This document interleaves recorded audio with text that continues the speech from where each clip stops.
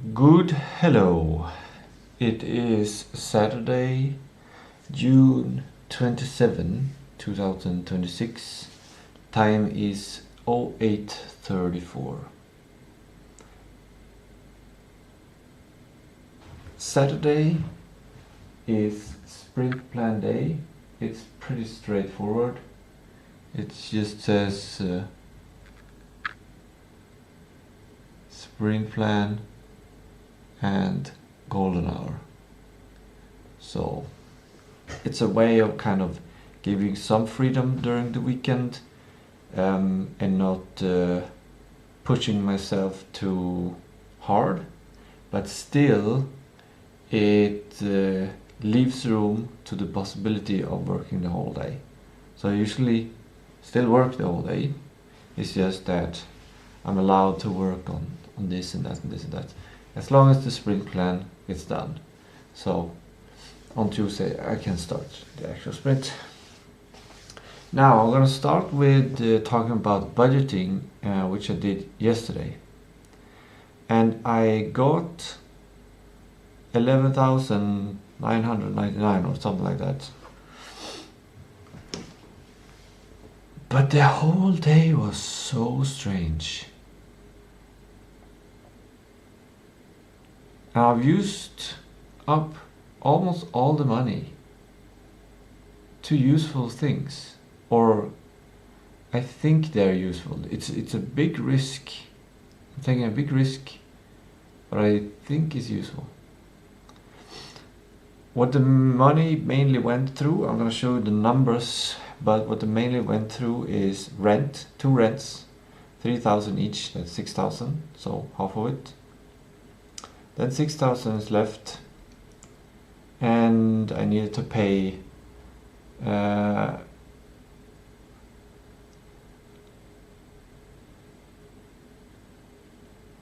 haven't paid those things yet.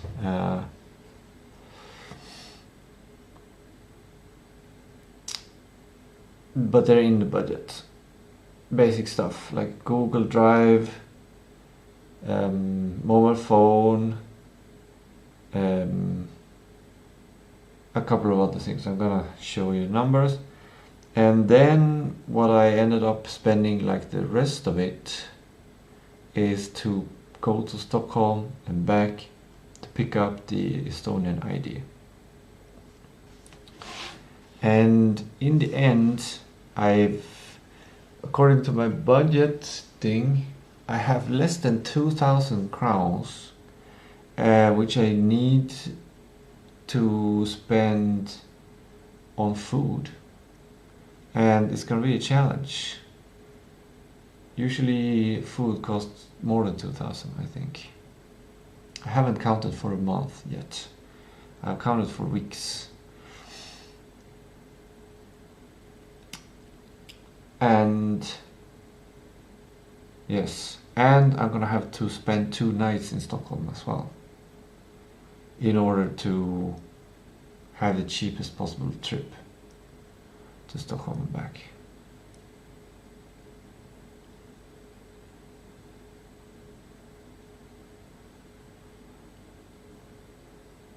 Maybe there might be cheaper ways, but there was a kind of there was an emergency, there was emergency big decision making.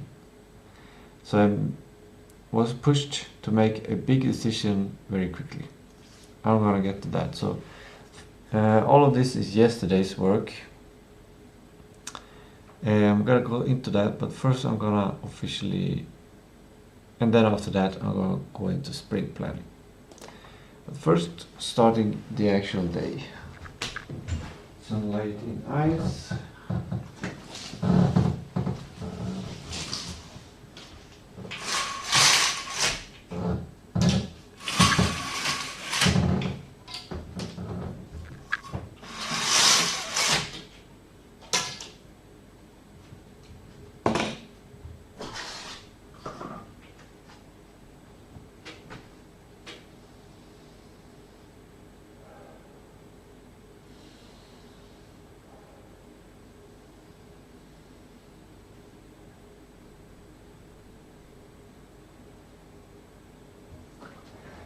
Today it smells like wet grass. Not wet grass, cut grass. Or not grass, but cut flowers. Or cut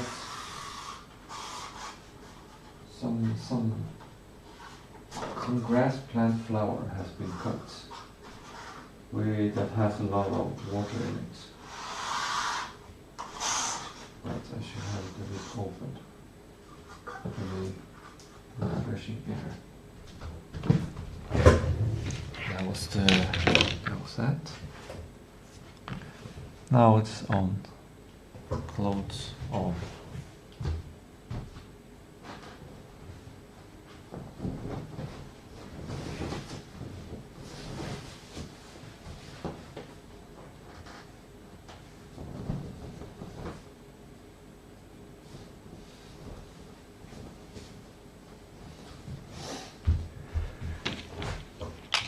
If you're wondering why I need to check my own morning routine, what it is because I actively don't try to remember it. I use the cognitive technological aid of having it written down, and the fact that it will change very soon, probably, means that I'm not trying actively to remember it. I'm not spending cognitive resources to remembering it. I'm spending those resources on other things.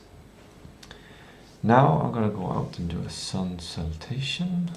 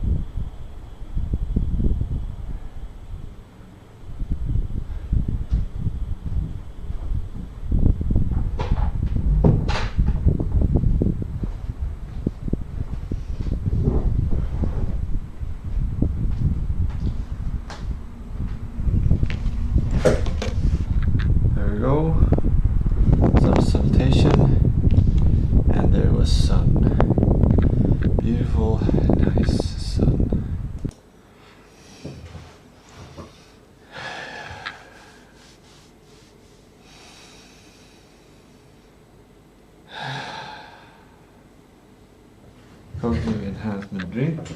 Next.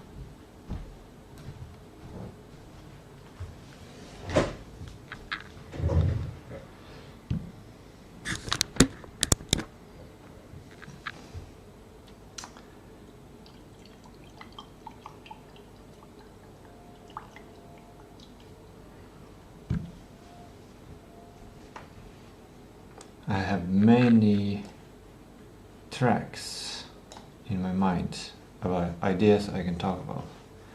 Many tracks at once.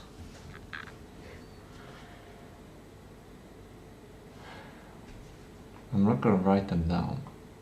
Instead I'm gonna let the ones come up as they come. And we're gonna take it more easy and relaxed thing. I'm gonna change the subject to, well, budget and sprint plan.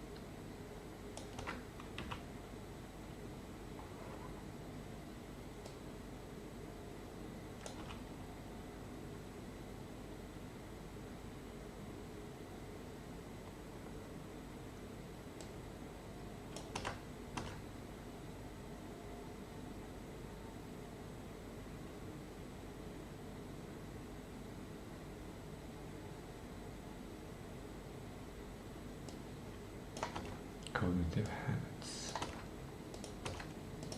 I wonder if I can fit this scheduling in X. I've never fit it here before.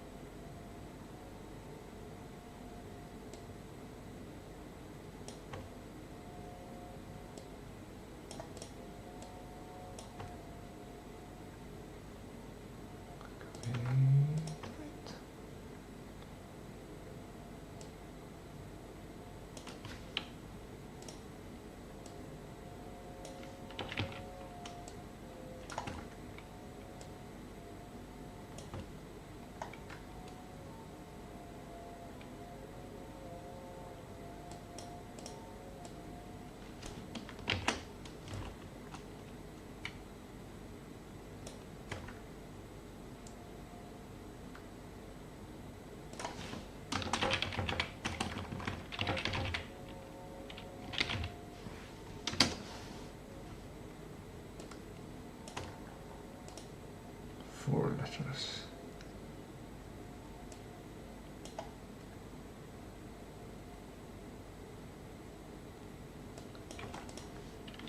Is that how you spell it?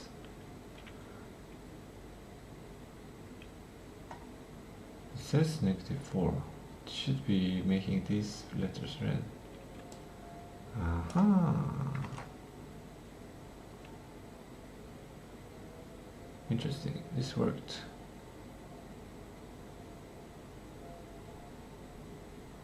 I might reuse this.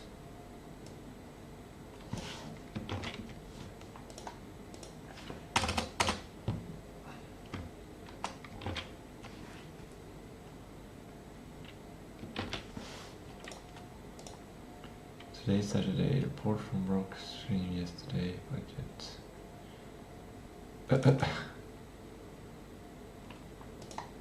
Double. Oh, it's fine. Some distraction. Is this a Gaussian split? A camera, not LiDAR. Real time, open source. Streaming 3D model reconstruct scenes live at 20 fps. No. What does the inference require? How big of a computer do I need?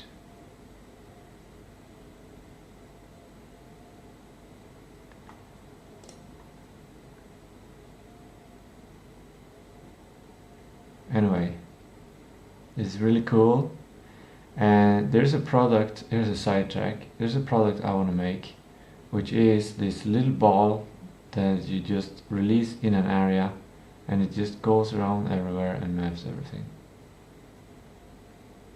without you doing something.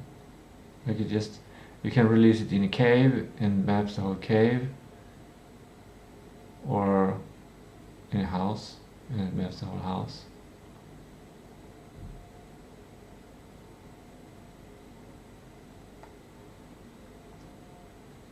That's enough distraction from there. I need to focus on what I'm going to do, because I have some serious work to consider. This is my new background. Leaders who work for their team rather than thinking that their team works for them will always come out on top. It's Leila Hormozi who wrote it on Facebook.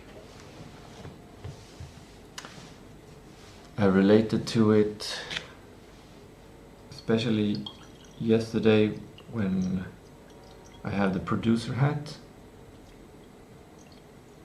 I'm basically a leader as a producer of my other selves when I work on the game.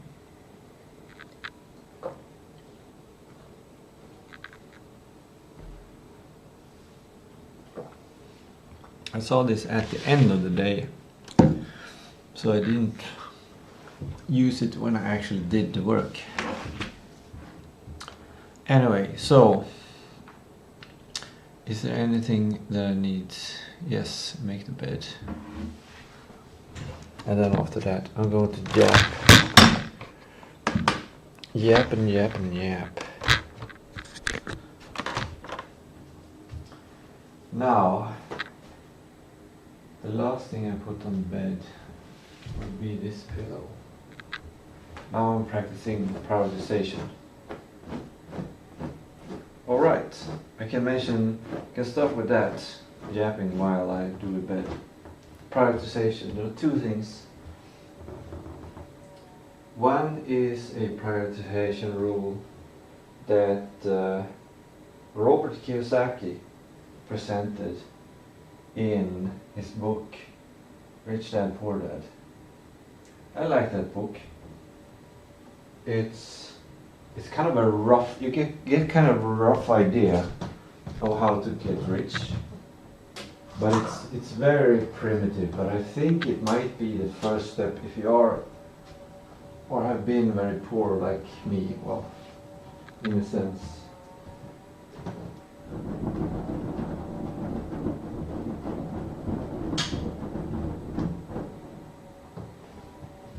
For being a native Swedish person, I've had a very poor life.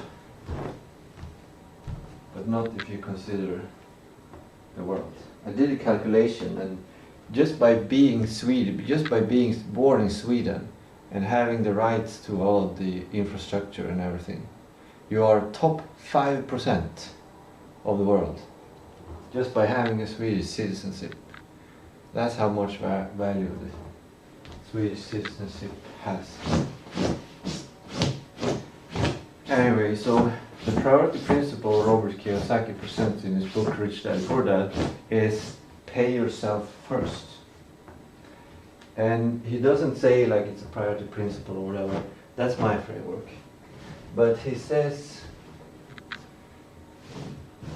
he presents it as a solution to pressure yourself into success. In his book he talks about assets and liabilities. That's an asset being something that puts money into your pocket, and a liability is something that takes money out of your pocket. And what he suggests is that paying yourself first means that kind of disregard or take a risk by spending your money to get some kind of asset first, and then after that figure out how to survive. And I think his idea, it was quite a while since I read the book, but I think his idea is that by doing that, I'm doing this in the wrong order because I'm yapping at the same time, but by doing that you force yourself to make it work. You end up surviving because that's such a strong desire in the human, and since you have paid yourself first, you have an asset, and after the period has passed and the asset starts bringing money and stuff like that, then you're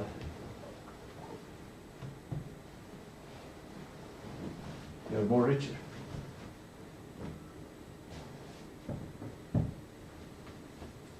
There you go.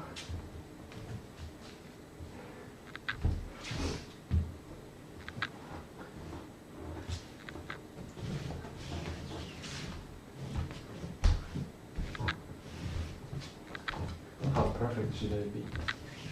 Perfect should be.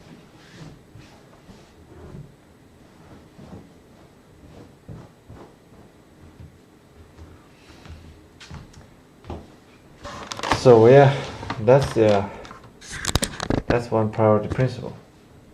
So I'm gonna write it on a little whiteboard there that's starting to get quite full.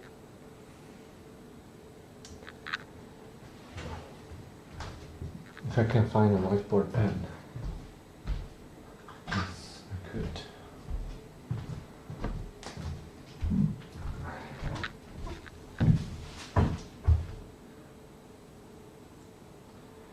Pay yourself first.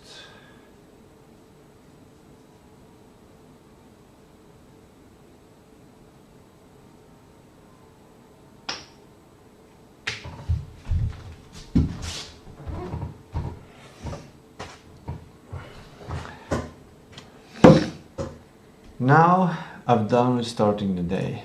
Good. It's very important for me to stick to my... I think it's important for everyone to stick to the habits you want to develop, that you have not still developed. Prioritizing your habits above sidetracks will stabilize, because that is what a habit does. It stabilizes. Without a habit, it's unstable. Okay. Report on yesterday. First off, I'm gonna find my... This is a bit sensitive, like talking about money and economics and stuff. It's a bit sensitive, but I am doing something special with my little life. I have this document. This is my personal economy document. Now you're gonna see all of my transactions. Not all of my transactions, but all of my budget planning. So what I do, I have two tabs. The upkeep tab is basically what I have to pay every month, like monthly fees. And it's not quite updated, but this is for the bank, 45 crowns. They raised it. It was previously 39. And YouTube Premium, since I use YouTube a lot, and there's a tremendous distraction tax by having ads on YouTube. It's so this is incredibly cheap to get rid of all of the ads, considering how much I used YouTube. Then I have my Google Drive, my Tistou Google Drive, my Unvoid Studio Google Drive, and Tistou Games Google Drive, and a total of 57. I found some good deals. It will go up, but that's roughly what it is right now. It's gonna be unexpected. I'm not sure when it's gonna rise, and that's gonna affect things. So I might look into that today. Then previously, last month and before that, I had Claude, and I just like, it's just 248 crowns for Claude to get an agentic tool that is incredibly intelligent. It's so freaking cheap considering what you get, if you can use it, if you can use up the tokens, like which I did.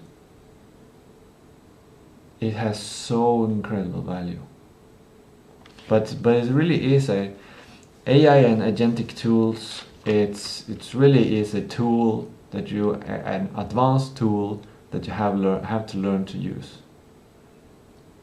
It's like, right now it's like learning how to build a car. Like getting an AI subscription like this is like you get all the parts for the car. And it's very cheap. You get a whole car, but you gotta know how to put it together. So it's a lot of knowledge work. I still haven't figured out it to ensure return of investment. So that's why I'm both reluctant to remove it or have it there. But I have it there to remind me that it's a very low price for a lot of compute. Then I have my mobile phone on 145. And then I have my rent, which is not 2,500 anymore, it's 3,000. And these are the upkeep auto euro. The calculation is just the sum of these. The idea is that I have to have at least this on my account at all times in order to not lose these services. And this is just this, I guess. Anyway, and then upkeep mod per week. This does not. I do not know why I've written kort datum varor.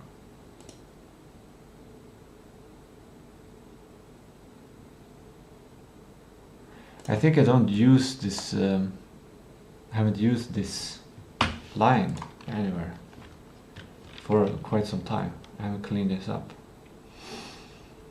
I haven't needed to delete it because I didn't use it, so. But yeah, that's basically it. This is what I need to have my basic services, and this is what I need for rent. And then on top of that, I need food, and that's survival basically. Food is harder to calculate. It can be very cheap. 1 month, I had a really bad month, 2020, in the beginning of 2020, where I had no money, I had no storage. Well, I think I have 100 or 200 crowns for the whole month. So I bought like 3 packages of spaghetti or something like that, and 2 or 4 cans of white beans. And that kind of covered most of the nutrients. That month was a challenge. That month was horrible. I didn't get the disease, but I felt in my body like I didn't get all the nutrients and everything. It was, I don't even remember. Maybe memory also stagnated from that. But anyway, so I know I can survive in worst case scenario on just like 200 crowns for a month. And that's when I had no storage at all. Now I have some storage. So I'm not worried that I don't have so much money. Also, anyway, I'll figure it out. And here's my year so far. Here's a graph showing how much money I have. In January I got 8,000, and then I used it up during January, and then I got up to 8,000 again, and then I used it up, and that's, for some reason, it just went up to 4,000. That's strange. Anyway, then almost 8, then up to 8, then up to 9, then up to 8, and now I don't know how this doesn't reflect reality. This reflects the budget, the estimation of things. So I don't think it went up here in May. Maybe it did.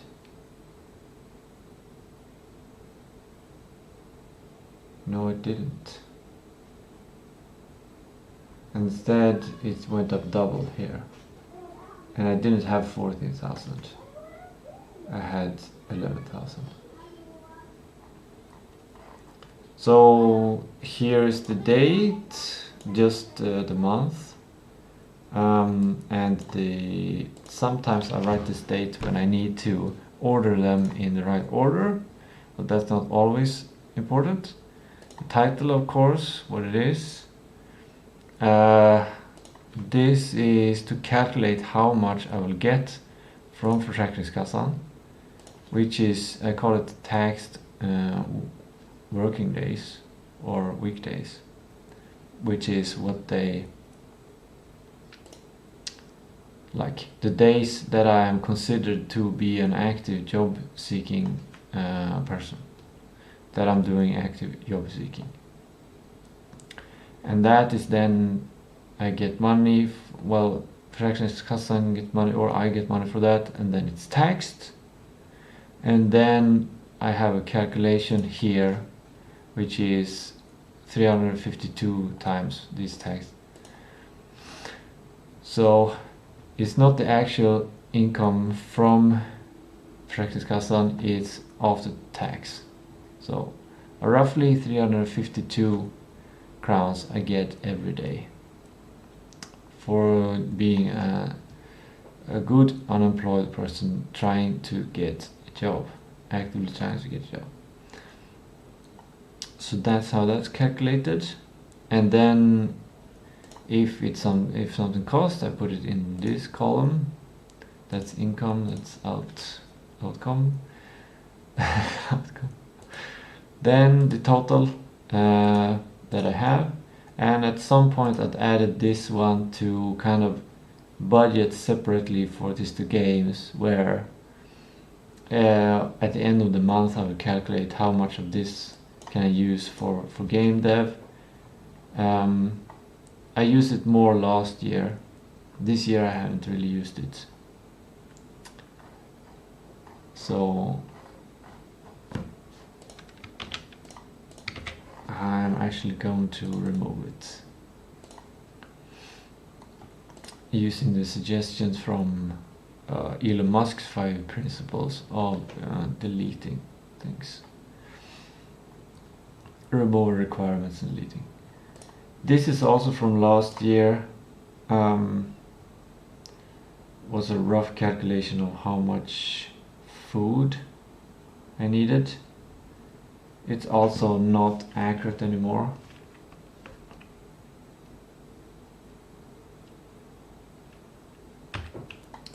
At all, so let's just remove that, clean it up. I've just ignored it for the whole year so far. Right, and then I have, like, there are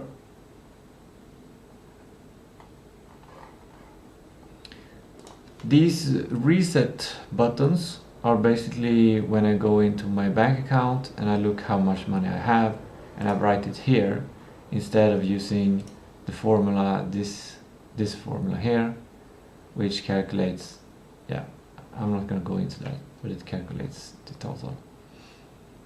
And by resetting it, I can compare it to my estimation of my budget. According to my budget, I should have this much. Sometimes I have more, like in this case, 8,415. It's more than 8,264. And sometimes it's less.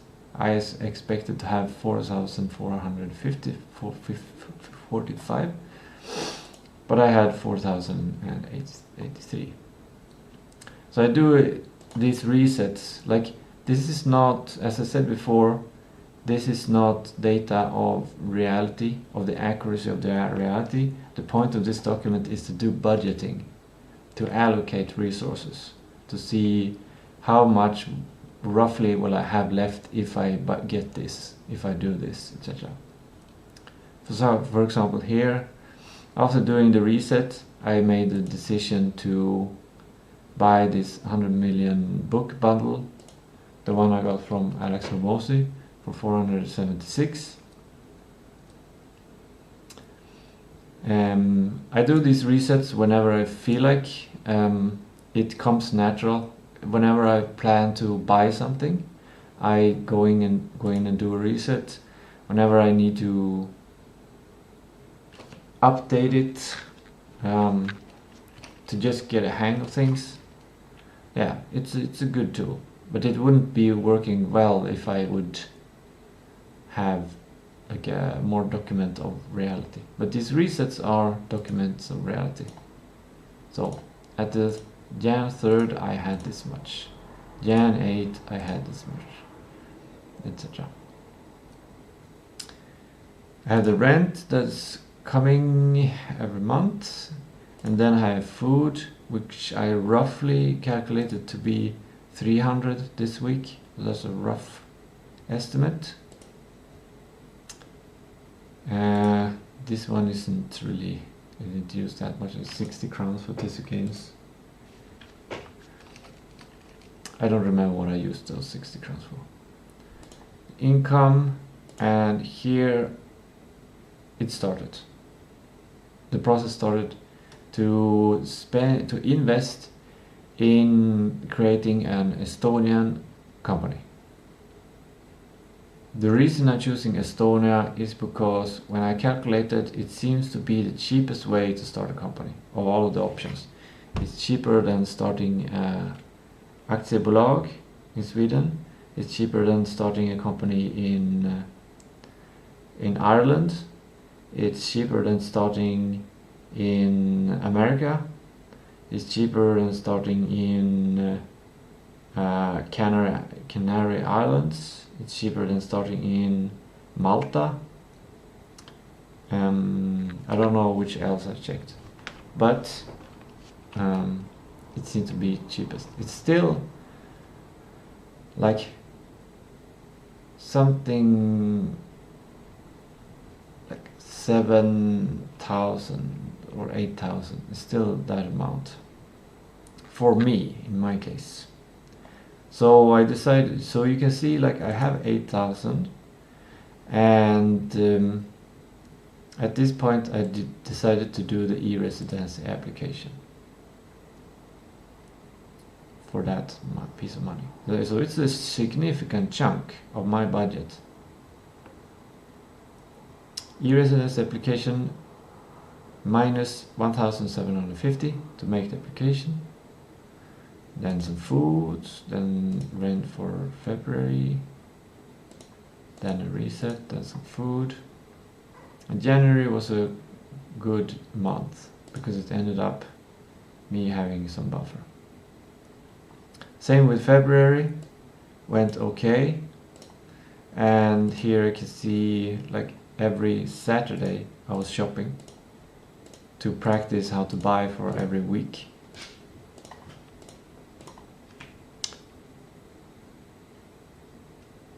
And yeah, that was just a basic month. I kept it safe. In March I kept it simpler. I basically did the same thing, roughly eating the same things, and yeah, this is interesting. I can kind of calculate here how much the food actually cost in February.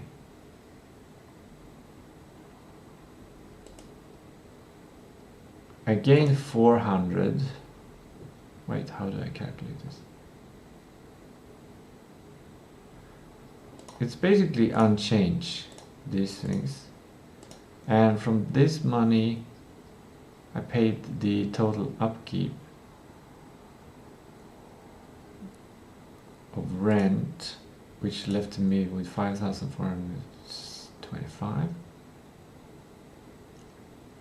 And then with the upkeep, that brings it down to roughly 4,200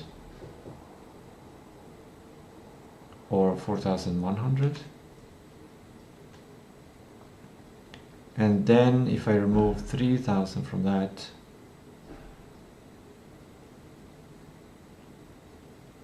that's 1,100. That seems that seems too cheap. I think this month I might have used up some stash, some storage, or that I didn't eat well. I don't know. Anyway, going to March, I went up after that month. And in April I also went up, it seems. In May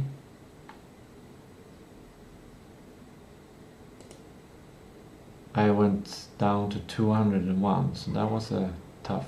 I guess here I went down to 181, so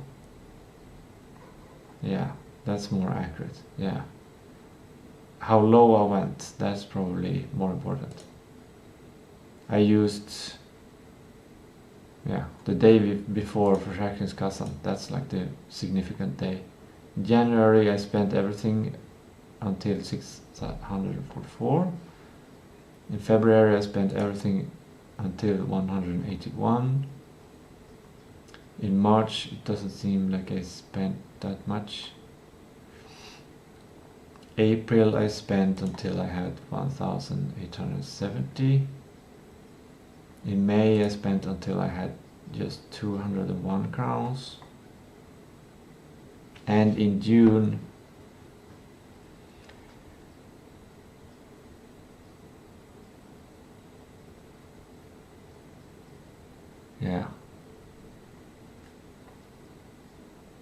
And then there's, yeah, I'm gonna talk about you now. So I had a food coupon in the beginning. This is the day I didn't get this money at this point. I got this money yesterday here, but I didn't have 14,000. That's strange. I didn't get this much money. I didn't get 7. That's strange. It should be 22 days.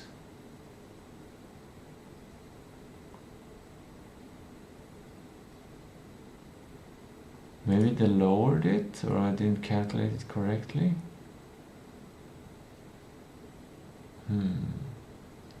Okay, well, usually the bureaucratic system in Sweden is pretty solid, and it's just it might be a waste of time to go into look into it, because the calculations are usually correct, not always, but usually correct. So anyway, after getting some food that day,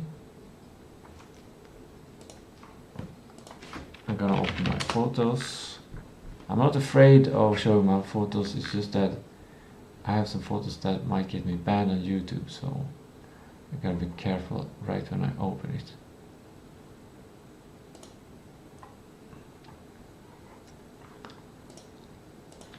I'm gonna download all the image from yesterday.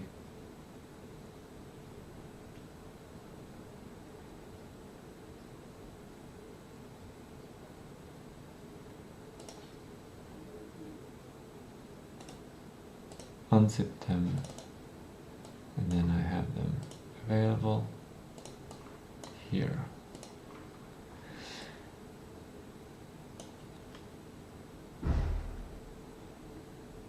Right, I wanted to show this receipt.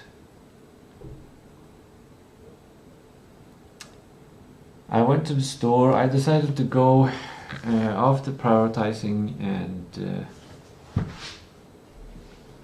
I did not yesterday decide to sleep, which might have been a bad decision, because I think I made some rash decisions, but I don't know. I don't know yet. Well, I don't know. I don't know. I really don't know. I bought some meat that was extra cheap. Then I felt like, yeah, this is definitely what I'm gonna get, because I eat meat every day. So I'm gonna get the cheap one. And then there was this one which was cheap, and then beans to get potassium along with the meat, and then a bunch of tomatoes to get tryptophan, which is converted into serotonin, which I need in order to be actually a human being.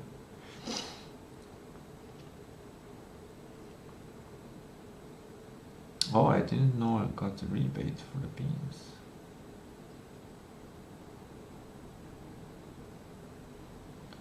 Anyway, so I spent 304, and then I also later bought a chocolate cake.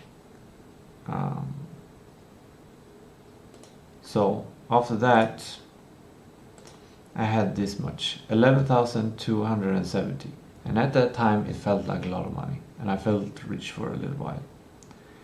And I wanted to feel that before I started to paying things off. And I was thinking, should I pay rent? Should I not pay rent? What's the effect of not paying rent? What is the effect of paying rent? And I didn't expect me to come to any conclusion where I didn't pay rent. I was just open to any possibilities. And then I decided to pay rent. So I paid for the 2 months.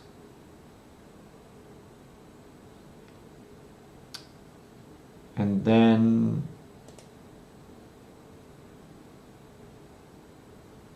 I haven't paid these things yet. This is a budgeting tool, so that's why I'm putting this in here, to make sure that I account for everything, because things are going to get tight now. So these are the basic things, like having a month where this month my phone have not had internet. So even though I had bus travel tickets on my phone, I could not show them at the bus because I didn't have internet. So I couldn't travel by bus. So yeah, but maybe I should remove this. Now I'm gonna keep that one there to push myself a little bit more. Or no, I'm gonna remove it. It's gonna be a later decision if I'm gonna do that or not. So, and I decided, this is what I decided to do. I went through a process.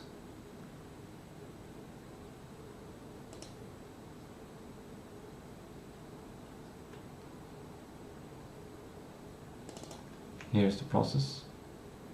I wrote up how much I had. This was before I was buying, well, before I bought the chocolate cake.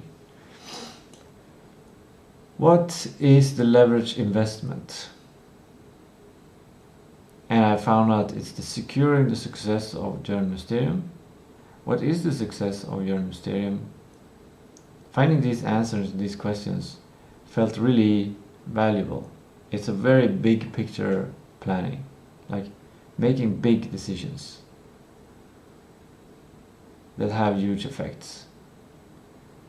And the success of Jörn Mysterium is I successfully released Jörn Mysterium on 1st November 2026. So how does successful release of Jörn Mysterium on 1st November 2026 look like? And I also had the idea here to identify what is the biggest risk, and I just wrote solved, that manifested it being solved. And what is the biggest opportunity, I manifested it being claimed. After a while, this is what I ended up with. And the math doesn't feel like it maths. Especially when I started with 11,000 and now I just have less than 2,000, and the pickup of Estonian ED is just 2,874 plus 2 nights.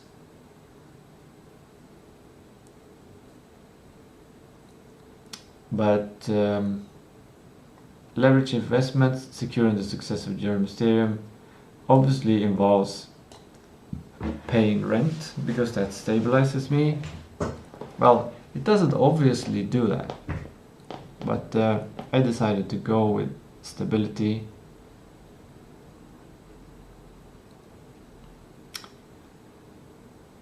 And it's not like I'm paying, like this is for May, so this is definitely something I should pay, and this is for June, and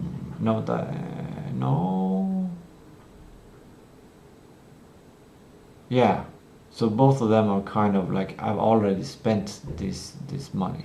I just needed to transfer it to the one who owned it, which is my landlord. So don't want to disrupt anything there. Want to keep it safe. That's the standard thing. Like that's in a sense obvious.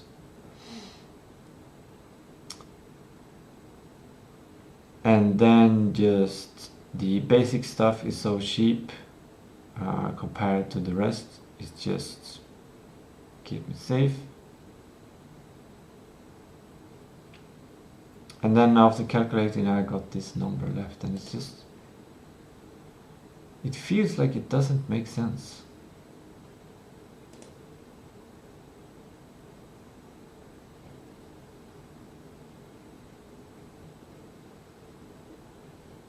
But it probably exactly makes sense. Like having 11,000. Oh, this is 11,000, not 12,000. This is closer to 11,000 than 12,000. So we get down to 8,000, and then we get down to 5,000. I don't get down to 6,000. I get down to 5,000. And then from 5,000, doing all the basic stuff,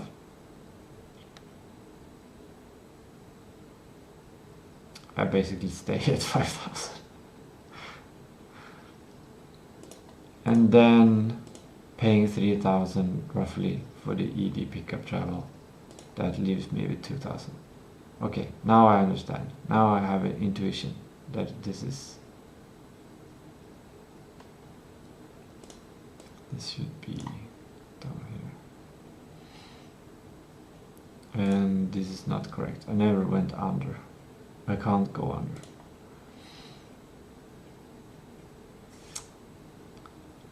So yeah, that's where I am, and that is what I decided. And I want to show you why I decided to do that. Because there was an emergency that happened.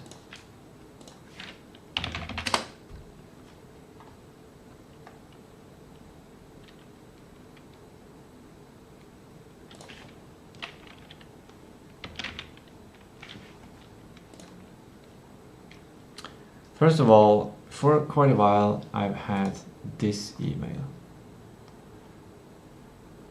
It is that my ID document has arrived. In March it arrived at Stockholm.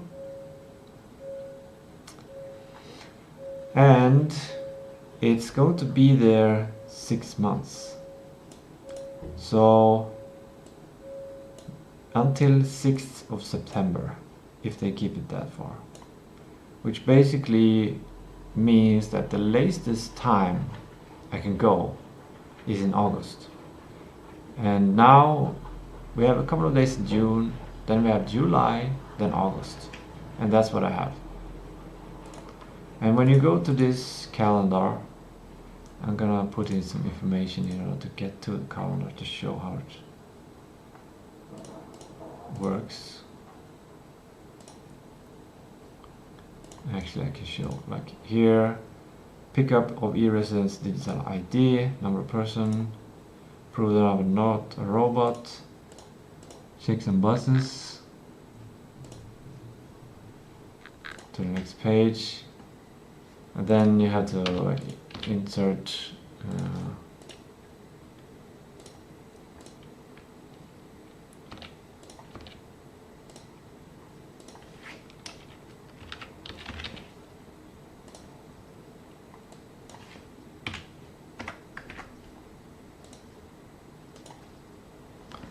yeah, and then you come to this booking page, and it used to have quite a lot of bookings. Like every weekday it used to have like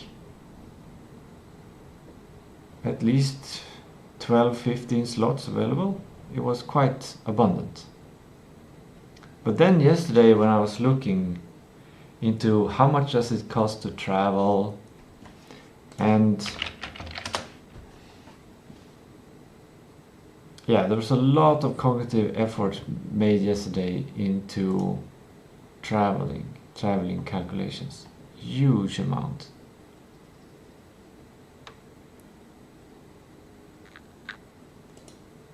This was the main conversation, I think.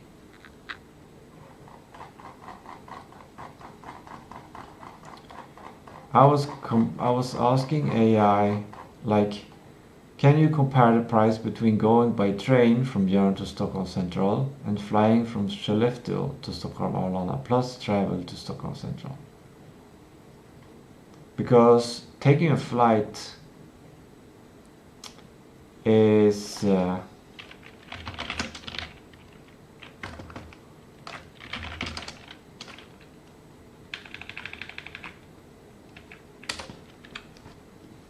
sometimes very cheap.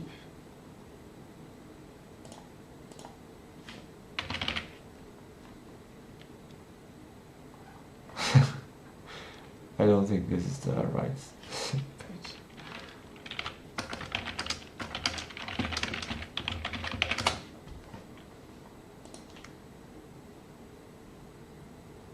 Maybe it was the right page. What? Oh no. Jörn doesn't have an airplane. Air thing.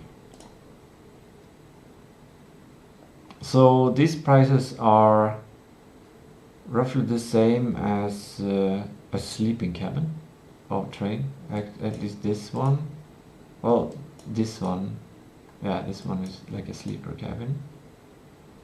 So there are cheaper flights.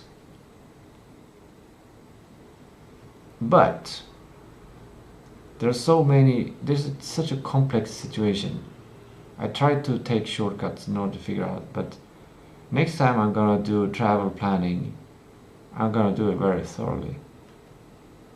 Maybe. Because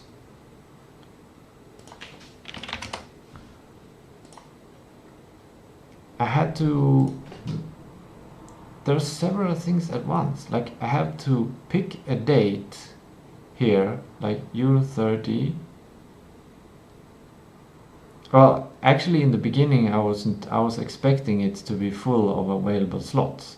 So I was just checking like this, clicking like this. Okay, what might be the cheapest flight?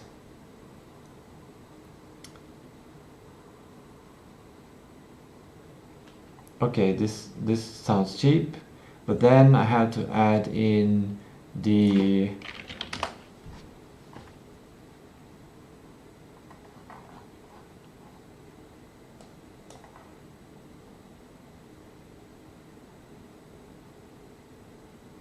cost of traveling from Jörn to Skellefteå, and I have to add in... I was asking if there is an extra cost from Skellefteå to the airport. I think this might be the airport. Yeah. I don't think it was. But then from that airport I would travel to Stockholm, but I wouldn't end up in Stockholm. I would end up in Arlanda, wherever that is. And then from Arlanda I need to take... You take some kind of transport in order to get to Stockholm, and that also has a cost. Once in Stockholm though, it's pretty straightforward because I think it's the embassy is somewhere here.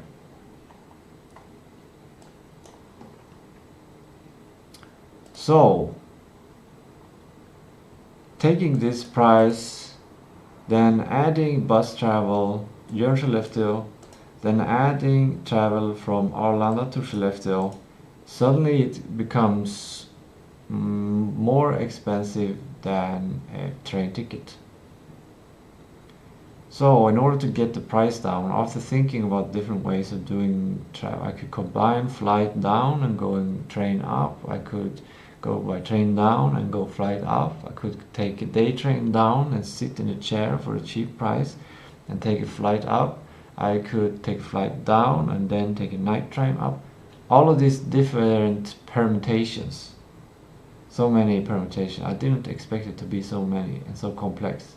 Each one needed to calculate its own budget. So anyway, after a bunch of thinking and calculating different journeys, the suggestion was to get 2 trains. That's the cheapest way. Like that's how I went. To get the cheapest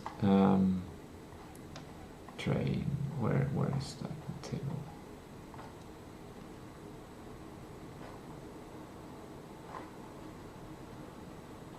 And adding small, I had to add small requirements. Yeah, well, this is the one that I chose, that I preferred. Day train down and then a night sleeper up. And the estimated cost was 1,620. But this didn't account, it didn't have access to the current prices. So when I actually went to SJ to book a ticket, I'm gonna book a ticket to show. The nice thing is that I can go from Jörn directly to Stockholm. I don't have to go via Skellefteå, which saves a journey, it saves thinking, it saves so much thing. It just becomes so easy. And I get to Stockholm Central, which is in central Stockholm. Everything becomes much easier, but it also takes much longer. So when I started to look for these travels, then I see that the prices are not quite there. This is a door-to-door journey. It says down and up. So it says it should cost around 500 to get a seating ticket on a day train. If you look at these numbers, it's not accurate. Not even accurate if you get a seat at a night train, which I did not want at all. If I'm gonna be on a night train, I want to sleep, and I also don't want to have to change in the middle of the night.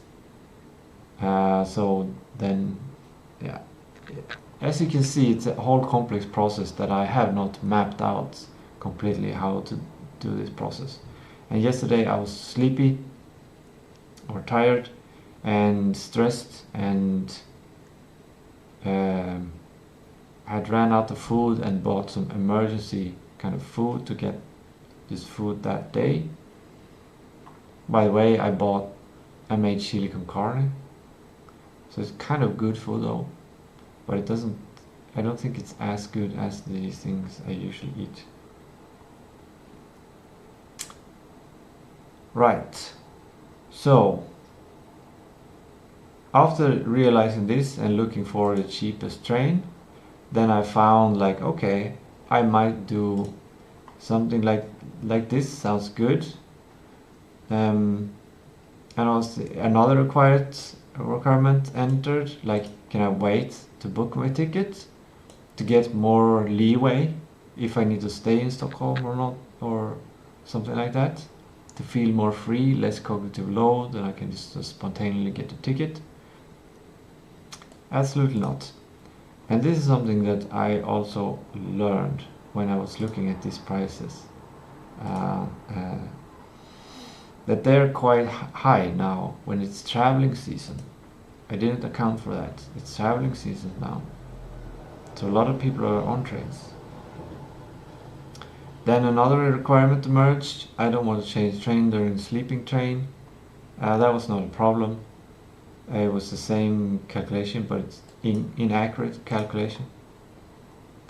And then I started to find tickets. I could not find it as cheap in July, and I feel reluctant to pay for a ticket now and then travel in August later. My intuition wasn't there in order to understand it. I came closer to the intuition though. I'm almost there. Anyways, yeah, then I mentioned like that I might use the money for something else, since that's what, like, the big picture that I was doing, working on to how to invest on the leverage task. I hadn't decided to make the journey. I was calculating, like spending all this time just calculating how low can I get this price in order to see how much it would cost. And here is the emergency that occurred then. When I had checked one date, I went here to book, and then I see, oh damn, I can't take, if I'm just gonna stay in Stockholm for one day, that's another dimension. If I need to stay several days, I need to account for where I'm gonna sleep, which is either to find the places to some friend or something, or to book a hotel or whatever. But it was, it came to the conclusion like roughly 500 is the cost of a sleep. So I can compare that to travel. If a travel ticket costs 1,000 extra, then instead of paying that, I stay an extra day for 500, and then I save 1,000. So I get it's 500 cheaper. And then when I look at July, there's only 2 dates in July available, the 7th and the 9th. So this really restricted on this caused an emergency in me. Actually, emergency started for real when I was considering, oh, okay, there's no times in July, maybe there are times in August. No, there's no time at all in August. And August is the last month I can pick up the ID, otherwise I will send it back and I have to redo the application. So then I have to pay an additional of this application, 1,750. And that just, at that point, it triggered so much dopamine in me that I basically I just have to do this now. It's just, I have to do this, and then I use the priority principle, like pay yourself first. I gotta get this started. I gotta get the ball rolling. So then I calculated a bunch of different scenarios using my little whiteboard, thinking, okay, if I go 6 July from 10:30 on a day train, I arrive at 6 July at 8:38, and then that's night, so I take a hotel, and then at July 7 here I come 11:45 to the embassy, and then after that here I had an idea, I can take a night train, because I cannot take a day train because the day train goes before 11:45, so I have to take the night train from Stockholm. But the night train to Stockholm requires me to have a lying bed, because I don't want to sit during night. I want to sleep during night to keep my chronological rhythm.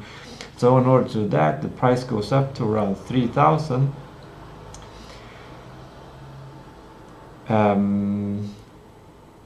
And then I looked at what does it cost to wait to get the seating train the next day on July 8th, and that's just 1,667, which means I save at least 1,000 on doing that, which means I can spend that 1,000 on sleeping between 7 to 8 instead.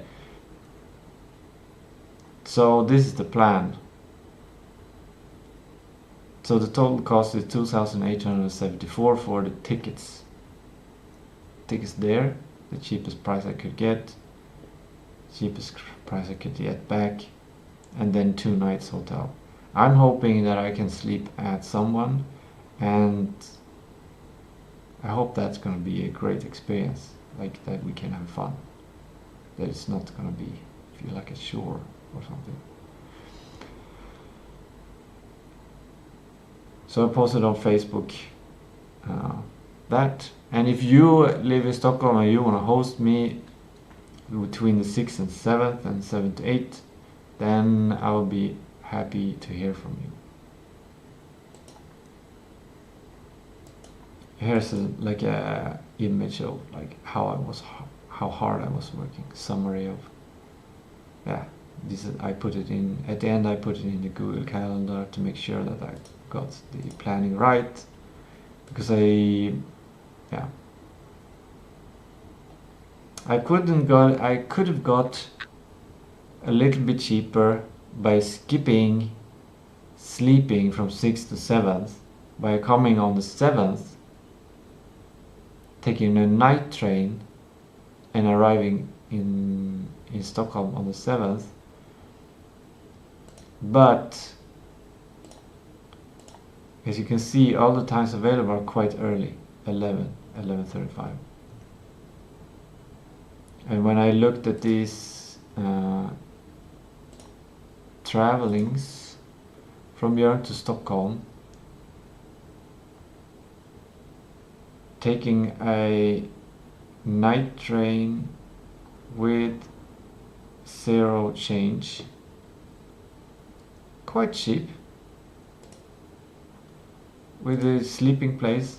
This is a good price. This is a good price for a sleeping place. But the problem is that I come to Stockholm 10:13, and sometimes there's trouble with the train. Sometimes some things happen. And if in this case something would happen and there would be a delay of 1 hour, or just 1 hour and 30 minutes, then I would miss my appointment and the whole journey would have been a waste. So I did not want to take that risk, so that's why I decided to take a day train, the cheapest ticket on 6th, to be prepared for the whole day, 7th of July in Stockholm. I will spend. I have plenty of time to do this and absorb and do it in a calm way, I guess, I hope. And I also have the whole day there, so I might do something.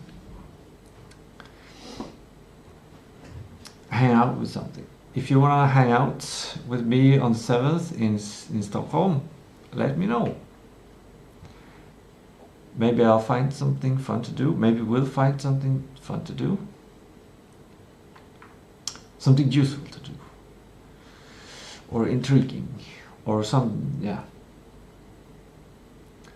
So yeah, that's what I did yesterday. I started to look at leverage tasks or leverage investments for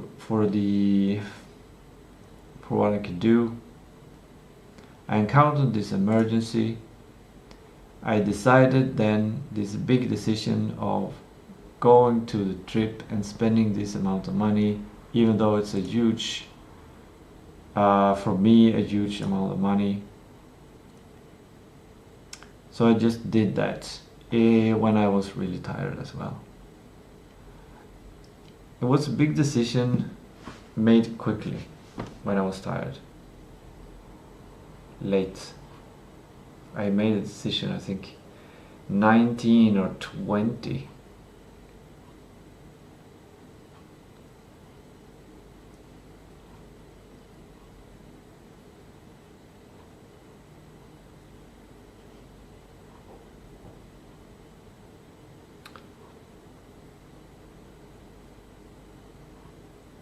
I could have made the decision of not doing it, to keep stability instead, to use this money to have an abundance of food, so much food, any food I needed, relaxing the whole month, not needing to think about budgeting food, not afraid to not get enough of nutrients. And that decision would have been something like, it's an even bigger decision, because then it means like all of my work, like it's not necessarily that I lose the work of setting up the company in Estonia. It's more like I might not be able to set up the company in Estonia at all, or in time. So, and that didn't fit in my head, because I had dopamine and tiredness. But it would probably have been a better decision to say like, okay, and looking at this here booking, you cannot check September. They probably, maybe like in a couple of days, they will probably unlock the September booking, and that would probably be full of available slots. And then I could have, maybe, it depends, I don't know, it was a risk. Then I could have done this during the first 6 days of September, maybe, unless they would have sent the ID back just because September started. Or I could have just thought like, okay, my investment in getting on the registration was a cut cost, like it was the wrong decision or something like that. I shouldn't have done it that early, or I should have done it later. Well, that's the same decision, but yeah, and then I could redo the application in September and then wait, I don't know, I think it's a month I waited until they got it, they approved it and they sent it. So then I could start the company maybe during October, or not start the company, I could go down and get the idea in the EID in October. During the month I will do packaging. But then all of the costs, it will probably roughly cost the same as now, except that it would also include the cost of doing the registration, which is almost 2,000. So now when I explore that path, it seems like I made the right decision of making the journey now.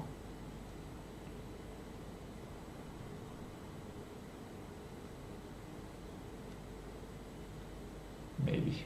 There could have been many other different solutions, like I could have hitchhiked, gone with a truck driver, just having free travel, and or I don't know, so many ways to do things.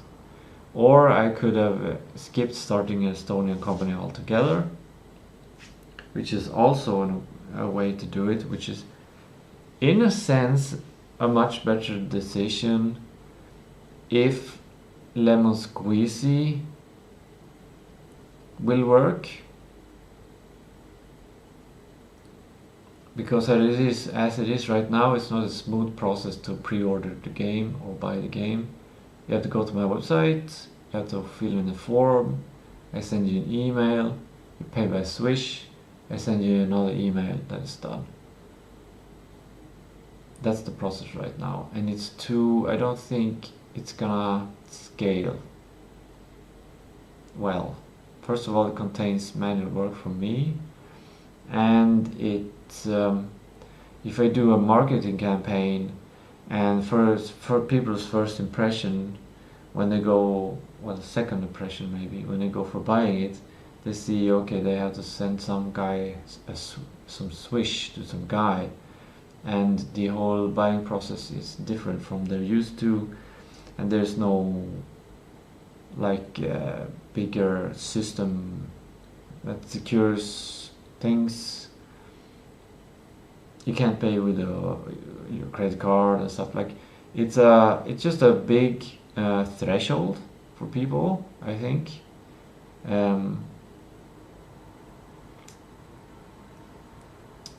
If it's gonna scale, like if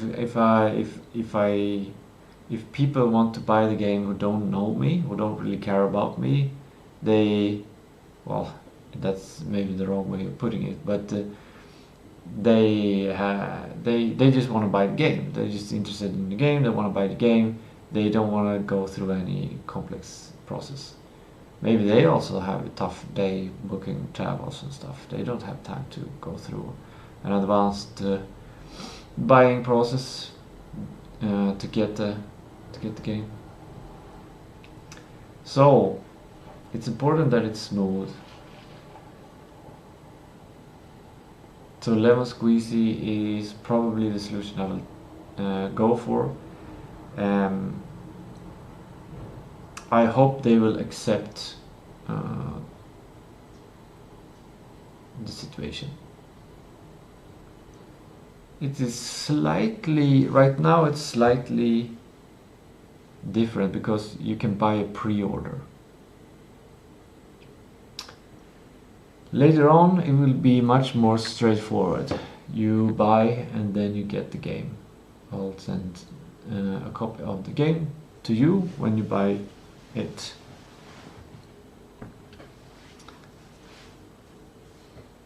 For all my spiritual friends or psychological friends, I think this is like the psychological understanding of all of this. That's what stops me from doing it. It's just some blockages that I don't know how to solve, or it takes time to solve maybe. So yeah, that was the decided leverage task, which was not at all was what I was thinking. I was thinking it would probably be stabilize the success, like making sure I have food, making sure I'm safe, making sure I can continue like I've been worked during June.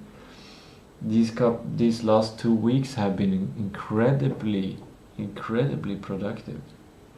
Incredibly productive. So if I can just keep this up, then that would increase the chance. Now I just have 2,000 for food, which is probably fine. It's probably gonna be fine. Like the worst case scenario is I come to Stockholm, I cannot find a place to sleep cheaply, and I need to use up all the money, and then I come back. I have the Estonian EID. I don't have any money for food, and then I'll have to figure out how to get food. But it is summer. It's easier to get food in summer, maybe. Maybe I can just jump in the lake and catch a fish or something. But I've actually thought about that and planned for that. But you usually need to pay for a fishing license, so you still need to pay for the fish. So I don't know how much fish you can get from, you pay a fishing license, and how much fish you can get from that. So I don't know. I think the real solution is actually to do a trade, do some work, and the obvious work is basically to sell pre-orders of the game. That feels like the piece of work that I should be doing.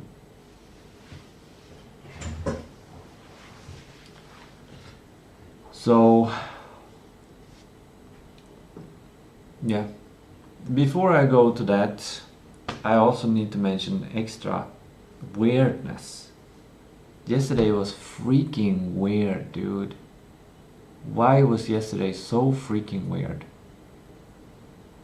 For a whole month there have been complete silence. There's no interruption of my work at all. The only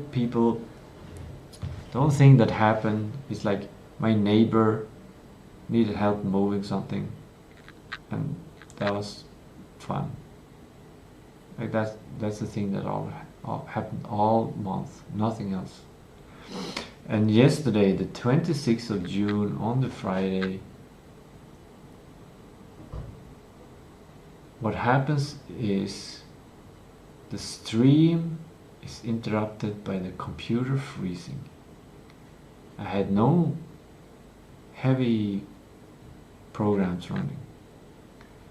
The stream freezes 4 or 5 hours in. The computer freezes. Okay, that's strange. Sure, it can happen. Those things happen. I decided, okay, I'm gonna take. Maybe this is a sign from the universe. I should take a break from streaming. So I'll take a little break from streaming. I write this on the whiteboard, trying to figure out the leverage task. I restart the computer in order to do some talking to Gemini, and then what happens? There's an electrical shortage. The computer just shuts off.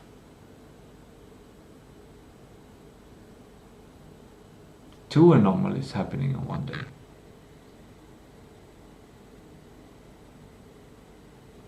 Now I get confused. Like, what is this? Is this the end of the world? No. I just get tired. Like, what? How do I deal with this? Like, is the power coming back? Do I need to yell at someone so they don't do it again? Is someone moving something? Is someone building something? Like, what's going on? Somebody did it, or it was a shortage somewhere because of the weather or something expected. Anyway, I went out to check. I didn't see any culprit, but I also didn't. Yeah.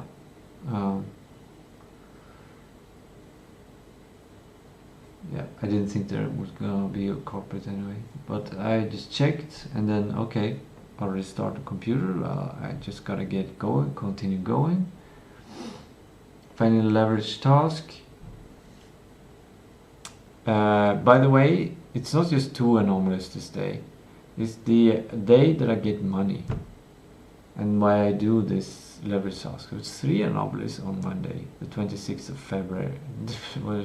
The 26th of June 2026.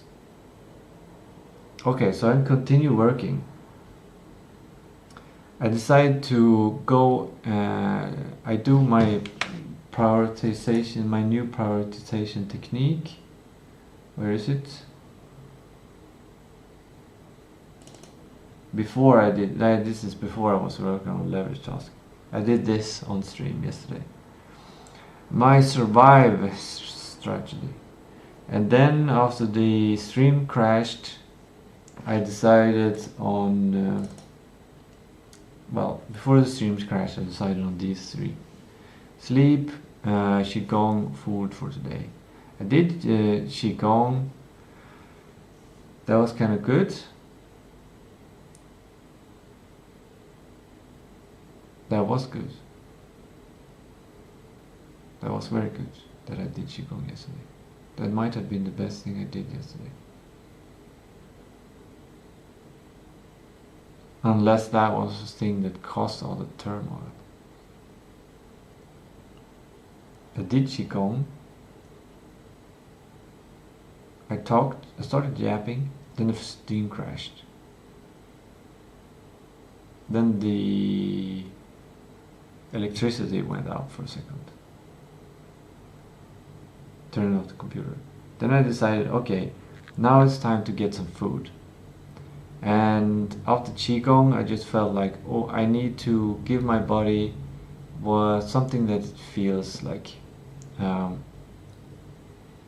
For some reason, I felt like a chocolate cake. Like I have been wanting that for a long time. I went to the store expecting to buy that. I did not buy that. Instead, I found chili con carne. I got in the mindset of, I have limited amount of money. I need to buy the cheapest. Make sure I keep my leverage task, my leverage money investment available. So I bought the cheap food, or I was gonna go buy the cheap food, and then happens the 4th anomaly. When I'm opening the door, someone is standing in front of my door. What? This is a rural place. Nothing's ever happening. Nobody rarely visits. And I open it. I can't open it because someone's standing outside the door. And apparently, it's this new internet company. He was just gonna put a post in my mailbox. So that's the 4th anomaly. Like, it's a double anomaly because he was just gonna do that, and it's exact same time as I open the door. Like, what's the chance of that?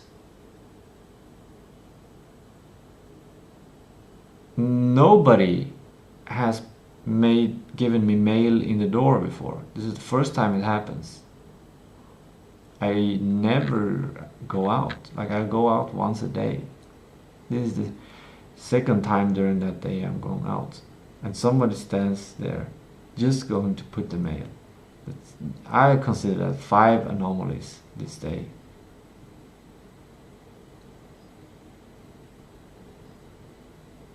I'm trying to figure out if there was another anomaly.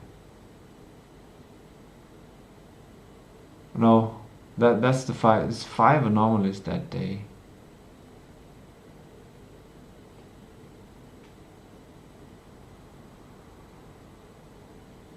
And the whole month up until that, it maybe happened. One day had one anomaly, and another day had another anomaly. That's like it.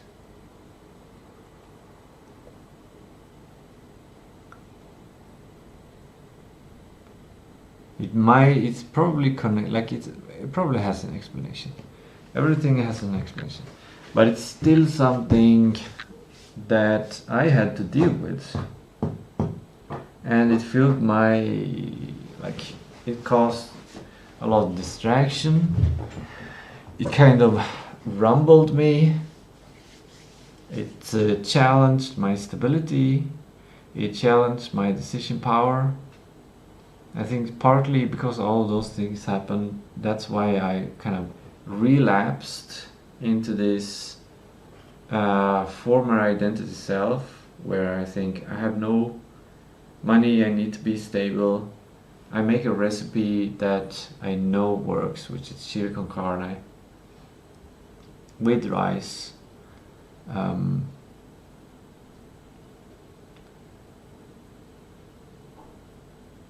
It probably was the right, maybe it was the right decision or not, I don't know.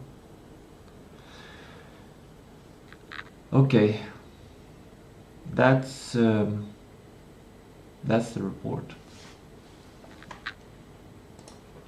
from yesterday. Is there something else here?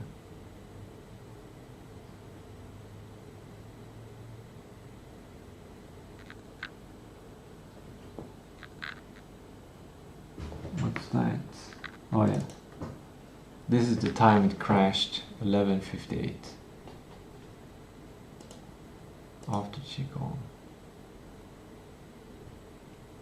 I was thinking maybe the Qigong partially triggered it.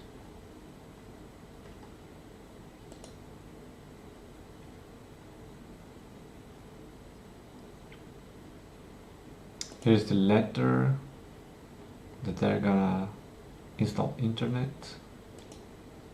At this point it doesn't matter if they install internet, because I have internet and it's stable enough.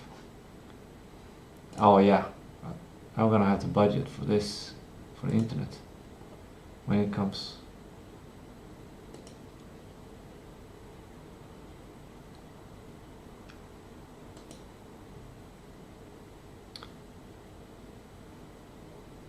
So yeah, and in case the trip might cost unexpectedly, like yeah,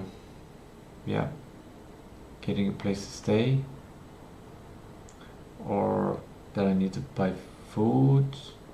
Yeah, I probably need to eat food, so I either need to bring it or buy it. Or I don't know, get it some other way, or receive it.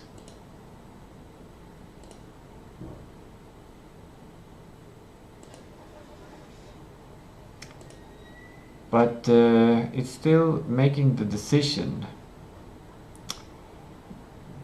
of finally doing it. Like for several months I've been thinking of how I'm gonna get this e-residency ID.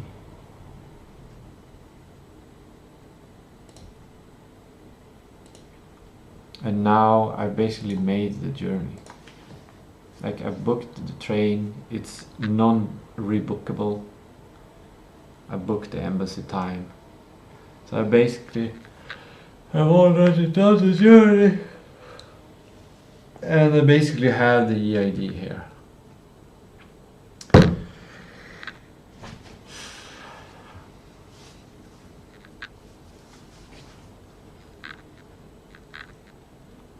I'm afraid that I will forget to bring my passport. That would be a freaking disaster.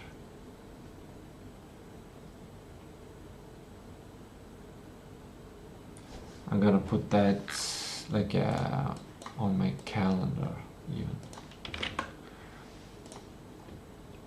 Packing.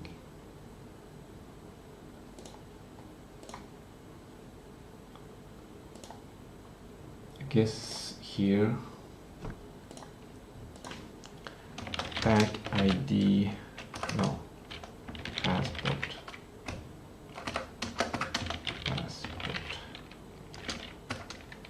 And pack the passport. Pack the passport.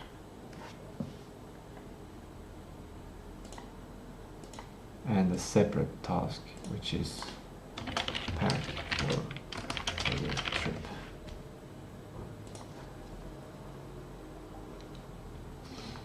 There's no way I'll forget it. If I forget at this point, like, then it doesn't matter. Like, what the heck? Black hole sun, won't you come? Wash away the rain.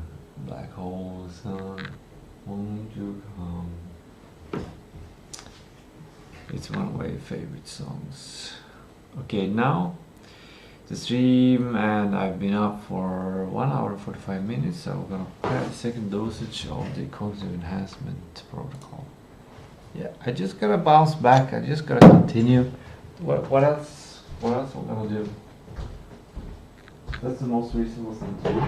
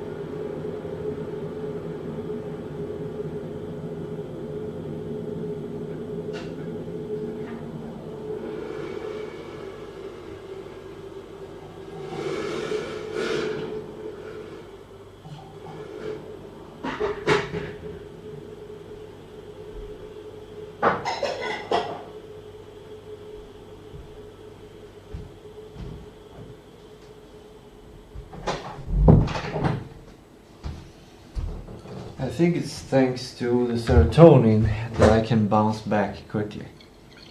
That I feel like, okay, now I'm in this new situation. Like, I can accept the situation. That's like, I wonder if serotonin is...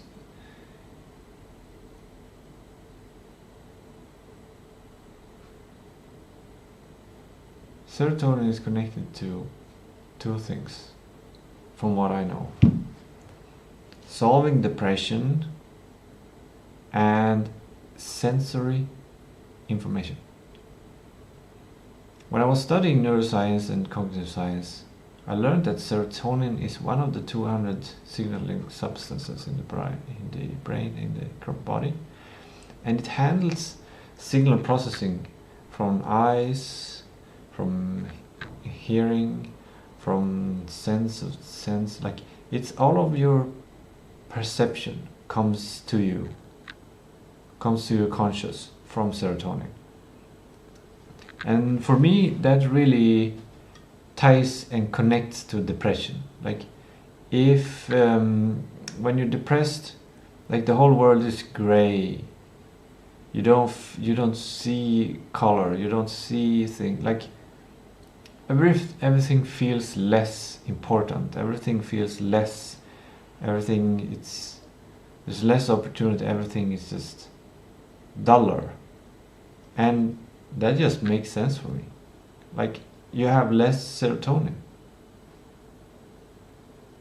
It's the same thing. The world is less. It's connected to that. Serotonin probably has other parts as well, but it's connected to that. And just this minute, what was it that I was realizing?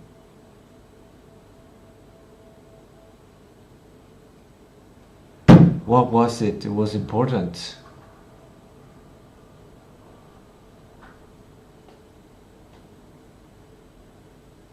It was something about serotonin bouncing back.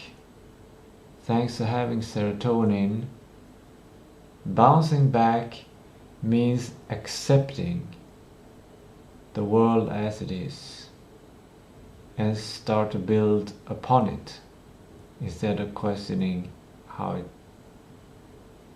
instead of getting lost in the mud. And then I was thinking, yeah, maybe because I have serotonin, like the sun is giving a lot of good serotonin during the summer, and I did yoga, and well, I did the decision yesterday. But yeah, right now, after going through remembering all of the trouble from yesterday, and then just bouncing back by just accepting reality and thinking about opportunities. And I think that might be tied to serotonin, in that serotonin is not just perception, but perception is reality. If you can more clearly see reality, maybe it's easier to accept. Maybe serotonin is also used to accept pieces of facts in your brain. Like accepting things. Just go with things. Like, oh, obviously this is the case. Now let's continue.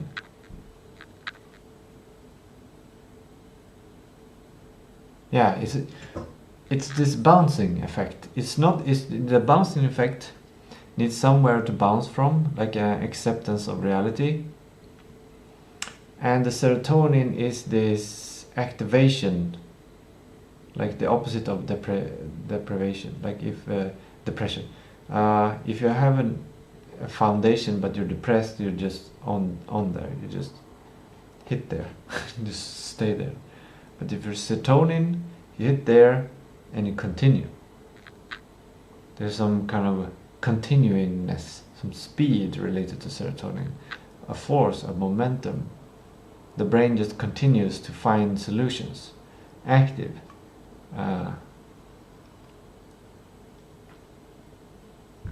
Something like that. Yeah, it wasn't. Yeah, I think I'm onto something there. And I think it's already been studied. I think it's probably can find some information if I wanted to. But I'm not going to spend too much time on that. Instead, I'm going to accept that situation and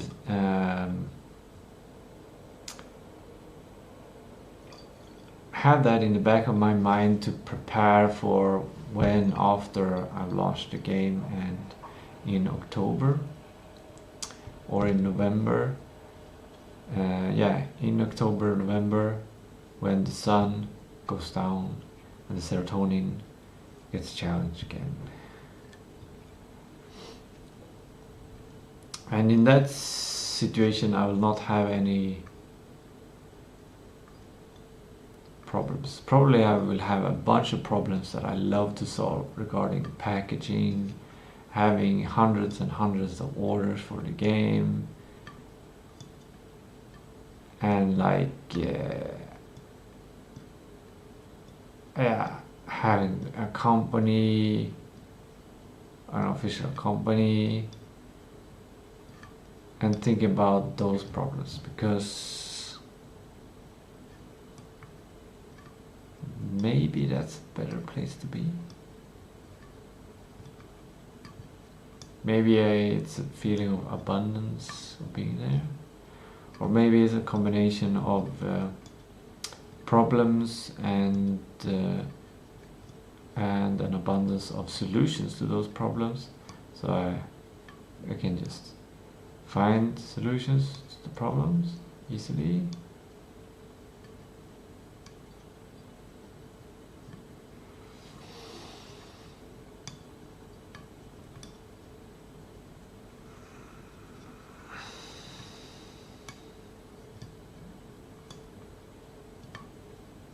Yeah, I feel like it's a changing time right now.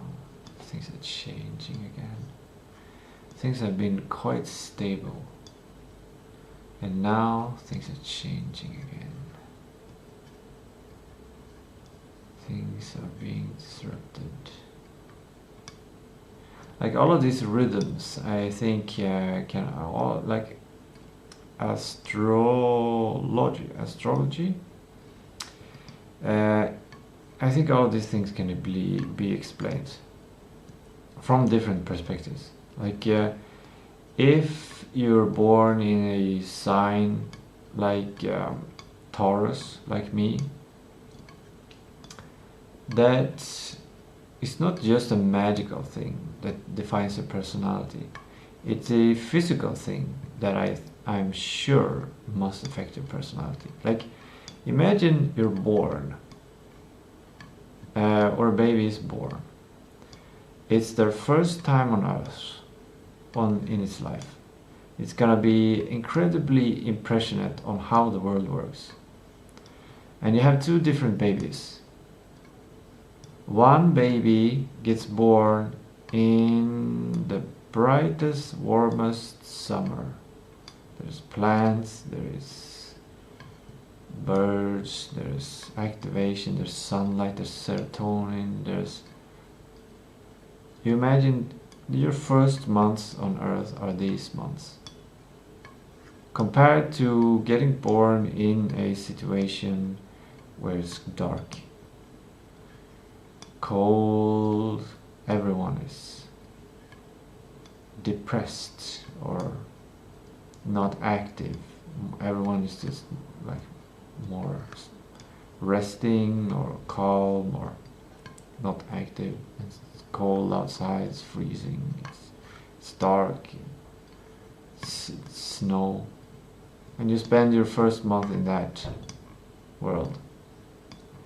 I'm pretty sure this will put some significant effects on long-term personality traits. It doesn't confuse me. And I think that's one part of astrology, why it seems to work, but it's incredibly hard to get the grasp of it. I think the pattern recognition that you need and the time you need to gather information of these patterns, it takes a long time. First of all, you gotta, in order to detect the patterns, you gotta start mapping things. You gotta start asking people, when were you born? Or what star sign were you born in? And then you can get a lot of information. Okay, these are all the Tauruses, these are all the Geminis, these are all the Capricorns, these are all the... And when you talk to them, interact with them, then you can then you have a chance of developing the patterns. Because if you meet all of these people and you don't know when they were born, there's no way, like it's gonna take a very long time to detect patterns. Actually, my hypothesis can be tested quite easily. If you take a bunch of random people, like 1,000 random people, and then you have someone who does not know when they were born, categorize their personality traits, like defining their personality traits. This person does not know when these people are born at all, and this person categorizes their personality traits. Then you take that personality trait analysis, and you group people into different categories. After that, you could probably detect if being born in June affects your personality as opposed to getting born in January. And here's what I think astrology is makes it even harder, and why I think a lot of people in astrology makes mistakes. They oversimplify it, because if you're born in Sweden in December, that's a completely different personality that you develop from those months than if you are born in Australia in December. Like, maybe you will probably share some traits, like maybe related to gravity and the moon or something somewhere, but it's gonna be like, I think that's gonna be a source of I think that's a source of trouble for people who read people's star signs. And maybe it's a big, like if you are an astrologist, like a tarot reader, no, not a tarot reader, that's different, but if you read star signs and you live in Sweden, you develop this intuition. Oh, this is the Taurus, this is the Gemini, this is the what. You can meet the people and you connect to the patterns. And then another person lives in Australia and does the same thing. They're gonna have the reverse. And then when these two people meet, and one person says, the Taurus is like this, and the other person says, no, that doesn't ring a bell. That's no, the Taurus is like this. And they're never gonna get to a conclusion.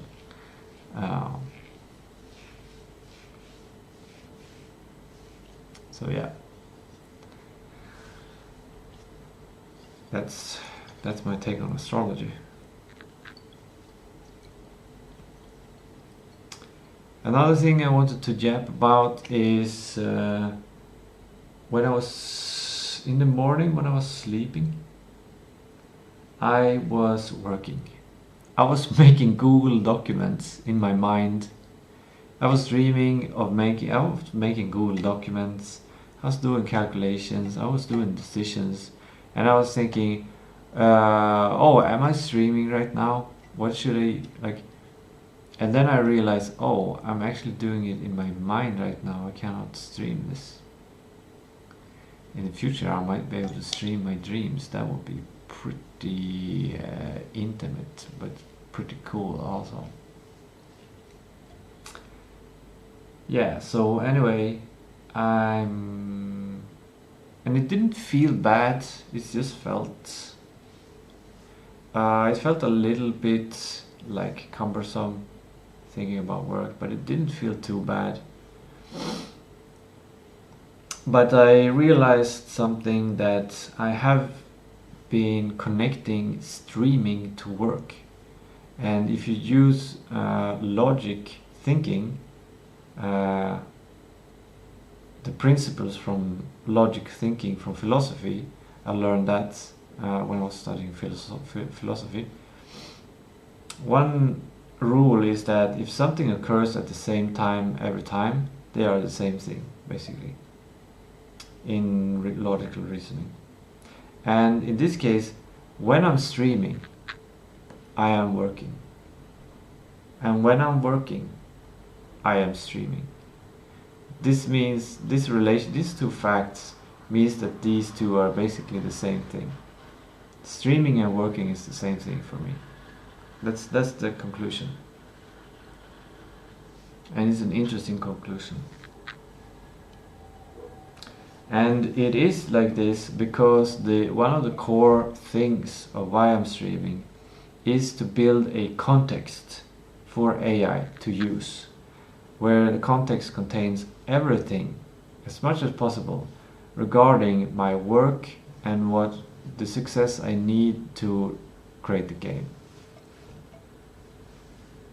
I could stream 24 hours a day and then have an AI that is more grounder, have a grounder perspective, solving any kind of problem, like solving my everything, connecting everything, giving me health advice, and everything is in there. But the cost of streaming 24/7 on my cognitive load is too much, as far as I have calculated. First of all, the big challenge there is that you can't stream everything on YouTube. It's not allowed. I can't go around naked on YouTube. So I would have to find another platform, and that becomes a whole different project, etc., etc. So I might do that later if I have more budget, more time to create like my own website, like Tistou TV website or something. And also I don't necessarily need to stream that in order to use it as context for AI. I can just record it. So that's another way of doing things. But I like to do things in the open as much as possible. Partially because having the idea that somebody might watch, if I had that idea continually, it helps me think about how I should explain things, how I should communicate, and that improves my communication, which has been a large problem, which is a large problem for all, which is a challenge for every human, I think, almost every human. Maybe there are some rare cases where you get an upbringing where the communication is just perfect, and you develop natural communication habits that just makes communication so easy. Maybe that is the case, but I think most people that I've met have trouble with communication, at least trouble communicating with me, which might indicate that the problem lies within me instead. Anyway, so training communication by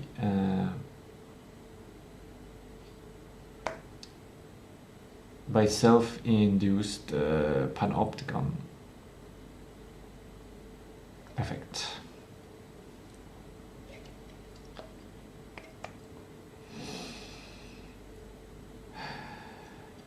Now I need to go to the bathroom.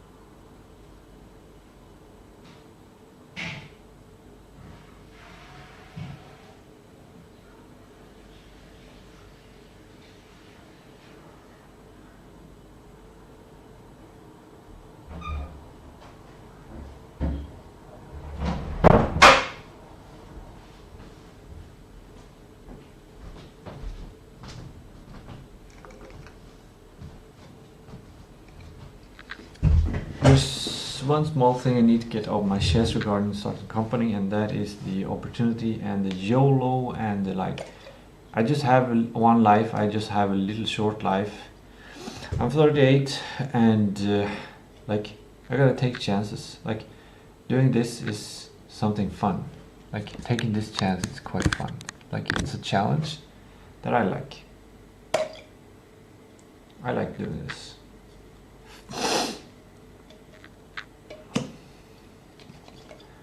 And it's like, if I don't do it now, then I should probably just not do it at all. So it becomes this bigger decision. And then it's like, if I'm not gonna do it at all, like, should I even like make the game or ever, like, I need to go all in on the success of the game. Like, I need to make it work.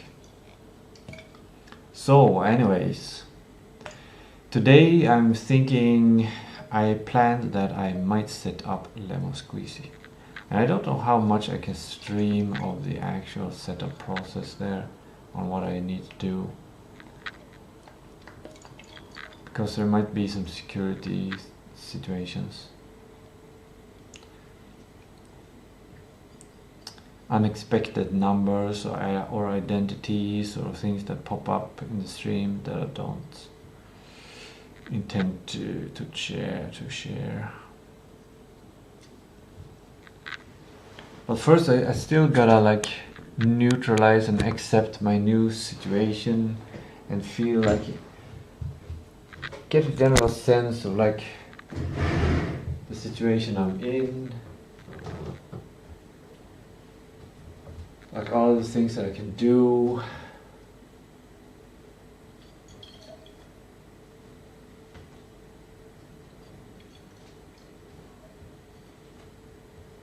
One potential idea is that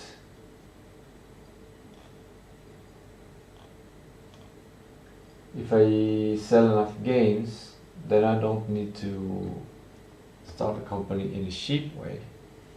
Then I can start a Swedish company, which kind of feels more like the right thing to do, especially since this game is about Jörn.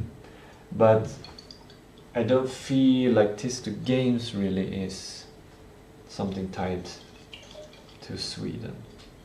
But I was thinking maybe creating like a company just for Jörn Mysterium. One idea was to make a public offering from the start and have people in this town own shares of the game. Like that would be a very interesting, cool thing. Like the revenue of the game comes back to the people living in the town. It would be a beautiful thing, but also it will be quite dangerous to do, because those kinds of things can destroy a lot of creativity. If the shareholders don't agree, it's not going to be a fun place to make games in anymore. Like it has to be a lot of, yeah. And explaining game development and what costs need to go where, that is that's something that takes years to understand. Often it's not recommended as a game developer when you're looking for funding to get an investor that doesn't know anything about games, because there's going to be so many misconceptions, so many, like the investor is going to assume things and then those things are not going to happen. The game developer will say like, that's not how game development works, that's not how it works, so those things would never happen. And it's just, yeah. It's, if you get an investor that is not into game, doesn't understand the game industry or game development, it's gonna be a teaching journey. Like you're gonna have to do very thorough. You might, depends. You might have a really nice investor.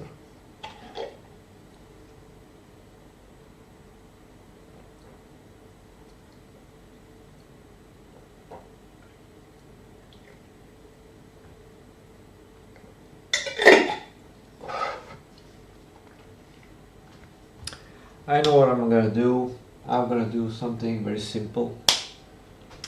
I'm gonna calculate how many dosages of green tea I have left in order to determine if I need to buy green tea or not. That is a very simple thing to do, and I think it's essential to do, even though it's kind of a sidetrack for whatever I'm doing. I just feel like I need to do it to get a little piece of clarity. It has to be done sometime, maybe.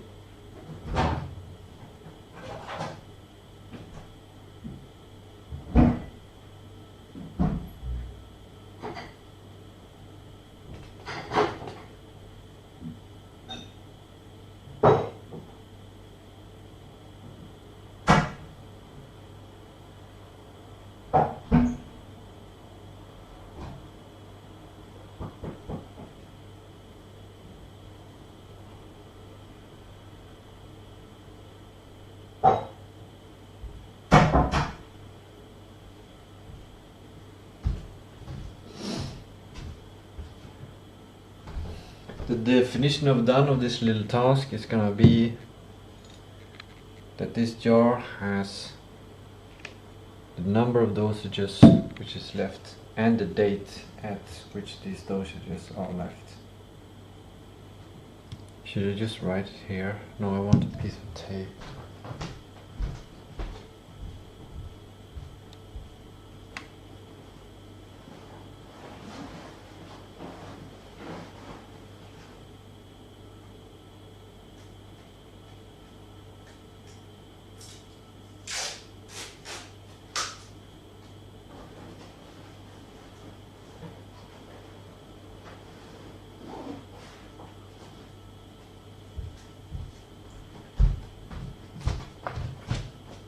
Got all the ingredients to succeed.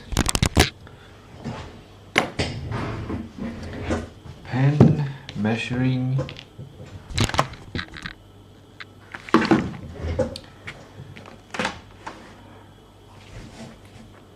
This is something that will bring me some peace, it will bring some clarity, it will bring this, it will bring that.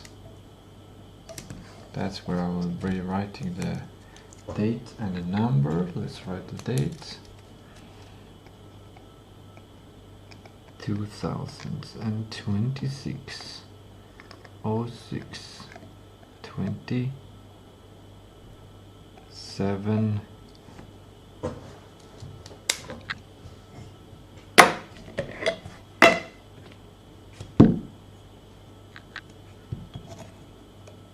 This is 1 gram dosage. I try to get this much, but I don't usually get as much. So 1, 2, 3, 4, 5, 6,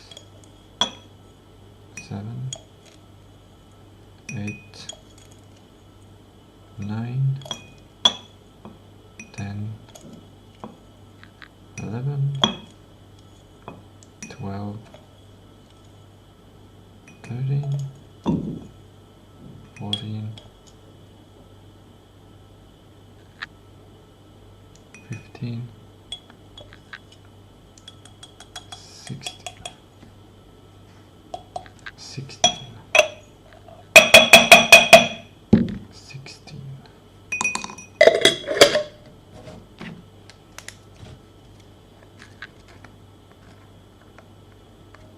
16 dosages. Now I have the data. Now I can use that for wherever I need. Calculating how many dosage, how many days it will be left, when I run out, how many days then I can decide if I'm going to drink coffee then, or if I can use the. Now we have some clarity, a little bit of clarity.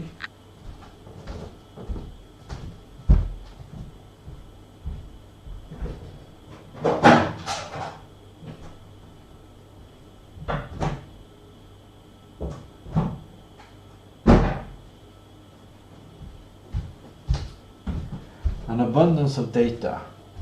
That's what I'm looking for. Rich data. I'm gonna take an image of my fridge and this, what I did.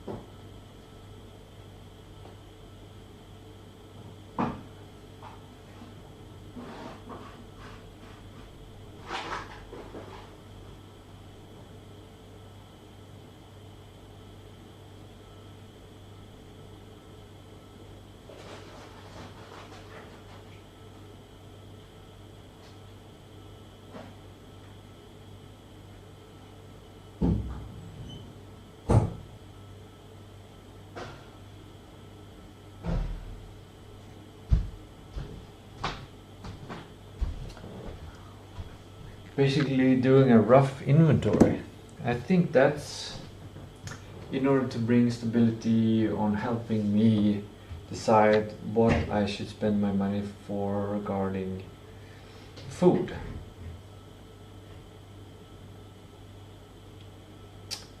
There's no stress of doing that because I have, well, yes, there's a little bit of stress.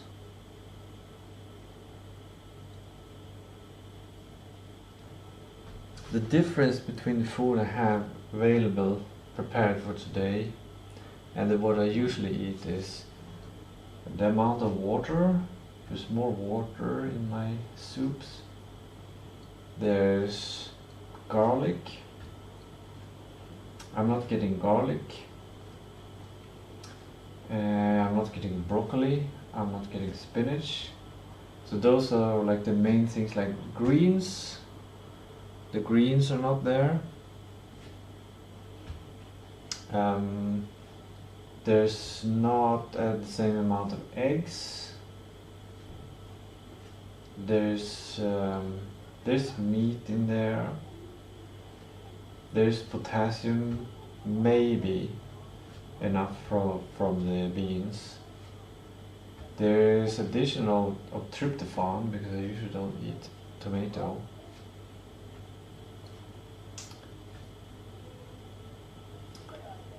I haven't used the stock, so maybe I should add in stock to improve the nutritional value. What else is there?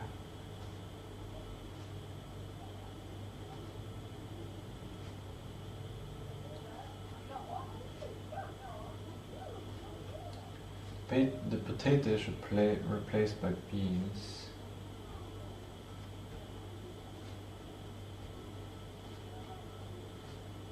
It's just the greens and the garlic. That's the main thing.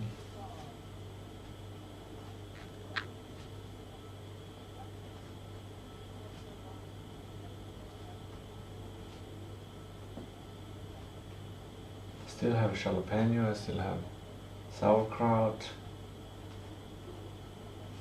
Yesterday I didn't eat many of those things.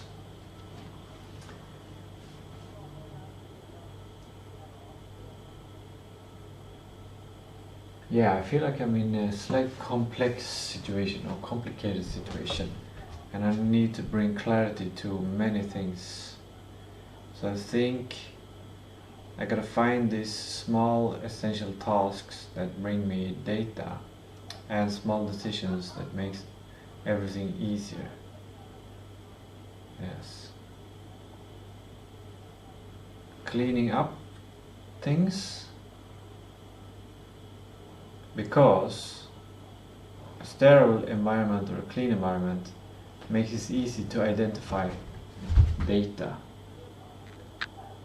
and lessens the load on cognitive memory. Yes, lessen the load on cognitive memory. I have priority principles for doing that.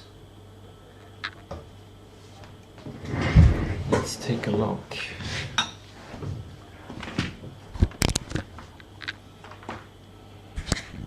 I have some great ideas for the future. I've been thinking maybe you'll have an AI agent that continually improves the priority principles.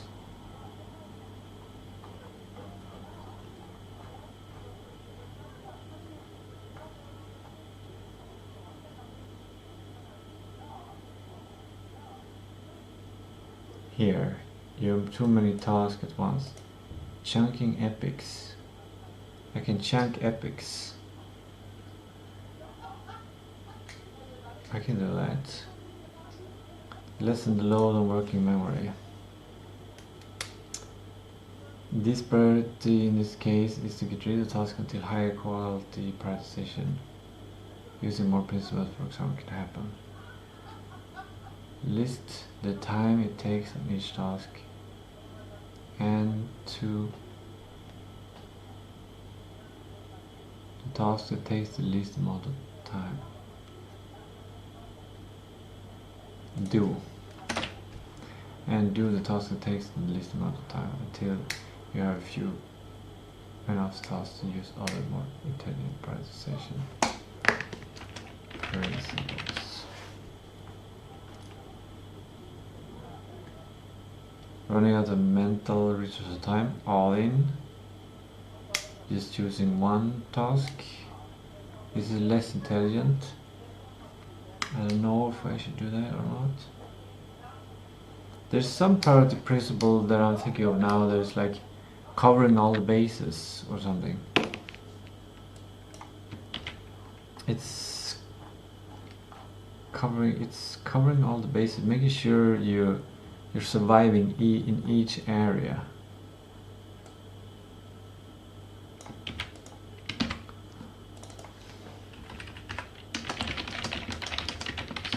It's similar to just touch the requirements. Yes. This is similar to just touch all the requirements, but it also focuses on making sure this is a combination, is to combine with survive.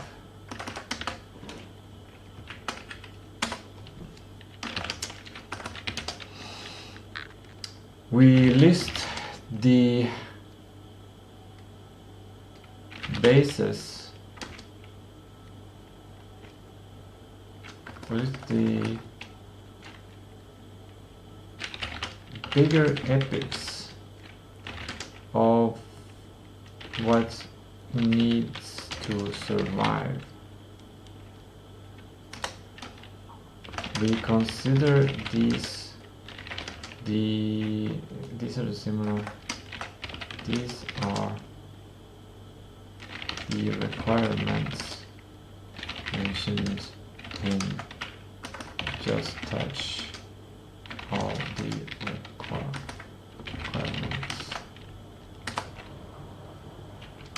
Using the survive method,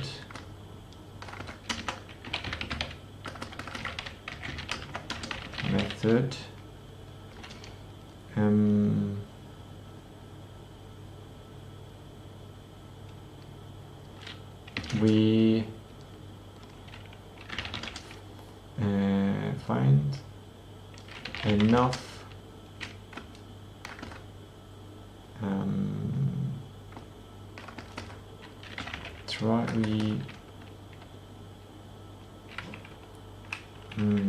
the survival method doesn't cover all of this.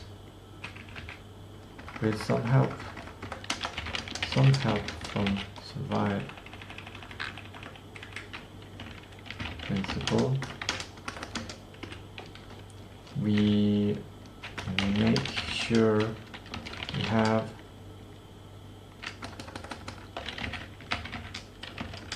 prioritize covering the basic needs for each epic. This priority principle is not exclusive.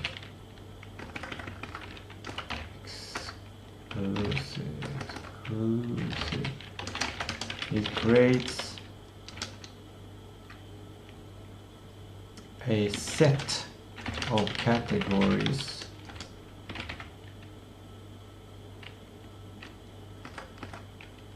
which contains tasks, a kind of sprint,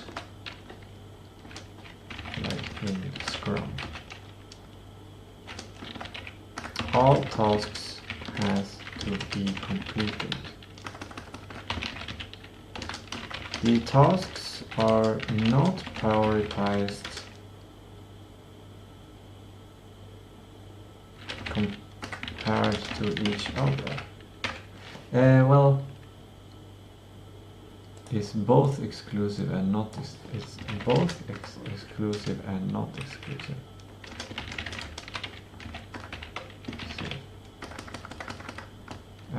That makes more confusing. Part that is exclusive and a part that is not exclusive.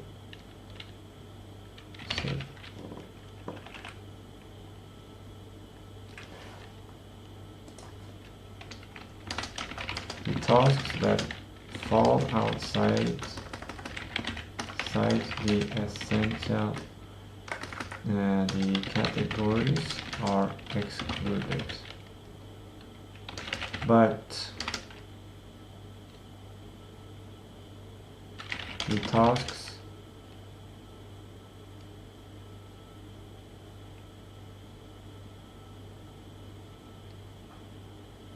what did I mean when I said it was not exclusive?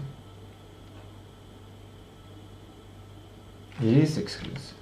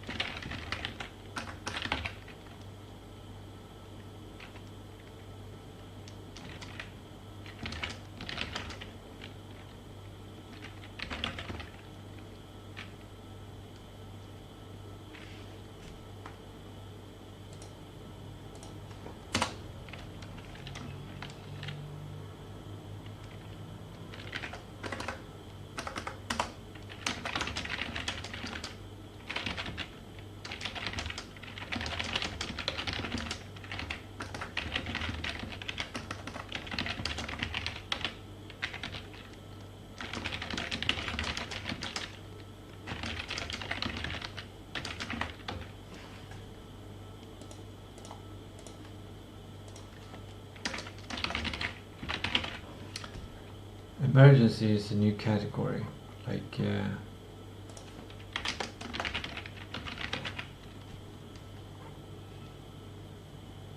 where you save time.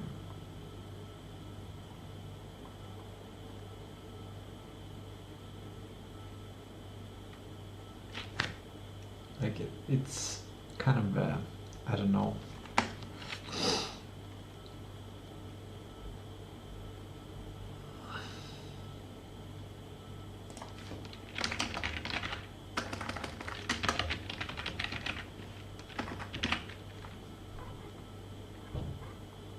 Killing two birds with one stone is not an emergency.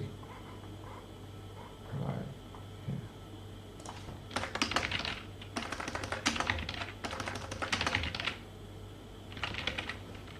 Yeah.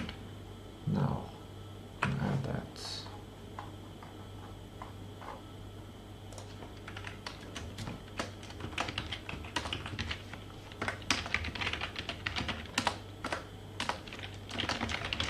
So that has the emergency property is considered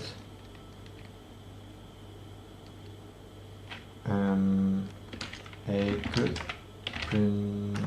principle to save the most time.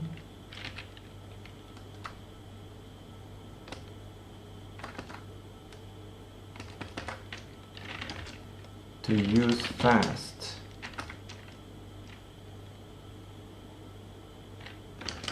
It has less intelligent decision making. It is more focused on short-term success than long-term success.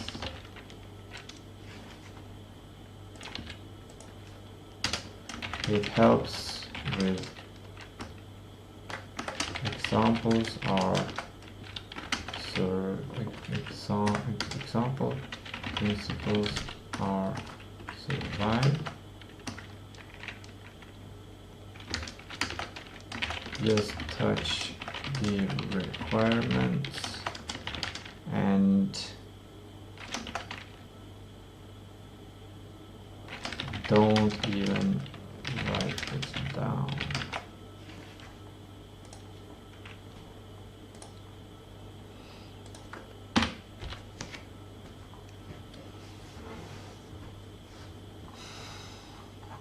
I wonder if I should clean up. I think I should do cleaning. So cleaning up.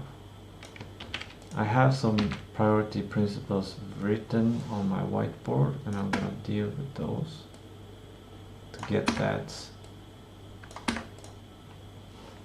whiteboard done. And now I'm gonna start with properly documenting.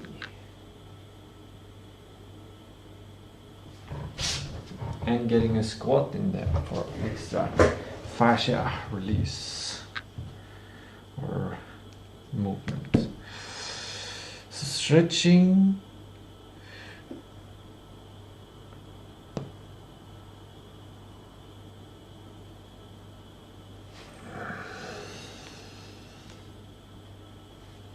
Ah, that felt good. Oh, that felt good. Oh, that was good. That was good. That was good. Amazing. We need more of it.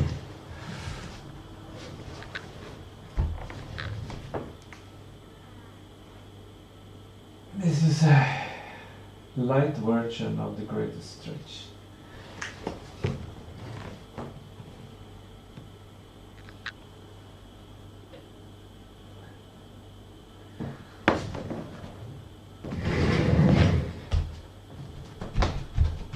Sheared on bouncing.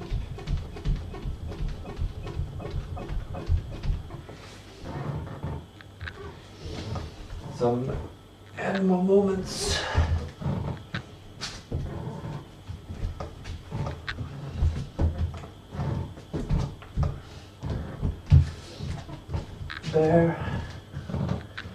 There, walking.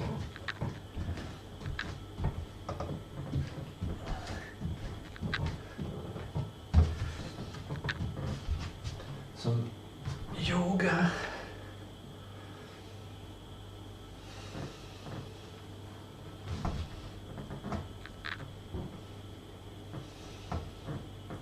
Stretching back of the thighs. That feels good. Releasing hip.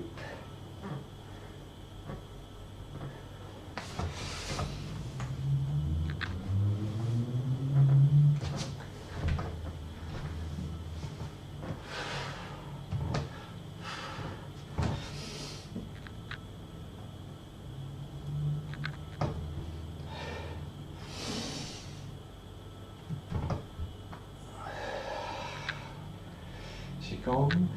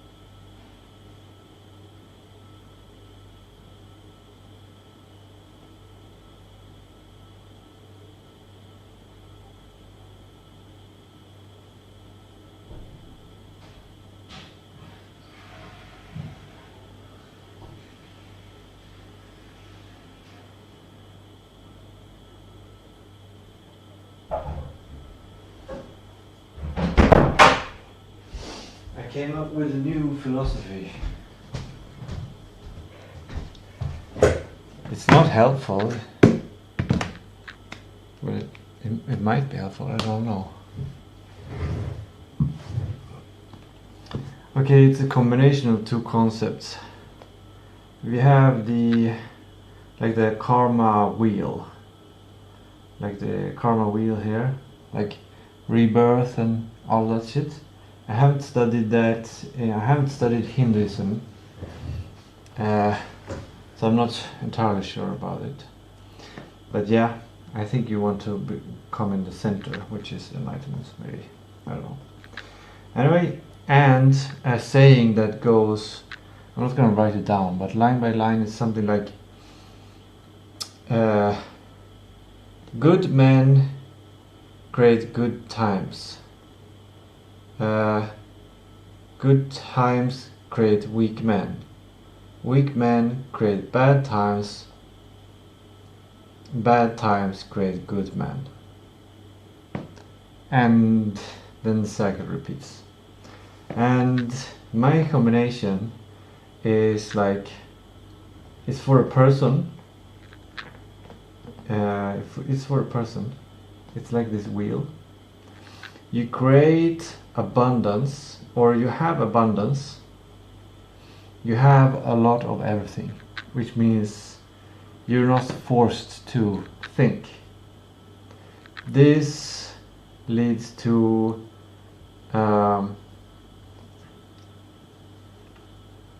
abundance leads to no challenge.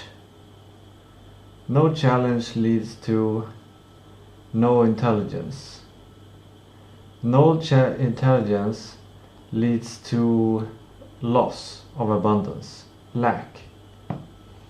Lack leads to challenge. Challenge leads to intelligence. Intelligence leads to abundance.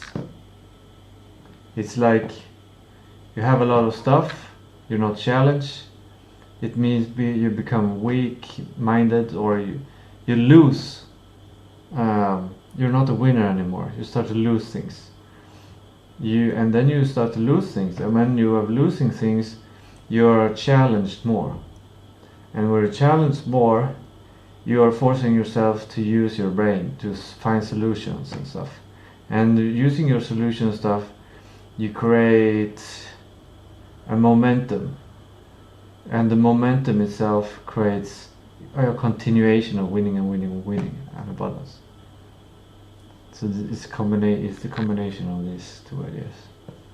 For personal, like this is for society, this is for personal use. But yeah, that's my karmic wheel.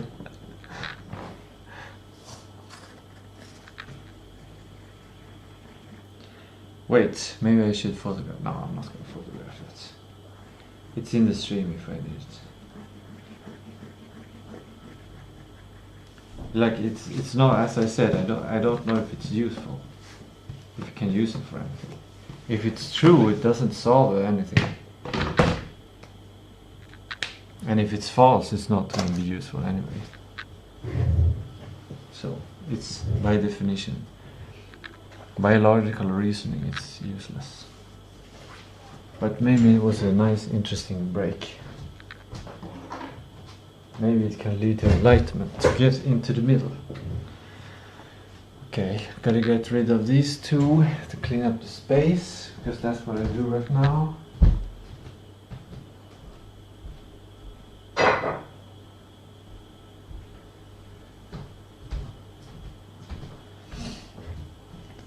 I'm gonna update the subject to, now it's clean,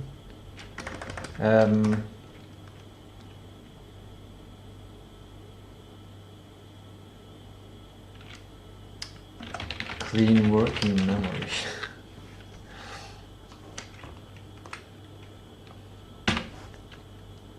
That's what I'm doing. Long-term cleaning of working memory. So I took a photograph of the principles there. I got rid of that.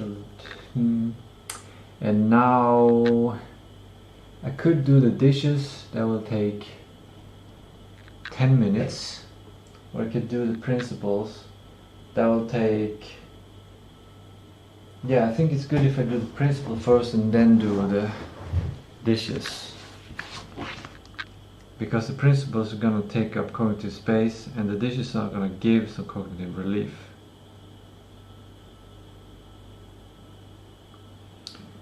Gonna wait until the image has been uploaded. There it is. Then I can show it on the stream for the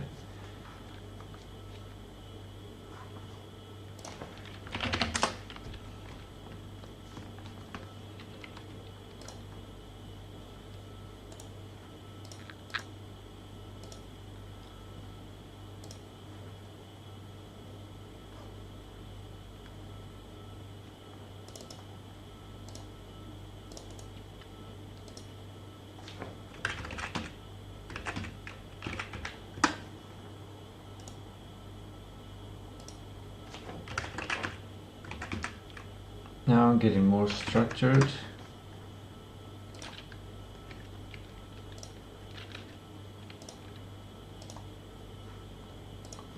In my downloads folder, I made these folders, 25th and 27th. No, that doesn't add up. This should be 26th. There. Images from yesterday and then images from today.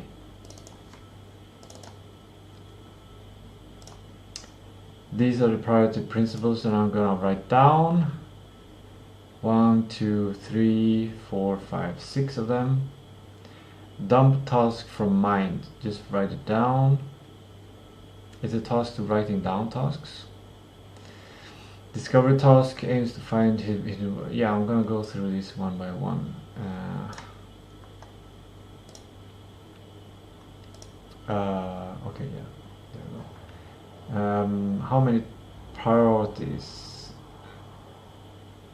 This is a priority. This is a task definition, so one there. Update survive with stuff. That's not a new result of not doing. Yeah, this is we got 2 priorities. Full prioritization.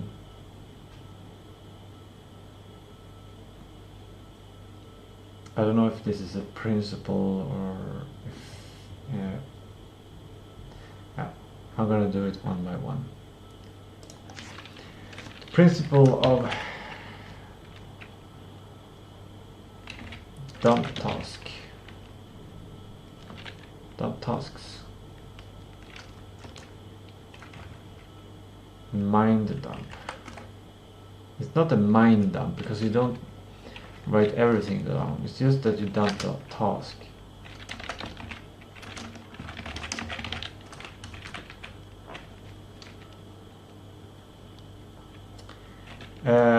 You have a newly discovered task in your mind. It has not been written down, so you risk losing it if you write it down. By writing it down,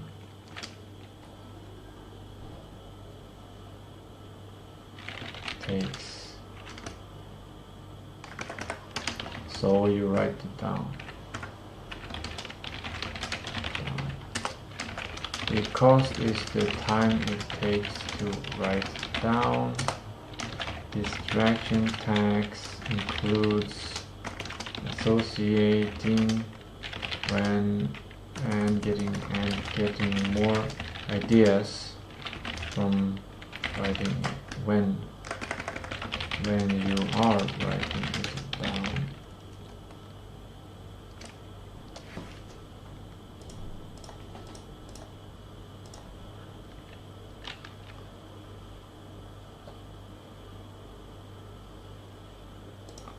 Something like that. Okay, done.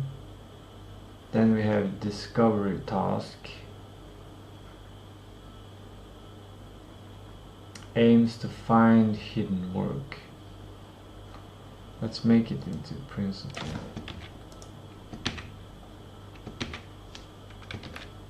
Let's clean this up.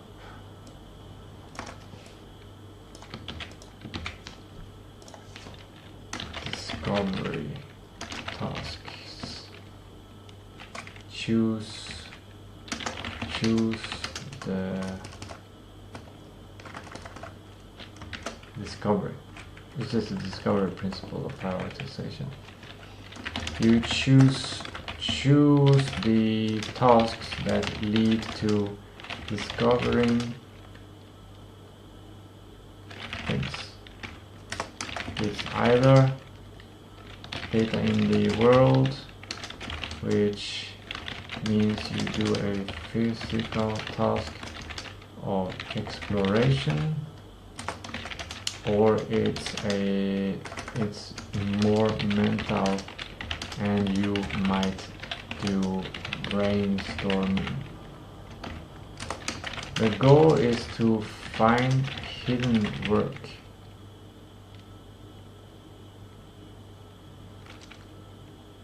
It's to either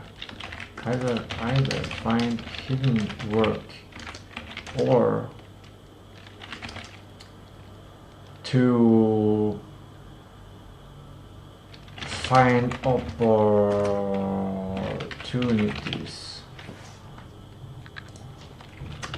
Hidden work. That is a word. That is the concept.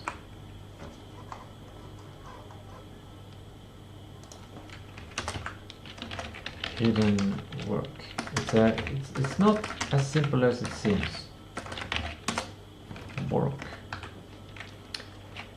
Hidden work is not just a task that you... Well, let's not go that way. Hidden work is both a task that you didn't know that you didn't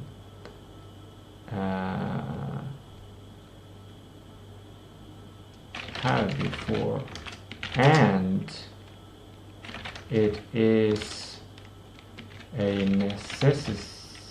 It is an essential task to achieve a goal, an ethic that you, where you already have tasks listed.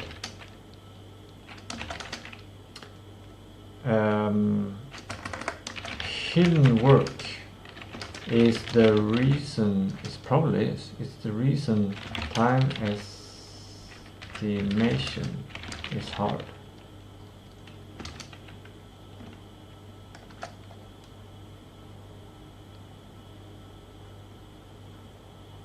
It's one reason. It's one big reason.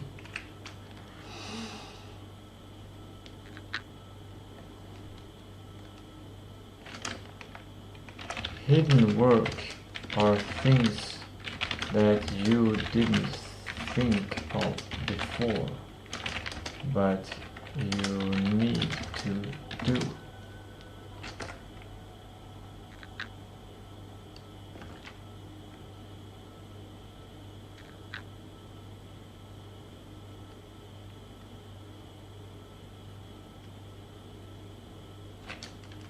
Maintenance tasks usually have less hidden work than novel tasks, epics.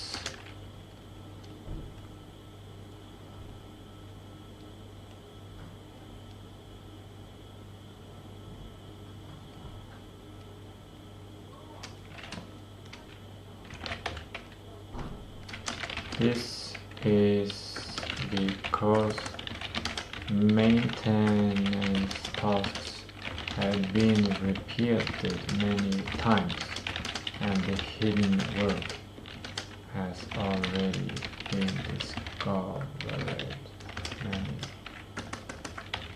times.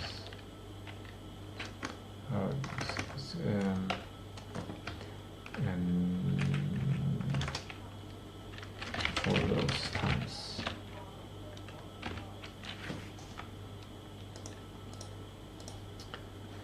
I should probably just put epic here too. And epic is a collection of tasks where each task aims to achieve a big task which has been divided into tasks. Big task. An epic is a big task which has been divided into a collection of tasks. Each task aims to achieve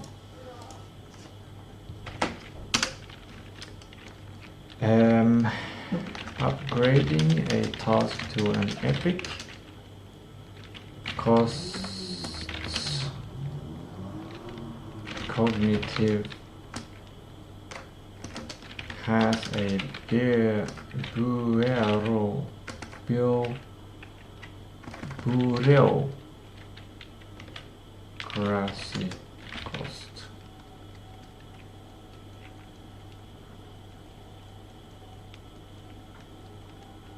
And should be avoided unless necessary.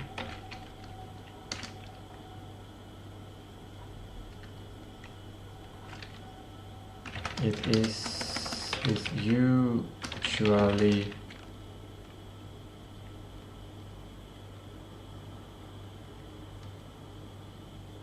used when there is a challenge to keep everything in mind.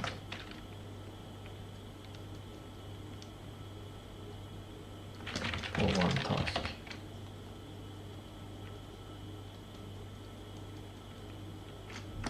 For the one task. Something like that. Okay, that's discovery task. Next is update survive. I've found some new information there. That one is getting big. Seems like I have a lot of experience in survival. Update survive with step after checking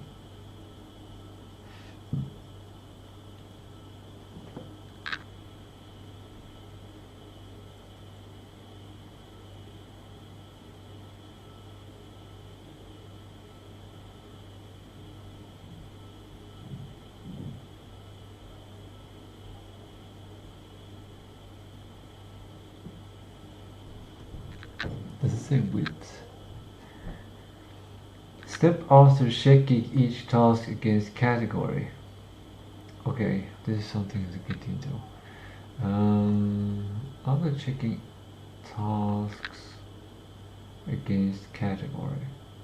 Check category suggestions in priority. Oh, right, yeah.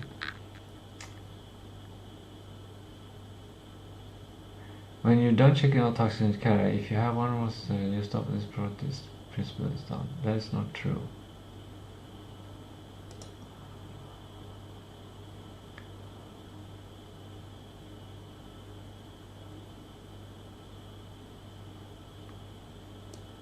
First step is done.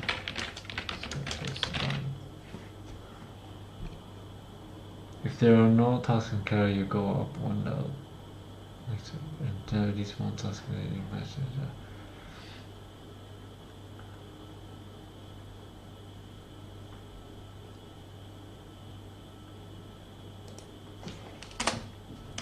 The second step is to look at the priority template.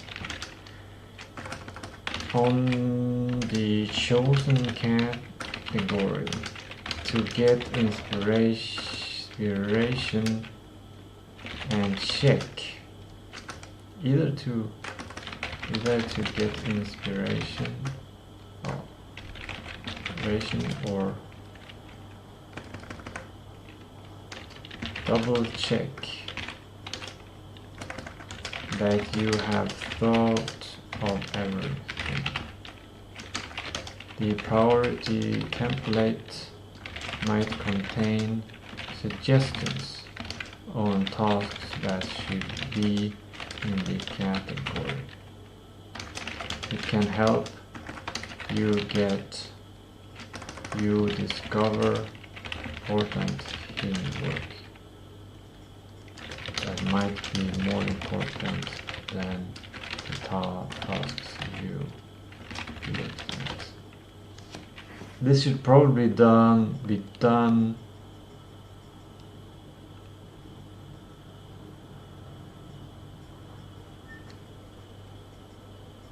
yeah.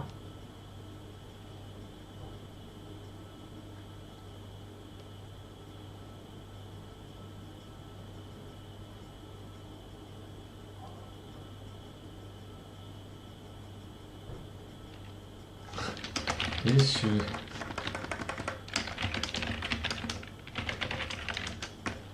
I say it here? Like this priority principle is getting advanced, complex. Doesn't feel like elemental anymore, maybe.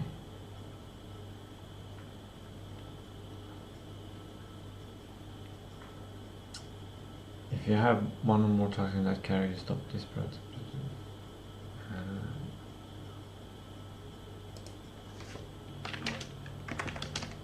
The second step is to that's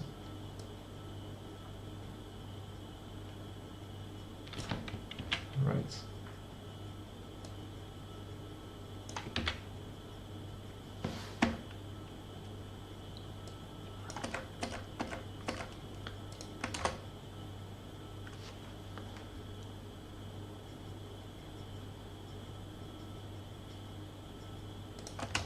There. Yep, okay, done with that one, and then make or update my priority template and add insight suggestion. The purpose of a higher category is to prevent tasks. Okay, yeah, we're gonna go to priority templates.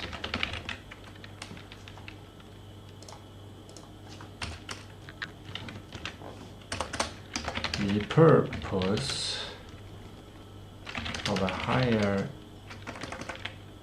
category is to prevent tasks from emerging in lower categories. Solving all tasks in one category unlocks more time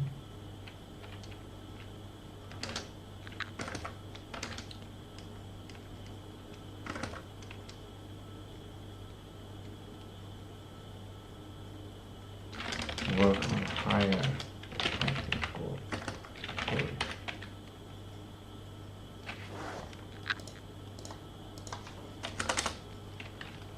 Lower categories tend to focus on short-term goals, have more immediate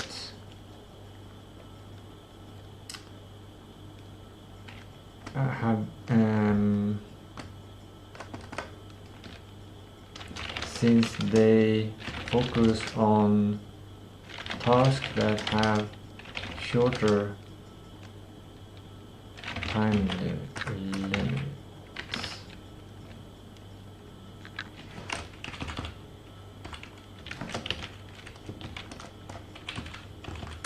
Is connected to this.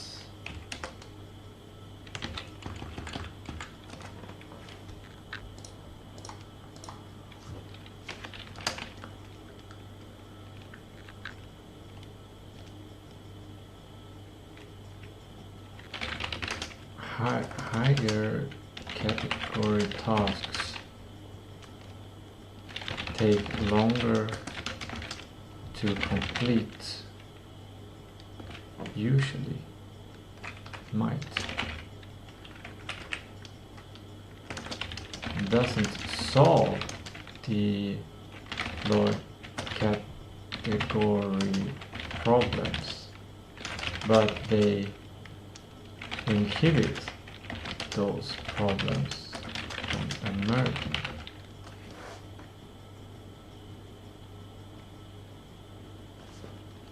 So if you have a problem in a lower category, you use the knowledge from that category to solve it. Then when it's solved, you can look higher to prevent the task from emerging at all by focusing on a higher goal. I almost feel like I'm creating a religion or something, where like you strive upwards. It's like this enlightenment process. I'm thinking of like the Freemasons or something, or Buddhism or something. Okay, that big one is done. Good. Result of not doing. Yeah, that is the priority principle.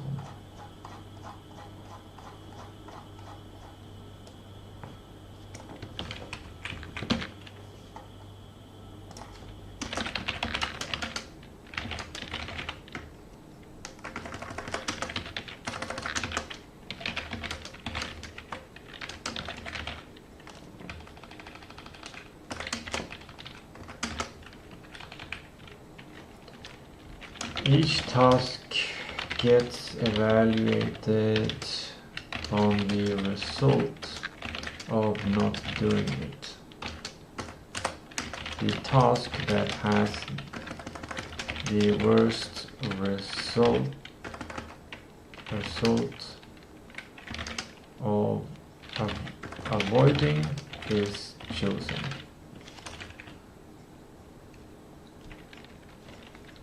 It has a bunch of properties, I'm not going to add those.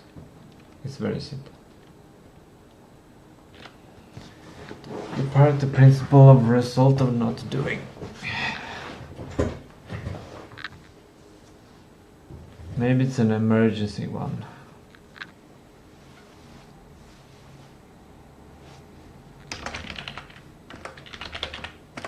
I think it's an emergency. Good. Full prioritization. Prioritize all tasks. Let's just call it a principle. It could... It's something that you combine. This principle you combine with other principles. It is the principle. It is...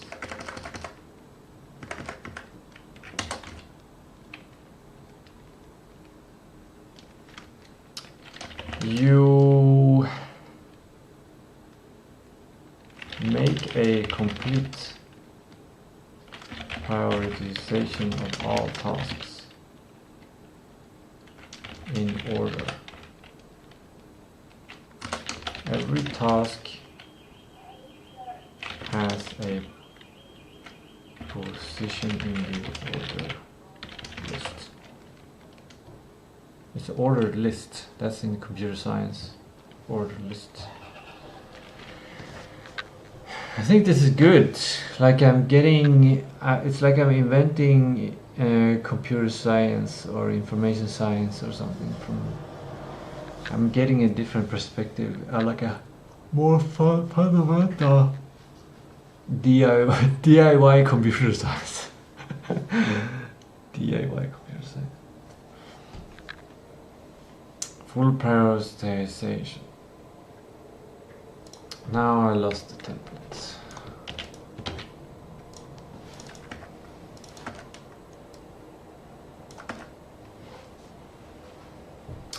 Pay yourself first. That is a...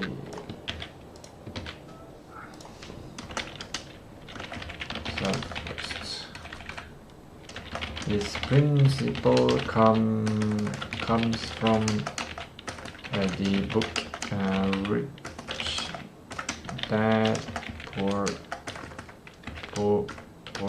Dad by Robert Kiyosaki.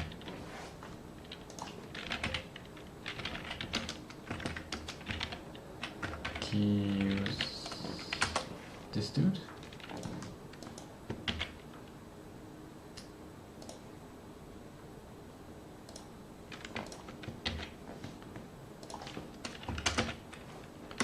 Let's give him big letters. Oh,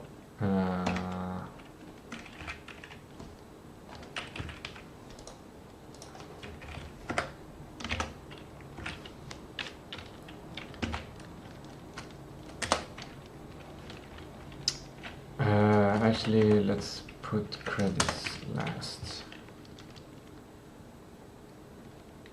The principle.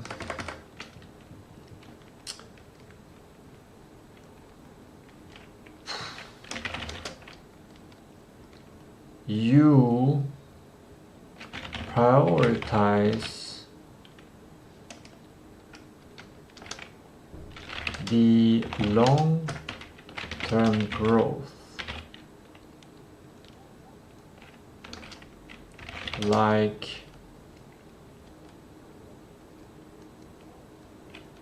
investing your time and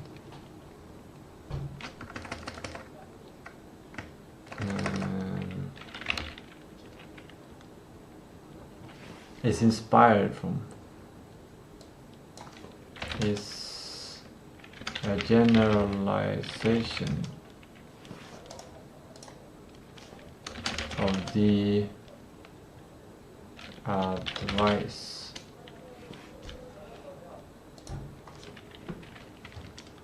You prioritize the long-term growth before emergency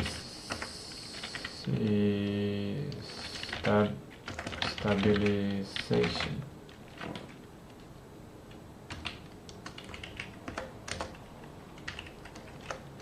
You choose to spend your initial time and resources on assets that bring money into your pocket, or leverage tasks or other leverage tasks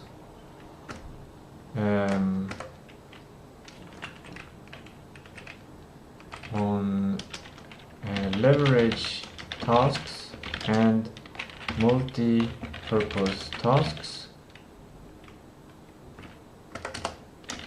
Things like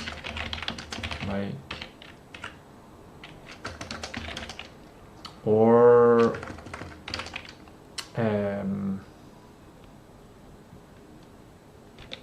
buying a course,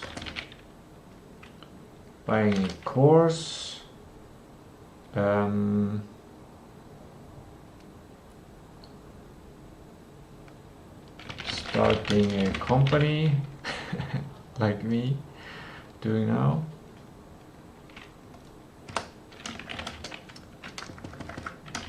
The idea, the action, the assumption is that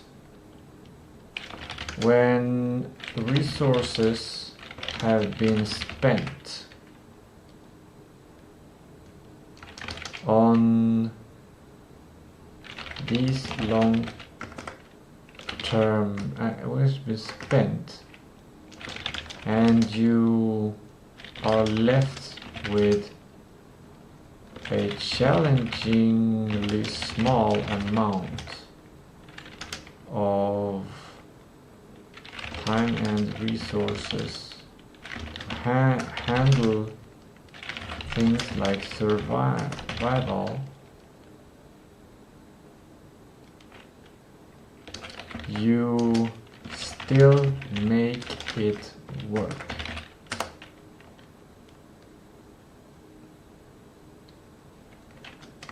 Positive. It's hard. It's impossible to spend money, to waste money that you don't have. If you would let yourself have more money for survival, you might treat yourself instead of investing in long-term growth. I had to write that first to get it out of my mind. The idea, the assumption is that the surviving force is so strong that you will make it work somehow. Maybe you will find will work to get enough more resources. Or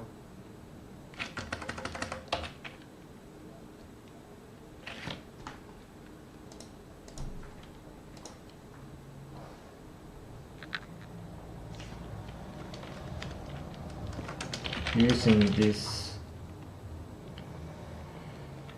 driving force of survival that comes with the challenge.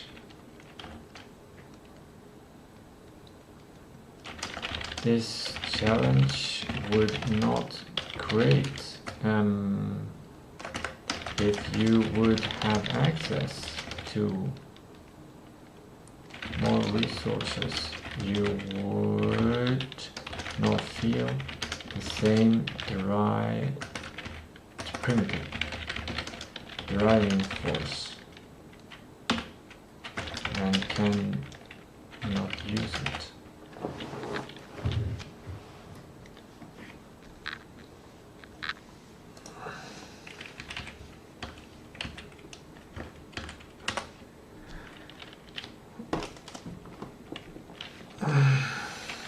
This principle aims to grow by pushing yourself with force, with great force, with immortal. It's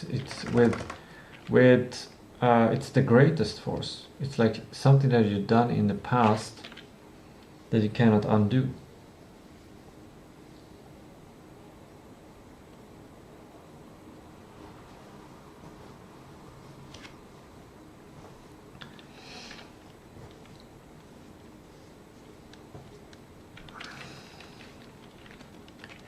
With permanent force.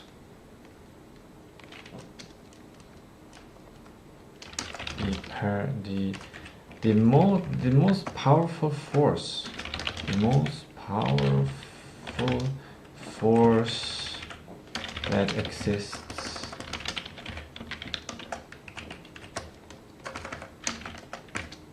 history. You decide history, and history cannot change, so you have to adapt.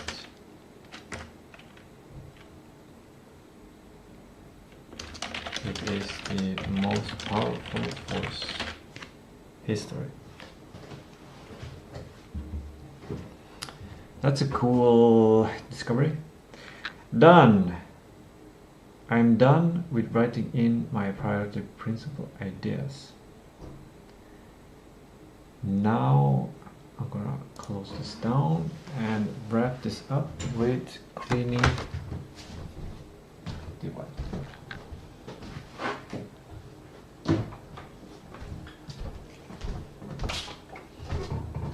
And I think I read this book, Rich Dad Poor Dad, several years ago. And I found this advice of paying yourself first very fascinating. It's a way of thinking that I have been using myself slightly. But when I read the book, I understood it consciously, explicitly. Aha, this is something I can use consciously. I can choose when I use the principle or advice, and I can choose when I don't use it. And what I've discovered is that I have been using it unconsciously from just reading more about it. After I read the book, then I have it available, and then non-consciously I have been using it by just having it available in my non-conscious mind. And this is why I'm writing all of these principles, because if I learn more about these and learn to use them to equip my non-conscious with these tools and these principles, I will be able to use the right principle at the right time. Like I will have an abundance of tools in order to do prioritization, to solve the prioritization. Like I will be a prioritization abundance person. If you think about the wheel that I made, this challenge, I'm solving the challenge of prioritization in my life with these priority principles. I'm creating an abundance of priority principles and prioritization skills, so it will be so easy for me to prioritize things. Like I'll not need any help to prioritize, and I can come and help others with prioritization. And people will be amazed about, oh, that is genius. Why didn't I think of that? Why didn't I decide to, like, that's obvious. Why didn't I think of that? Maybe I can help a lot of business owners. Maybe I can write an AI that does it. It does the prioritization. Suggestions. The screen is dusty. Maybe I can get rid of some dust if I open the window. Surely dust will not enter my place. It just exits. Okay, time is 12:01.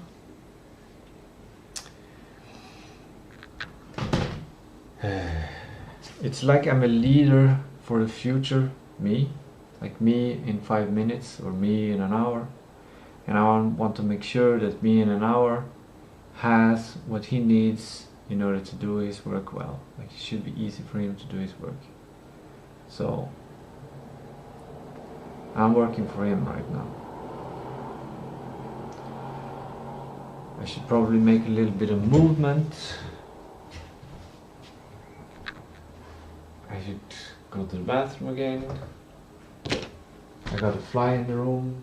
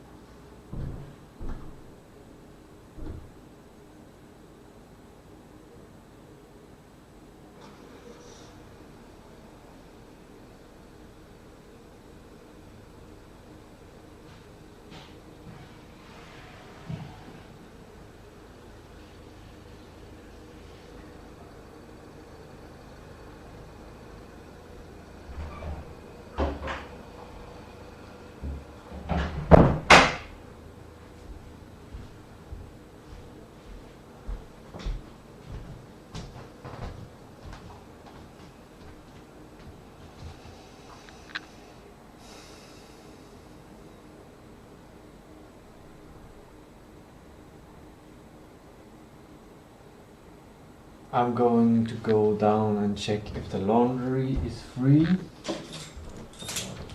because I'm running out of clean clothes. That's a simple thing, primal thing to do.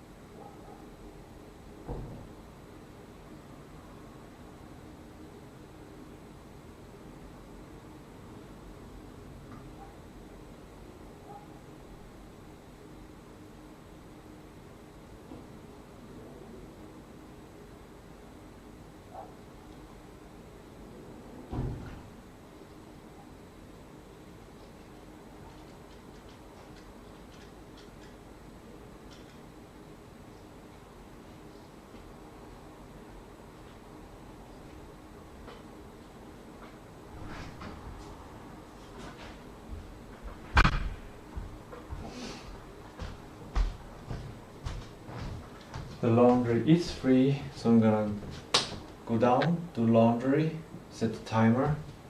Then when it's done, I'm gonna bring it up and hang it in my place. Do I have laundry?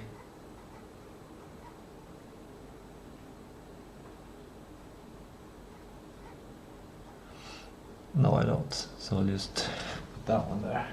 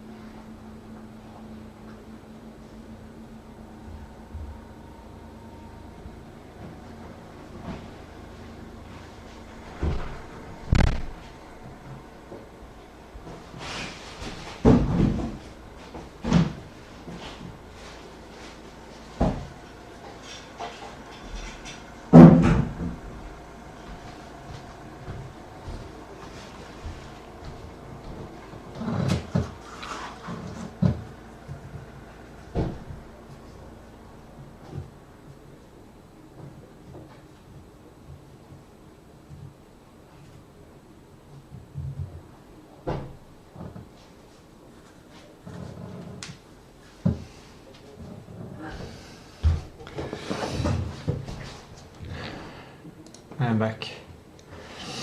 The laundry is on its way. Now, okay, clean working memory. I think I will clean up this. This is too messy.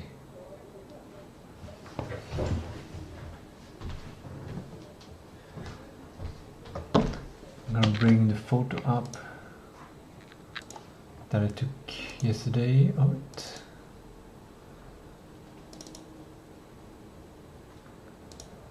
Then I can wipe it clean and start over.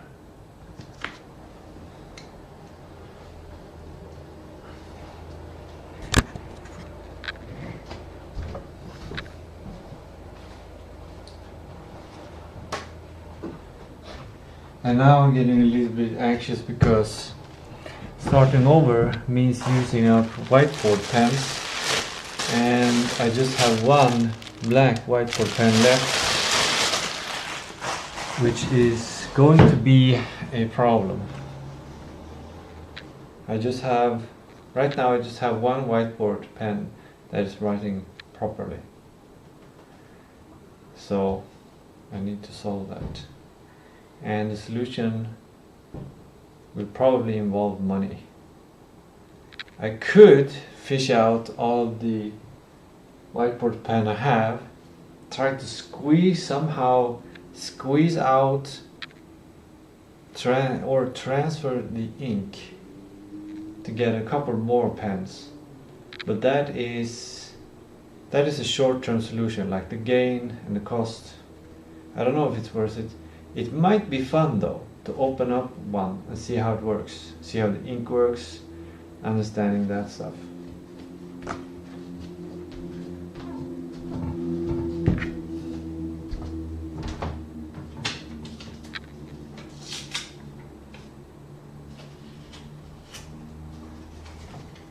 Oh, I got a note here to the product owner that I didn't see yesterday, because my product owner role, my producer role is not fully developed.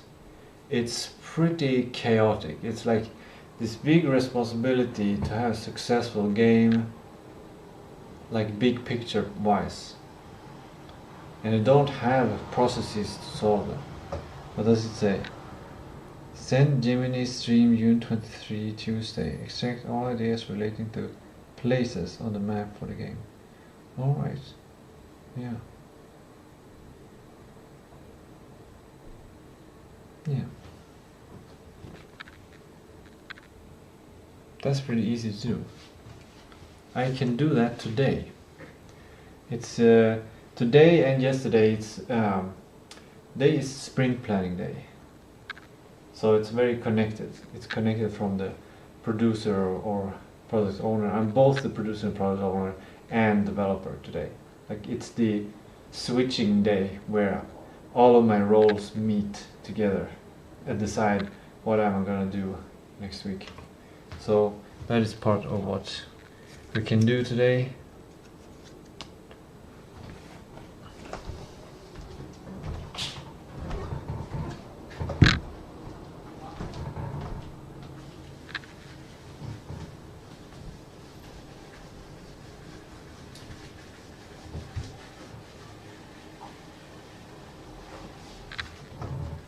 That takes a window for a while.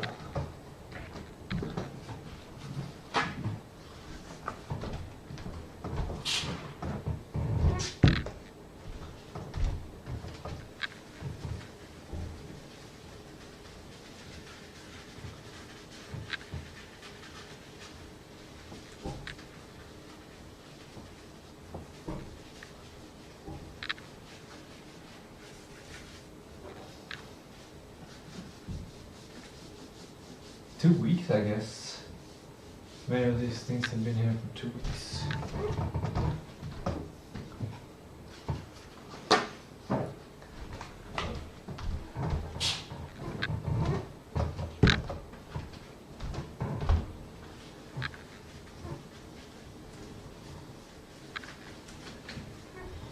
And this system of these weeks that I've written, the weekdays that I wrote here on the whiteboard. First of all, it's been a success. It's been a system that reminded me of the core roles and the work that I needed to do. So it was a very good introduction to working on my new suggested schedule of these different roles, etc. I think it's been an incredible success to do it. However, one requirement has changed. Using the 5 principles from Elon Musk, remove requirements. And one of the requirements was that this whiteboard should have a space ready available so I spontaneously can write things down. And I haven't been needing that as much, partly because I've moved the computer so far away that the camera showing it doesn't show the detail. So when I get a spontaneous idea, I pull one of these up instead and start writing. So it's more like it has changed, the requirements on it has changed, which means we can redesign and we can make it more beautiful. The first version made it work, now we can make it more beautiful.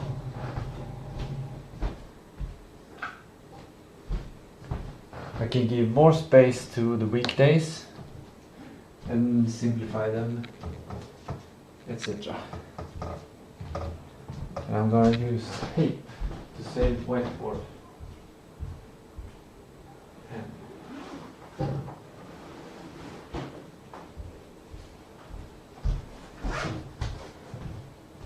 This is something that I've created.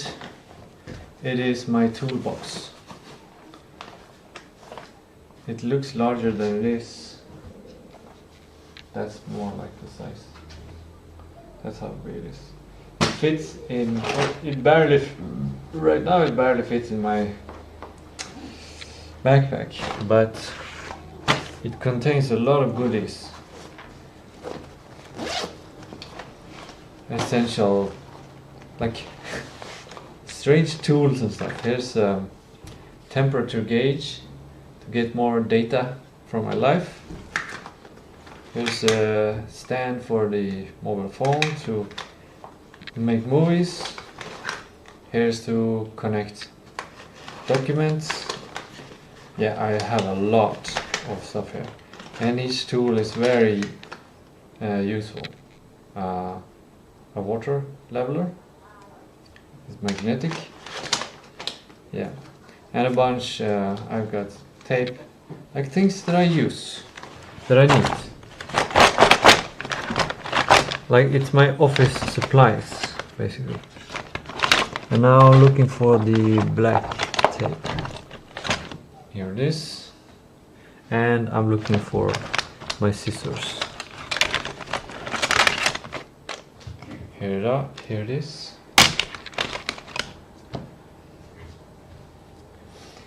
The idea is to, well, maybe I should make a rough decision of what to have. Should I have the sprint goal at the top? The week is not only a sprint goal, like I haven't been using that. Full game plan is also legacy planning. That's not how I work anymore. I work in sprints.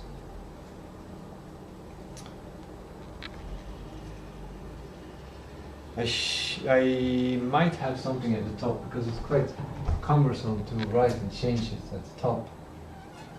I think Monday starts here. I think that's one decision that we're gonna take.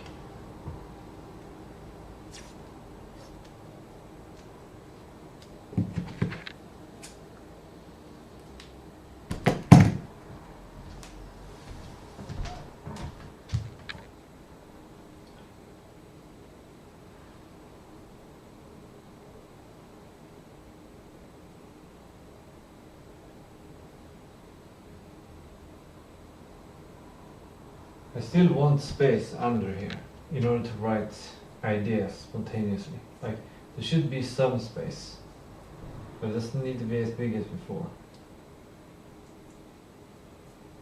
But the days don't really need that much space either.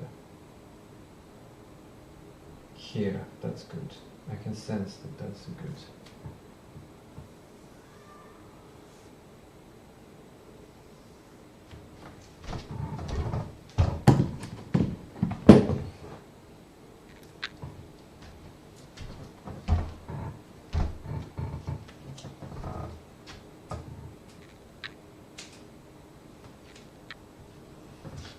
It's a bit wonky.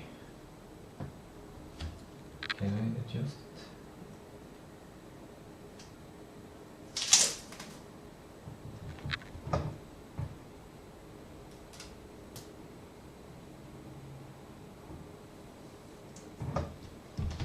Adjusting it was easy.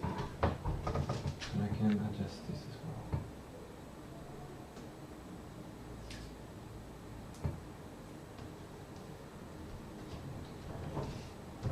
Great! And then I can do my favorite technique of dividing things. I define the area first where I can divide things in, and then I can divide them equally.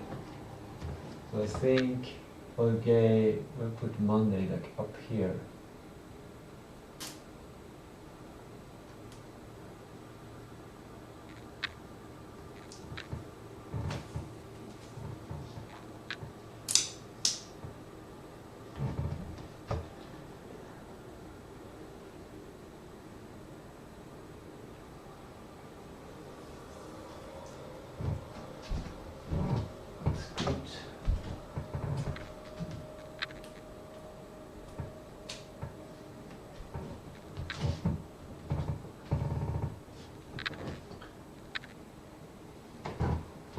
I'm bothered a bit by the corners up there. I'm not sure if I'm gonna fix it or not. First I'm gonna see how beautiful I can get these 7 days. So let's use a scrap pen to just get a rough idea. That's 3 days.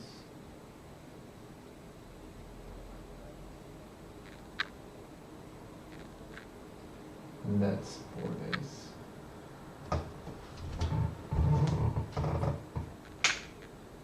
That's good.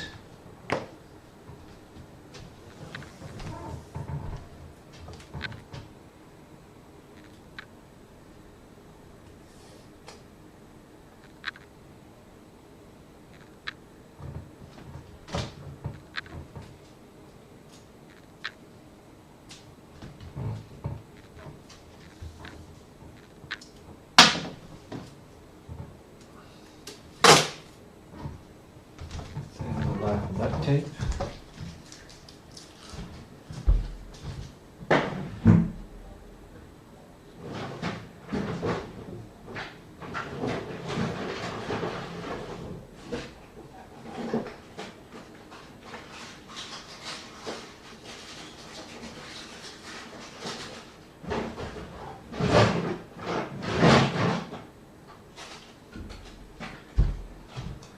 Thanks to my storage mindset, I have an instant backup.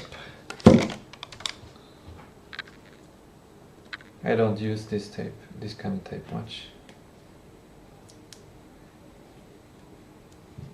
So I still bought an abundance of it. because I know that I'll probably during my life use up the amounts. And buying in bulk also is cheaper.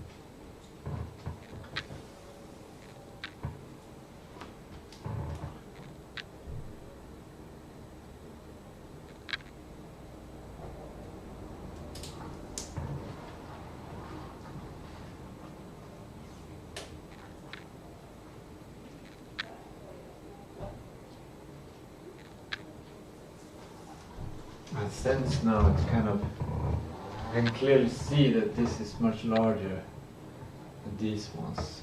But, I don't think I should do it. Or maybe I should make it perfect. Let's see if this... No, it doesn't. This was already used.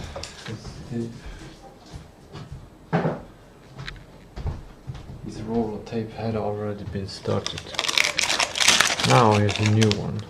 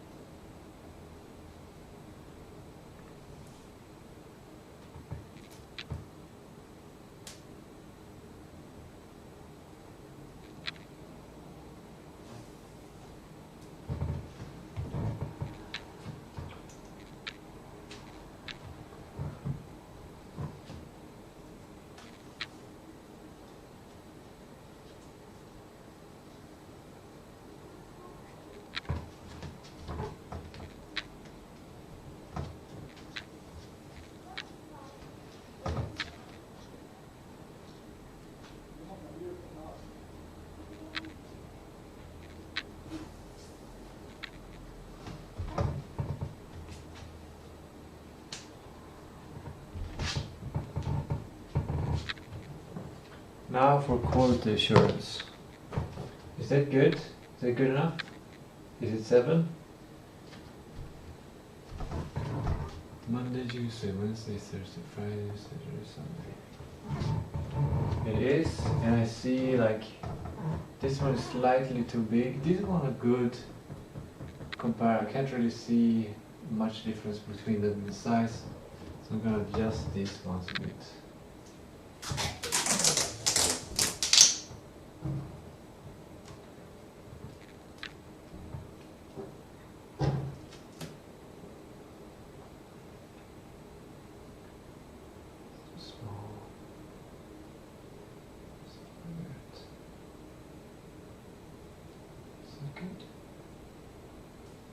Yes.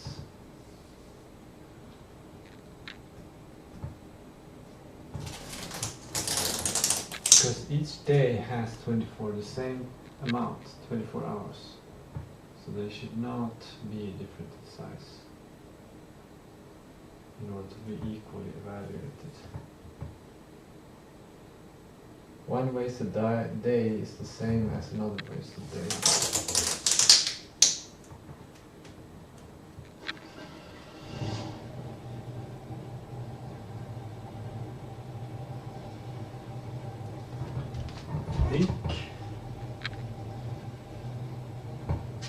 Let's give it a little more space.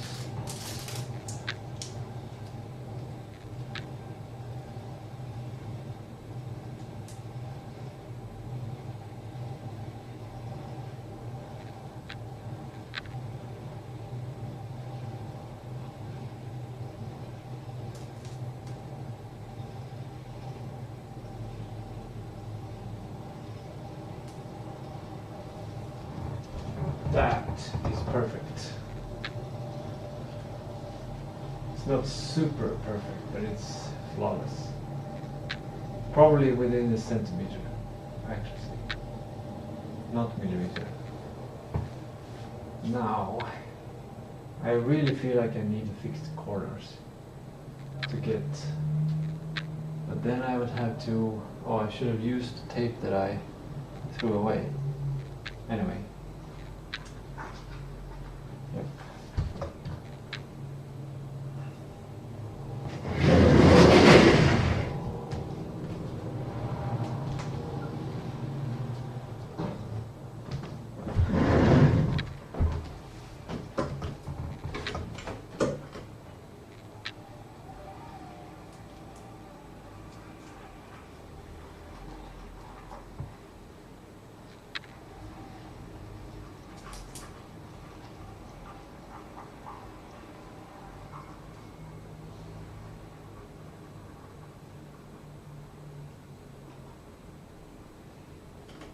When doing this initial frame, I stretch it out too much. That's why they shrink and stuff.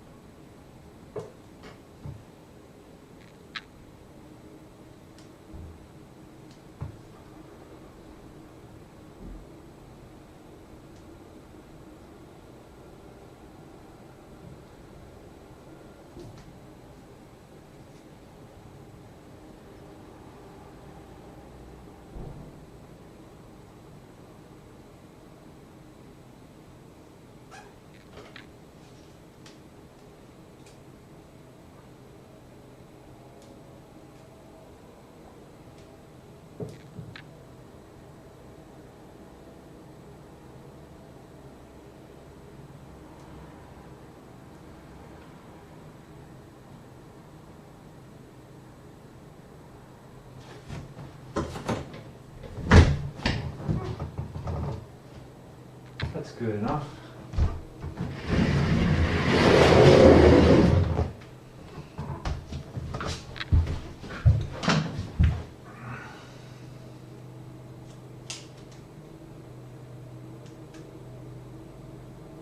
Laying down is a nice change.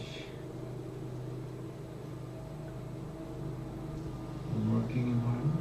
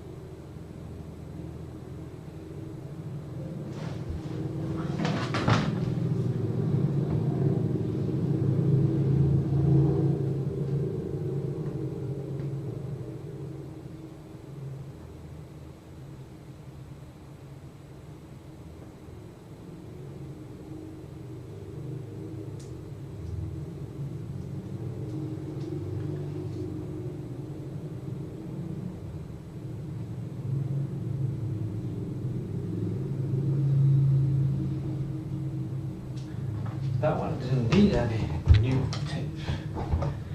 Good, I load the open tape in my toolbox. Put the scissor there. Back with stock.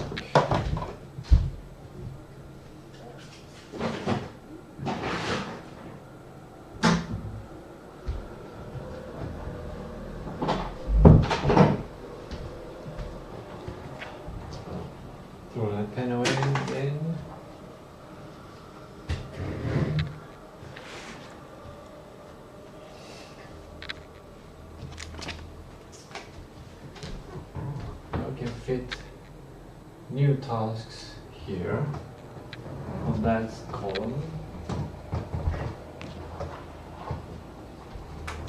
And write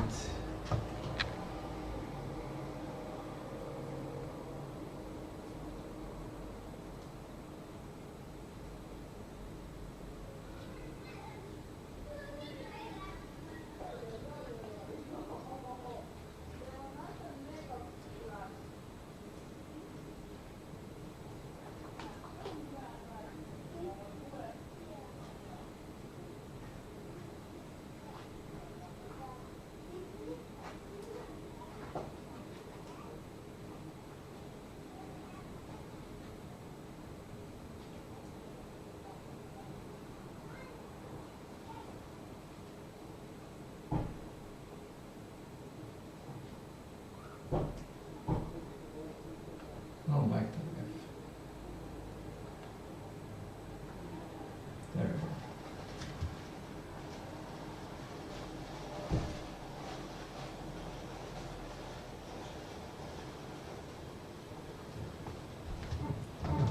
go. Monday, Tuesday, Wednesday, Thursday, Friday, Saturday, Sunday.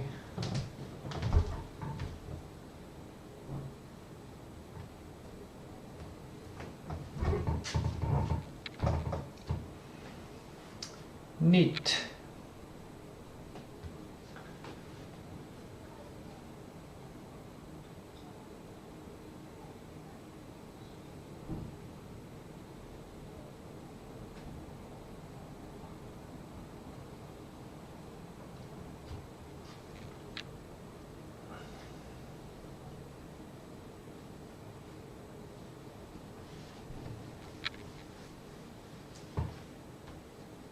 How much information do I need?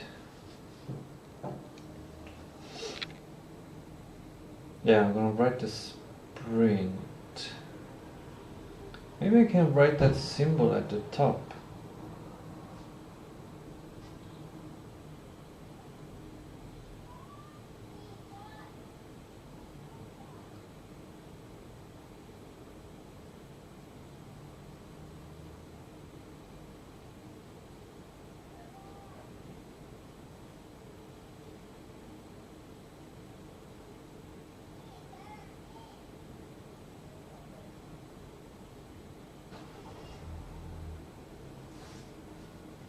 That might be a good, maybe symbol at the top. Cognitive enhancement on Monday. Production. I should just divide Monday into cognitive enhancement and root AI theory. Production will happen on Friday. And later on, when I learn the product owner role, I might unlock Friday for sprint work.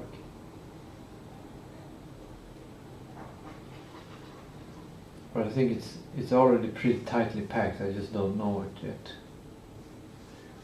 I have not been using Mondays for production. I've been spending most of the time, most of my cognitive effort in improving my cognitive enhancement situation.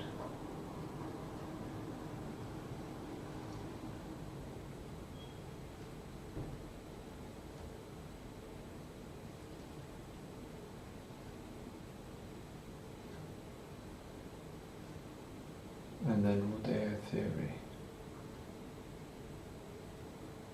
Yeah. Monday get those two, cognitive enhancement and root AI theory. Tuesday get sprint. Upgrade game, is that still? MVP.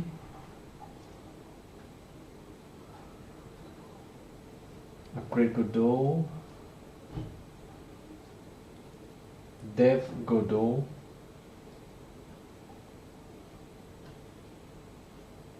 I think upgrade games is a good focus. Yeah. I either upgrade the game with detective experience, or with point and click experience, or with driving experience. Yeah.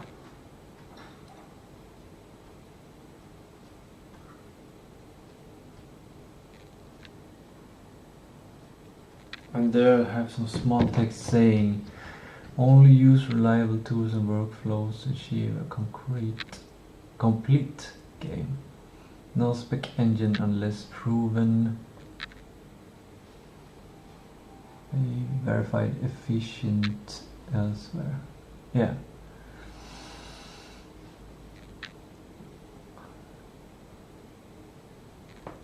Yeah. No history document. That's a suggestion. Not really a requirement, but it's kind of, yeah. But it might be the most important day to actually write history. No, because that day is all about hitting deadlines. It's like really finishing things up and not thinking big. I could do history documents from the streams later if I want to. But that's gonna be a huge chunk of work when I have like several days to do. That's good. Okay, Wednesday sprint upgrade root AI. That will be changed to upgrade spec engine. And Thursday will be upgrade 3D map tool. Upgrade. Yeah, upgrades 3D map. Make 3D map or upgrade 3D map. I think upgrade 3D map is like the core part of the Thursdays. I just don't have that big perspective yet available. The goal is to make the 3D map, not to make a 3D map tool.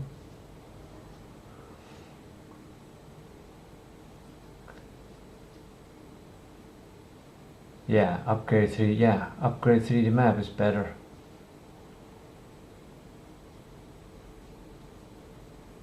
Because it improves the 3D map of the game. That is the day that I have to upgrade the 3D map inside the game. I don't have Mondays to make assets. So later on, Thursday might change to a content day. Include like a high quality day, maybe. Only when map tool and map is done. Work on atelier. Yeah, that's the previous suggestion. To work on atelier. Like the atelier project has kind of completely just exited my mind. Like it's not even a question. Like it's not part of the plan anymore. It will probably be tempting, like if I get to use Cloud Code, then making the atelier becomes a question. But for now, it's not even a part of it. When the 3D map tool and map is done, which basically means that we don't need to work on the map tool when the map is done. So we don't actually care if the 3D map tool is done, we only care if the map is done. So it's only when map is done we can work on the atelier. When the map is done, we might work on the atelier or we might improve the quality. Maybe that's Thursday.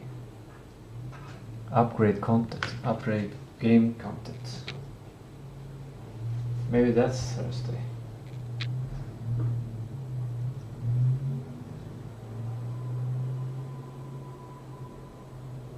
That might be a good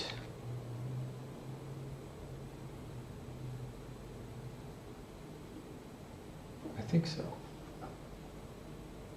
Upgrade content. That might create the confusion though, that I will not create content for inside the game.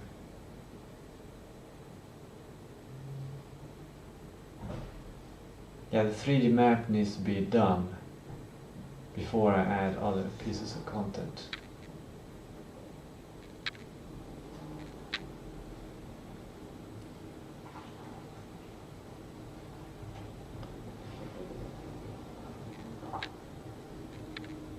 upgrade 3D map content. That might be good. Upgrade 3D map content. In order to do that, I need to make the tool. It's a bit hard to keep it intuitively, because then I will have to think like, oh, in order to make the map, I need to make this house and that house, and then it start filling my working memory with all the works that needs to be done there, in order to understand that it's an overflowing amount of work to make several hundred houses. I don't barely understand it, that it is a tremendous amount of work, and then I need the map tool.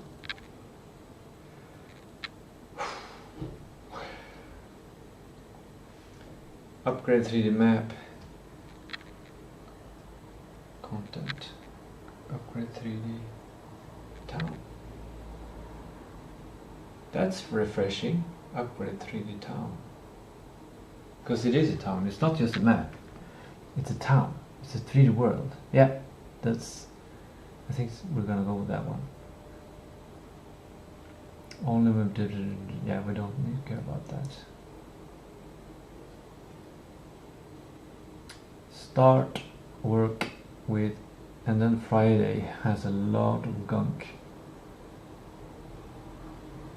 Yeah, we can start with the ones that I've done first. Cognitive enhancement. Kind of want to change it to a goal state, like not just cognitive enhancement, but a goal state, something that I'm aiming for. Perfect cognition, flawless cognition, flawless. This what?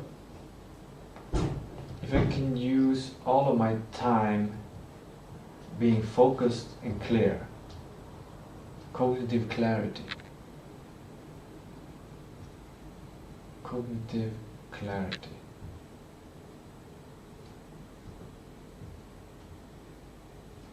Yes, clarity, clarity of mind.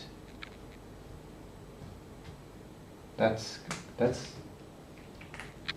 of good. I feel like this is even less space than there. Kind of the same. The tape takes a lot of space, more space than the line.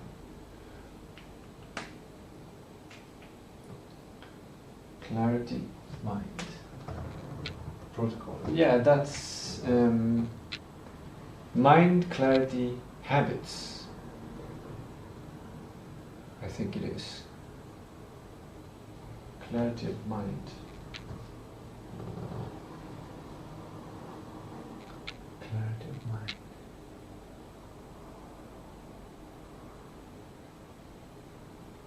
If I can regularly get clarity of mind on the beginning on Mondays, that might be able to spread. But choosing a different word will change how I think, what I prioritize when I wake up and look at it on a Monday. I might not think priority principles, or I might not think all the work that I've done, or yeah. I gotta take a chance there. Clarity of mind.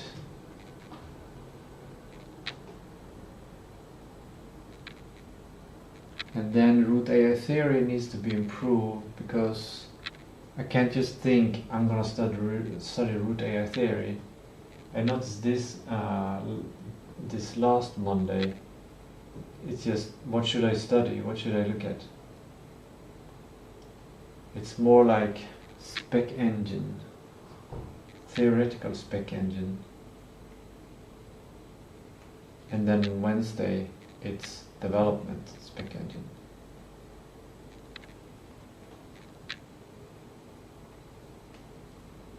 So it's kind of spec engine. Yeah, I think it's spec engine on 2 days, on Monday and Wednesday. It's a leverage task. I'm using the priority principle of pay yourself first. I'm spending the beginning of the week to work on the spec engine. and then the rest has to follow. Because if I develop spec engine better, then it becomes a leverage task. It has to become a leverage task, something like that. Just has to. Clarity of mind and spec engine. That's what it is.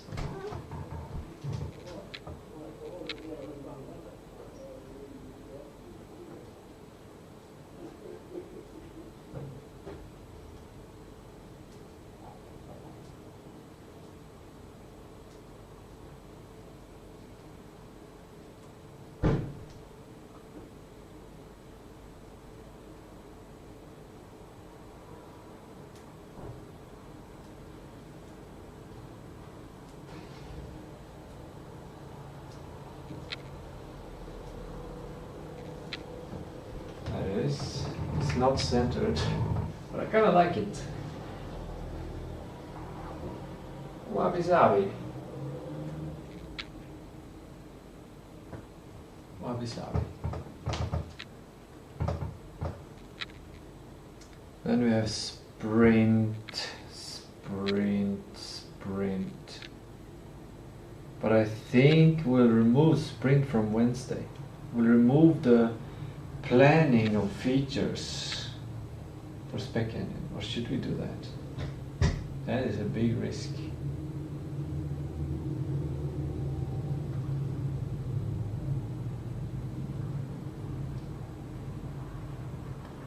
Because it takes a lot of time to do sprint planning, a lot of effort to think about the complexity of things. And I think it's better to sprint plan the actual development of the game and just have spec engine be a separate sprint plan. Maybe that's what I do on Monday, spec engine sprint plan or spec engine plan, and then on Wednesday spec engine dev. Simultaneously I feel like that's kind of what I should do.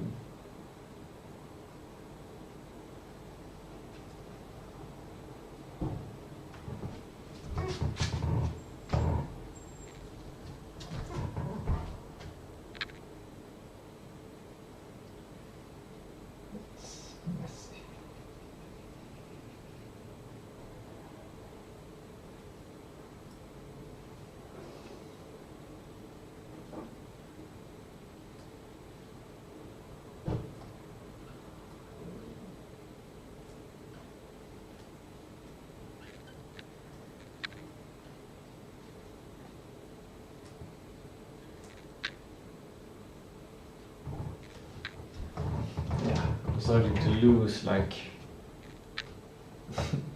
my ability to focus to write beautifully. And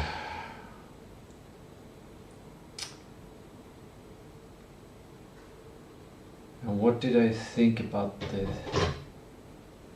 Thursday?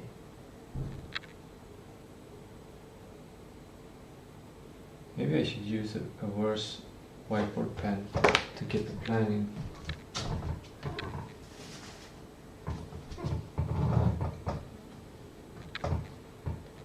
Thursday,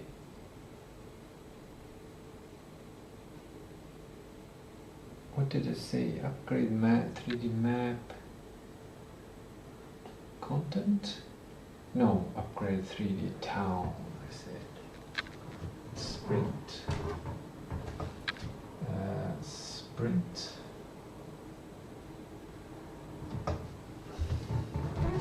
Does it need any all? No, it doesn't. Upgrade 3D town. It's just 2 lines. Okay.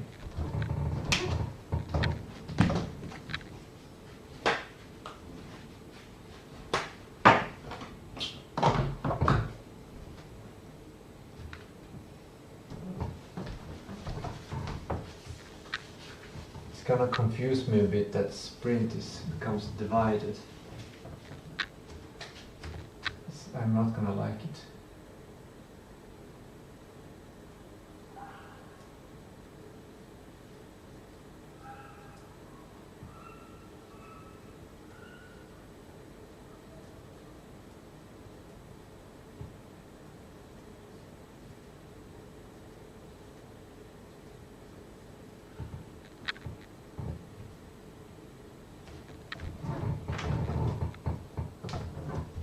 Sprint.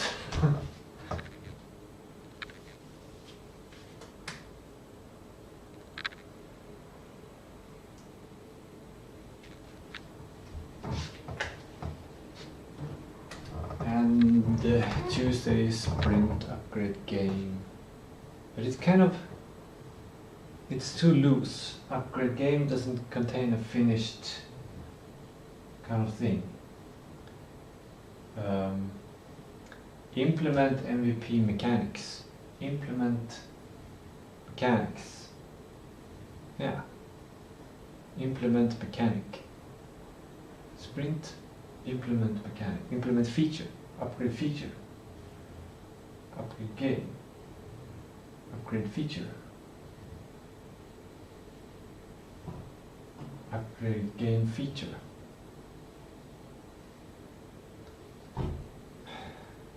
Upgrade game.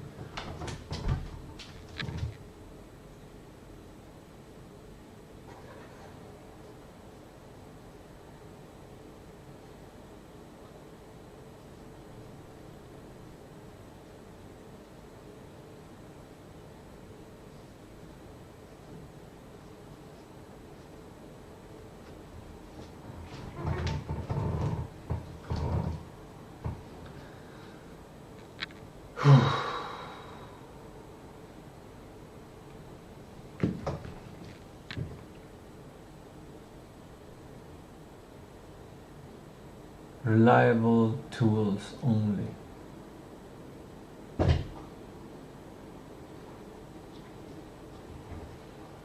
Reliable tools only. Reliable tools? Just that, reliable tools.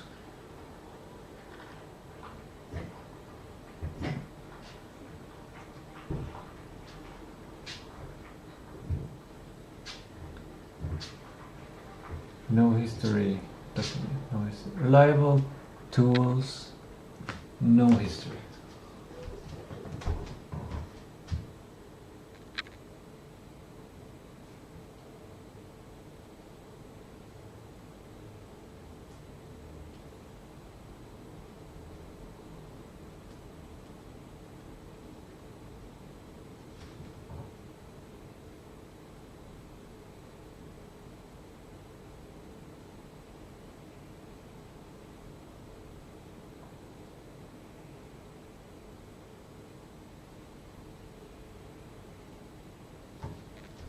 There.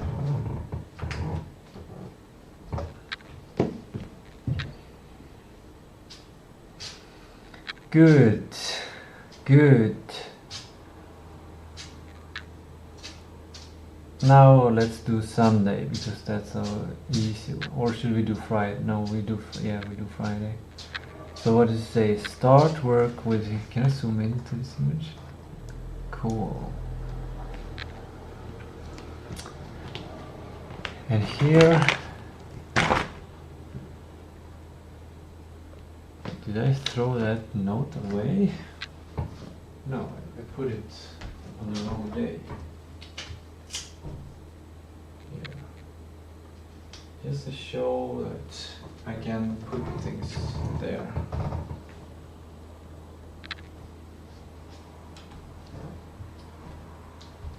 I wonder if I should put a strip there. Not. No.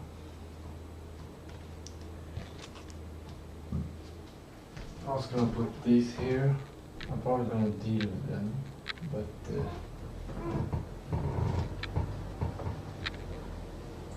it's cleaner. Okay, Friday.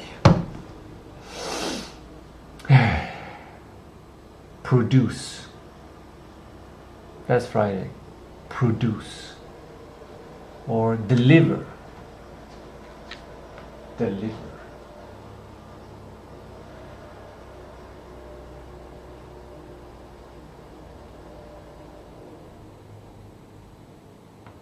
Produce. Produce is like making sure the software, or like make sure things are in production. But to actually have produced is required in order to deliver. Deliver it. Deliver it. Maybe deliver it. To really get nail into my mind, like that's the end result. That the game is delivered. Yeah.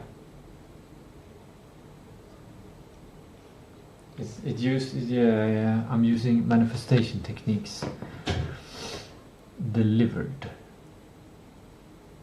The game is delivered.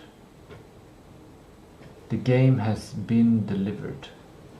That's gonna feel nice. The game has been delivered.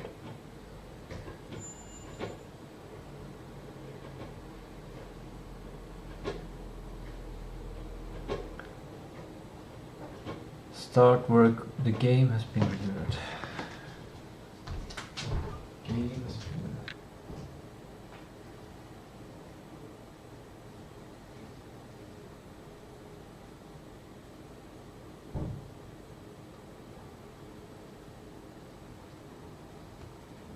The games. Yeah, games.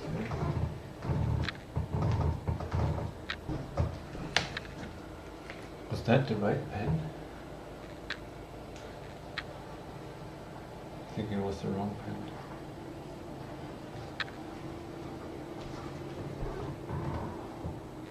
Yeah, I used a nice pen for that.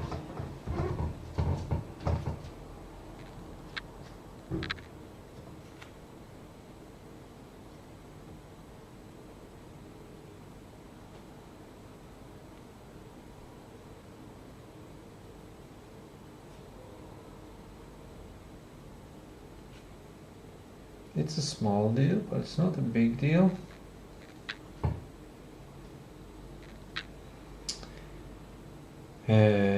Start work with reading everything on big whiteboard. Yeah, these are all like details that shouldn't be here. I wrote them there in order to deal with them later. That's what I really did. Most of it should be small, one of those small notes. Improve system, that is true, but the purpose of improving the system is just to deliver the game. To have the game delivered.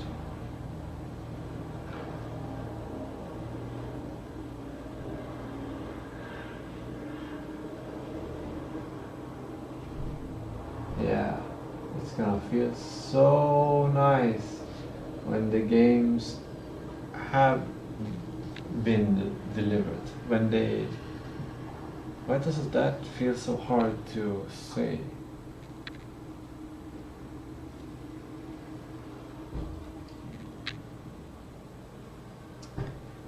Lion sofa, that's a suggestion.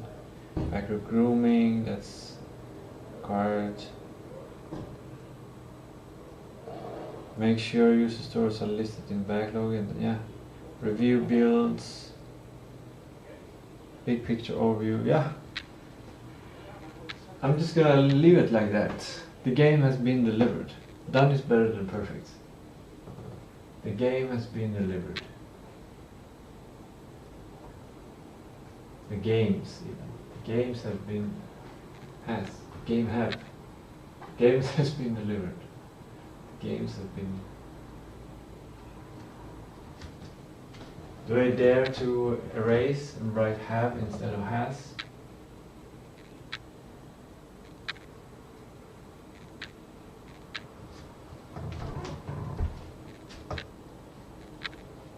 I need to erase the whole has word in order to do it.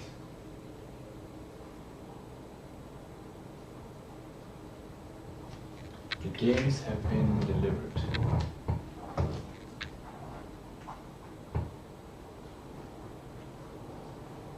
Somehow I feel like I destroyed some of the magic there. A part of me became sad. It's okay to be sad.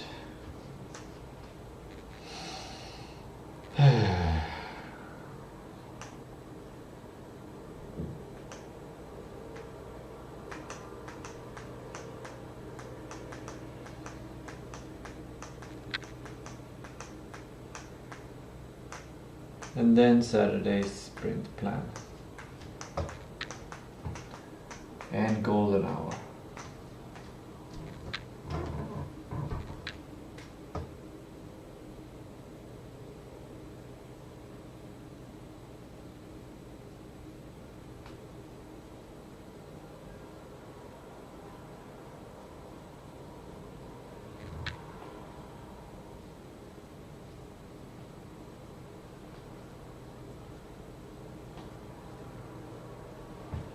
Golden hour is every day, but the golden hour on Saturday is special because it's free-ish. It's more free than the other ones. The idea is that the goal is that I should be done with the sprint plan before the golden hour. That's the goal, I think. It gives it a little more space to the day than just having a sprint plan. And then on Sunday it's admin day, and that's just survival. Maybe I could call it survive.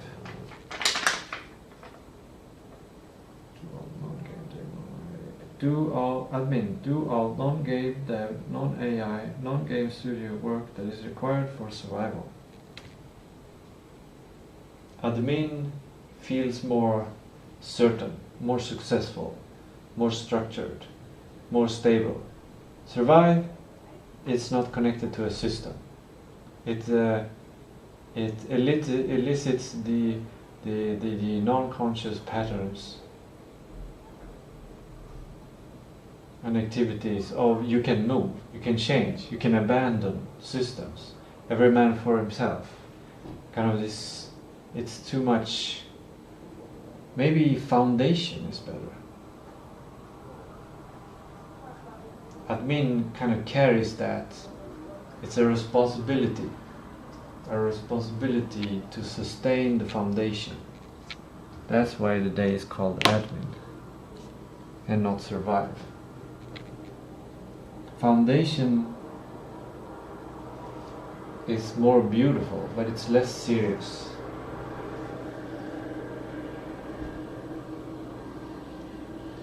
Maintenance could be maintenance,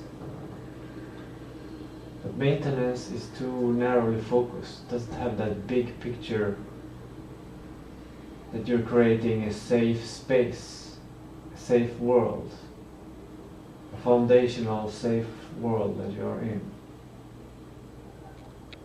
Like it's not just a foundation, it's like a country or like a domain. Domain. Domaintenance. Domaintenance. Domain. Domain is more magic than admin. Domain really kind of, it's more powerful than admin. Domain. Domain. I'm gonna do the super design on this one. The Alien. The Alien movie has such a beautiful letter spacing. It's such a simple thing, but it makes everything so beautiful, and that's the title of the movie.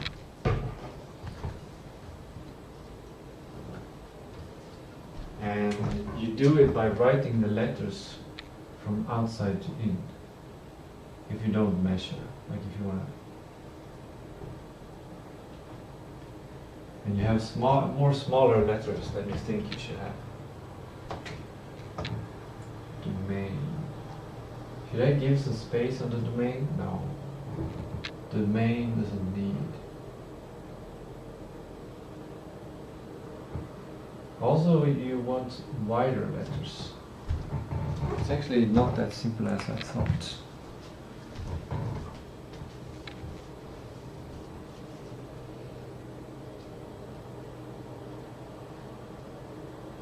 The D doesn't.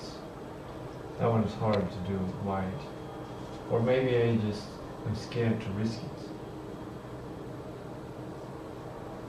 No, that doesn't give anything. Not quite either.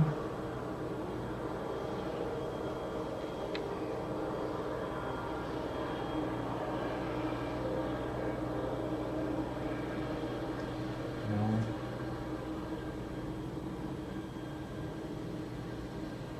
No, too wonky.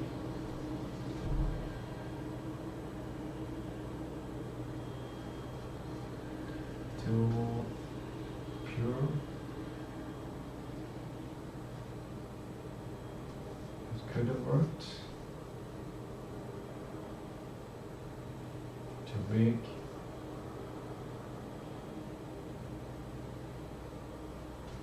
Too small.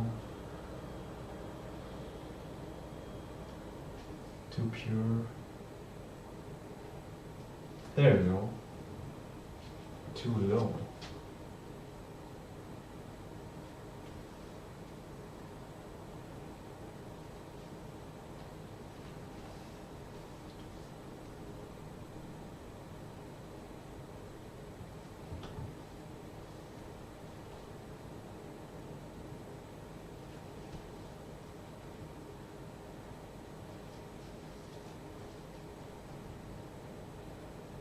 There we go.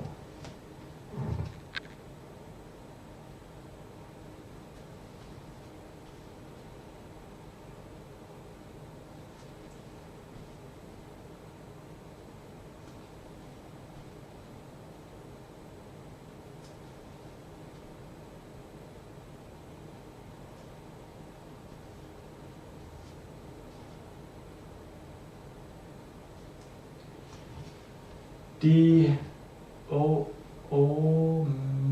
may. So something like that.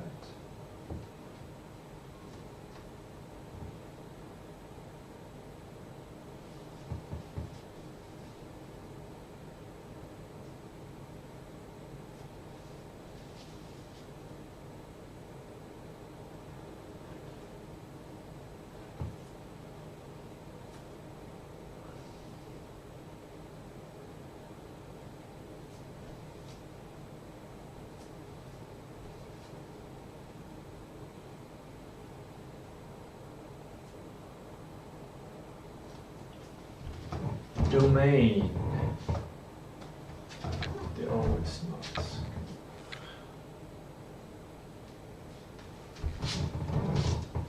Domain.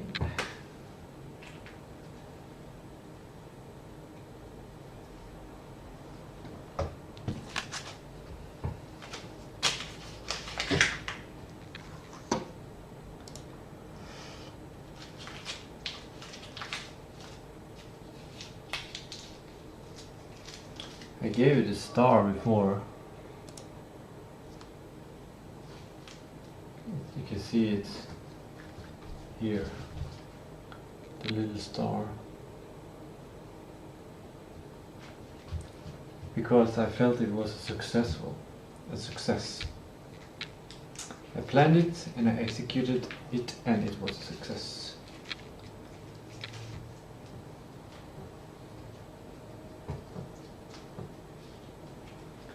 So I guess the domain is like it stabilizes so I can work the next week and then the next week and the next week and the next month and the next month. It stabilizes everything. Like the, I don't know.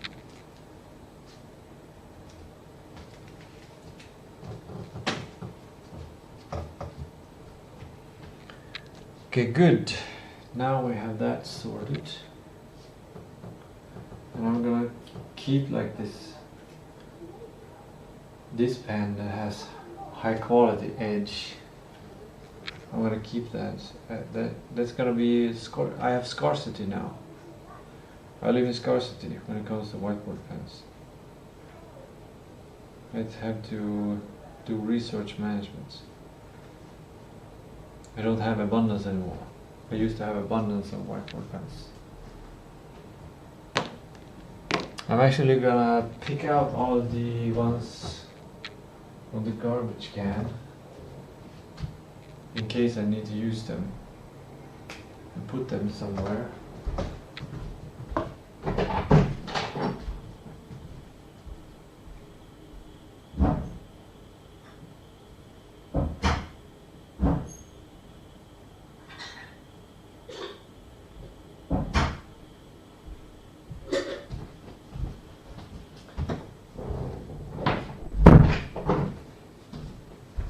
I'm gonna put them in this jar.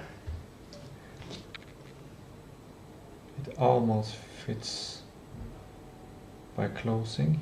I was thinking of closing it to keep it from evaporating the ink.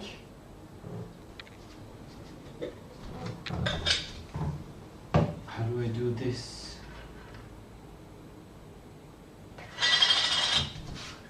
I want to do it exhaustively to get it all.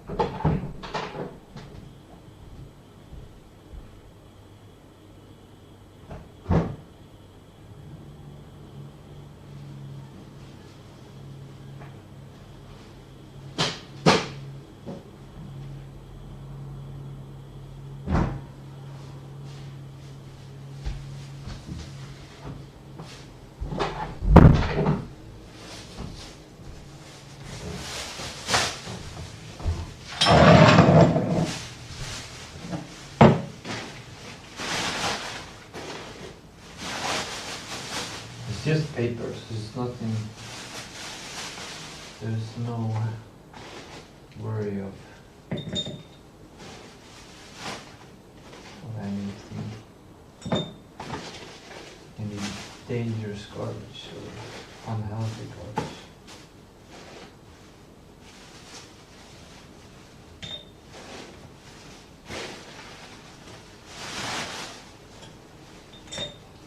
The cake contains 1 or 2 earplugs.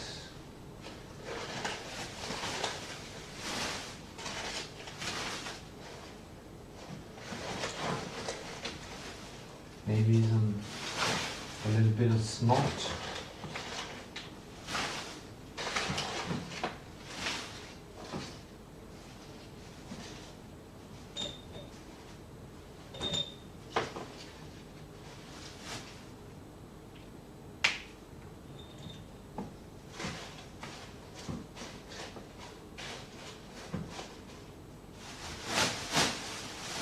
I have an abundance of garbage bags, so that's gonna be weird if I don't open up.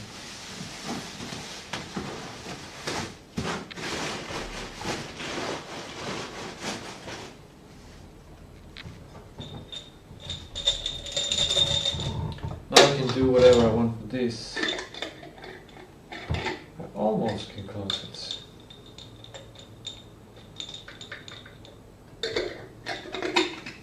Yep.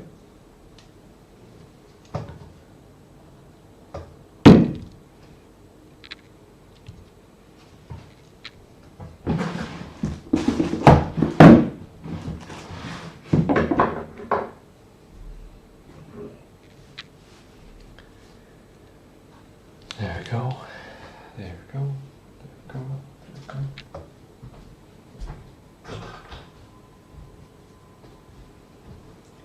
Slowly improving, step by step, cleaning my working memory. Need to clean up this.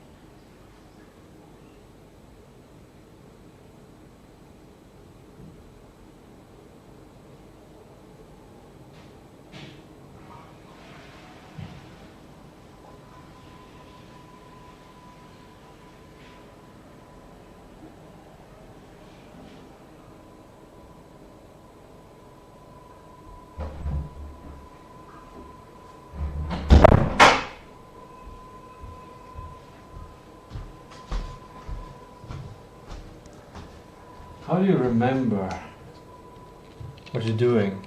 Like going to the bathroom. I remember that now my plan was to, after I've done this,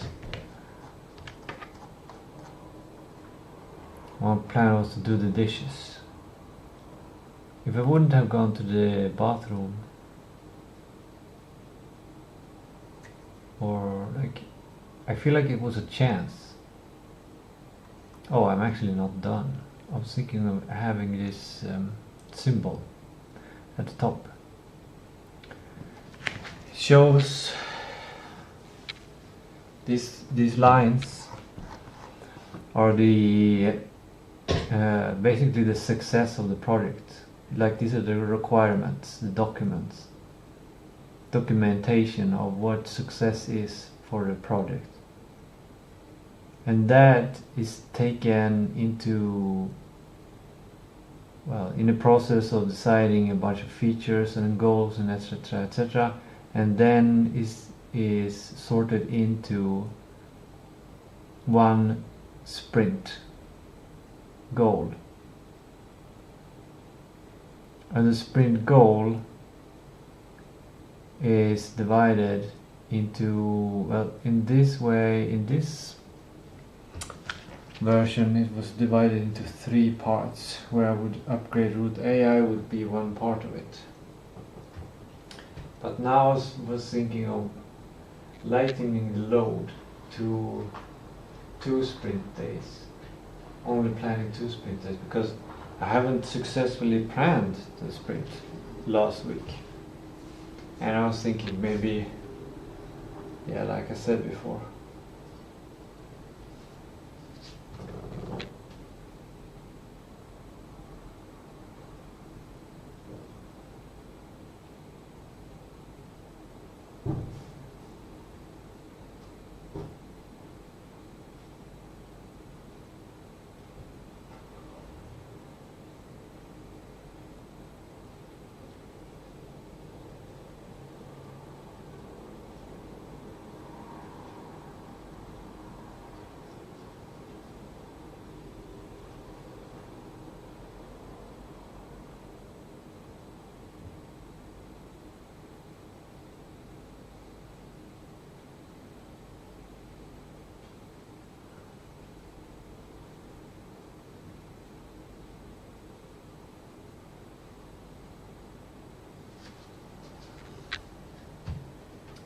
anyway, this sprint is divided into like epics, 2 epics.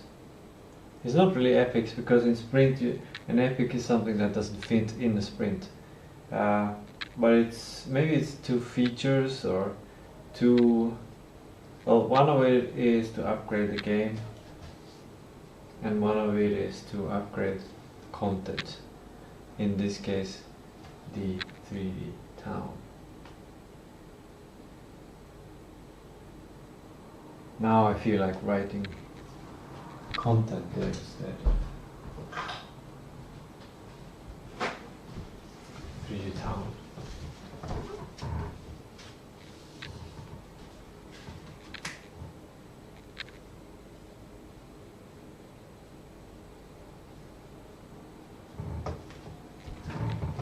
I made the intuitive connection.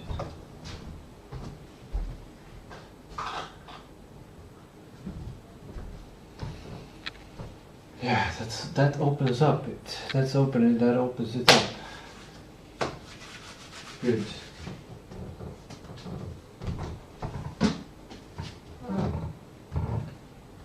That opens it up. That opens it up. I like the G.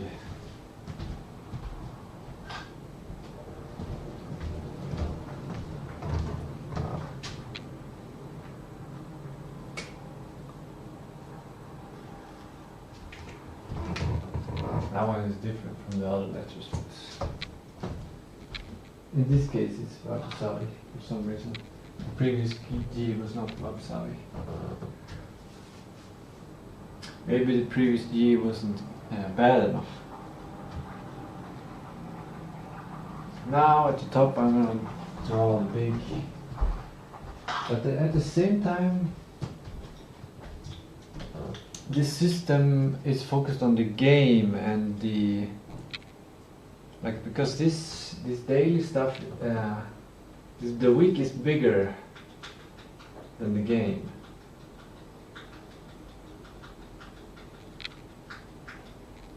I'm working on the domain.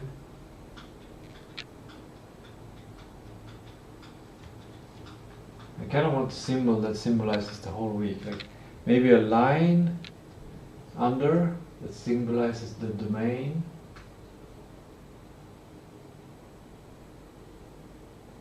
Like the foundation, and then this symbol on top of it.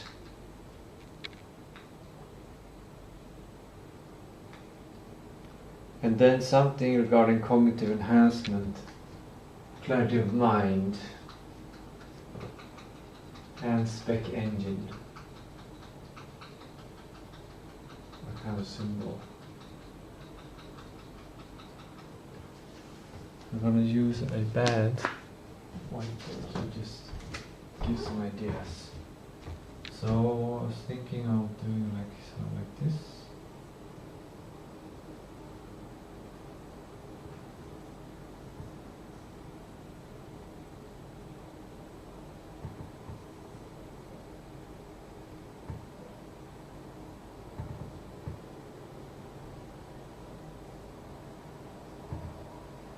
And this is the domain under there.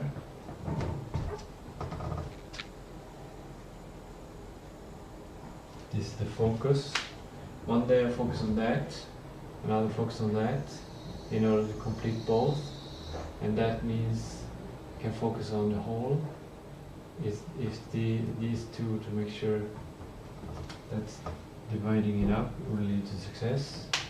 And then this, doing this over and over means I achieve the requirements of the success of the game. The success of the game, but that doesn't contain the producing.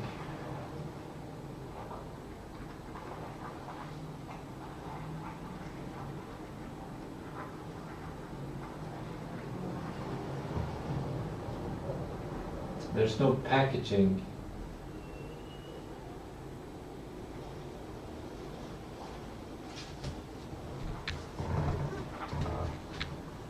That produces like the software and everything, and that enables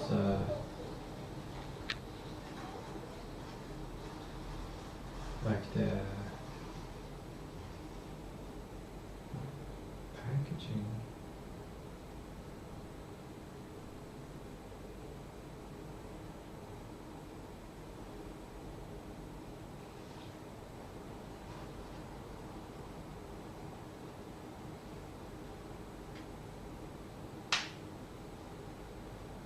Maybe just it.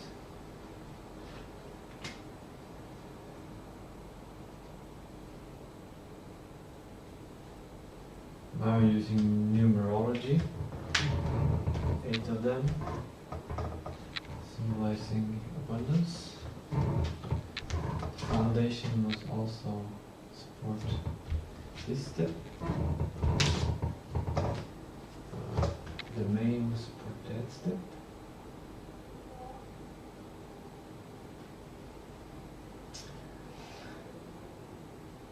This is the sprint plan, basically. And this is the interface between the sprint plan and the sprint days.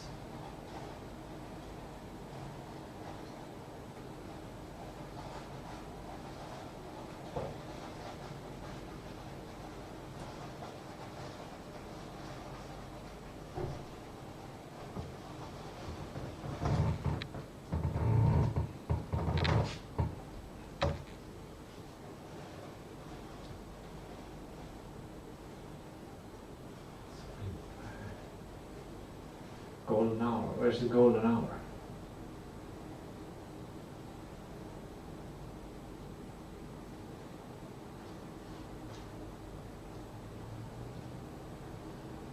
And where is the high quality? I guess the high quality is in the sprint line.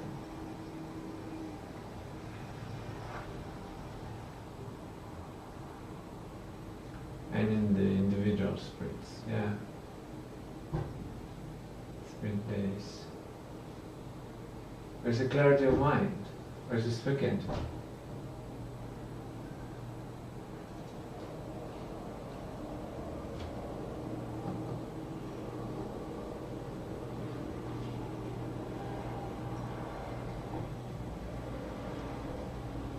Maybe the clarity of mind is that it's written, it's drawn in a perfect way instead of this way.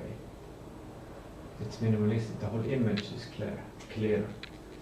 But the spec engine, where does the spec engine? It's some kind of gear. It's about automation. And it's supposed to make these arrows lighter, easier, making these ones easier. Maybe it's something like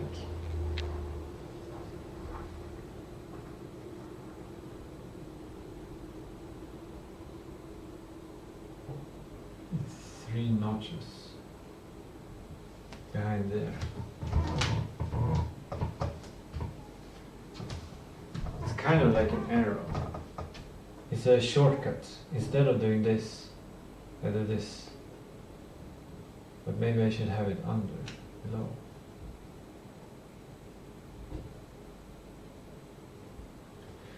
The worst thing is like, this is probably the best version of this that I'm gonna do, like the first spontaneous version.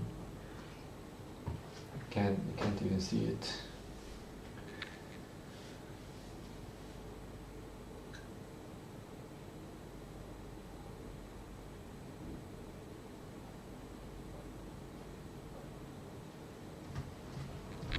The spec engine should be here.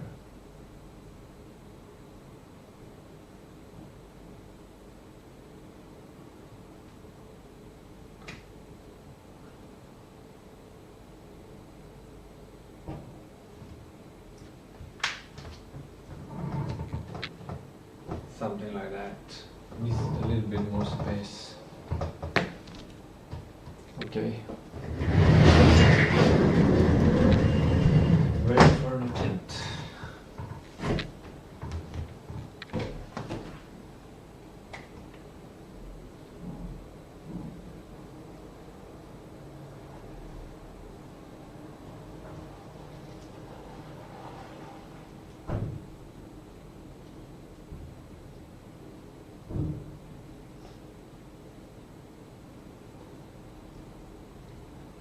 There are 5 parts.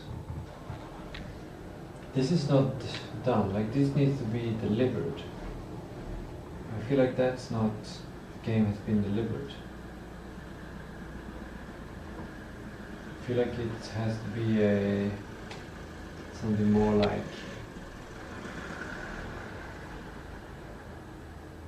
the game has been stacked like this.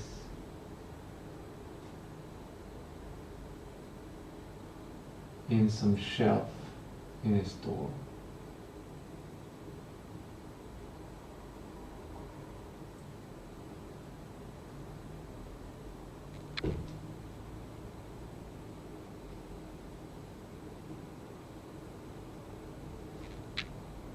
That is delivery. That is the symbol of delivery.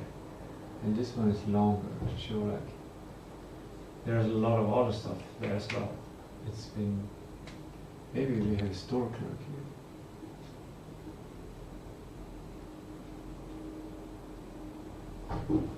There, game has been delivered. Is that good? It's good enough. I need to be reminded of this good feeling of having it delivered. And this triggers me to try to find that state.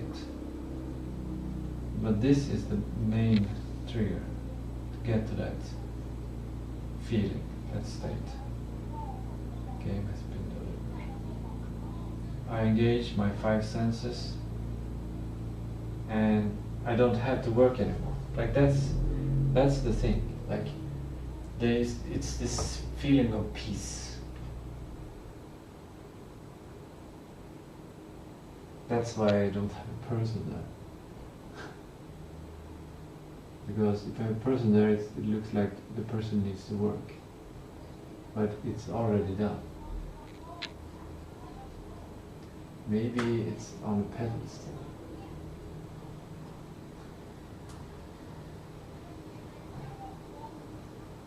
Like that.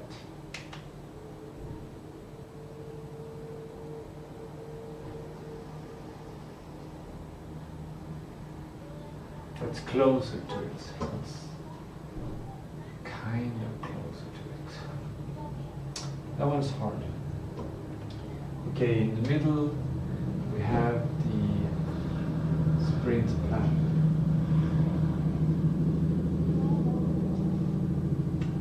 And then we have this one is too low.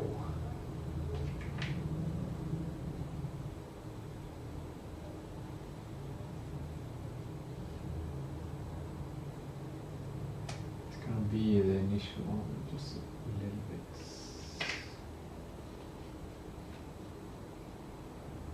That's gonna something like that, maybe. But the thing is, like, for me, what I will experience when the game's delivered is like I'll not have any copies here because they're delivered. Everything is like cleaned. But I guess like there's I gotta have a stock.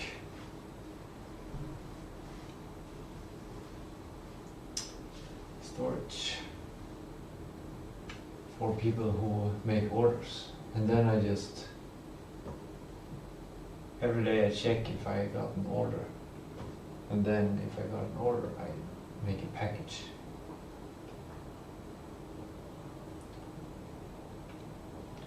So this is like waiting for orders or something.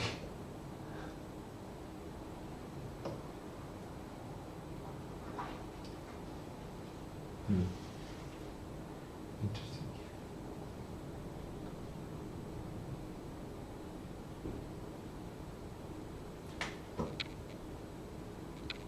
The requirements.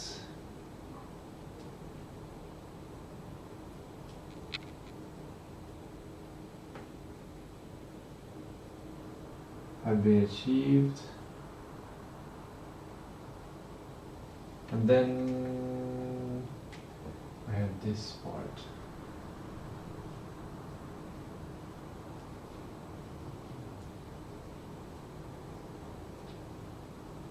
Of combining them.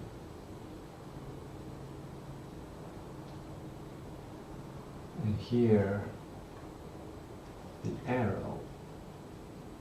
Now we have the direct version, we're just doing it.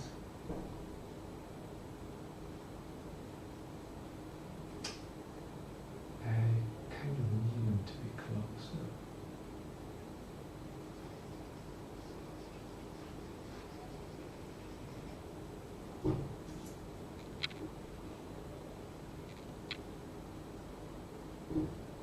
And smaller.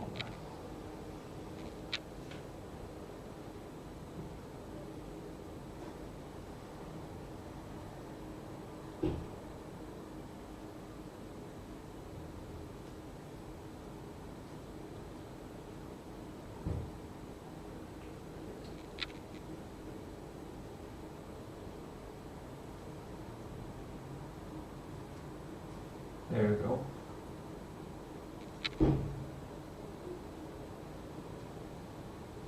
And the initial idea of the spec engine is to make it easy to develop the game, not to upgrade the content. So here we have a ball like that. Then we divide into 3 parts. Equal as we can.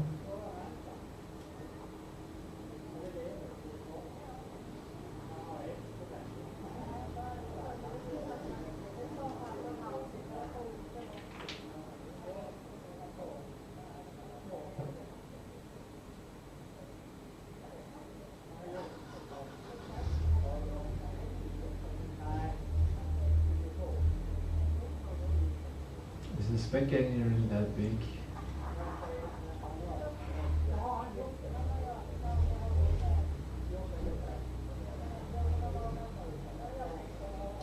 Shouldn't be that big.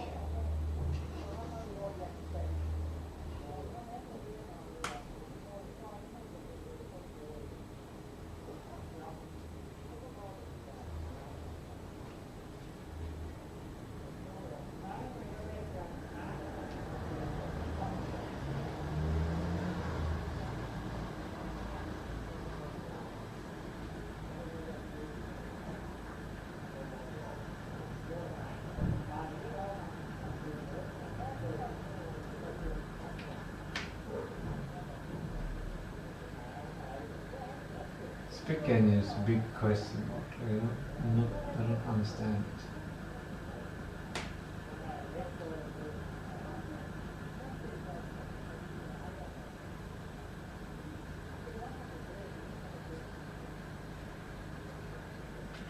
Needs to be useful.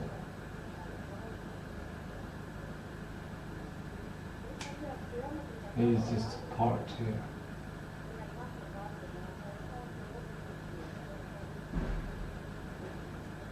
Needs to aid development and not be a burden.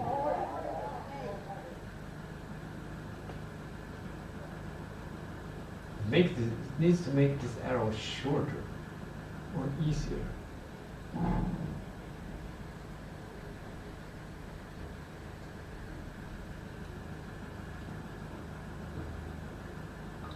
It's an alternate path. It really is an alternate path, and that's what makes it confusing.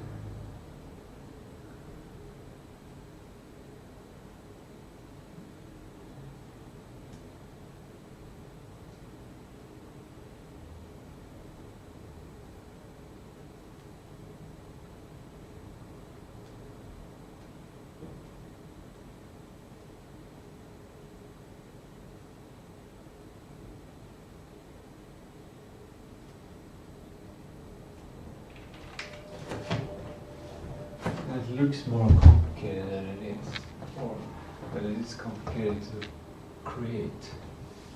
I want it to look more perfect. Maybe gears are tricky.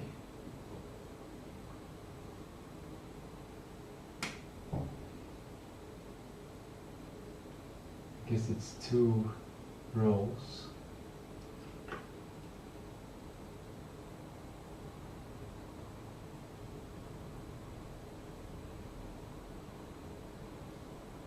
No, that's the reverse.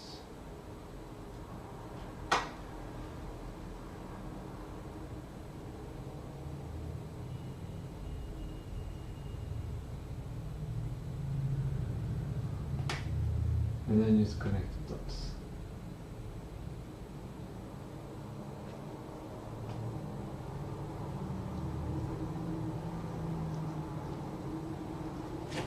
Yeah, that's it. But I don't like the arc. It needs to be more accurate, more round.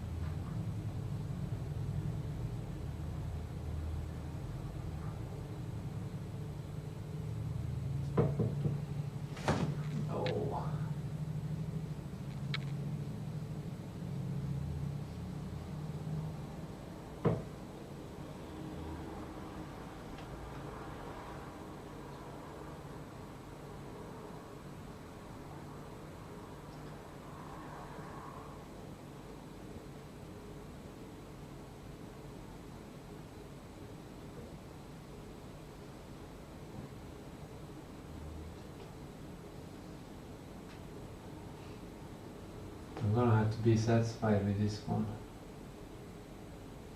Can't spend all the time here.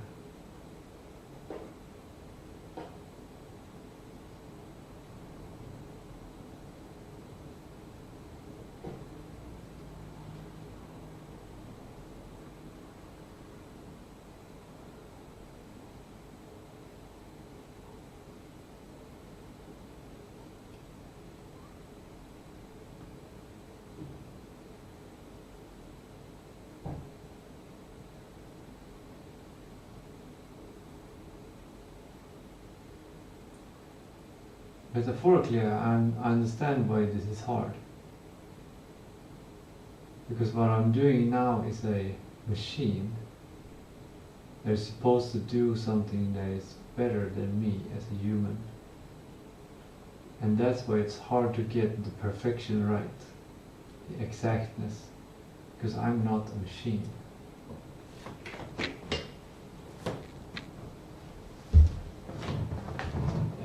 Symbolizes, I guess it symbolizes the challenge. And the requirements need to be more pure like that. And then we have the domain that supports everything. And maybe I prioritized incorrectly now, because now the domain is gonna have a more fuzzy line than the rest.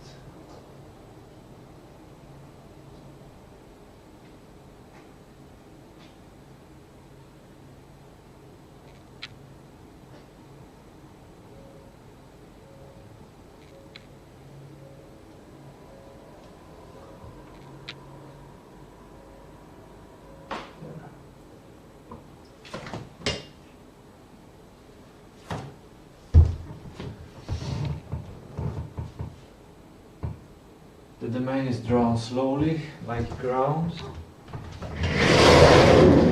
It's not perfect, it's just stable and reliable. And stable enough. And sterile enough for the work to go smoothly.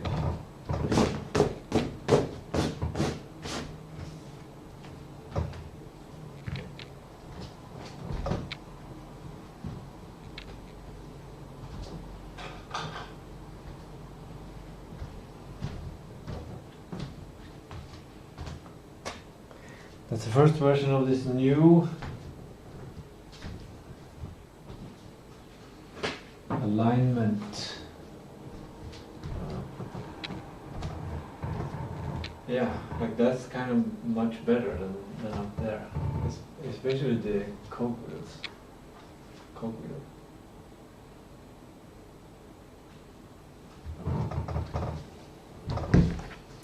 I'm gonna grab an image before I erase that.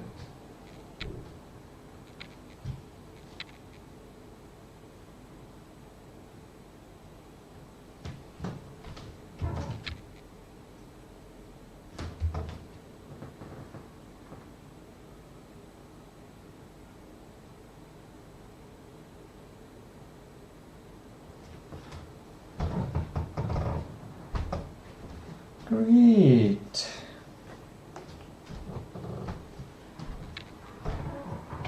Sadness. Destruction. Cleaning. Sadness is gone. It's cleaned away. No sadness is gone. There's apathy instead. Isn't that a cool upgrade? My system was tested before with the done is better than perfect principle, and now since it's worked well for 2 weeks, it's been solidified and beautified, simplified. Yeah. What are the 5 process steps? Remove requirements, delete.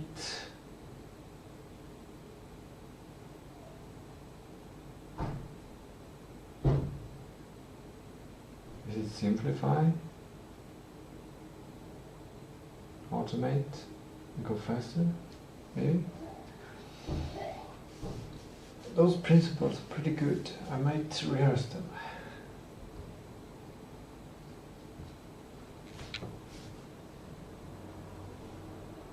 It's a beautiful plan. That's beautiful. It actually is beautiful. And I like the games have been delivered part, because it feels like a signature. I've signed off on it.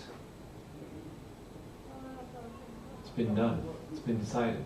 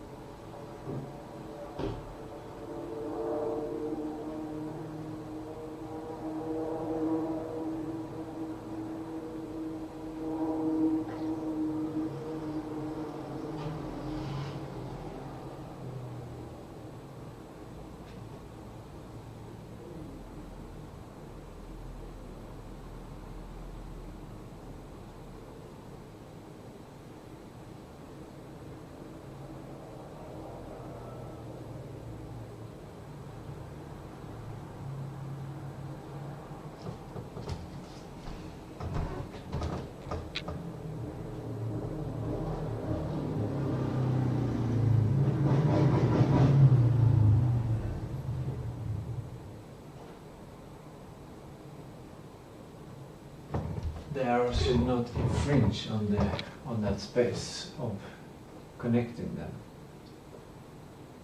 I make them, I connect them, achieve the sprint goal, which is a version of Jörn Mysterium most often. I meet the requirements of the producing of the game, the guidelines, the requirements, and the games have been delivered.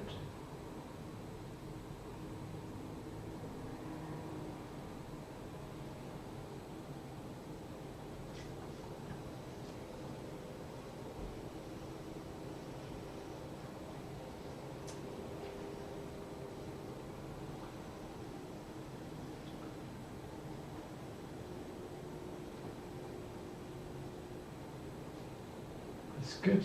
It's good work. It's good work for today. It's something I'm proud of. It's beautiful. Maybe now's the time to exercise. It's 14. I'll exercise for 30 minutes or 40 minutes. 14:40. I take a shower until 15. At 15, I eat. Then I enter golden hours pretty early today. But I did start early today. Was it 8:30 I started streaming or something? I streamed for 5 hours 22 minutes.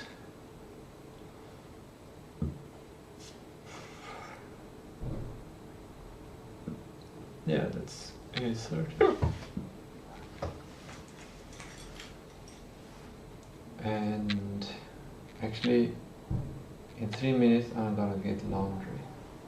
So it seems like everything is lining up again. It seems like things are lining up again. I'm bouncing back from yesterday's turmoil, which is great.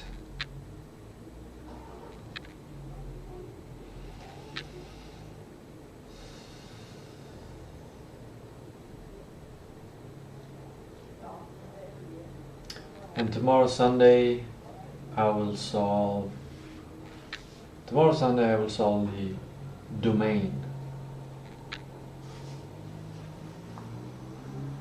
I'm gonna upload the photo and show it on the stream.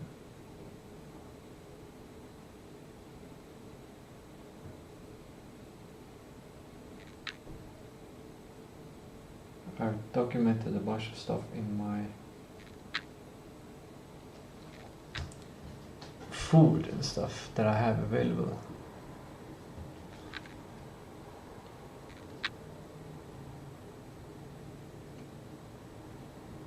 And I can easily look and share that tomorrow. That's cool.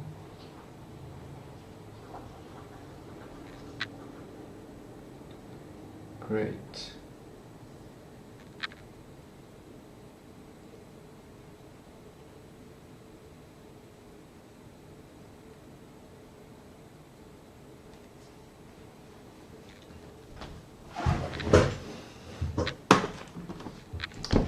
Again, like many of these things are things that I should have done tomorrow, but yesterday.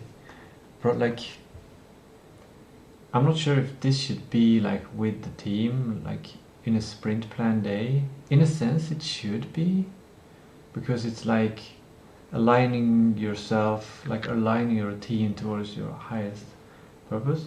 But it's very much the product owner thinking, producer thinking here. It's a lot. At least, maybe it can be divided.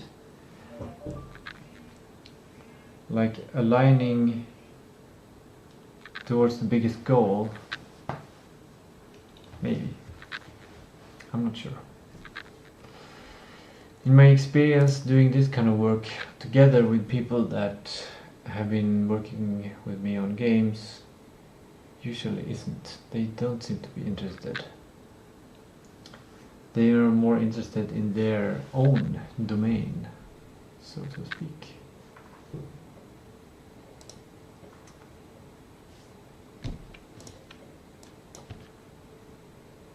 I'm going to download the photo.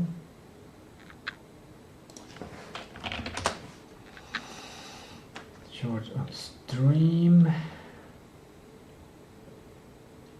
Oh, I haven't photographed the final one. Well, that's fine.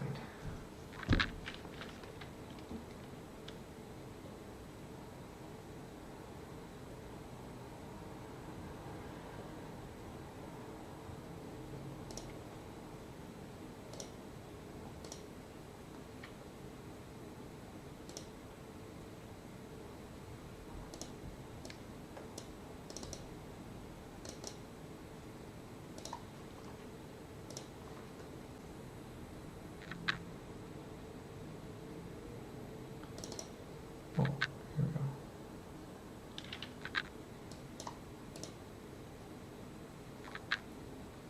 Where is the previous one? Oh, it was from yesterday. Here you can see them side by side.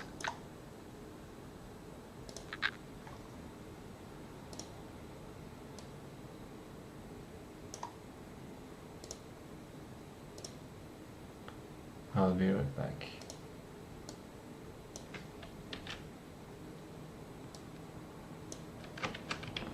Why?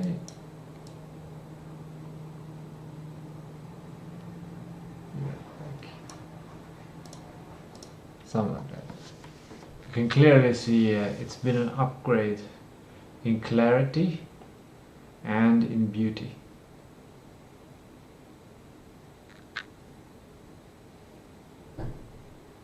It's more clean, it's more lined, it's more updated. It's also more abstract.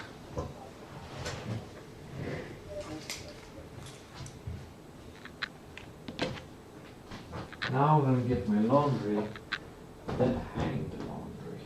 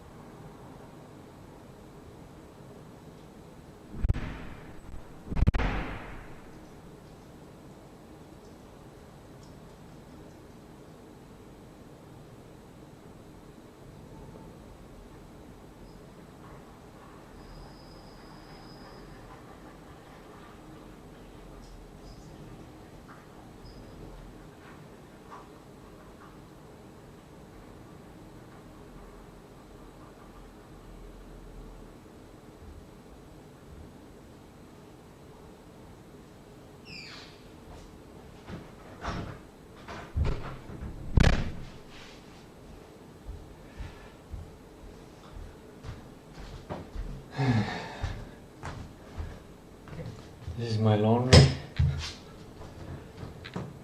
It's one load. I try to just have not more laundry than one load that fits in the machine. That saves a big chunk of time.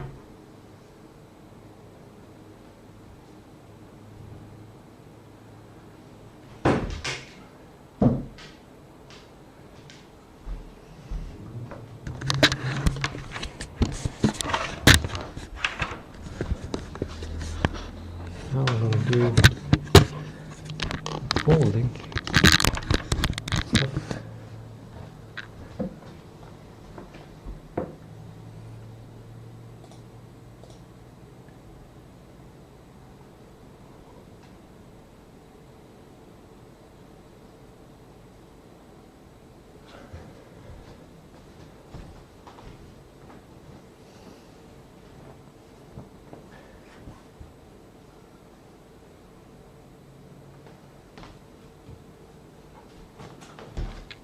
I have a bunch of wardrobes here I can use.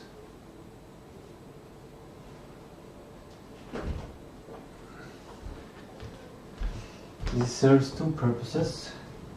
First off, I don't have to battle my neighbors for the drying space, which is when I want to make laundry, it's occupied. So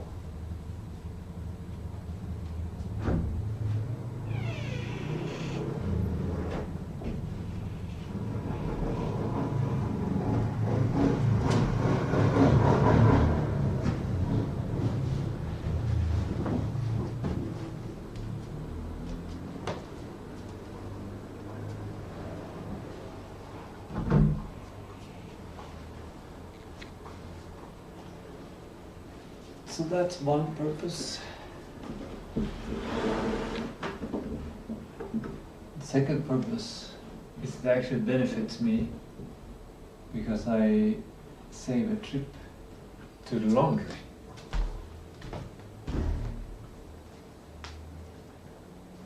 A whole trip.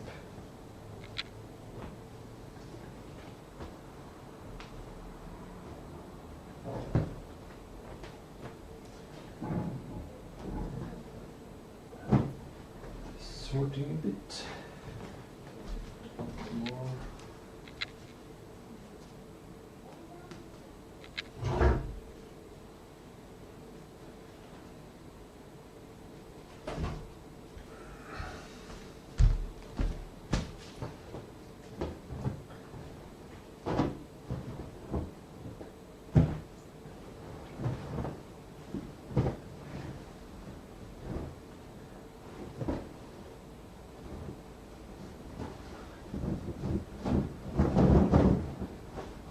This is also abundance thinking, but I think this is normal for people to always have. I don't know, it's probably not normal for everyone, but when I grew up, we always had clean sheets available. We had an abundance of sheets, so if something happened, we had a storage of clean sheets that we could just swap out. There was never any shortage of clean sheets. But that is something, like that's a piece of culture that I grew up with, which is very good. And I guess not everyone grew up with that. Always having a little storage of clean sheets ready.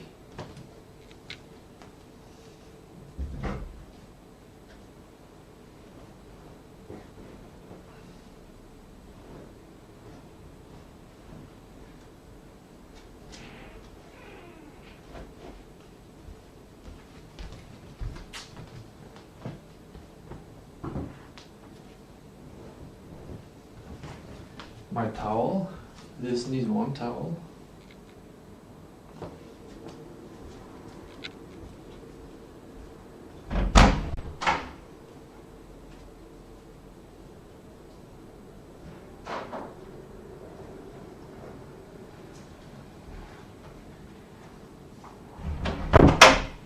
I mean for the body. One body towel. I have two small towels for hands. One in the kitchen and one in the bathroom.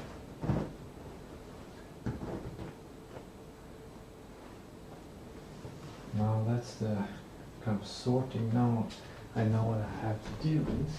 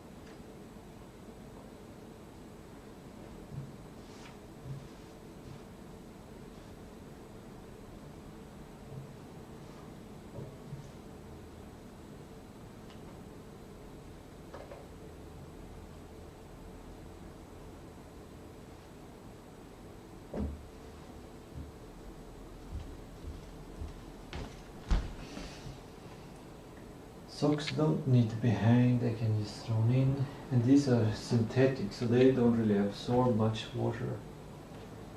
I usually can just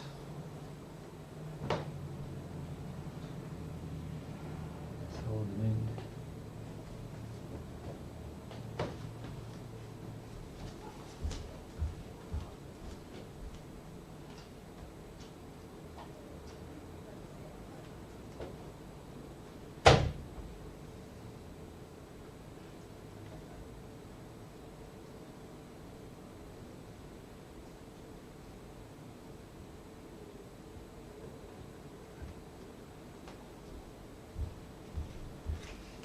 Done. Now it looks like that. Full of clothes hanging.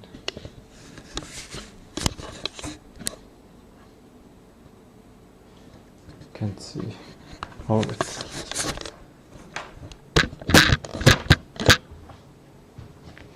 slowly but surely we're establishing domain. I think this is the main things, really. Maybe I should do it tomorrow, but the main things gotta be prioritized. Survival of the domain.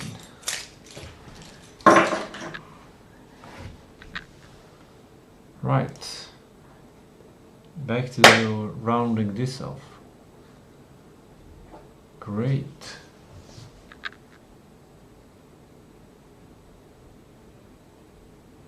Clean and focused. Yes, I like it. Especially upgrade content. Content has this nice bend to it.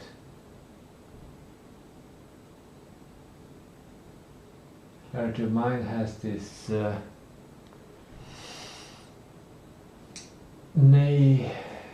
like childish clarity to it.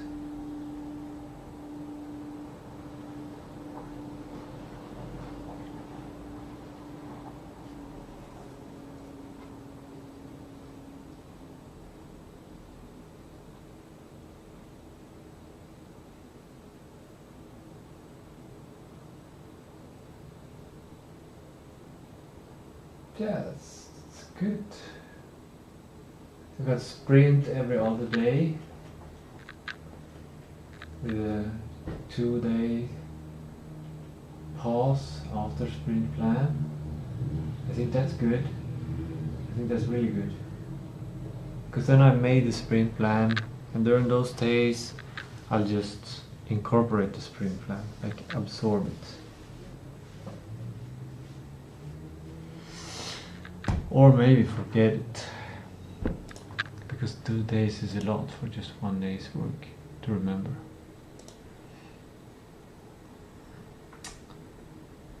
This is old news, I haven't been using this for a month. I might start using it. It was to check how many tokens I left. Right, my idea was doing the dishes. Got sidetracked on a bunch of small things,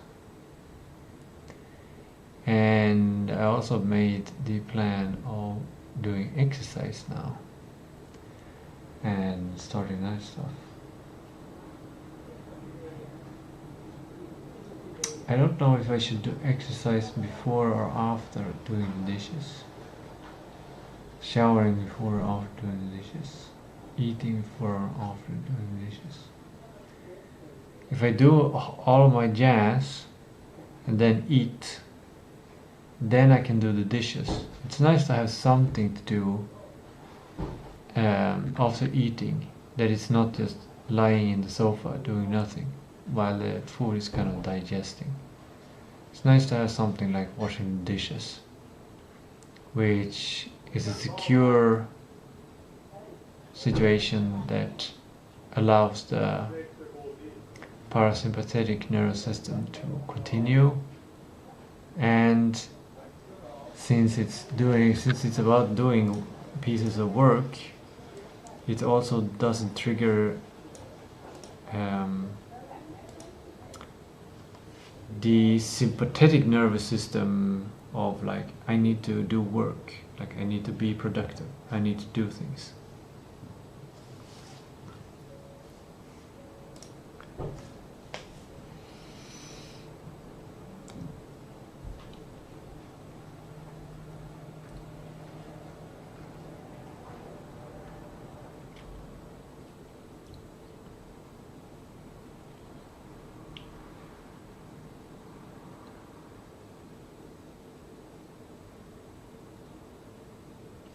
I feel a bit tired. I think it's good to do exercise.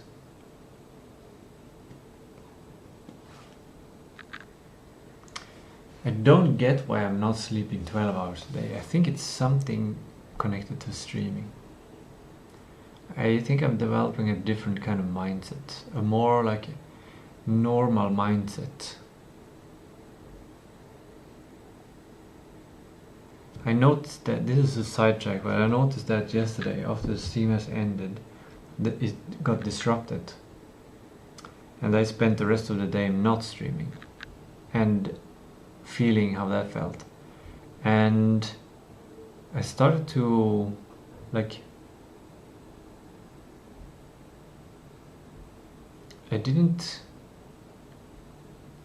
I wasn't structured and ordered like I am on stream. I was in disarray.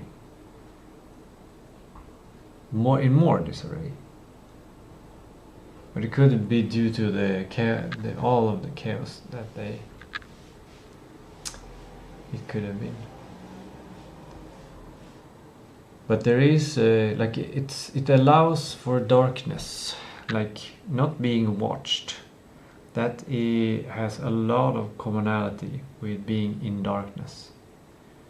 And if you live a life in darkness, in order to survive, you gotta have ways of life that are opposite of what is good if you live a life in light, where you are seen, where everyone is seen. When you live in light, like being watched, then you are seen, you are in an environment where people are seeing each other, and the great ways to survive are opposite from the great ways of surviving in darkness. The necessity of surviving in the darkness. Maybe the best strategy in darkness is to start shining light. But that, I don't know about that one. Because you instantly become the target. It's the opposite of being the black sheep. If you ever heard of white sheep, and you are the black sheep of the family or whatever, you're the black sheep. Everyone sees everyone. It's a light environment, and you are standing out. And this is the opposite. In a world where it's completely darkness, where everyone is the black sheep, the white sheep, or the light sheep, like if you're shining, if you shine light, you're gonna stand out and be just the same. You're gonna be a target of all of the surrounding culture. It's the same when you're the black sheep in a white culture. It's not a good word because it means something too specific. Color of your skin and stuff like that. But what I mean is the contrast and the connection to light. But I do think, like, having a dark skin, if I had dark skin, it would be easier for me to hide in darkness. It would be. That's just a fact. I don't think anyone can argue with that. But we gotta be careful to make judgments. We cannot make prejudice upon that. Absolutely not. But if we want to be truthful, if we want to be thinking about the fundamentals, but then again the question is, why would we even care that a person who has a dark skin have easier ways to hide in darkness? That only becomes interesting if you have a culture, or if it's disarray, if it is chaos, if you don't want to build civilization. But if you want to build civilization, the solution might be something more like start shining a light, start putting lights all over the place, instead of targeting others. Because if you targeting others and like hunting, that's a darkness strategy. In order to be a successful hunter, you gotta hide yourself from the thing that you're hunting, so that the thing that you're hunting cannot hide. Like if you're hunting an animal, you can't let the animal know where you are, how you're gonna hunt it, how you're gonna attack it, what you're gonna do. You have to hide not just like your physical self, but knowledge about yourself, about your presence, about everything.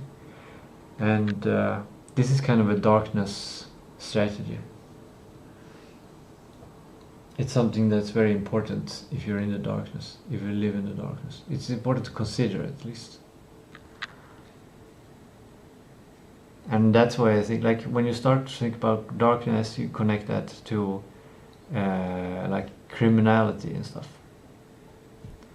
Living in darkness, if you have a hard time living in light, and you have an easier time living in darkness, then you will keep cultivating the techniques to keep living in darkness. It's the same with criminality.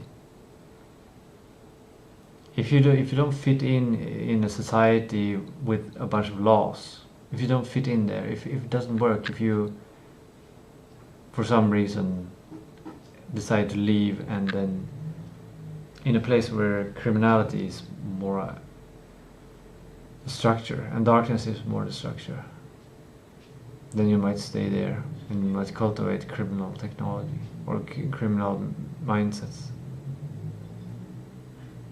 And that cultivating that more will obviously make it harder to fit in a place where there's light and everyone sees what everyone does. Everyone knows what everyone knows.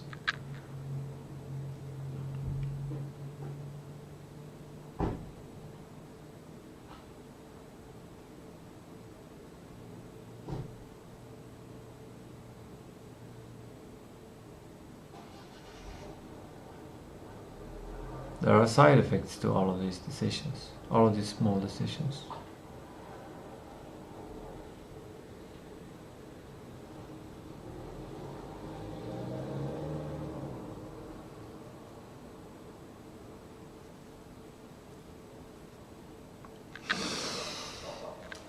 Okay. Now I'm going to... I realized something. This is a sidetrack before I decide if I'm gonna do the dishes or do exercise or something else. I was seeing my little system here, my micro movements or move through the day system, and I was thinking I haven't been using it, and I was thinking it's one of those situations where there's overload of my own systems. I usually encounter this when I create a bunch of systems and I intend to, or habits, and I intend to follow them. At some point it becomes like an abundance of systems. So many, like I can't do them all. So I have deprioritized following the micro movements, for example. It has been too much. I've decided that it was too much. But I should probably not. I should probably note that and think something like, okay, now I have enough systems. If I want to add in more systems, I need to remove a system, or make systems more like a habit, simplify them or something, so it doesn't require cognitive load. Yeah. So probably need to like this move through the day protocol with the small notes. Probably need to simplify that and make a version 2 of it if I want to keep using it. Well, if I want to level up, because I still use it, it's just I don't use it as often as the system was designed to. And partially what it is like, I think it's opposite game theory. It's because when I pull, it's like a reward system. It's a reverse, like it has the reverse effect of a reward system. A good reward system is like, it doesn't cost much to do an action. Like you've already paid to do the action. Like in a casino, you already bought all of the chips, or you've already come with all of the chunk of your money, and you just need to put in a coin or put in a chip or do something to maybe get a reward. And I think partly why it makes it addicting and effective is that there's a chance that nothing happens, and there's a chance that something good happens. And what I've done here is the reverse. Before I go into that, I want to tell you shortly about a psychological experiment I did when I was studying at the university, Umeå University in Cognitive Science. A psychological experiment. I made a memory game. I did it together with someone. I did the Godot, or whatever.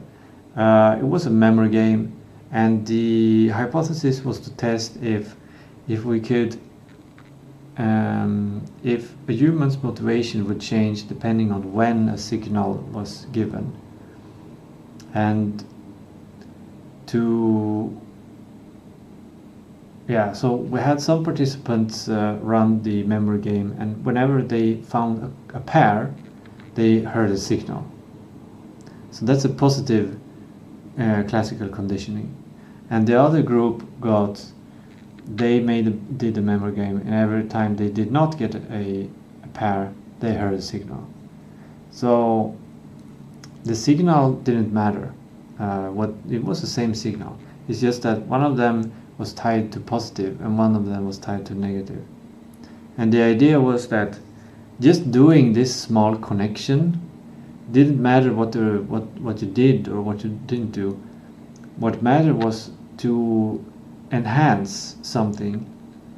Like when you played the game and you got a pair, you got visual feedback that you succeeded.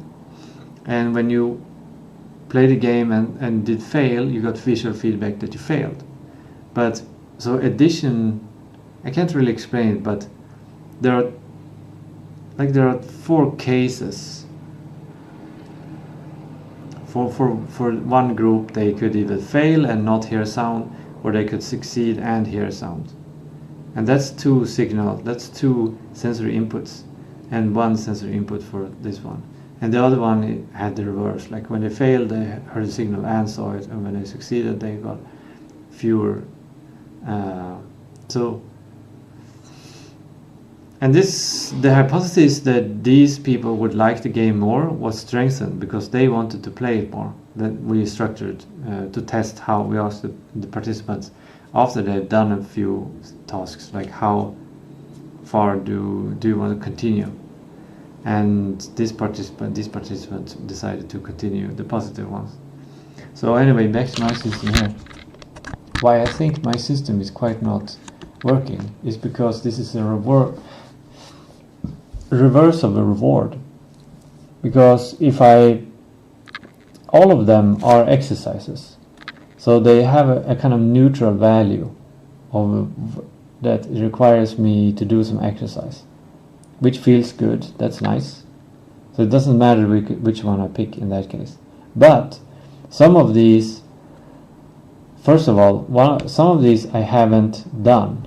That means I have to look them up. And that takes cognitive load, and I don't want to, that's a punishment, feeling wise. And the other is also that some of these contains 10 minutes of workout. And then I have to do the cognitive load of deciding, should I do the whole workout, should I change the video, it's more. So the system has a reverse reward system.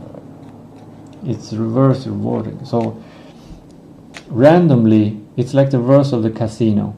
It's like I come with my chips, and it's like I can put my chips in the machine, and randomly, instead of getting money, randomly I lose more money. Which doesn't it's not the perfect metaphor or analogy, but you kind of get the idea there. that instead of randomly getting rewards, I randomly get punishments. And obviously you wouldn't want to take a chance at all there. So I think that's the main problem with this system. So it needs cleaning up if I'm gonna use it more. That's why. And I'm thinking one of this, yeah, that takes cognitive load basically. Yeah, you know what? Cleaning up working memory, that's my job here. So what I'm gonna do is I'm gonna retire this system. That is what we're gonna do. I'm gonna keep all of these small notes, but the actual system is retired for now.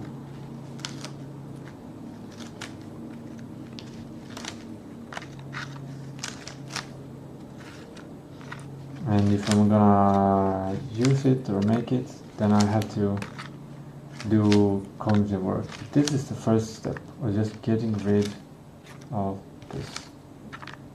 So I don't constantly think I should be doing this, but I don't want to. I should be doing this, I don't want to.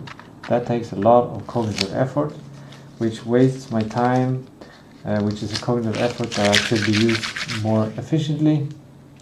And now we have a much cleaner space. Good decision.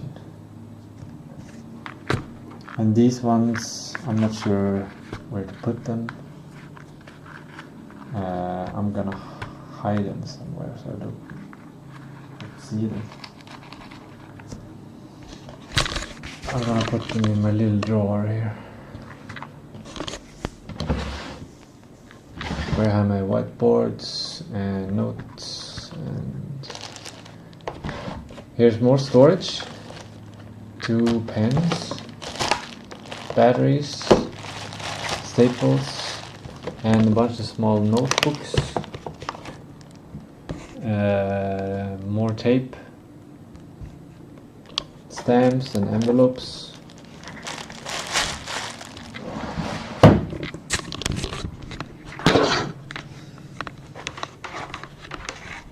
Also what I'm gonna do, I'm gonna retire this system while I'm at it. This is pretty ugly.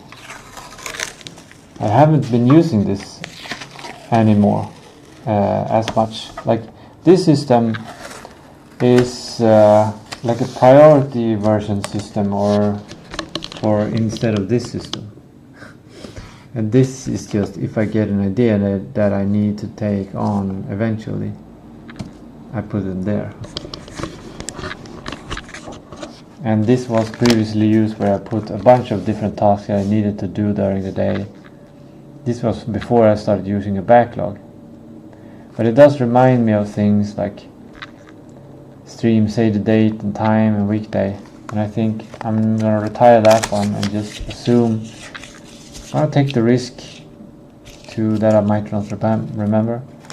And this is just information regarding AI requirements. Like I can run a 14 billion model, for example. Quantization of 4 to 5. And the size of context. Yeah, it's just a data note. It shouldn't be there. Actually, what I should do is I should put this one here to deal with it, to move it somewhere. Now I have an even cleaner workspace. Now I just need to get rid of all these stuff. That would be great. And that, and get rid of this and that. I don't want all this either. To lighting low, like it has distraction tags. Logos. All the logos have distraction tags. That's why I wear clothes without logos. There's no distraction there. Makes it easier to focus.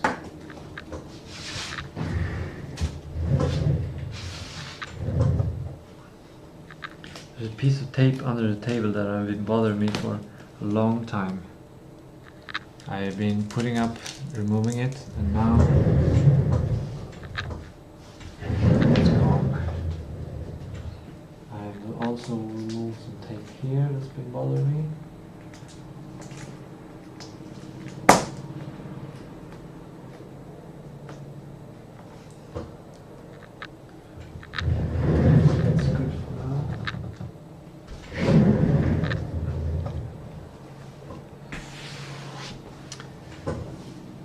Monday is gonna be nice, then I'm gonna do a clean, or maybe I should do cleaning on Sundays.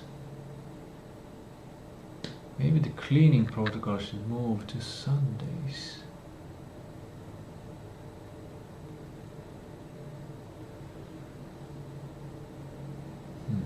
That's an idea. Okay, now what?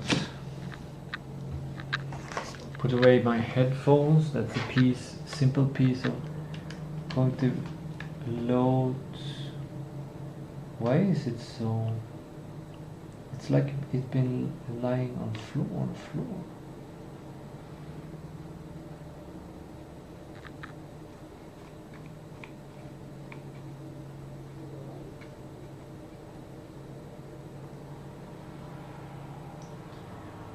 I need new headphones, or at least these, like these have broken, the pillows, like they started to shed out. They used to be covered in like this more shiny material, and then I cleaned them up because these are good headphones. They cost like 1,000-2,000 or something like that. Okay. Now I'm slowly getting a cleaner place. Easier to think.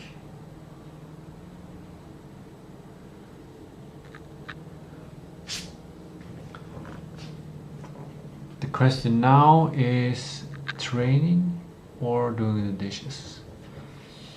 What kind of principles? I know what I'm gonna do.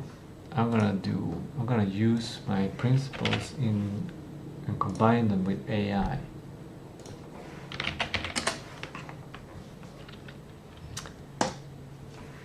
I have a situation of tasks and I need to prioritize them.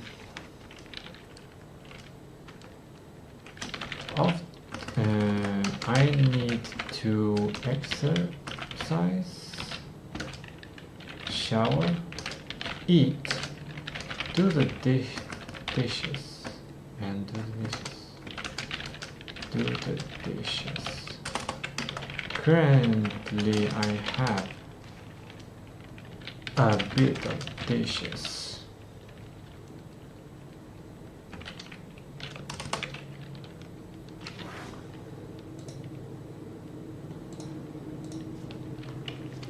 I want to shower after exercise. I want to eat after exercise. I want to eat. Do I want to eat after shower?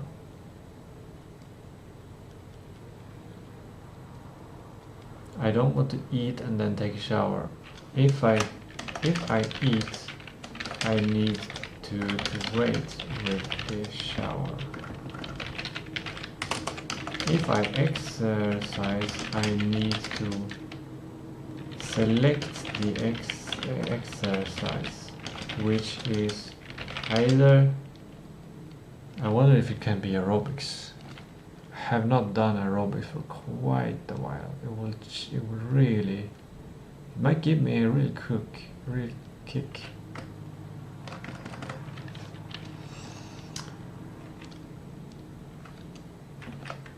Yeah. I'm wondering if I should do the dishes now and have a clear conscience while exercising, showering and eating, or if I should. I don't think AI will handle this. This is very much a reasoning task, and LLMs have not been designed for that yet. They try to, but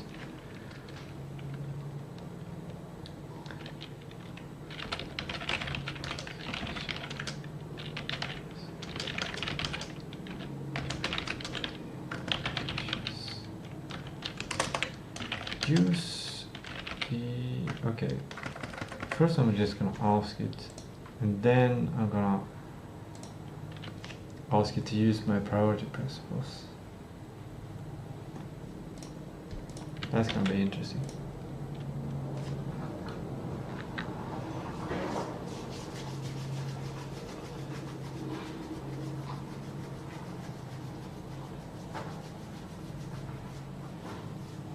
Outside is so much more abundant than inside. There's so much stuff outside compared to inside. The dishes going alone, post, okay.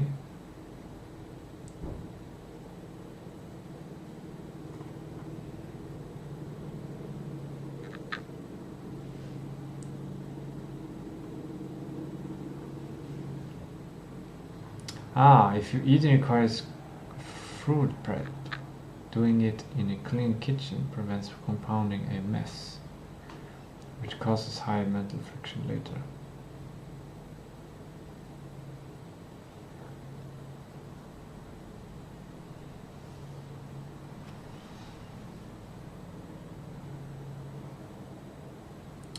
Beats post-meal lethargy or any little drop of eating, post-plans or not so much exactly.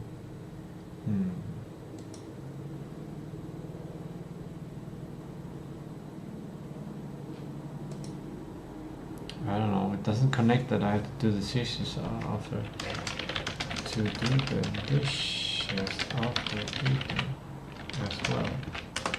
And having something practical useful to do while digesting food is also very good, to feel safe that I'm productive while I'm in a simple resting dishwashing meditation. Now it's just gonna agree with me and switch, I think.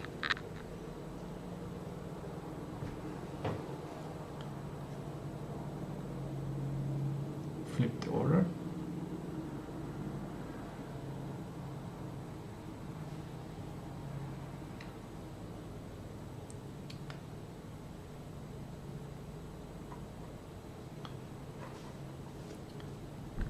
But this one, like, if I do the dishes now and then go exercise,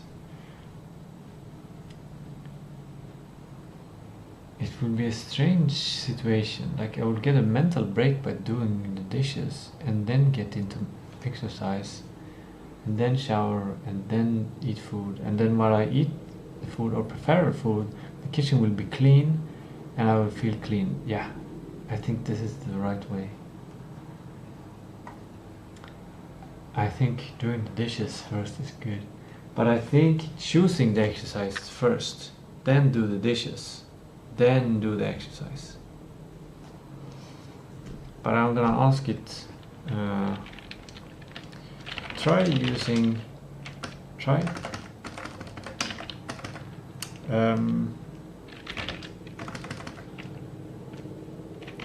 look through my priority principles and see what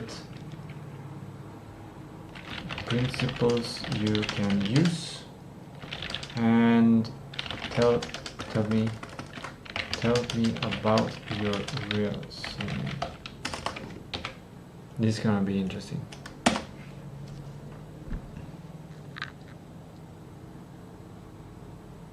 It's probably not gonna be interesting. Sometimes I get really annoyed at Gemini.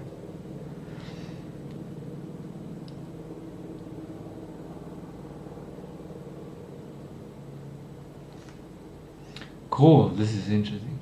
The maintenance leverage analysis. Your document explicitly explores the timing of maintenance tasks like washing dishes. It notes that while cleaning early creates a clean workspace, the timing depends on context switching costs and how a delay impacts adjacent tasks.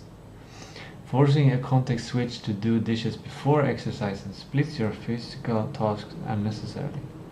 Delaying the dishes until after eating creates zero negative dependencies on your exercise, shower or meal. yeah, that's why that's one reason I was interested in doing exercise first. Multi-purpose task and digestibility. By shifting the dishes to the final slot, the task becomes multi-purpose task that accomplishes 3 goals at once. It clears the current backlog and the new meal dishes simultaneously. Yes. Good. It figured something out. Yes, it becomes a multi-purpose task because, yes, stacking. It's connected to maintenance tasks. But yeah, it satisfies the physical need for vertical posture and light movement to aid gastric motility during digestion. Yeah, multiple purpose. It matches the digestibility principle by acting as a low cognitive load, low stress, resting meditation during a phase where your mental resources are naturally lower. Cool. Priming versus lessening working memory load. Doing the dishes first would follow the principle of lessening the load on working memory by clearing a task immediately to gain a clear conscience. Yeah. However, because you have structured constraints, showering and eating must follow exercise. Executing a physical task in a tight sequence leverage priming more efficiently. Sequencing exercise, shower, eat allows your non-conscious mind. Right, it uses non-conscious mind. Great. To seamlessly transition from one high momentum task to the next without requiring active executive functions. Yes, that's the power of a great habit. Or pauses to decide what to do next.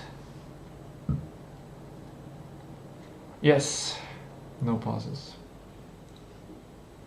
The dishes then act as the final low friction anchor to wind down the entire chain. Dishes, the task of doing the dishes have turned from something that felt annoying to something that started to feel valuable. I want to do it now and I want to do it later.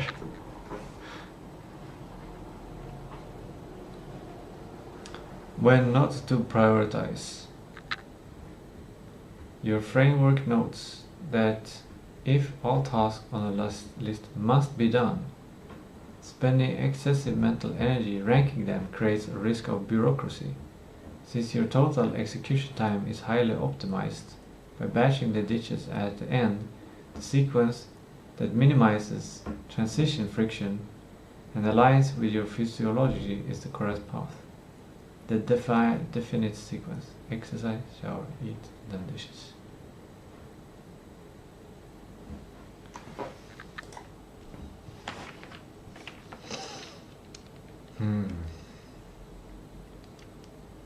Very, very good. But I feel like the right order is... I wonder if Gemini can change my document. Now I got scared that it would be deleted or something.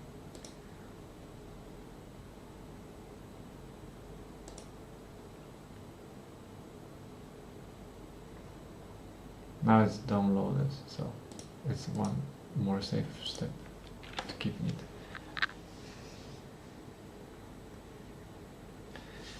But I feel like the right order is, because what I was thinking here is that I can use Gemini to figure out more principles. And then I was thinking Gemini might be able to update the document. But I feel like the right order is to choose the exercise first, which takes a little mental load. Then do the dishes and let the priming for the exercise sink in, as well as me letting slowly come out of my current working mode through the dishes and into exercise. Then shower, then eat. And what is great about this is that I feel relieved that the dishes are done already, lightening a slight OCD sense. Secondly, when I aim to eat, the kitchen will be clean and it will be easy for me to cook, not cluttering my mind with the distraction of having dishes tasks waiting for me.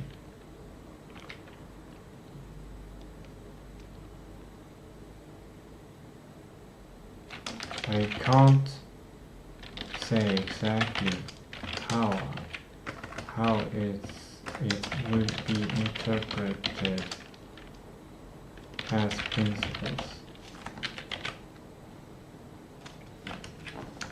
Can you help me understand myself?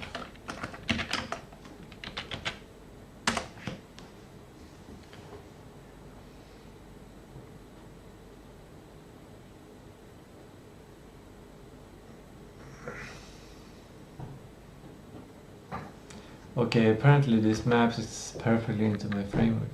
While the previous sequence optimized for raw physical efficiency, batching, yeah. Your proposed order optimized for cognitive energy and physiological friction. Here's exactly how your principle explains your preference. The transition buffer, context switching. Moving directly from deep, high-focus working mode to intense physical exercise requires a massive cognitive pivot. Massive cognitive pivot. Now, the principle, you're using the dishes as a transition buffer.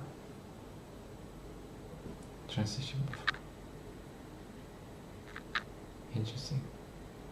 We have a bunch, like, this is gonna go crazy. This is like one of those AI conversations that's just gonna keep giving more and more knowledge that I would want to update the priority principles with. So I feel like this is like the conversation, the priority principles, priority principles.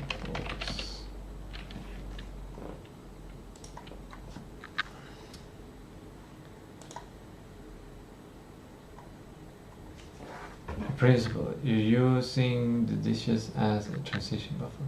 The reason, washing dishes is a low-stakes somatic body-based task. It allows your brain to safely downshift out of executive function mode and shift into your body, making the eventual jump to exercise feel frictionless rather than jarring. Incubation and passive priming. You mentioned choosing the exercise first, then doing the dishes to let it sink in. The principle, this is passive priming or incubation, yeah.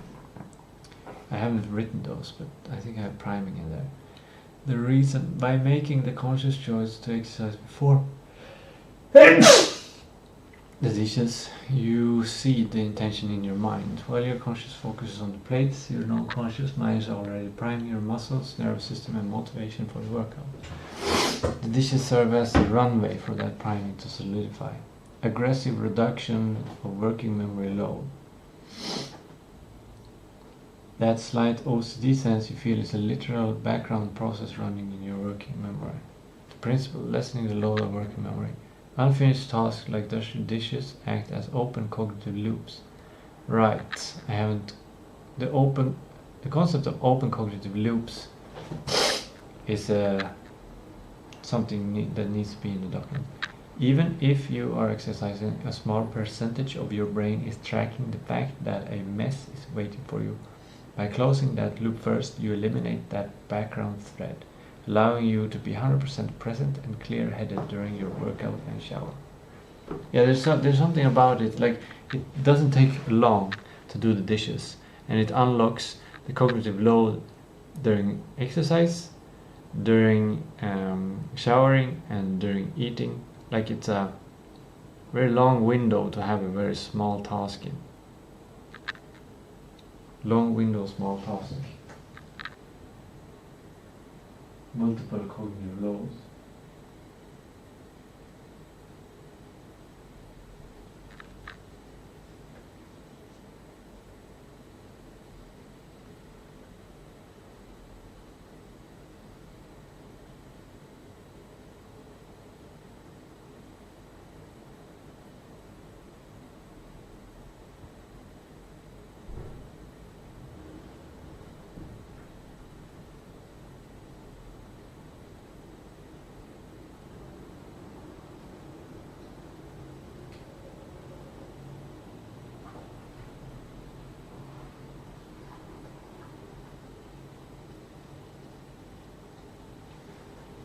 Maybe I call the principle something like don't carry undone through the desert.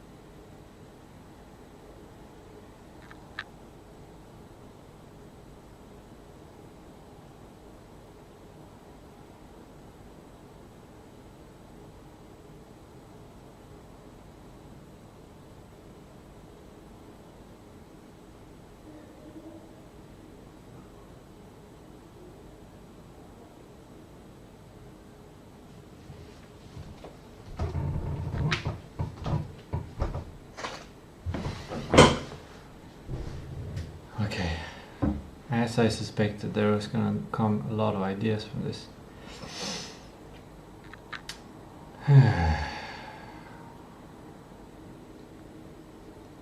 Maybe I should not read this, but that also feels like leaving something undone.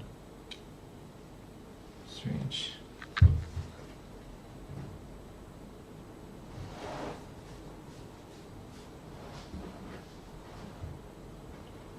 I'm gonna introduce something that might work or might not work.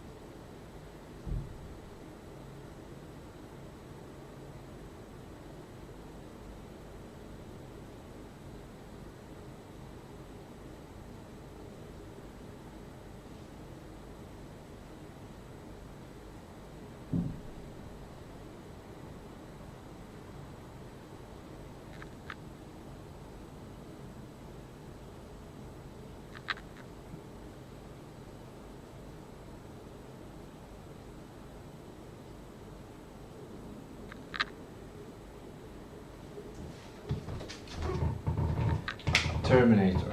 Call it Terminator. Prior to principal Terminator. Oh, the Terminator. It's just a delete task. Remove, delete, and then you're not bothered. Like now, I could potentially use the Terminator to not read this here, but I'm not going to use that.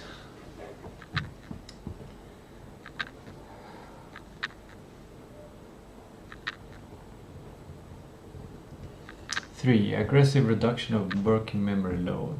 That slight OCD sense you feel is a literal background process running in your working memory. The principle, lessening the load on working memory. Reasoning, unfinished tasks like dirty dishes act as open cognitive loops. Even if you are exercising, a small percentage of your brain is tracking the fact that a mess is waiting for you. Yeah.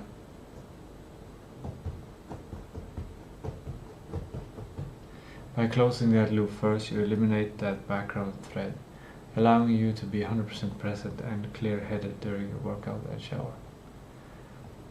I think that's the main reasoning here.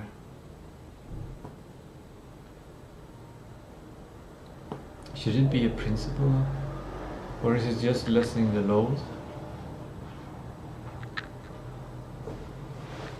A small percent of my brain is tracking.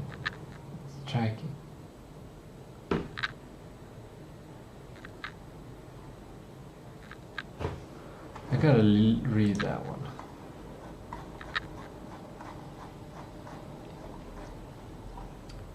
Lessen load. The priority in this case is to get rid of tasks until higher quality percent can happen.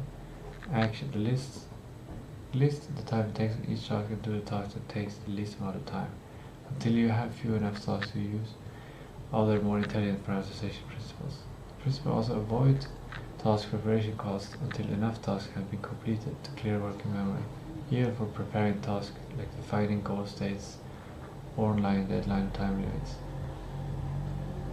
Risk. By only use this, which is higher risk if you constantly have a problem with large task lists, is that you only do work that feels easy rather than the work that needs to be done. A similar risk is the digestibility principle. Bureaucracy. It just says bureaucracy.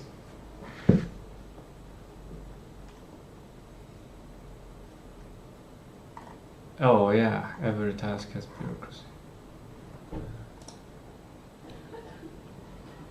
Okay. 4. Environmental priming, frictional reduction. The principle, workspace maintenance leverage. I don't think that's a principle I made.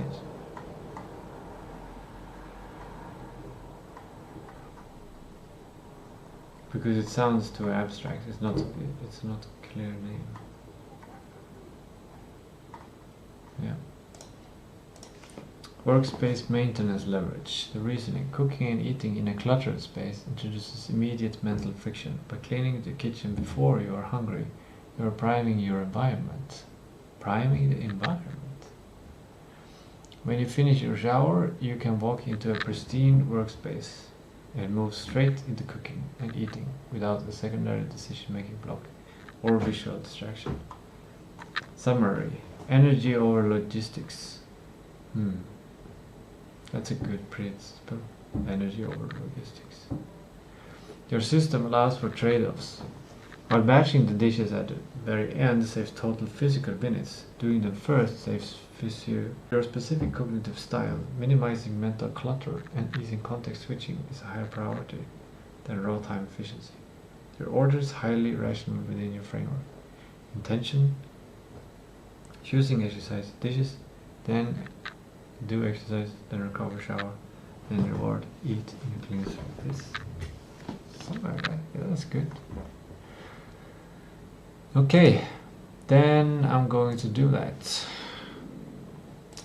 I was thinking of selecting an aerobic exercise. I think my body might be ready for it.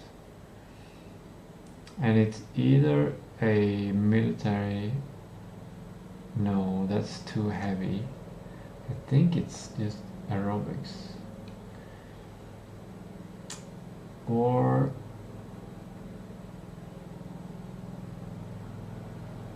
I don't think it's Qigong.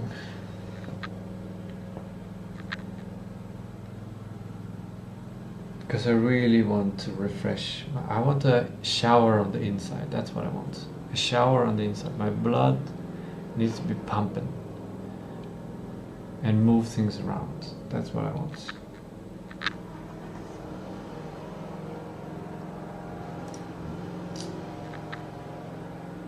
I have the killer workout, but that's killer. That's too much.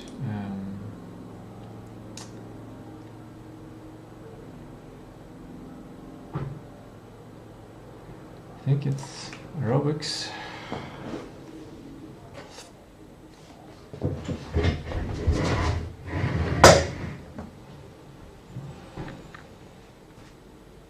I haven't done aerobics at this place. It's a bit cramped, this place, for aerobics, but it's gonna work.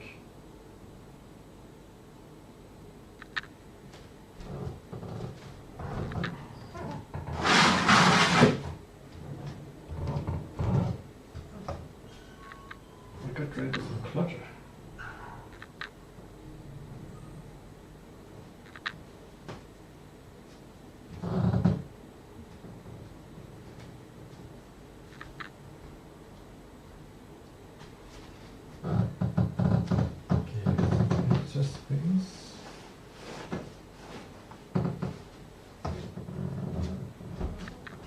It looks nice. It looks okay.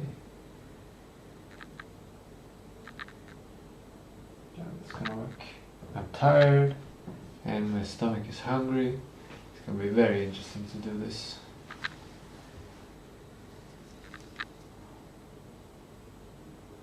And now for the dishes. So I can mentally prepare, remove.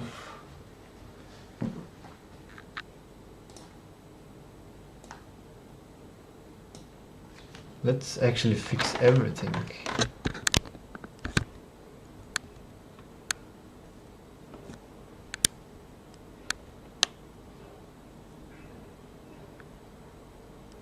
Something like that.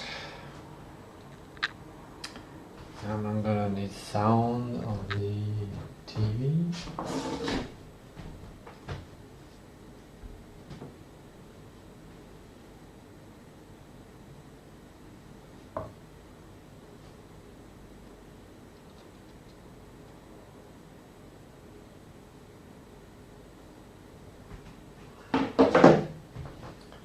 It feels strange because it feels really quiet right now. I'm gonna disrupt the silence.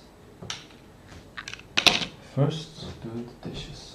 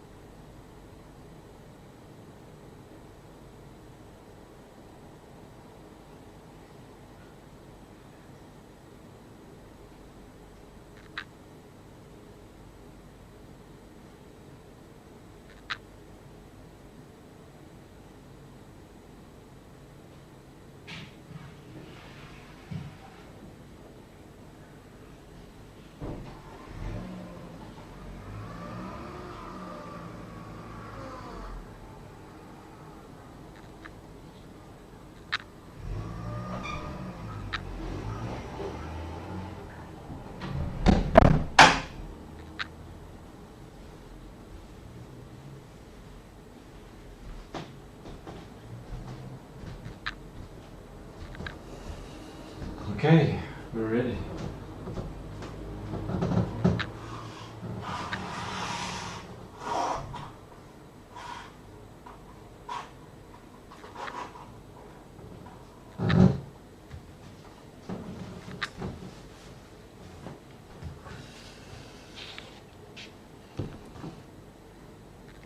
Now there won't be any sound, but you get to see the exercise.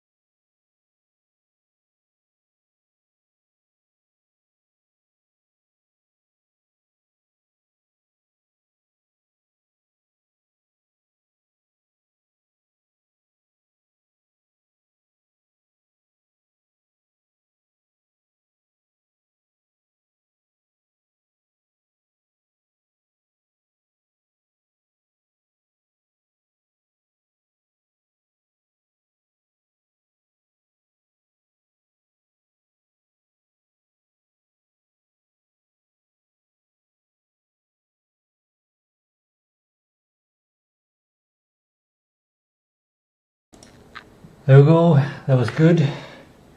That was much easier than expected.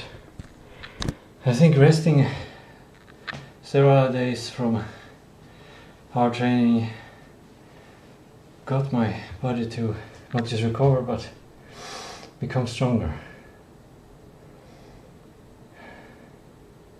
I might do aerobics more seldom in order to recover more, and I might do these advanced. I've never checked past beyond this point on the advanced.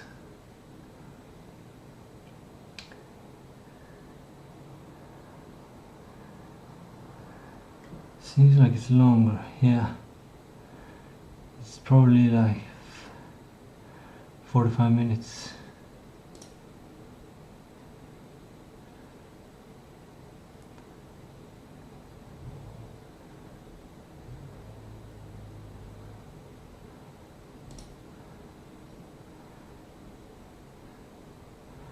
From 34, almost, but more like 50 minutes.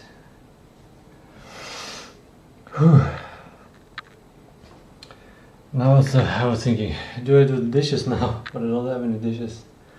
So there's ghost task distraction.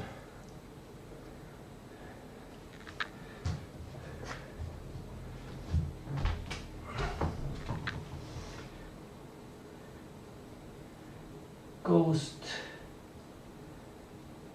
task.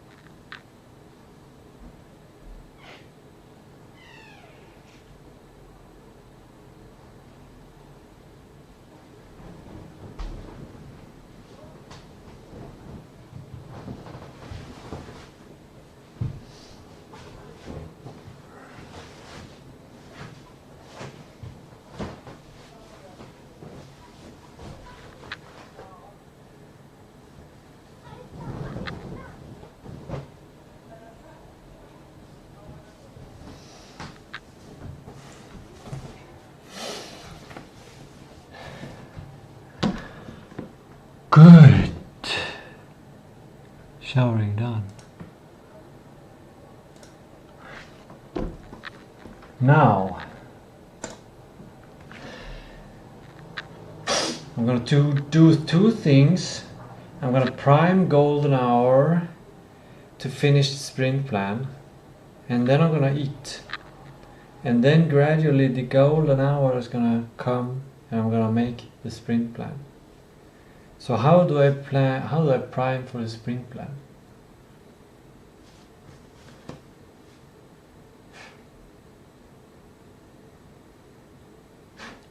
Maybe the priming is enough making that decision. I'm gonna try that. Now, cooking, which is gonna be very quick and efficient. I feel like I'm kind of getting back into business. That shower was great.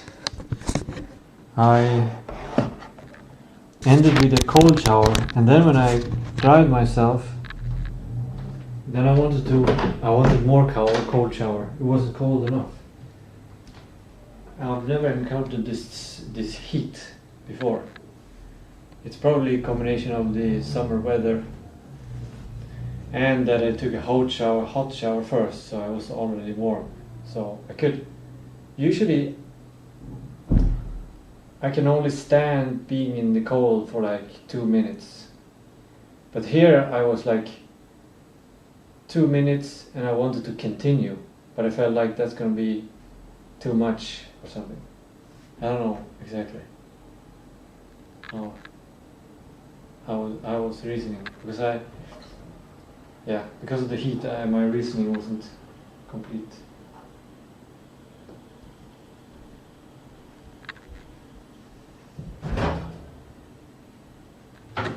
Here is what I prepared. 6 of these I have. The chili con carne that I did yesterday. Oh, it's cold and nice. Ooh. But I'm not gonna eat cold food because that disrupts the stomach. But I don't need to eat hot food either. Just that it doesn't disrupt the stomach. And today I'm gonna make sure I fill in with as many blanks as I can from the regular food cycle. I also suspect that I haven't been drinking enough water. This morning I felt under my feet. Didn't quite work. Like this kind of uncomfortable stretching concentration.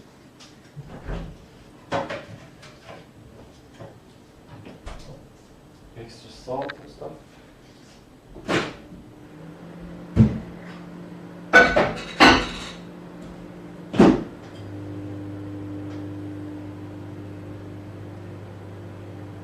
Let's try 1 minute, see what happens.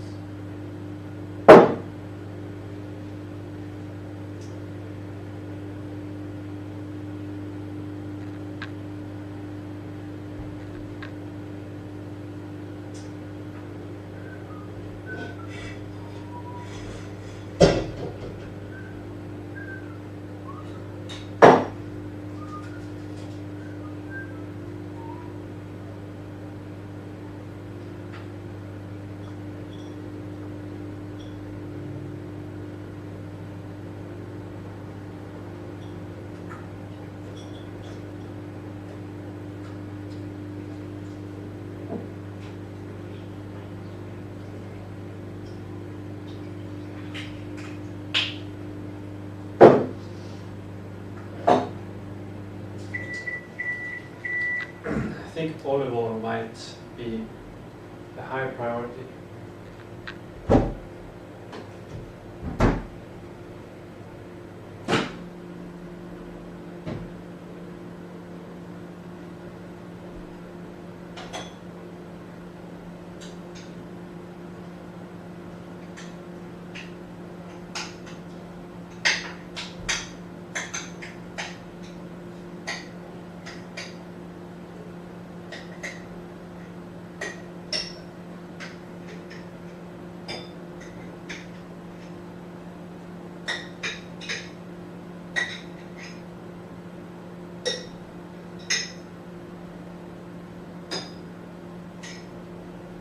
actually a substantial amount of volume.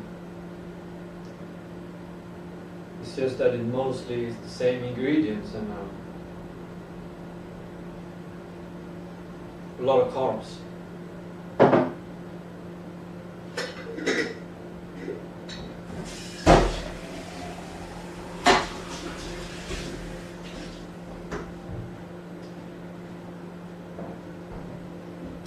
Actually, high up on the priority might be making my own sauerkraut. Because then it's more cheaper, and I get the better bacteria. But it takes cognitive load to make and maintain it.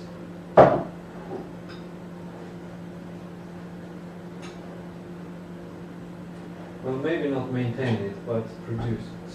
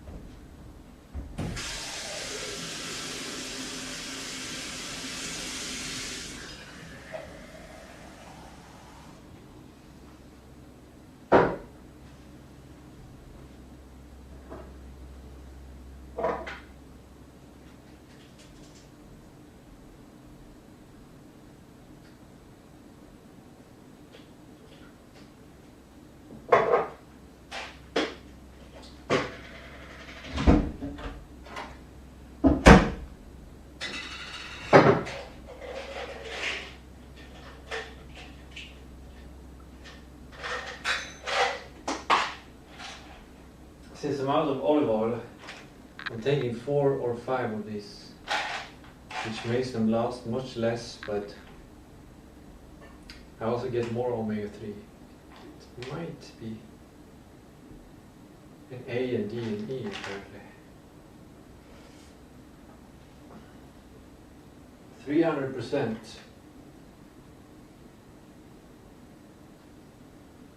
Four capsules. It's 300% of vitamin D.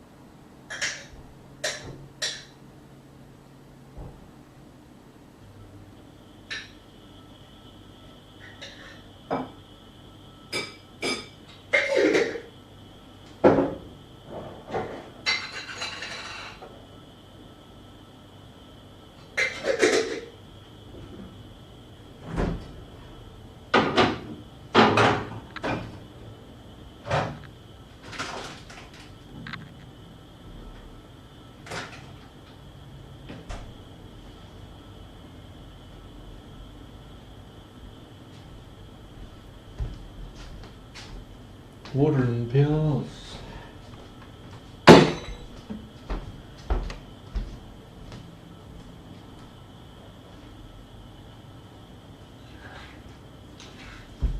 And a big chunk of food.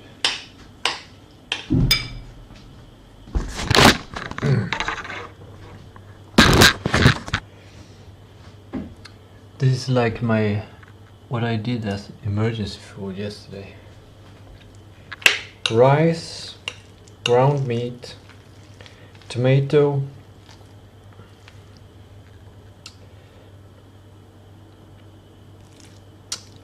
what else? My chili spice, white beans in that tomato sauce. Extremely sweet. There's sugar in that. I don't want to consume that sugar, to be honest. But I just wanted to buy something cheap that would not put a dent in my economy. But yeah, that would rather. This is still much better than that month I didn't have anything to eat. So now I'm gonna do my technique of staring out the window and eating food.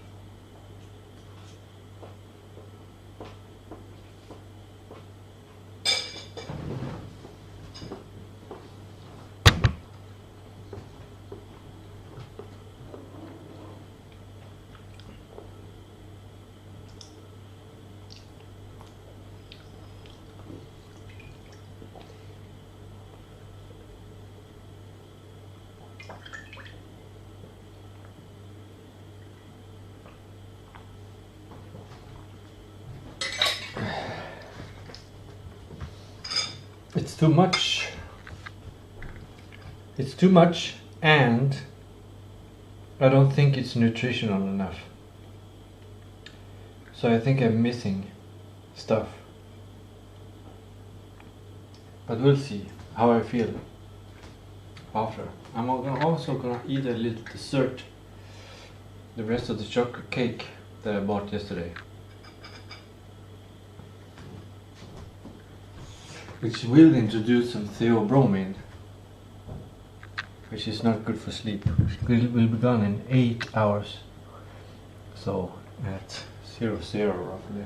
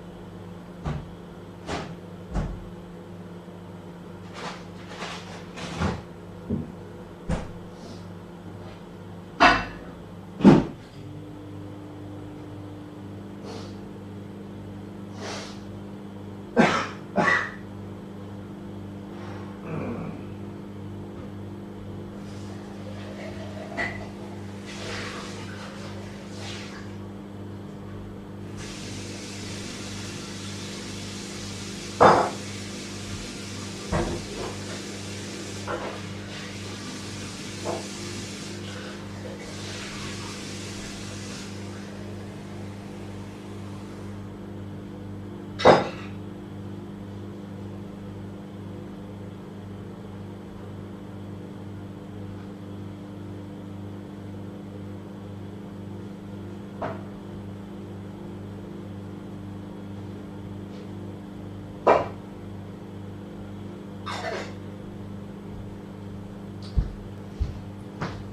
might start a habit of having a glass jar with water and salt water in it,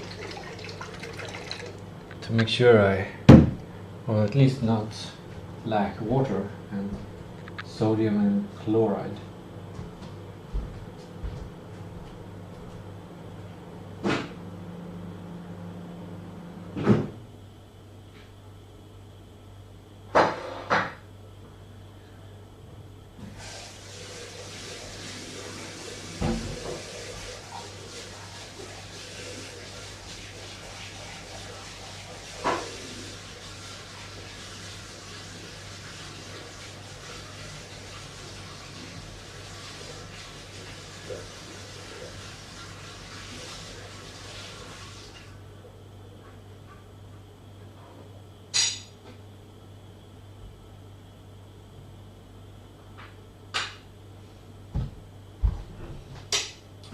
This doesn't look appetizing. I wouldn't serve this to anyone. But here's what it looks like. The rest of the chocolate cake from yesterday. With blueberries.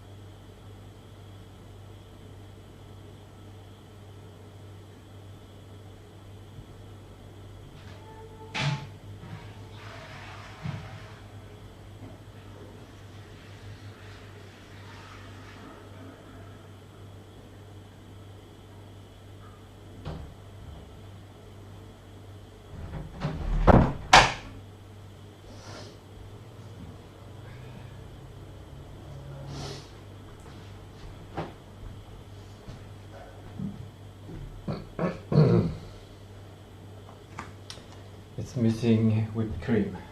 I have some actually.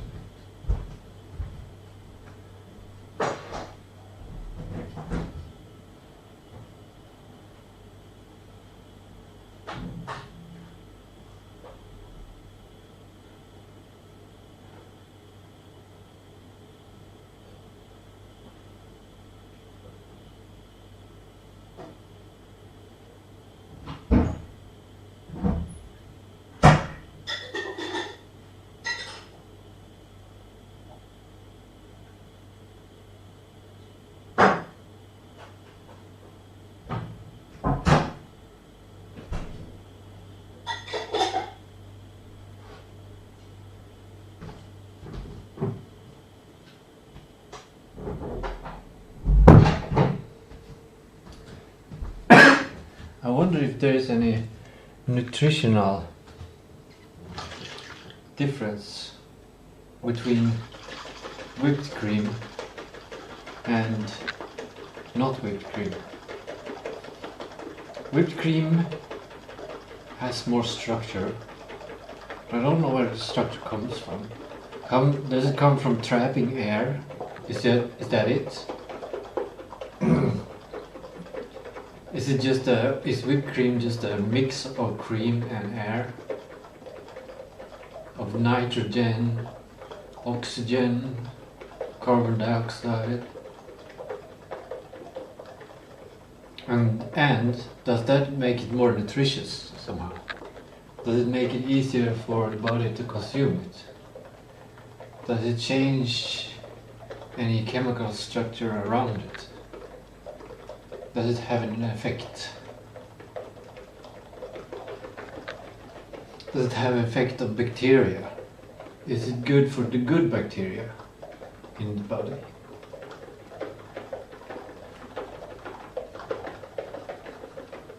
Or is it just the same nutritional value as just cream? And am I just wasting resources?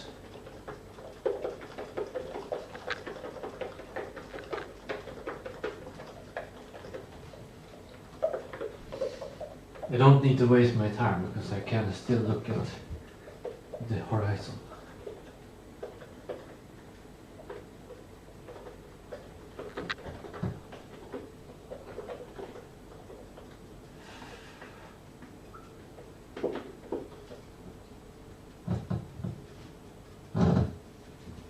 There we go.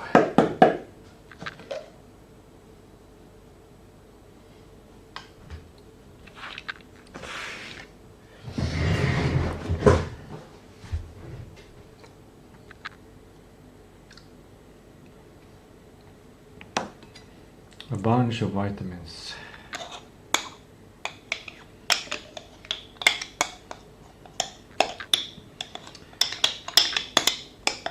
I don't know if I ever drank like raw milk.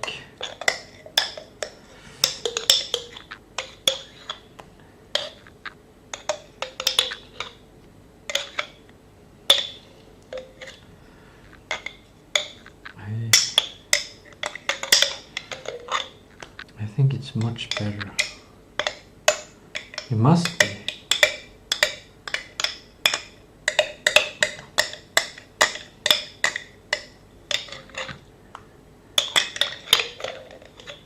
Why go through the trouble of making cream and stuff? Why not just drink the milk? If I buy milk, I cannot get whatever it is in this whipped cream. There must be some difference. Not just percentages.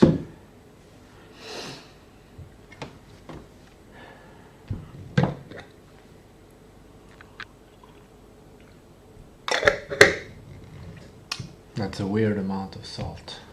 Doesn't taste like salt. It tastes like I don't know.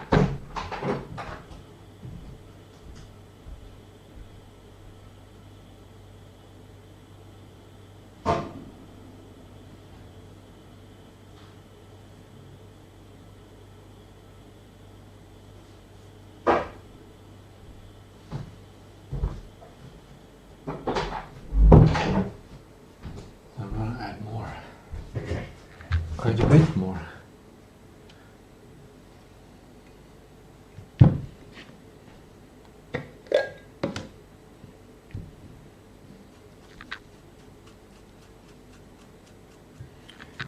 What I like about it, salt crystals as opposed to sugar crystals, is they don't bother you as much. They don't get sticky.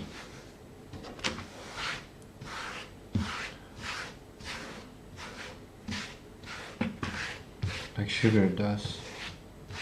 It's like putting salt here almost makes this surface more clean. Probably makes it harder for bacteria to grow. But I guess Bacteria doesn't grow on sugar either. But if you mix sugar with water, maybe it's something for bacteria. This looks more appetizing now.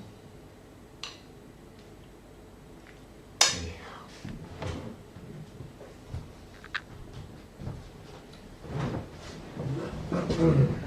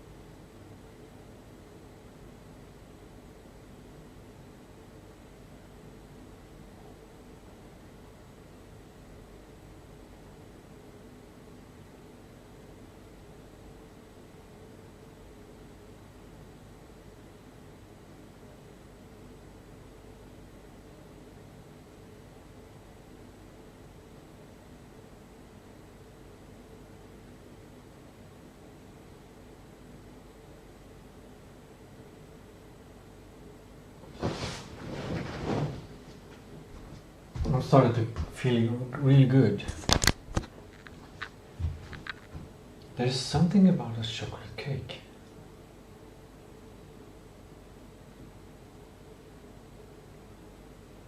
And the other food. Maybe it's the whipped cream. It's probably several things.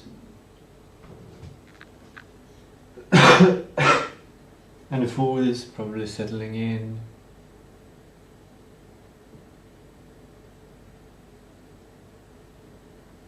I'm getting good ideas, but I don't get ideas about sprint planning. I'm thinking about survival, domain. I'm thinking about securing the domain.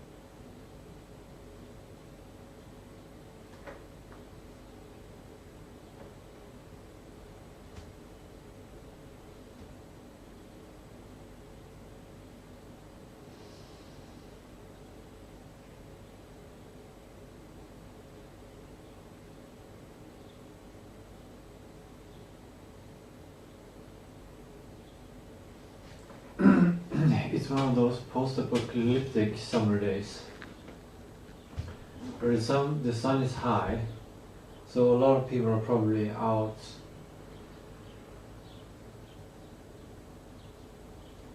outside town doing something. So there's no cars on the parking lot. And I think it's also Saturday, so maybe Coop has closed. And there's just complete silence except the birds chirping and the machines whirring. If you would go out to the streets now, you would definitely feel like a post-apocalyptic feeling. Like all these houses, but nobody's here. What is this? This is something I want to capture in the game. This is something that has to do with Jörn's culture right now.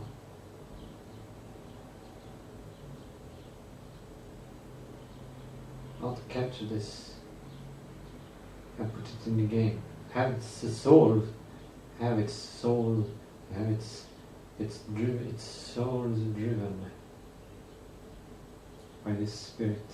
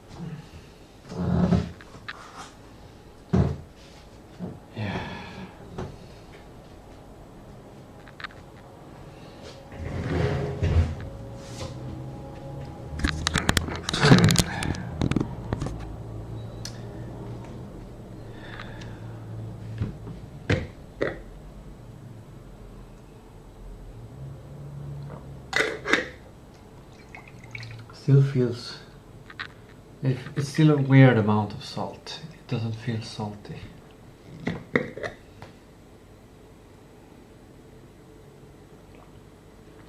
Actually,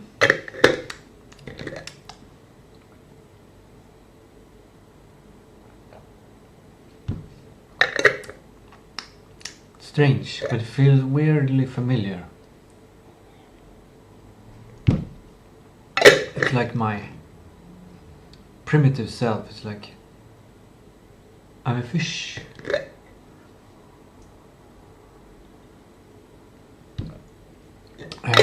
I was always a fish. I'm just a fish that carries the ocean with me now. So just need to refill the ocean in me.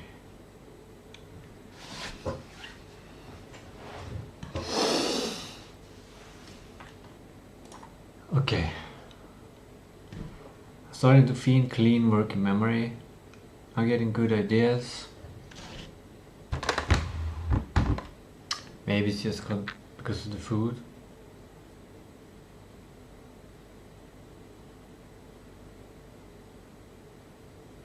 Maybe I should eat more often.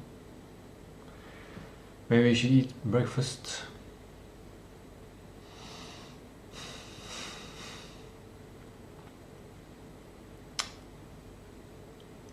I got an idea for tomorrow, which is to use this space on the whiteboard to write like the days until I get paid and connect that to my domain thinking. It's a separate calendar. It's not the calendar that I have there. It's not that one. That one is to finish the game. This one would be to survive or thrive. This one would be to create a domain in which I can be able to create the game, continue to be able to create the domain, the game. Also, I would need to update that. I need to go in slightly into product owner and kind of finish the work and the challenges. The challenges yesterday are solved. Decisions have already been made. But there I can put weeks, I can put days. I'm thinking Monday to Sunday in a couple of weeks until I get paid next time, which should be the 26th again. Also there I can put the travel, like fundamental stuff. So let's start with Monday next week. Then I have a lot of leeway before it starts. But I don't want to feel like it's starting. I just want to have, like, the domain guy needs it. But do I need it? Most of the time I'm not the domain guy. I'm just the main guy on Sundays. And the goal for the main guy is to make sure I got everything I need until next week. So the main guy can continue keeping me alive for a week after that, and a week after that. Something like that.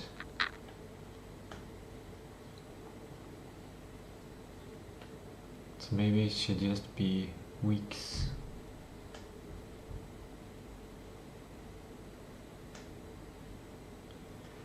But I don't want to create an unnecessary system or anything.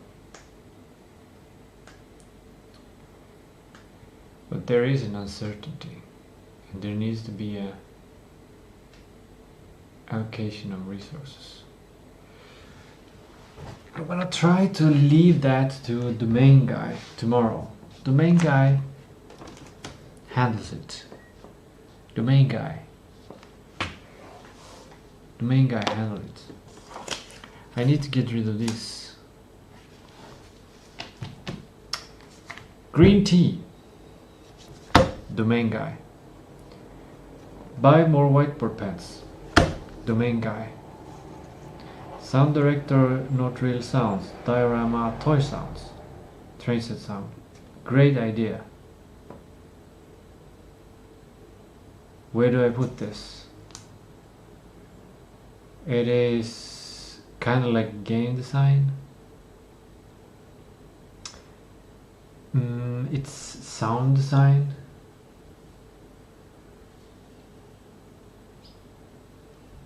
I don't have as much fat on my forehead as I usually do because I just showered. I just have coconut fat.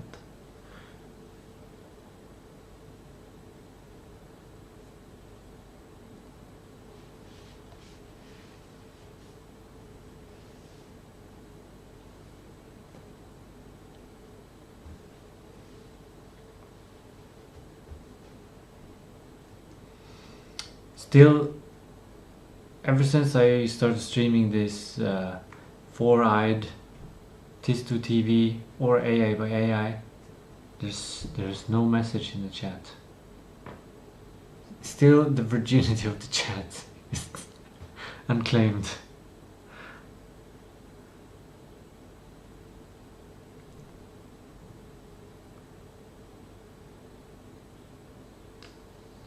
Where do I put this?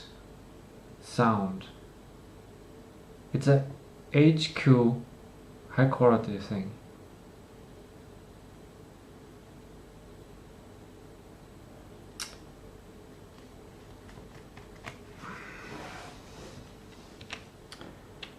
Maybe in somewhere in Obsidian.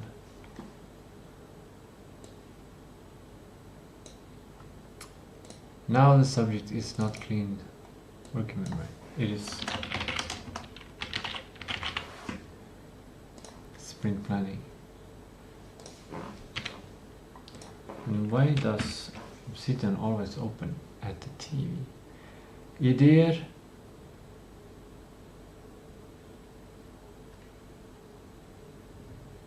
Atmosfärljud.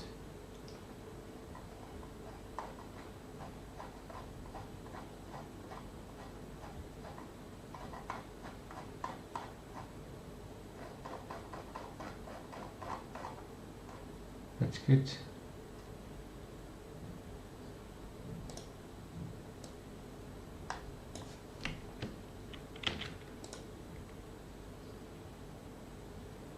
Wait, go from there to there. There you go.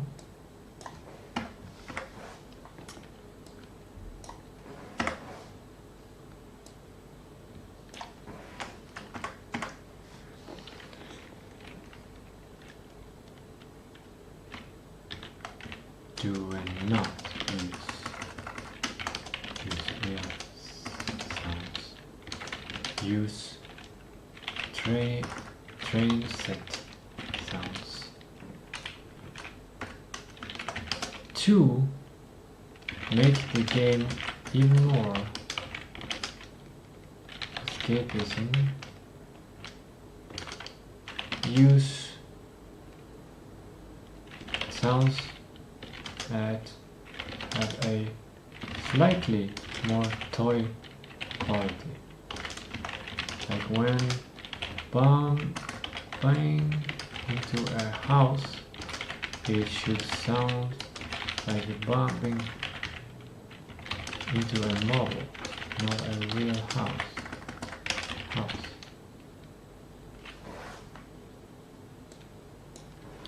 It's not that serious.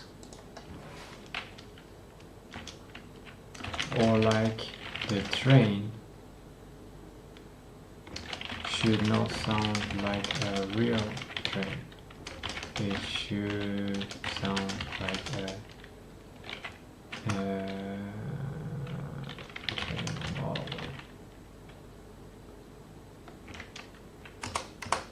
But we still need to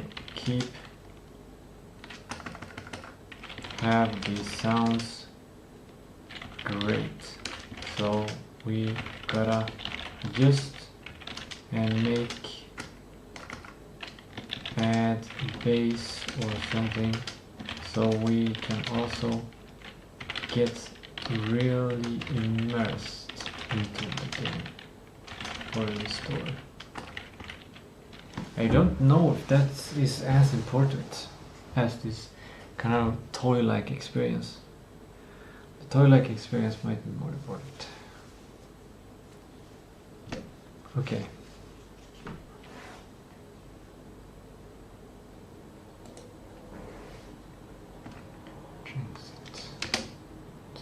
Okay. Now, and I think it's saved automatically.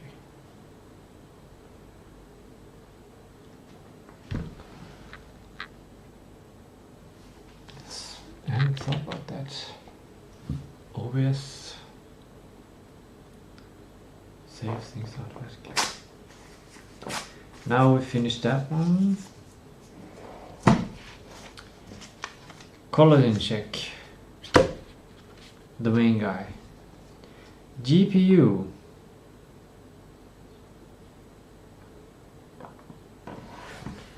Let's put it somewhere where it fits. Tests.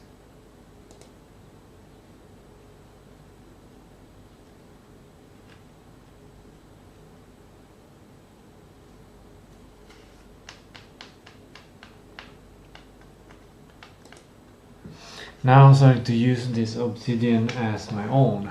Like previously Cloud Code has made all of the files and I have just came with information to help it build it. But now I'm starting to use it myself. But I'm going to use the same formatting. So underscores for spaces and start with small letters. So this is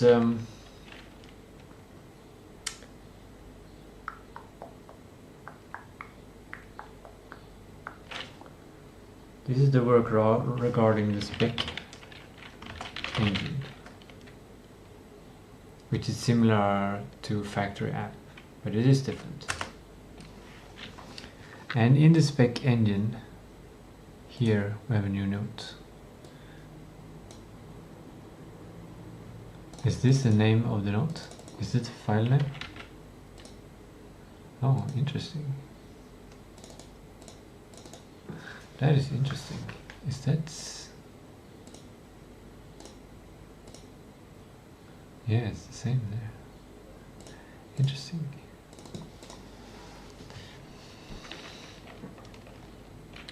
Tistou Nexus spec.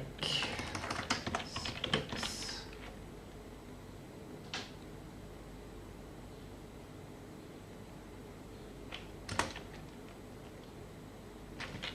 Should I have like .md or something? Maybe it's... yeah, I think it's... wait, I should use the same...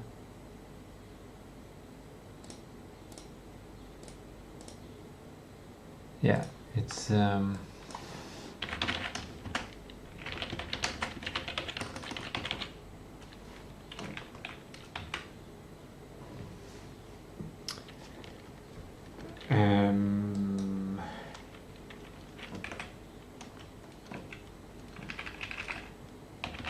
LLM specs. Recommendation. Can I do this? What's that?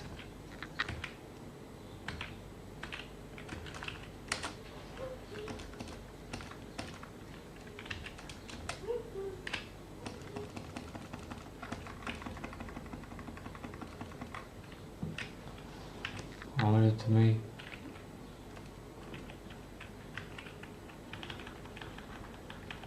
okay, small.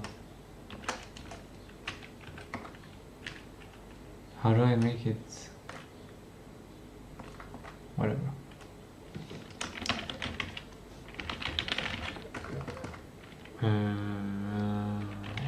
Actually, LLM recommendations. There we go. Context 2K to 4K. 7 parameters. 30 to 30. Quantization Q4 to 5.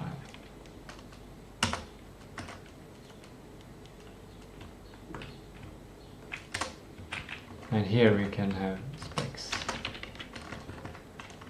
Computer specs. VRAM. Oh, it's still a recommendation. Recommend the VRAM limitation.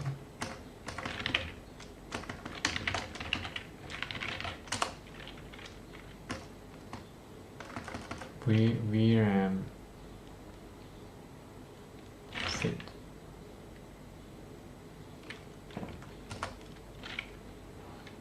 Three to 5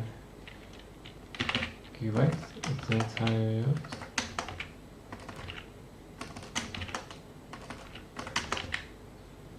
Things like that.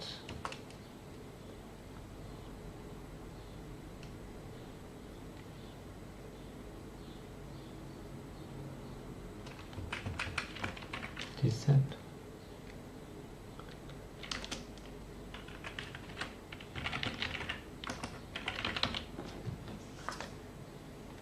Yep.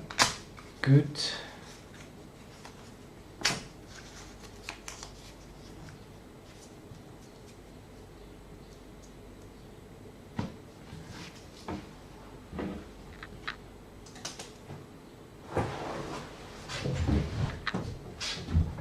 Good time to have a little micro movement.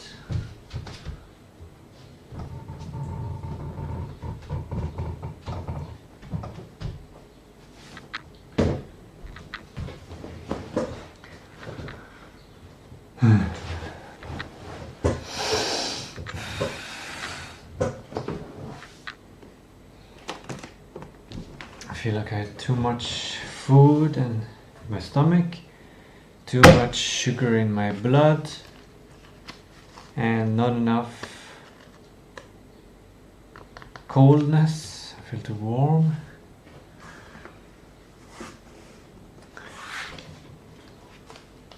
I need to get rid of these and give them to... Let's trade. Send Gemini stream June 3 Tuesday. Extract audio related to places on the map of the game.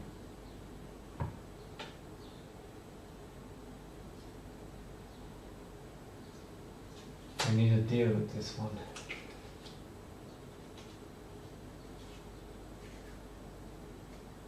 Actually, let's...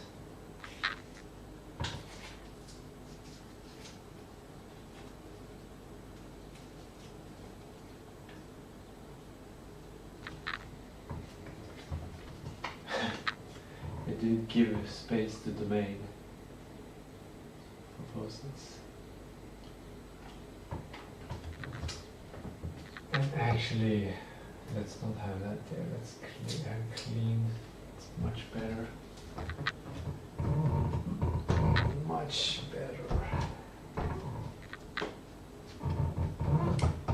Send Gemini stream 23 Tuesday. Extract all ideas related to places.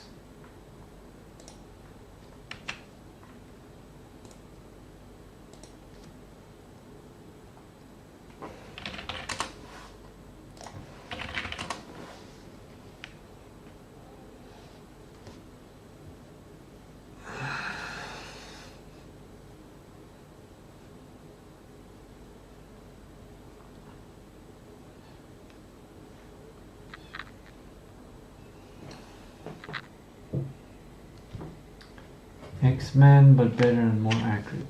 That looks fun.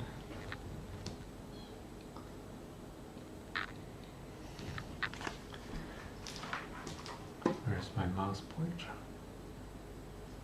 Oh, there's the first episode of the competition. 15 hours ago. That's gonna be great. He's so happy. He gets to be real creative, I think.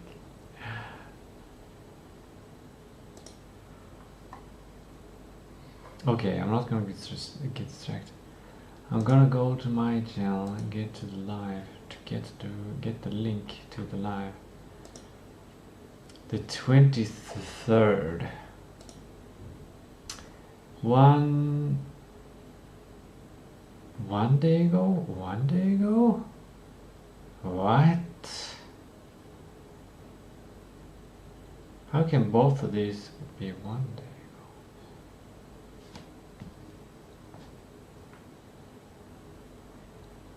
ago? 1, 2, 3, 4. Tuesday. Saturday, Friday, Thursday, Wednesday, Tuesday,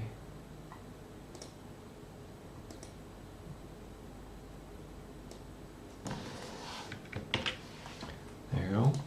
Now, model standard. Now, extract all ideas relating to places. Look at this video and extract all ideas. I just got an idea. You could do it like this with any video. Gemini can do any video on YouTube. You can just extract all kinds of stuff.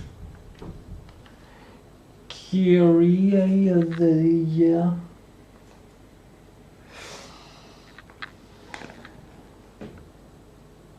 I just got another idea.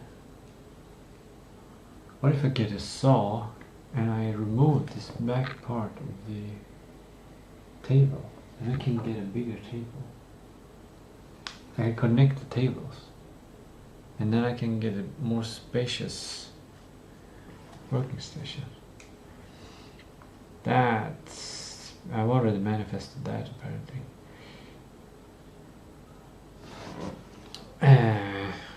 Where is this?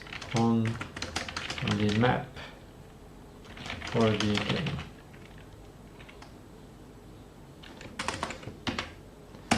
Let's see how it does. Let's see how it can do it. Can you do it? Can you do it? Can you do it? Can you do it? Can you do it? Can you do it? I'm too hot. It's too warm. I'm gonna measure how warm it is.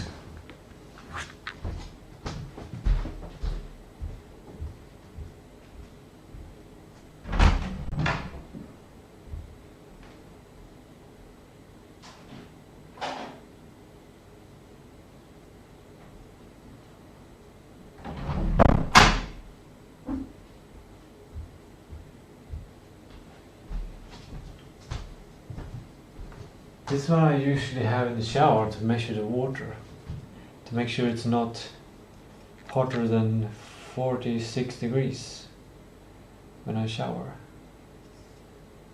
or something like that.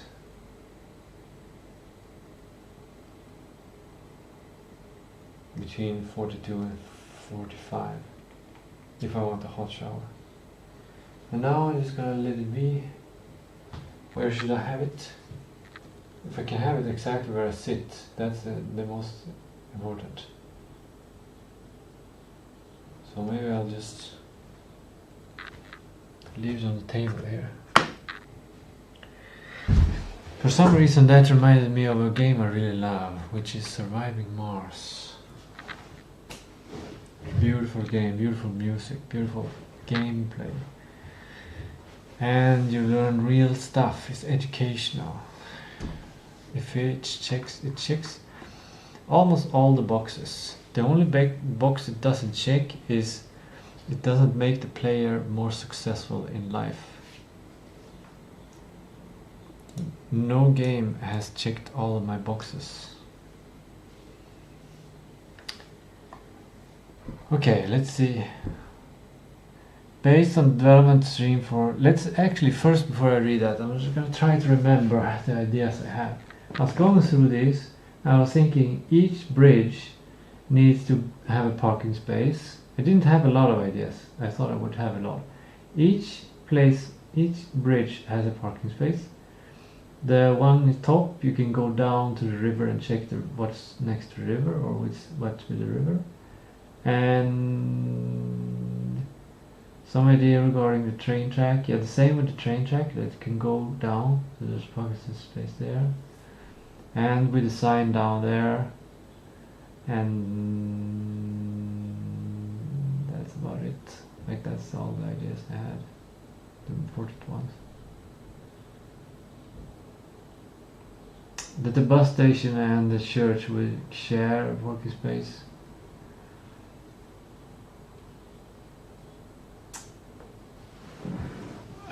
Let's see if it caught it. Real world digital twin setting. The map serves as a 3D digital twin of real world village of Jörn.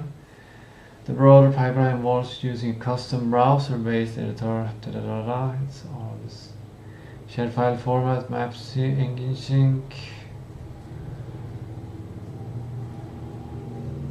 Yeah, map based autopilot.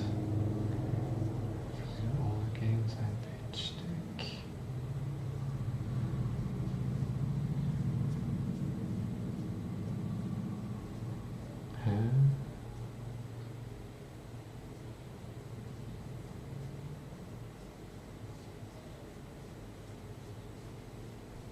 It didn't nail it. It didn't find all the into transcript and listen when I mention and follow its instructions. Interesting.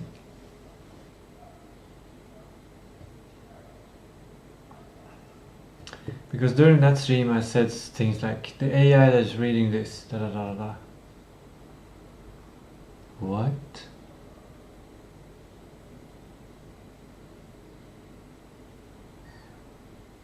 It created the JSON file format for the 3D map.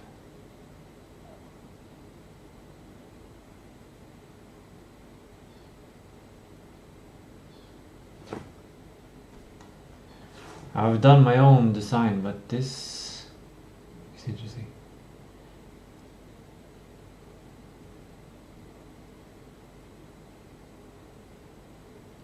But I don't think I should do it like this. Like the decision is just like, okay, we're gonna use JSON, and then the decision is done. And then when we add a feature, then we just say, okay, what do we need to add to the JSON to have this feature? Then we add that to the JSON. That's version 1 of the thing. Iteration.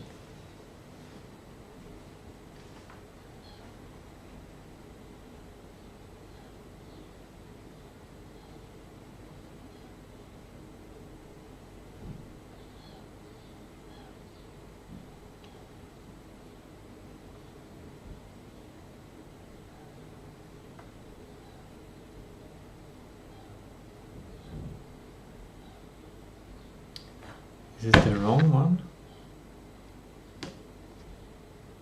No, I don't think so.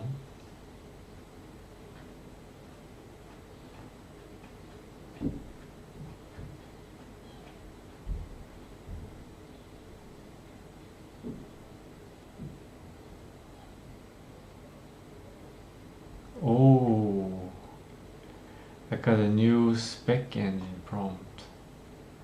Wow. Wow.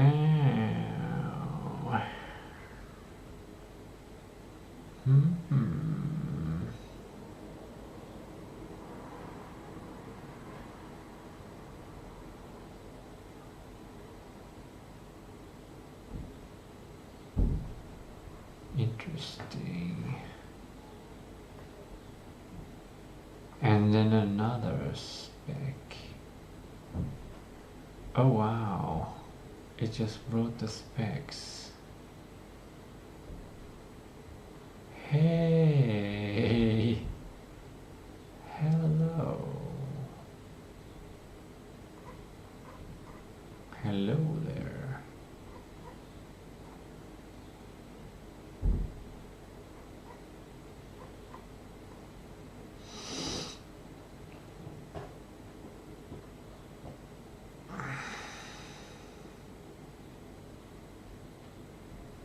Scene 3 art is great.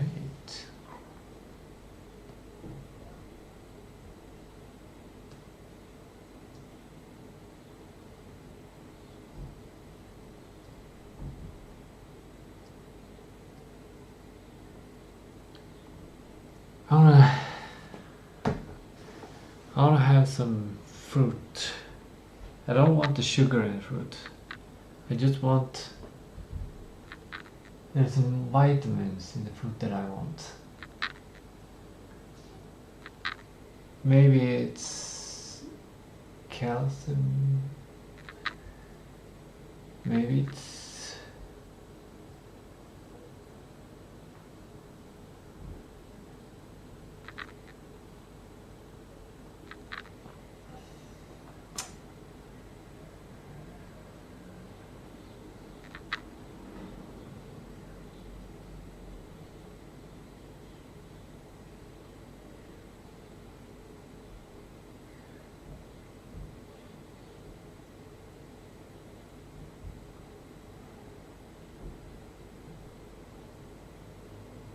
chlorophyll. Maybe it's some kind of coldness.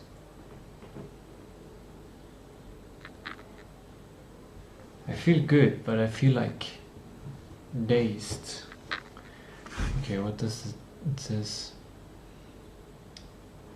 25 plus.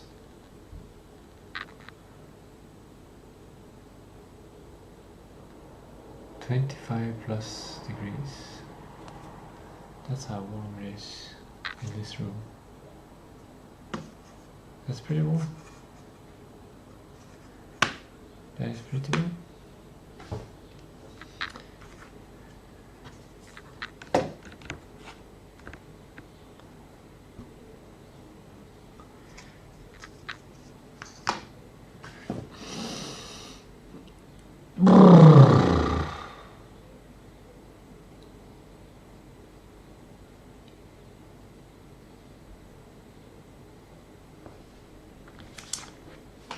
How do I...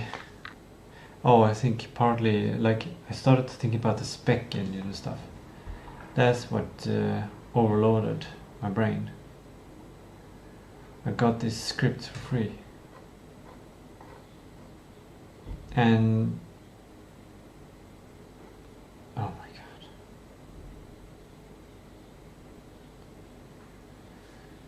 god. Oh my god.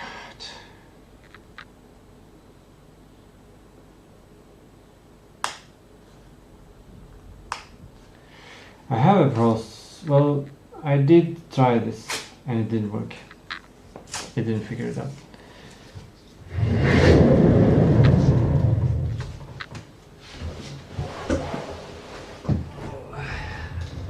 Micro movements, improvisation.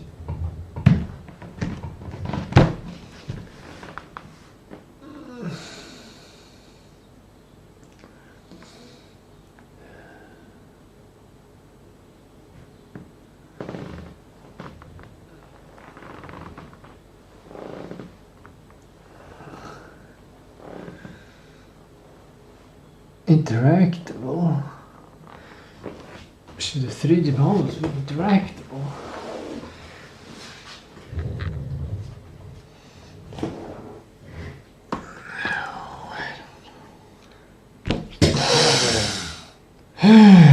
Where's my game developer team?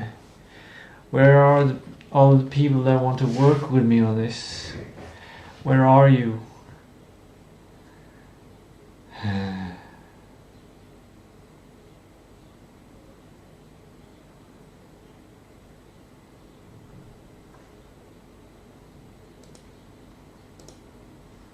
I'm gonna pin this chat.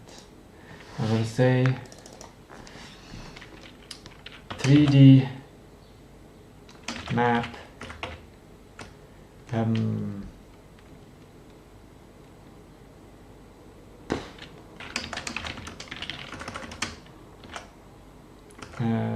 let's map editor JSON plus specs.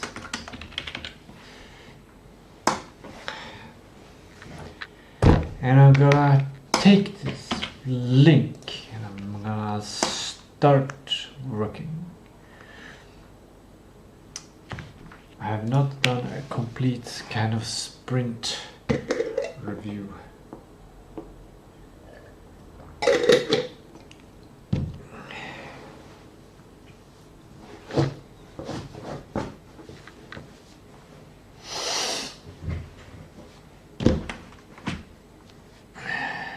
Version 2, okay, now should we update this short sprint review to see what we got? Good, we initialized the repo, didn't we?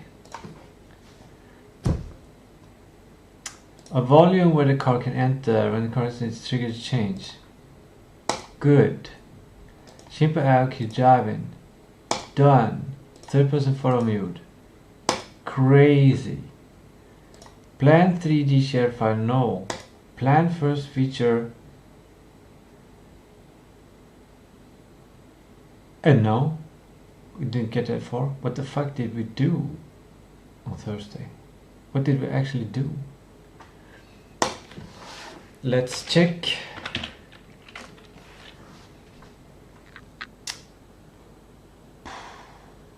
Is it this one? I should probably clean up this space. Yeah, this is a mess. This is a mess.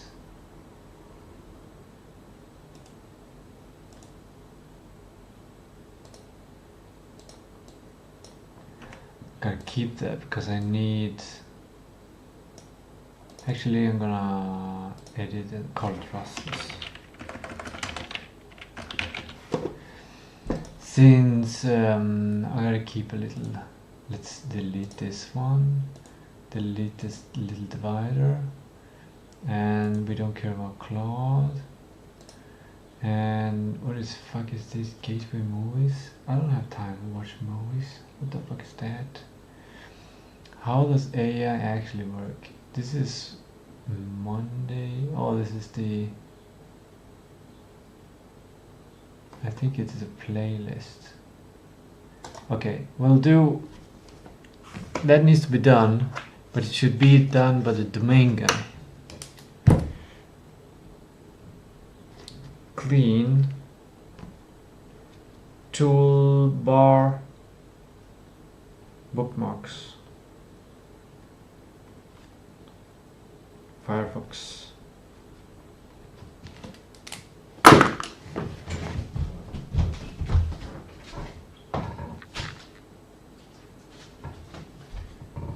Goinkers. Goinker spiker. So, it's already done. Let's clean up.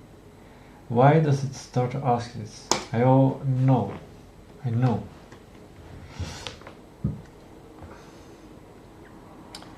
Now, go down to history.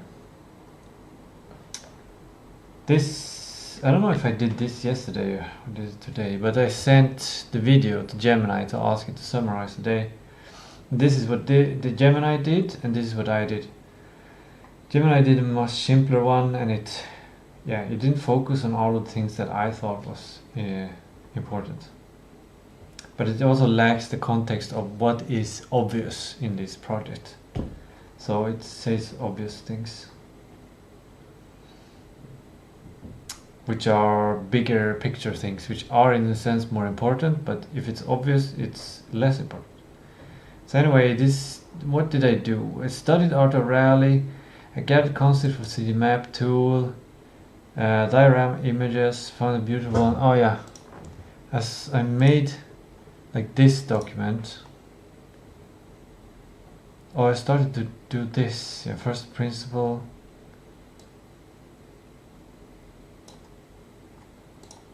Wait.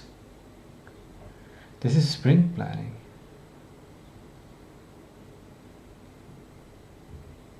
This is not the work that I should have been doing that day. But the sprint plan was not convincing. It said plan 3D map share 5.1 first feature. Oh, it says plan first feature. That's what the mistake is. That's what the day went to. Well, it wasn't a mistake. It was just that the sprint plan never got complete. So the work just had to be pushed forward. So anyway, I basically started out making this kind of work. And I actually did, I did this stuff, which was heavy and important. Now I have gathered all the context. Now I don't need to gather all the context. Now I have all the context that I can use today. Now is yesterday or now. Probably yesterday is what I should be doing this. Okay? It depends. How does a product owner prepare for a sprint? What do they do before the sprint plan? Is it just backlog grooming? And what does that mean? How do they actually prepare? Right. I did that, and then tested notebooks. I didn't write what I wrote there, what I intended.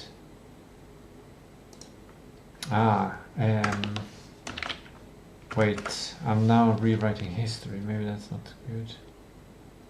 Fuck it. Decided, this might be incorrect also.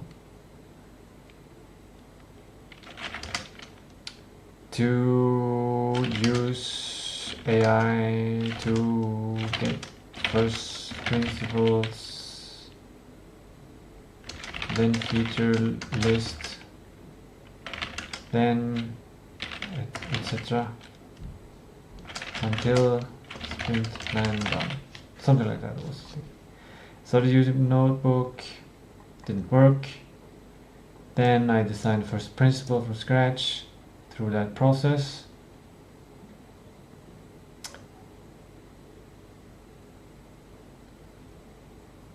I wrote the first principles up here. Right. Good, very good.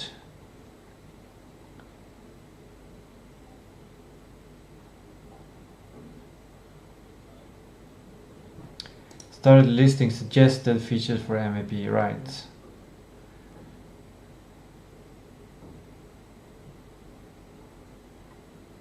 Cleaned up the 3D town backlog.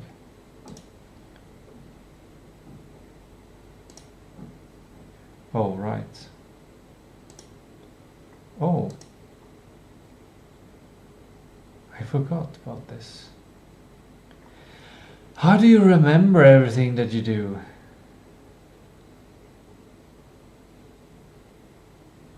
I think it's when you feel safe. Yeah. That's the problem. That's probably why I haven't gotten jobs. Because I don't feel safe enough to trust building long-term things. So I forget things. Since I direct my focus, like I have some maybe comorbidity or something, like it says I have to be alert. Now I have to empty my whole mind from everything that's luxury or long-term thinking and be ready to fight. Probably something like that. It does make me, it probably does make me a better fighter, but fighting is not something that you should seek, and I don't want to fight. I'm not that good. Like I'm good, but I'm not that good. And also fighting destroys your body. That's the main problem with fighting. Okay, now I listed all of this. Right, now I remember. Right. Yes.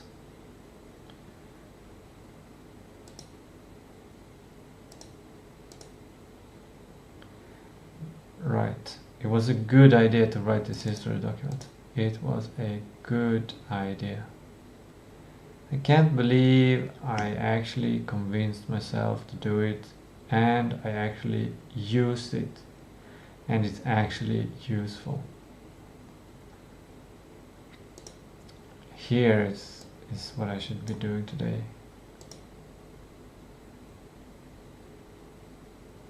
Maybe. Or like this might be a recurring thing. It depends on how perfect I want the sprint plan to be.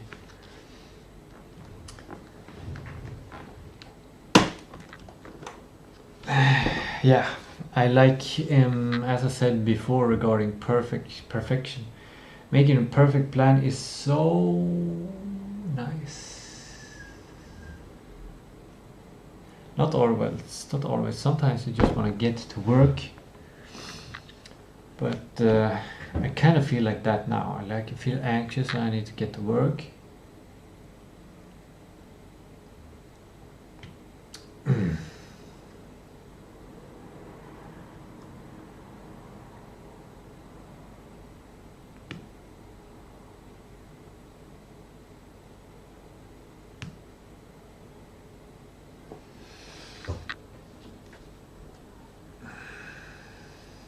Plans for next work. Consolidate the 19 steps into either workflows or user stories. That's a lot of work. And then jump to step 2. This is not like golden hour work. This is like machine work. Golden hour should be creative work. Creation work. Not following a plan like this.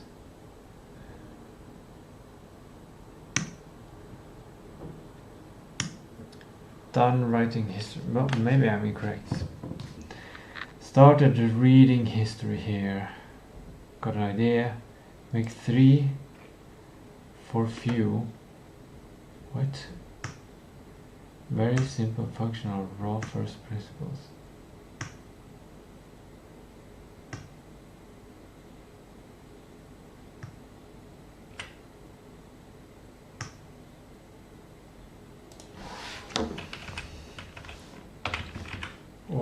least.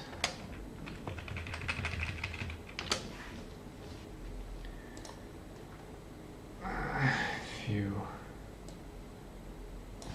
Make view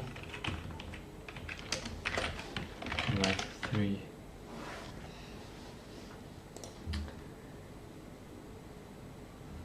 Three-ish. Very simple functional raw principle for MVP, then MVP is functional done, makes sense. It's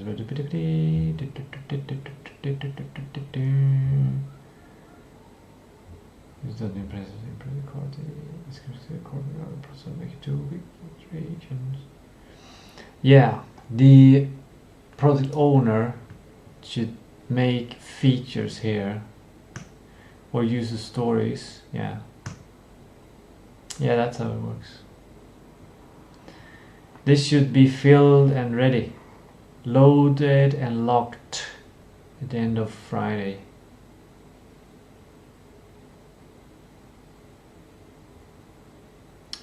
I just remember that I haven't really finished the work I did there. I wrote Friday the games had been delivered, but I didn't move the information to the Friday day. So I need to do that. I'm gonna take the link to the photo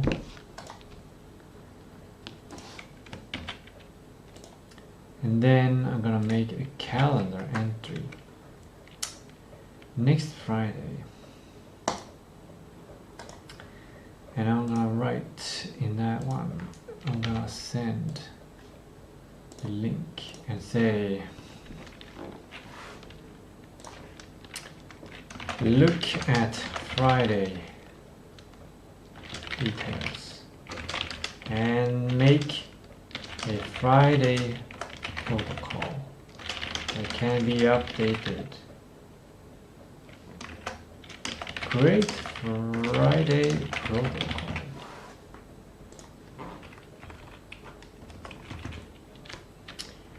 The protocol can be updated and used every Friday. Check Friday long whiteboard old version here and add these into the boom chicka chunk chicka chunk chunk ching chicka chunk chicka ching chunk. Actually, let's add in the idea that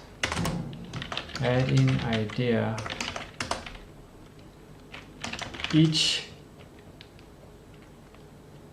non-sprint backlog, or not each, both, we can be specific, both 3D B, 3D town, and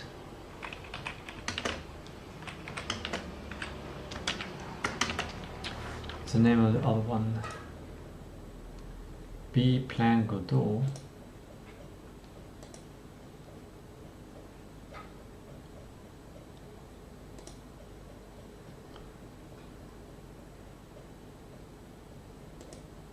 I need to merge this.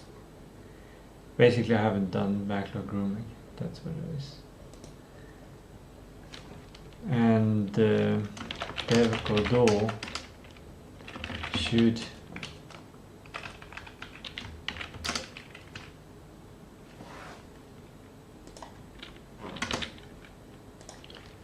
be locked and loaded with all user stories that might be put into sprint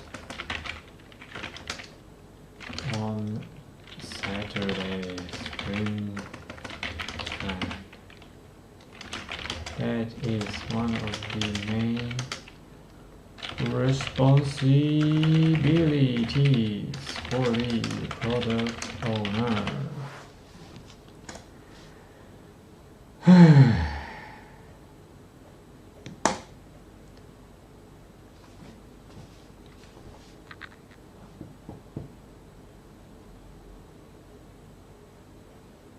Maybe I should use Claude for all of this stuff. Like Claude can be the product owner. If it has enough context, if it has context, which it might get from these videos, maybe.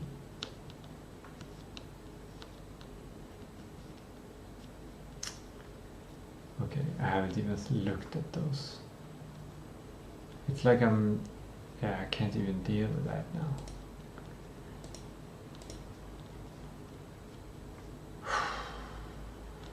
Maybe I need to do prioritization, some rough ones. Yeah. There might be some emergencies ones that I need to fix. I'm gonna do dishwasher placing. No, we're not gonna get that luxury. Year plan, not starting company to August. Okay, that's we'll say it's solved. Lemon squeezy. No, we will move this till next Friday. Mental tool, priming work for Godot. This let's just move there. Read 3D map history. Oh, great. Oh, great. I have an abundance of small vectors that directs my attention towards the right place eventually. It's nice. I have I think maybe the redundancy is creates safety. I usually don't like redundancy. You want to keep things clean and minimalistic, but redundancy is kind of like abundance.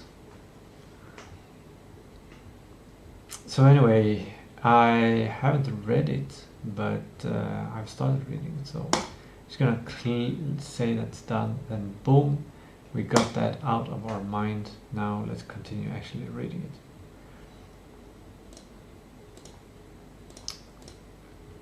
it. Got idea, make few 3D simulation functional raw principle of MVP. That's an idea. Now we're not going to do that. We're going to use the principles that we have here for now,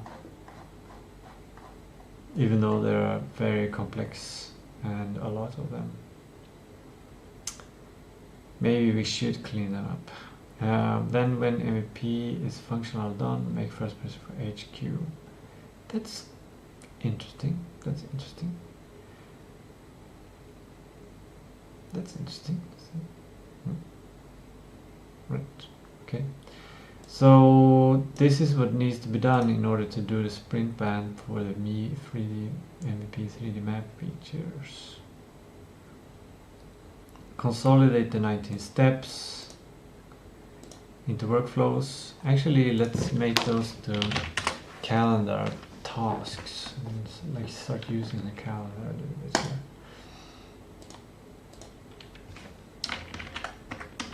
Consolidate 19 steps 3D map to, or maybe it shouldn't be here. Yes, it should be here. Yeah, because it shouldn't be in a backlog unless it's might be in a producer backlog. We're gonna keep it here for now.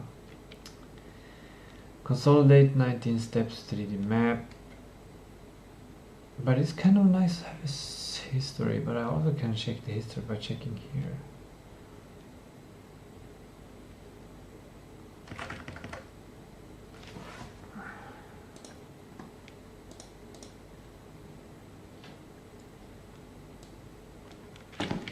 Why don't I just copy it? That's one task. Then jump into step 2. Steps to plan next version iteration, move features for 2 months.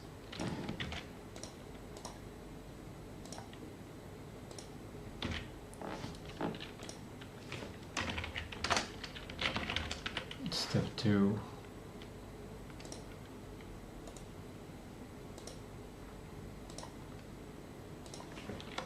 Step 1.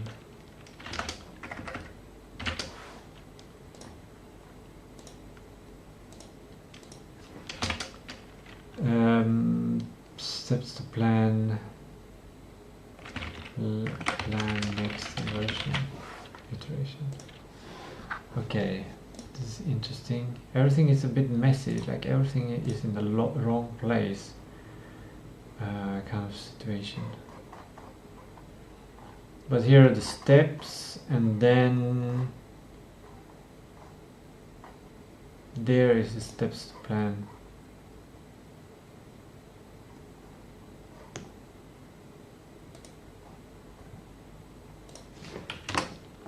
And these steps. Those are not as important, those are just data.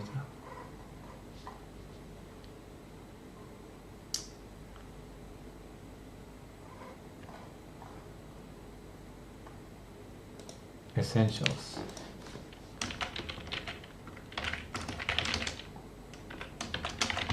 Essential 3D map.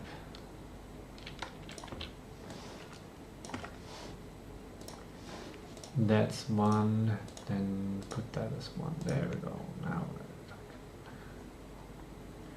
that's the kind of thing that I need to do. Right. Good. Good. Sure. How do I deal with these? Do I just delete them when I'm not done with them? When I'm done with them? Interaction design steps. Okay, this is a lot of brain power that needs to be used here. Maybe we should call it like I take this task and I move it to next Friday.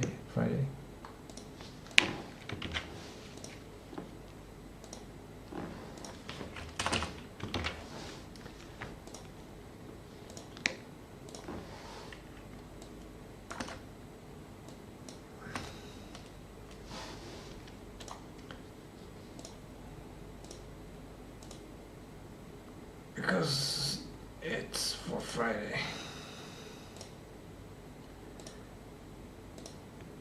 I might be able to do it.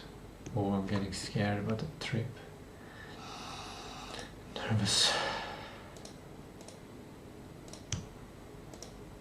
Okay, now we have dealt with that. This is the future problem. Now we can go into this. Plan next version 3D map. What does it say? Yep, this is step 2. Steps to plan next version iteration and move features from this document tables down below. Okay. So step 2. Add in any new features, ideas from GDDA that comes to 3D down backlog. Right. So we go down to this list. And we're gonna transfer data. First I'm gonna take a little break.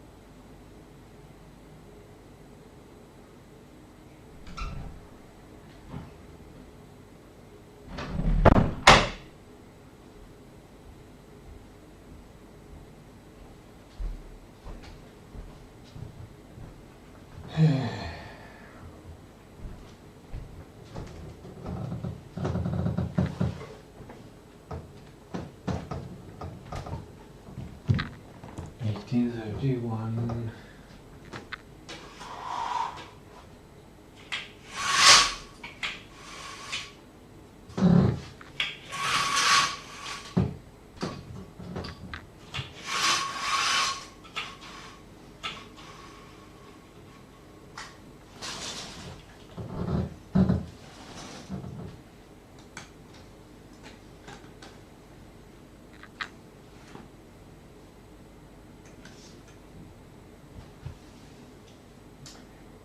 Always breaks.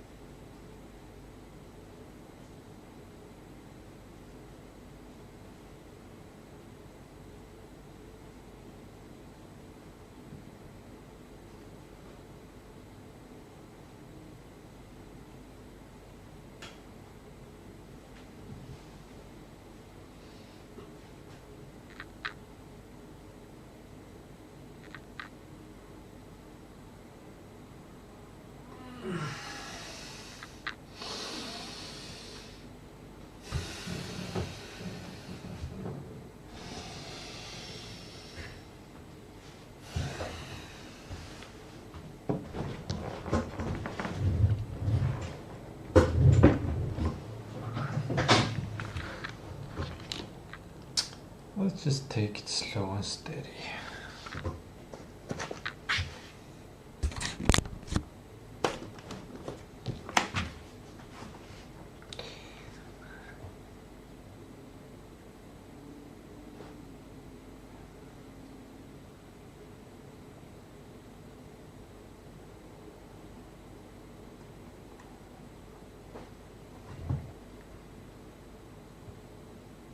Should I have these first principles? Yes. I would love to have them. Then I get to rehearse them.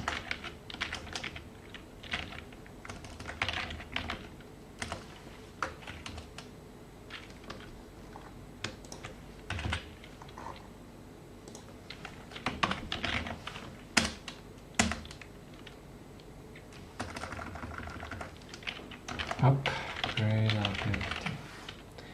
I'm just gonna take these ones. Driver ability. The original ones. And recognize.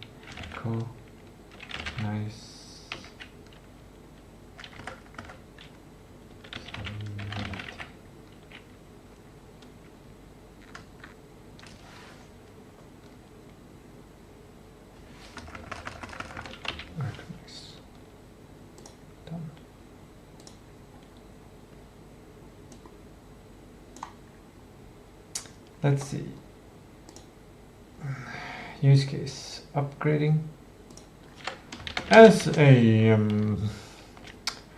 map maker. I want to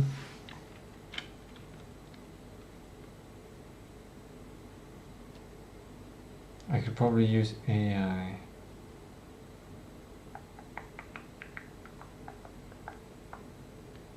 Might not do a good job. Might not do a good enough job. As a map maker, I want to change the PD models in the map. Do I need to have so that the map can change?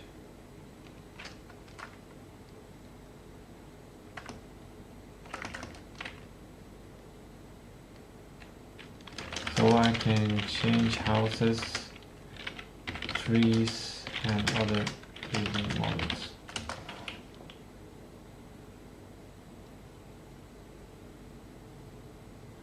Do I need to learn how to write a user story?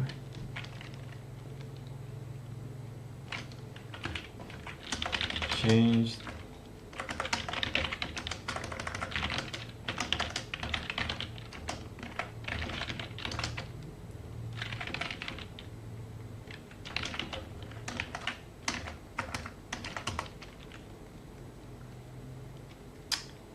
upgrading house. The workflow here is I'm transferring them there, and then I'm gonna check if they are already there. So I'm going regardless to transfer all this here. Upgrading, change obstacle volume or volume.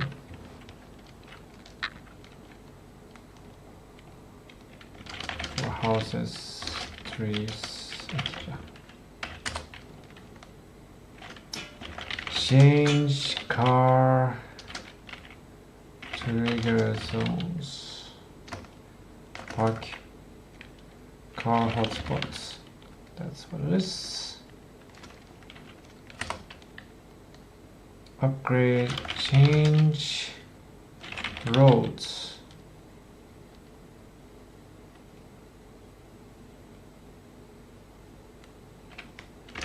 Train tracks.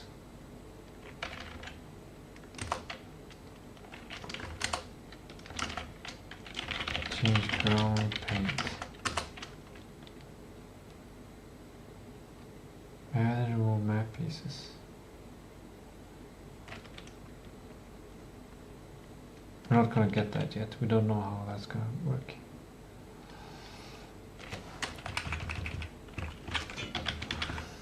But this is good. That's easy. Like we just have those are the upgradability ones. Then we come to drivability. Oh, this is a must. That's a good.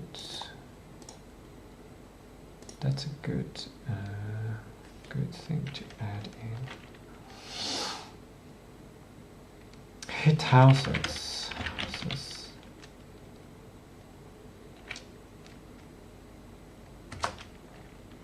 Yep.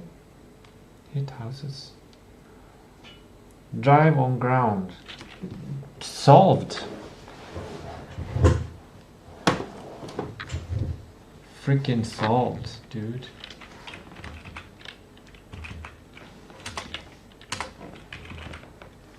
I can already drive on the ground.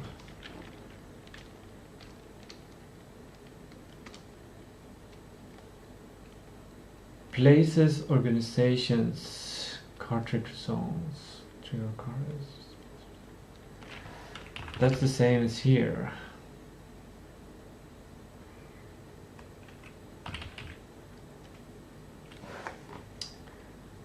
Recognize landmarks. Must.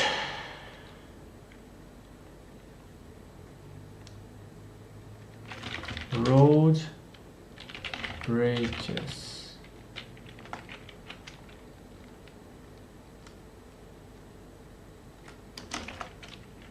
Or water and train track. Train track. What's the feature there? Train track. Oh, these are the actual. I see.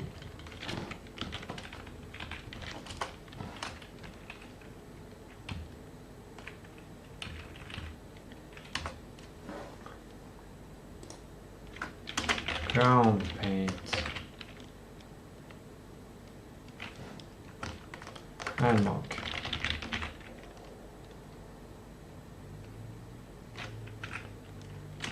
Ground landmark. Flat landmark. You're just gonna have that landmark.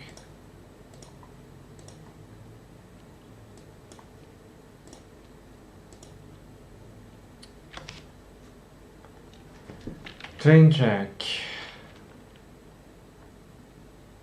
Rectangle house. Which is gonna say Jörn Park Pentagon House. Soccer field. Clock tower.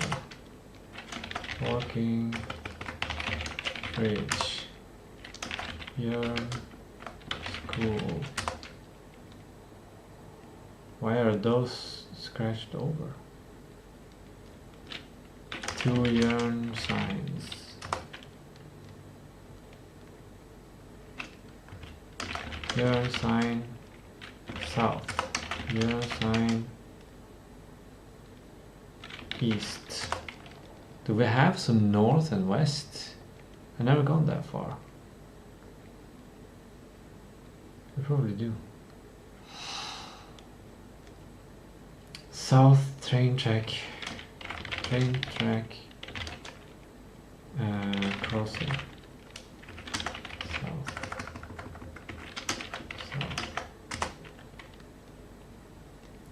Vilan. That's, you're gonna be able to park that. There's an organization place.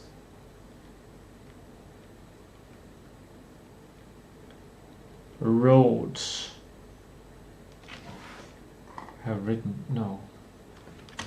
Roads. Doesn't matter if I've written it. I need to write it again.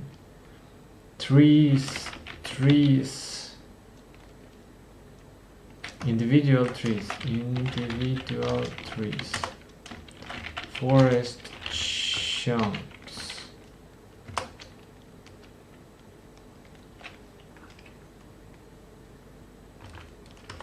Or like that, forests.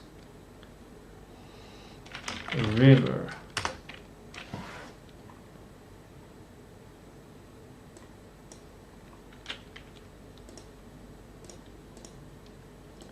Landmark. Recognize. And these are apparently a must. Then we come to recognize soundscape. Let's see.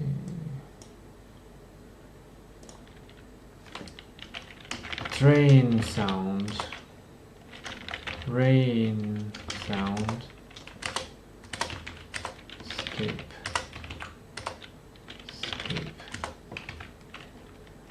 River soundscape.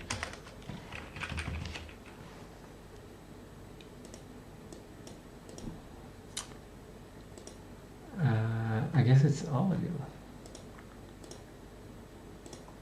Great, you already have that. And these are apparently must. And recognize.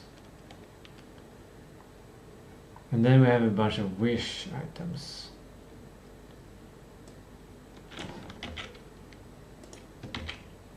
Yes, it worked. Perfect. Now we have transferred the wish. No, this is done.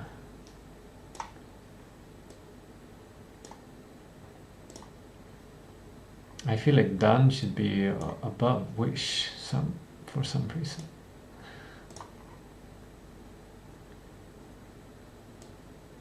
Okay, now I can remove the whole wish section. We can remove these ones to clean up this document and use this instead.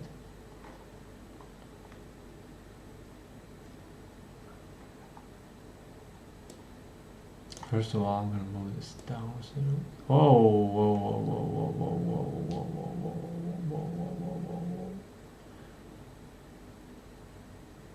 Why does this take so long and it took so short time before? What? That is crazy.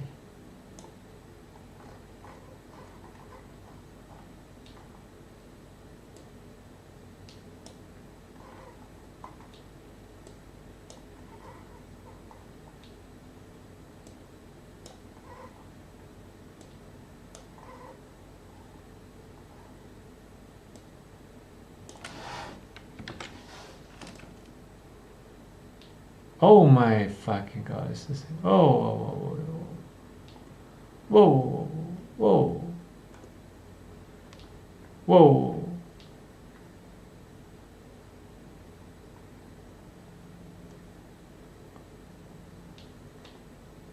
Oh my god, oh my god. How do I drive this thing? Okay, we'll leave. No.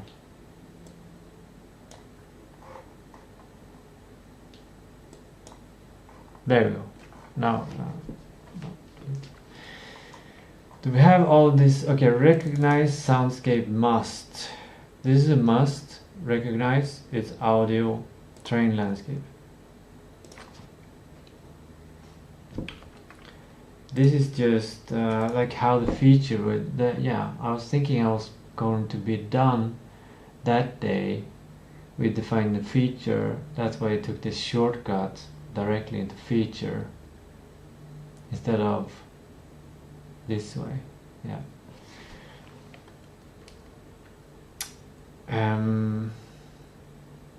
We're just gonna remove that and see.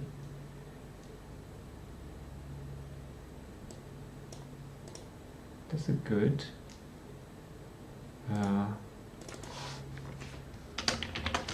River MP.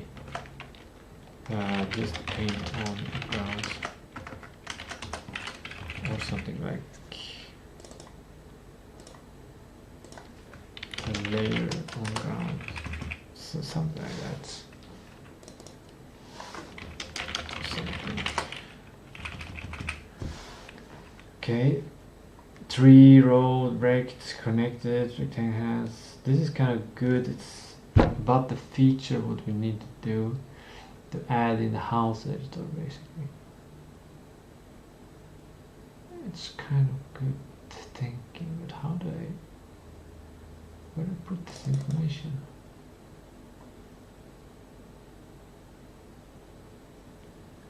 It's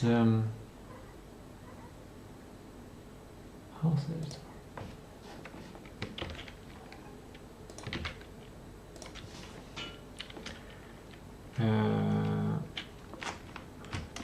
Rect roof for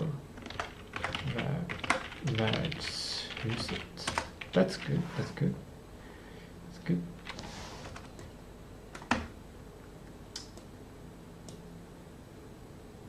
Rock. We gotta have the rock.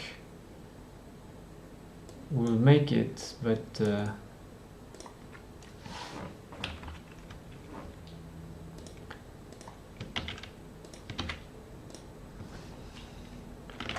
rock in train station park. These are like they are user stories for the town, but not for a town editor. Or like it needs to be possible to do them in the town editor. There will probably be some similar feature, just picking a 3D model. Connected rectangle house.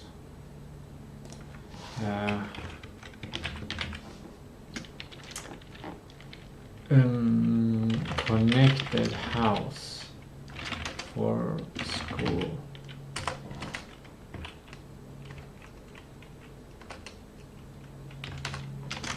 Not just one rectangle.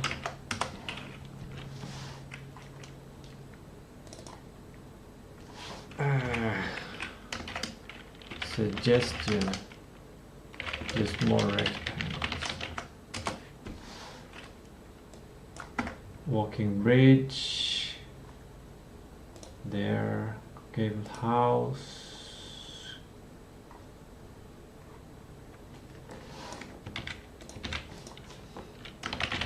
Gable roof for clock tower.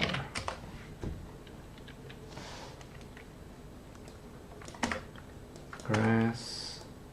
We're definitely gonna have rectangle houses. Train track or bridge.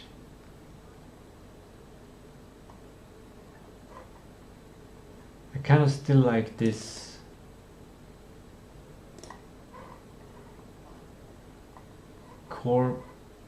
old core principles.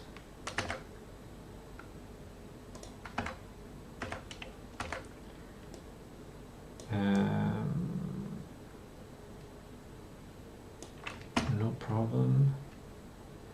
The next side, ground.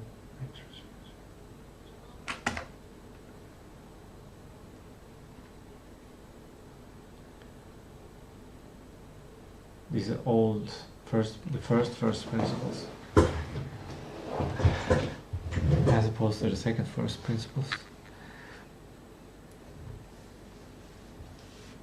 This is like legacy. The question is, should I keep it or just remove it?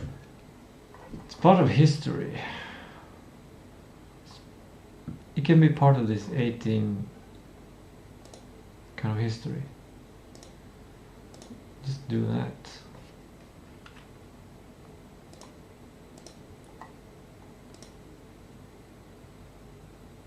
Made tables here.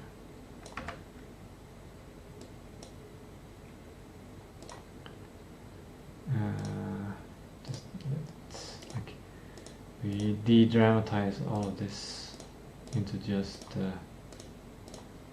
add it into the history there. Yeah. Boom. It's part of history. Okay. Now we're actually on track.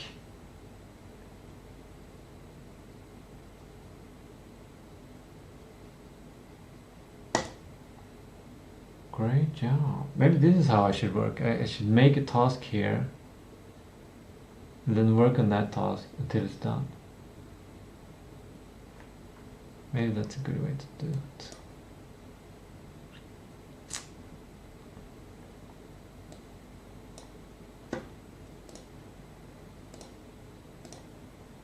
This one might be necessary. I was thinking of adding this someplace. Do I have a history document for last Saturday?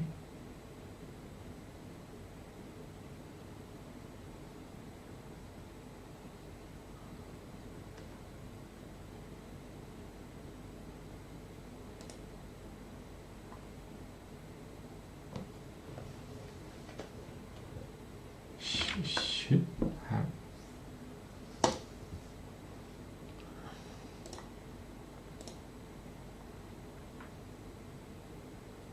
Sprint plan history. 20th of June, yeah?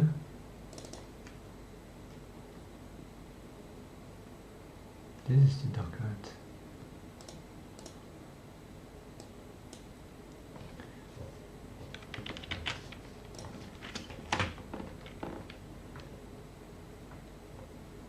We'll revisit this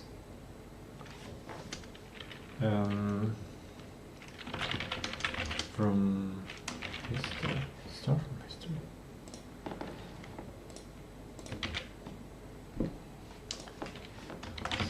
Plan history. Or should we start from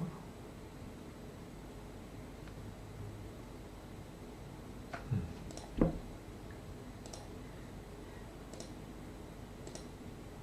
There we go. Now we're getting into routine. Now we're getting serious. This is what we should do.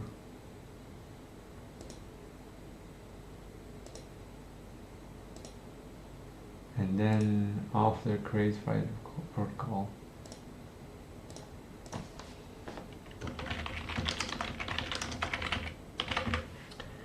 follow the Friday protocol. Insert the link here. And this one repeats weekly on Friday. Now I get somewhere. Maybe on Sunday I can do the same, and on Monday.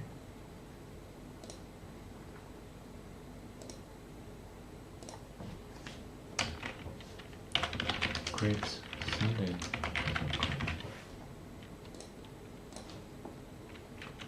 And grapes follow. Save. Follow Sunday protocol. Have a link. Yeah.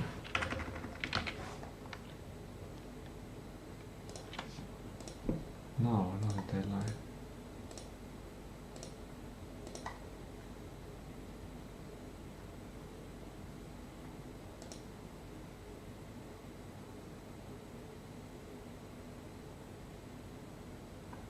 Wait. Oh. Right. So confusing with several history documents. Okay, this was the history last Saturday. I seem to have felt really good, do really good. What was I drinking there? Was I drinking, I think I was drinking, yeah, I was drinking my chocolate.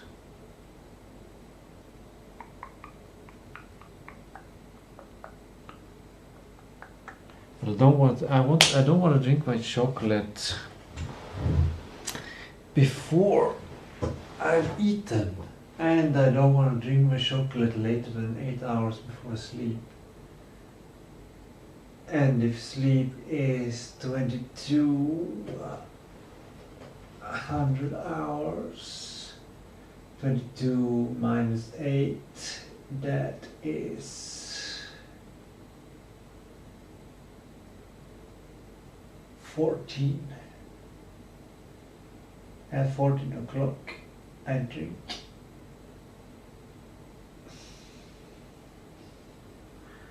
I could write that there. I could write that there.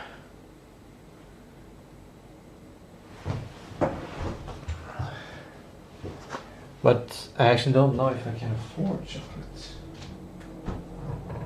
I have one package of cacao that I will consume.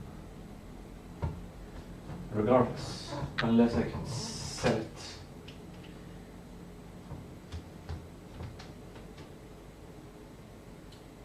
Daily. Whoa, this is a good pen.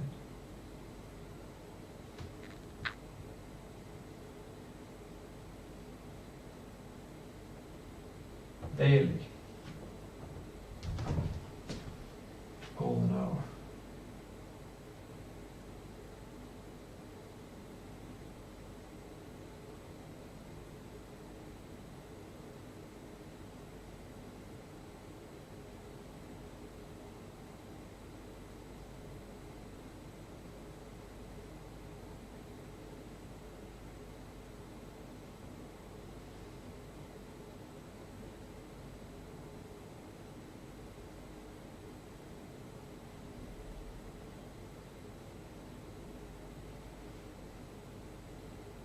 That means before drink cacao, we have eat or dinner or lunch, call it eat. And before that we have shower. And before that we have exercise.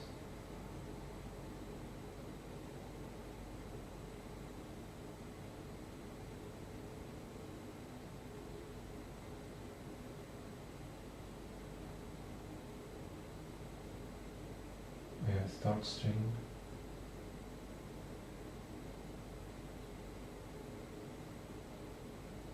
Then we have yap. Then we have work. Then exercise.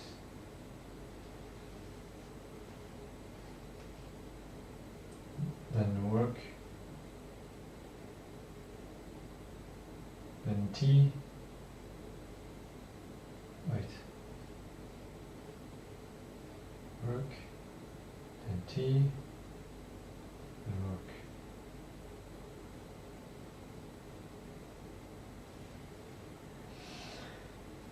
This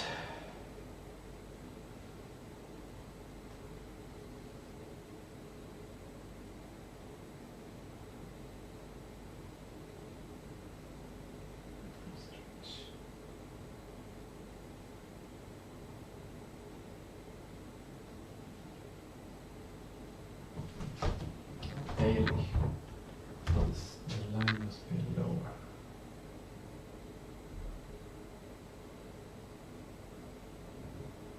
Oh, not like that. It needs to be straight.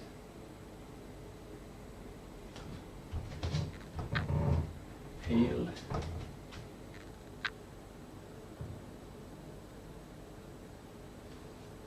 Daily.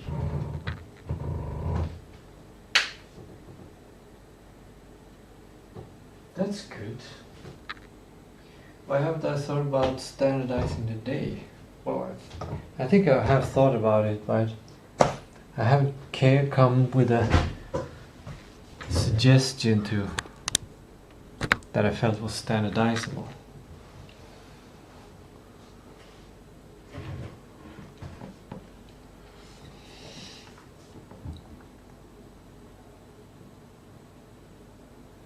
Very good. Last Saturday was apparently an amazing day.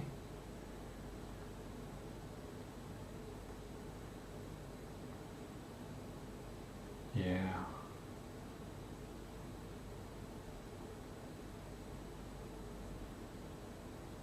I did all that. Yeah.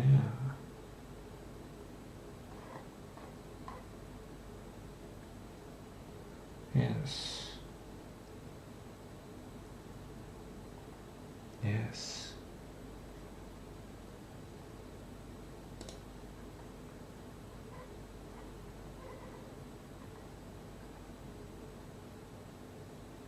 I'm getting closer. I'm getting closer to this workflow, collaboration of different roles.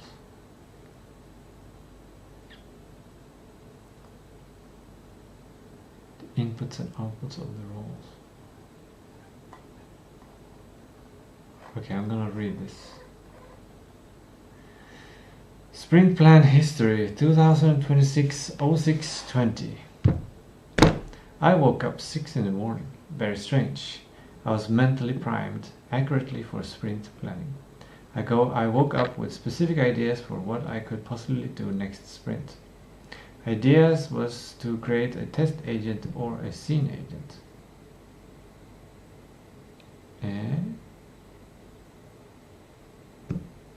Ah, right.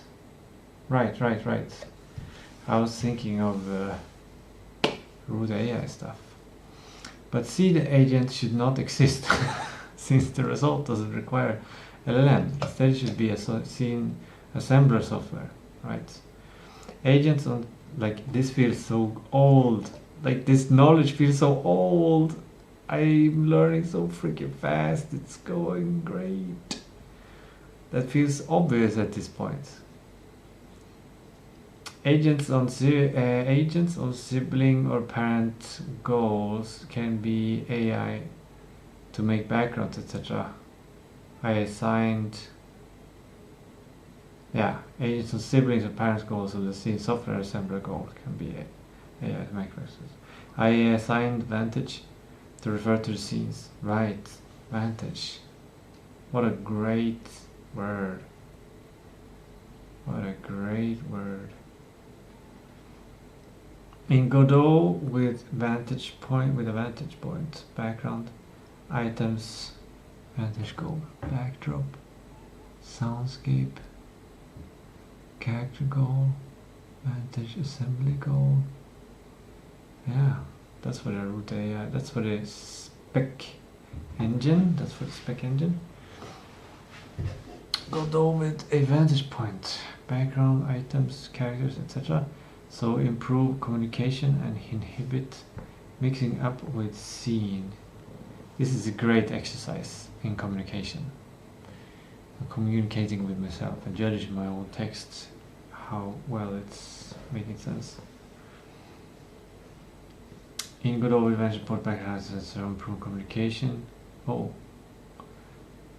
And inhibit mixing up with scene in Godot. Yeah, the vantage word. Started grooming backlog. Right. Started software with cacao. Success. Spawned long black stick to point with. Amazing.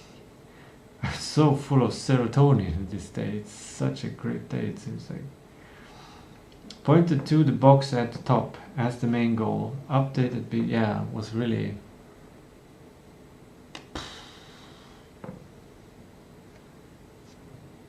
I don't know what it was. Product owner, producer.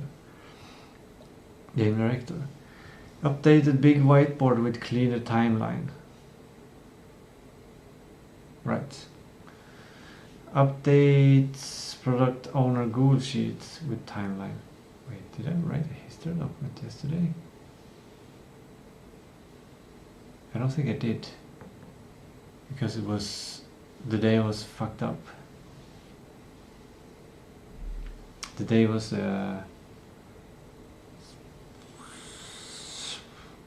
it was a lot of conflicting identities trying to... an older identity took control yesterday. I think that's what it was. A more primitive identity. Anyway, updates, product owner Google Sheet with timeline and photos for each month, June, December. That was great work.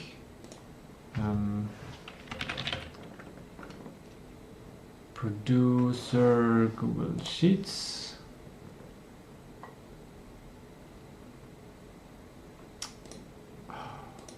This one.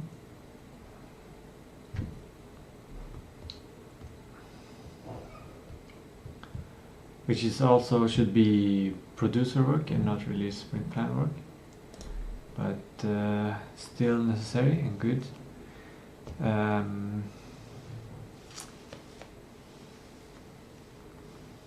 Right. Planned day on square whiteboard. Sure. Randomly moved around. Good. Light in sofa and yapped about previous planning post-its. Good. Thought about... like I felt good at that day. I felt good. I don't feel good now.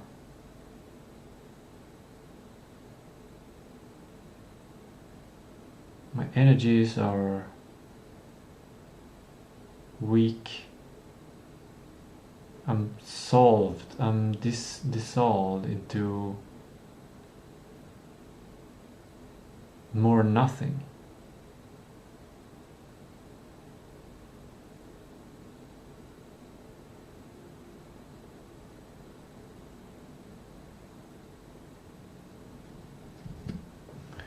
Maybe I think I'm overwhelmed from everything yesterday. And confused about what I should be, how my systems should work. Drew on the tall whiteboard, very good. 3 simple symbols for connecting the focus book, that data target purpose, perfect, very good. Started planning golden hour on small whiteboard, this was an amazing success. Found the goal of the sprint and connected it to the 3 separate rows. Days of the sprint. Found... This is the reason I want to document my whole life, because if I do what this day did, if I do the same things as I did that day, I should get closer to getting that good result.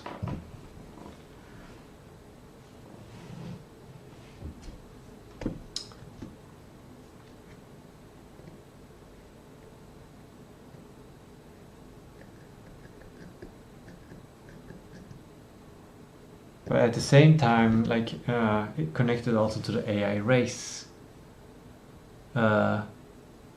moving faster in the AA race is about learning and changing.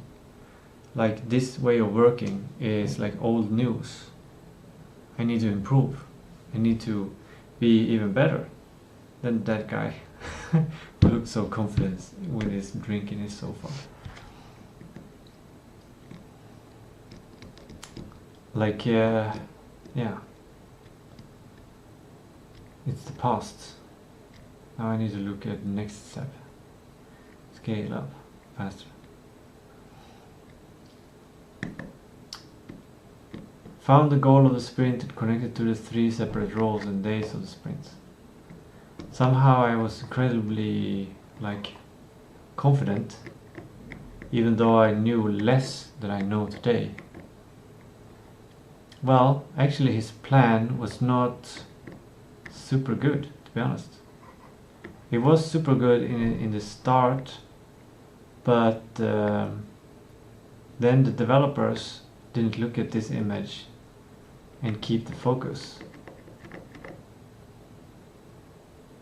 Make Godot 3D map tool. Dynamically change map. Yeah. The developer, me, when I made on Thursday, when I made the 3D map tool, I started to think much more detailed. I started to think first principles and system design, instead of just thinking, let's make a simple Godot project with a 2D ground and I can paint on the ground,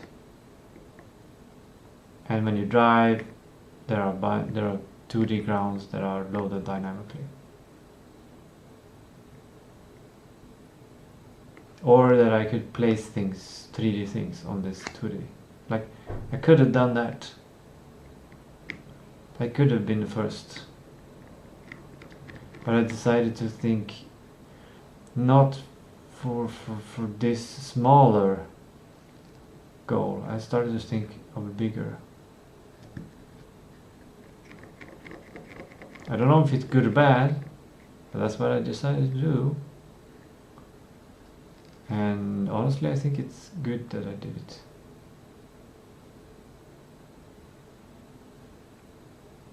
Or do I?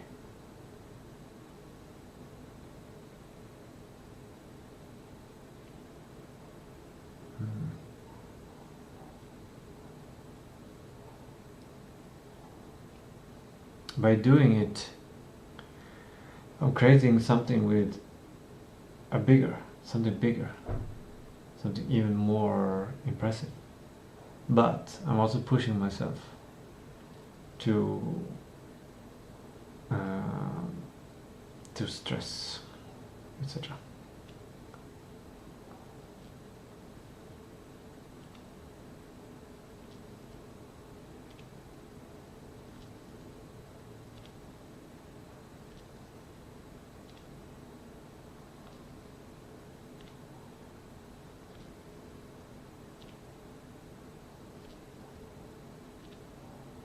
I'll come back to this. I'll come back to this flow.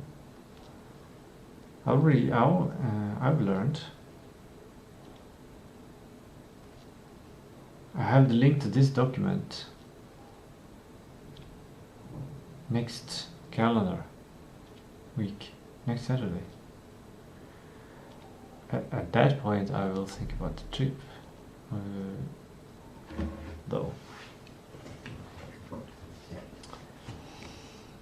Now the question is, should I finish a sprint plan or should I start to write a history?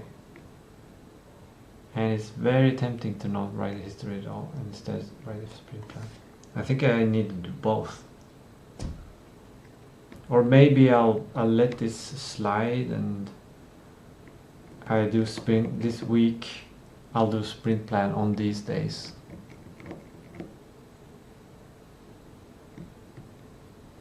Because I'm getting quite tired. And I woke up at 6 and it's 1 hour left of the stream.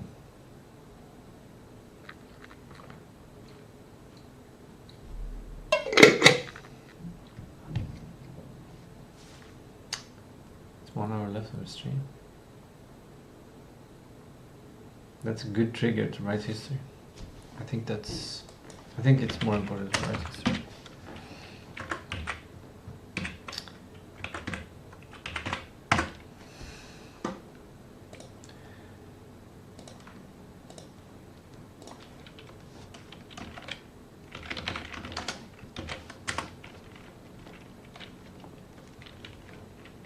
I woke up at 30. Somewhat strange. Also strange.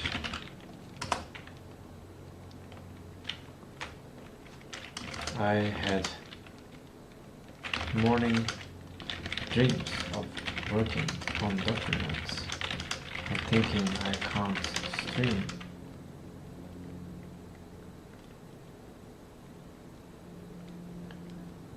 My thoughts, my dreams.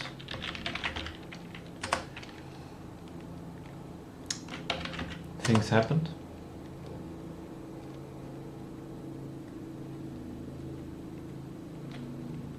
Made this started.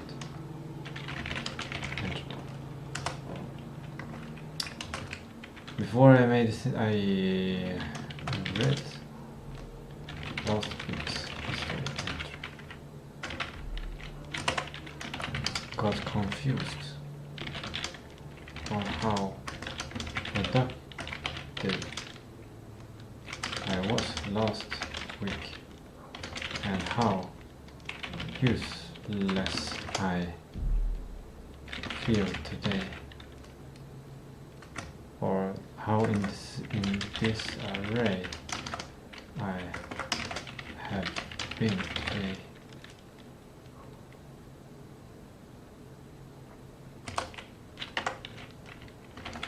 I think it's because yesterday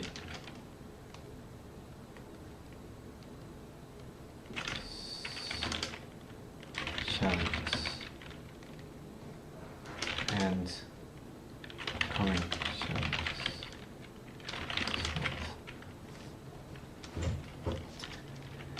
in my non-conscious minds.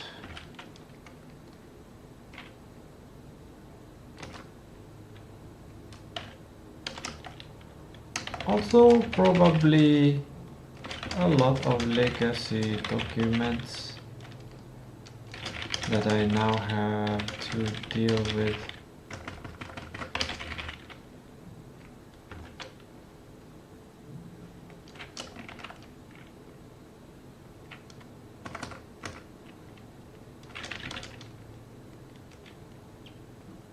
And the improved knowledge.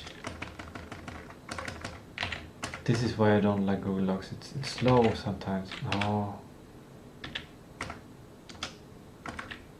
I don't like this. I don't like this.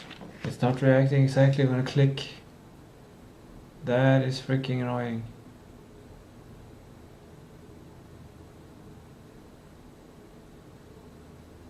That is fucking annoying. And it's not that I have a lot of stuff on, I just OBS and Firefox. Maybe it's the internet connection. Or maybe my mind is going faster. Like I'm more observant. Okay.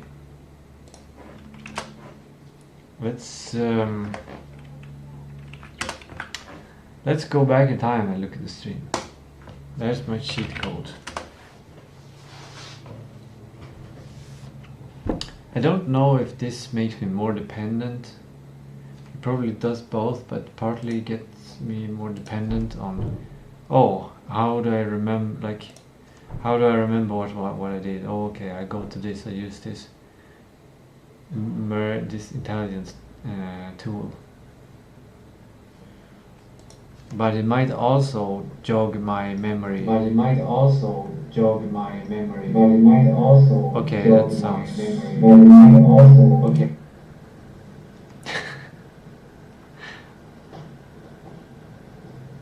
let's go to the beginning. Okay, we're ready. I was sharing a stream. That's nice. If I write what I did.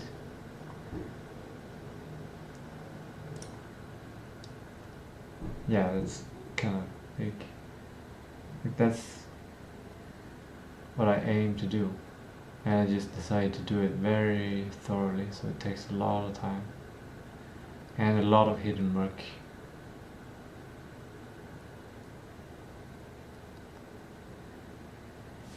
I need to change that word.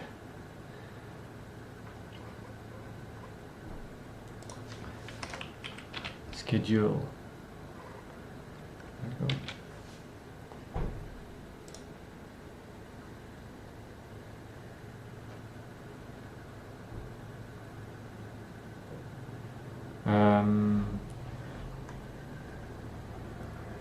Yes, that's what it is. Report. Oh, did you hear that? See that? How slow it was?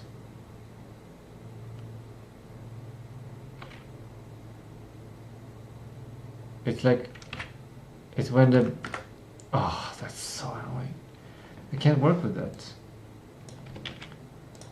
I can't work with that.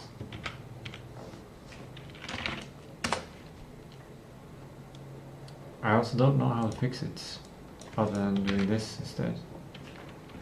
Here we go.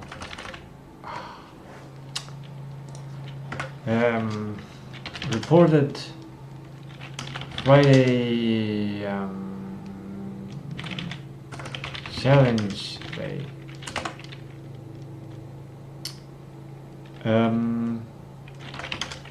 The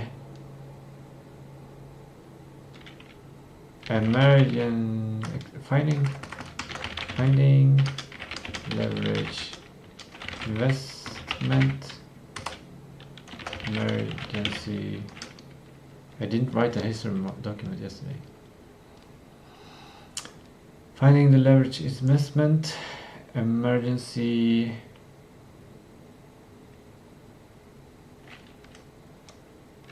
with available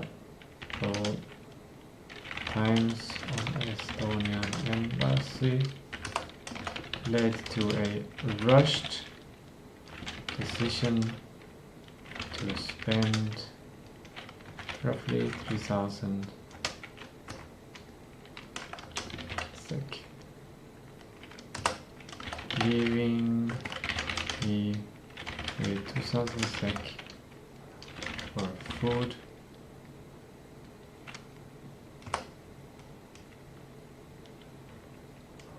That day was chaotic.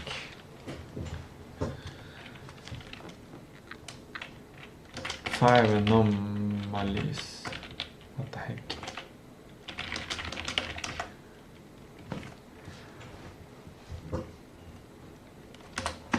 Okay.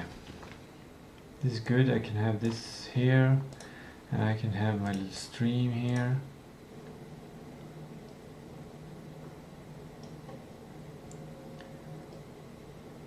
Google Drive, my Tistou Google Drive, my unlock. Let me lower the volume on the TV. It's too high from doing the aerobics.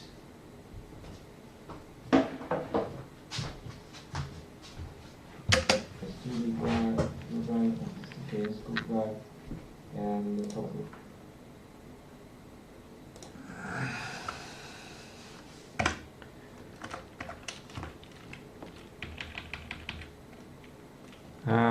Reported budget decisions.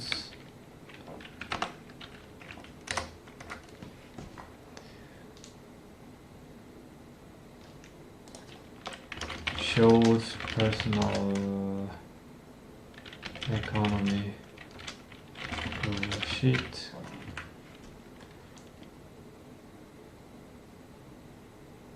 That's what I did.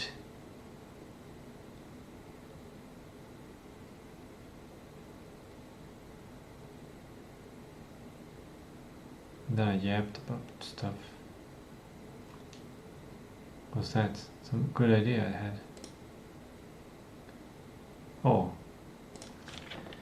Invented my own karmic wheel.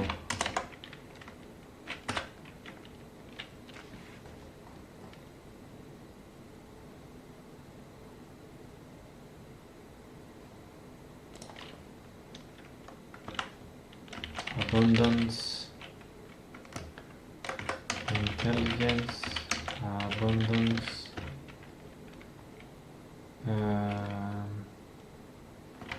losing, challenge, repeat.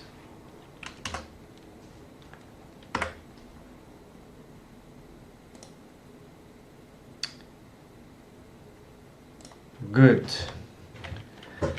Started cleaning working memory process. This was a success, I think. Can't really tell. I'm not out of it yet.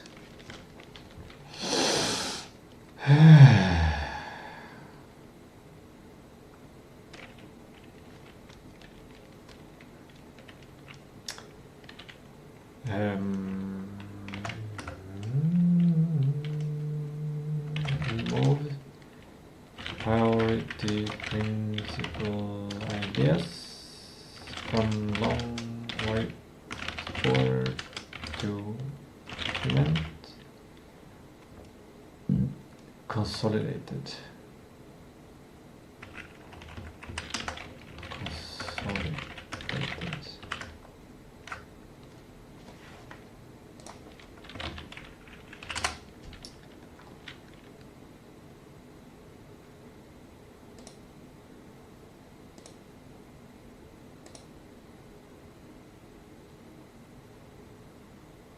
This is so good for my confidence. This is so good for my confidence. Usually I forget that I do things like this. And maybe later I remember.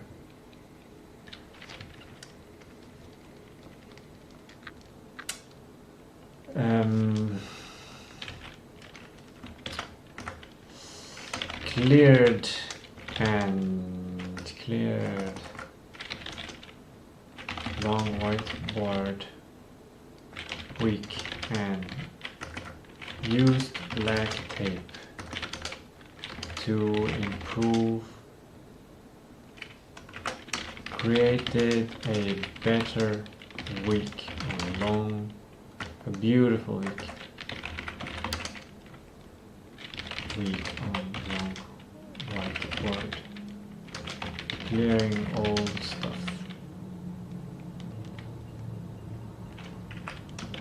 Clean old stuff from long whiteboard.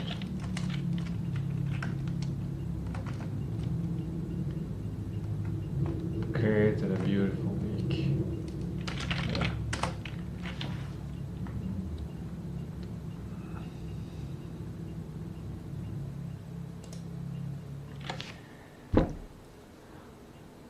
What a good idea to show them side by side. Like what an improvement. What an improvement. I'm starting to like this part now.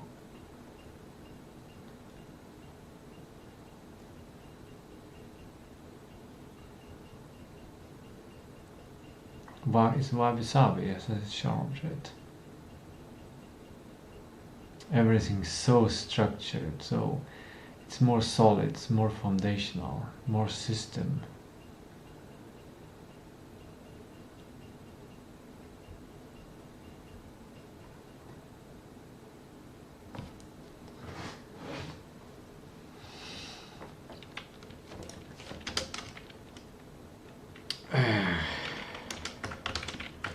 This was a success.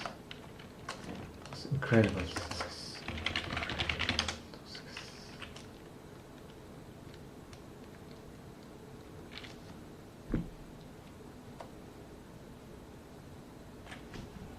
This is probably the best thing I did today.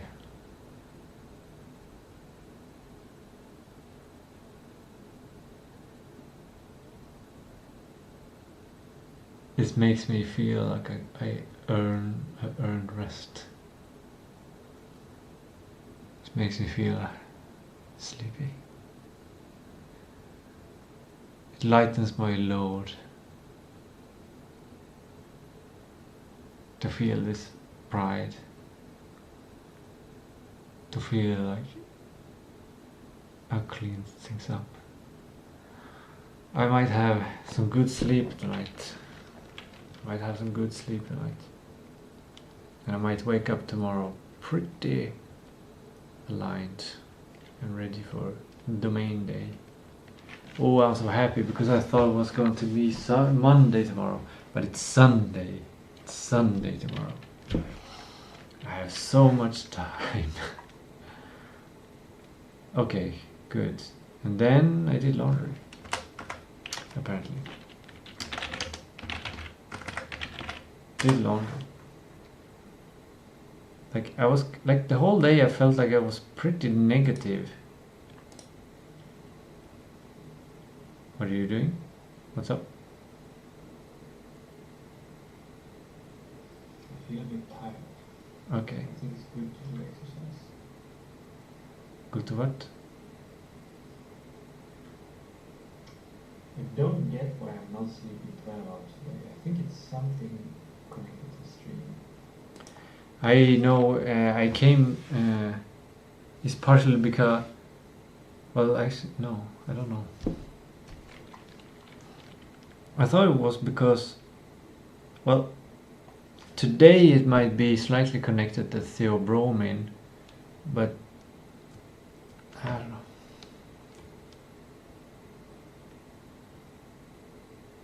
No, it's connected to the stream and me becoming like I'm domesticating myself or something. Did I remove this? Yeah.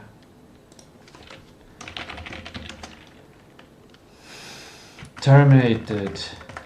I used the termination prior to project. Terminated the micro movement tape under the screen. This was a success. I decided that I realized that the micro movement system was, I thought now I'm going back in time more and more. I reflected on the fact that I did not feel like following the micro movement system. This was a success.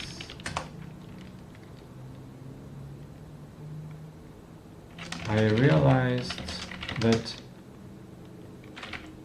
the design was reverse casino rewarding.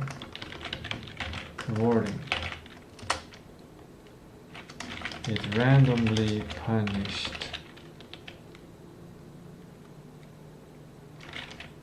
with hidden work.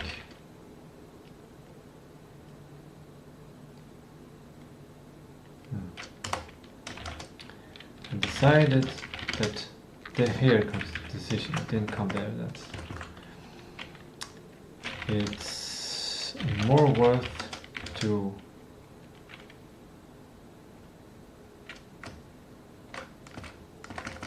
it needs a redesign if I'm going to use it.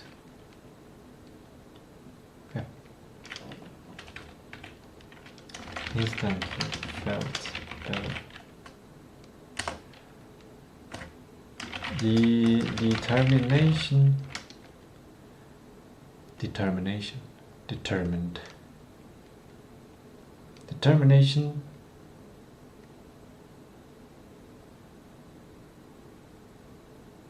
mindset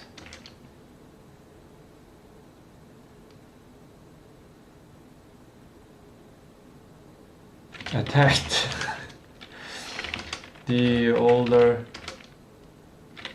tape under the other screen. This was also a success.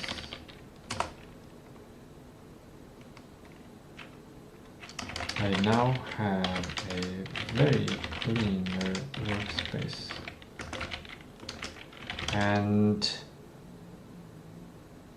my non-conscious minds can rest more.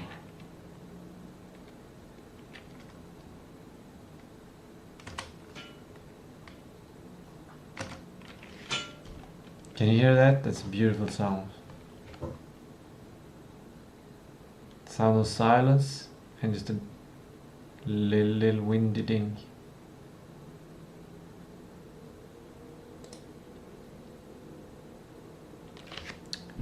Now, what did I do here? Right. I did to practice priority.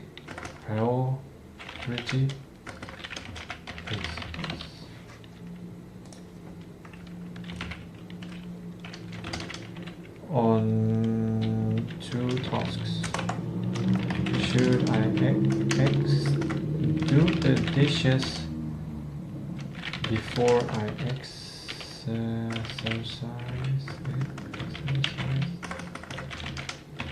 or after, or long after eating? I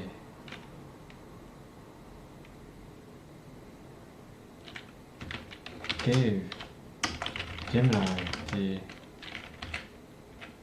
priority principles and asked. This was a success. Also had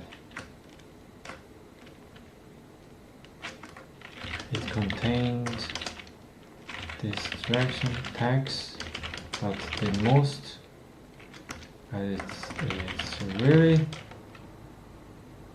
distraction opportunities.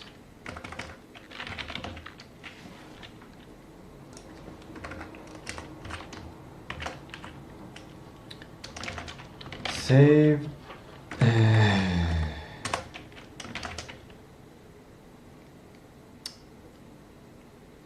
I realized that I should choose exercise, then wash dishes, then exercise. Have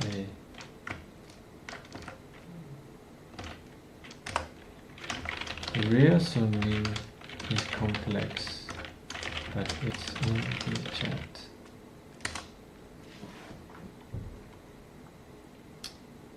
Do I have the chat somewhere? I have saved the chat somewhere where I will encounter it again.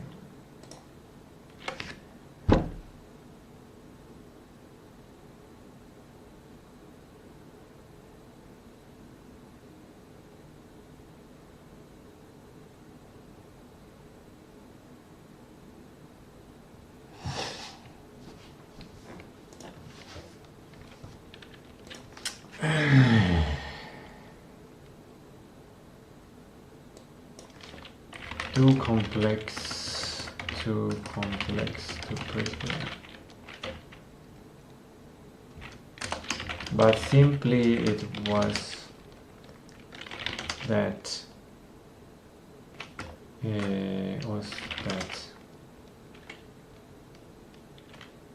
doing the dishes would hang above my head during exercise, showering, and eating. So it had a large distraction tax. Mental distraction task. Tax.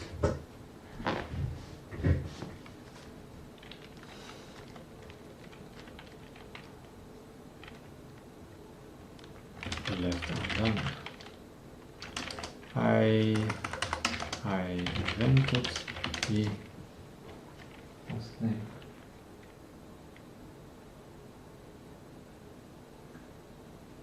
Don't carry the undone through the desert. Bounty. Carry the undone through the desert.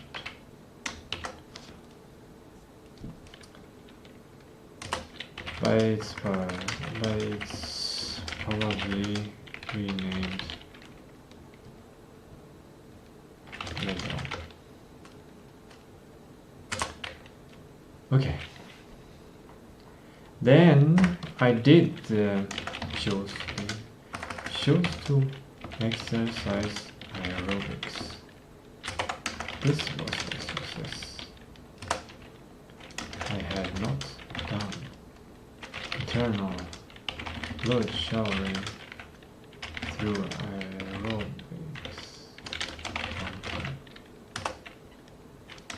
I felt the exercises to be easier than normal.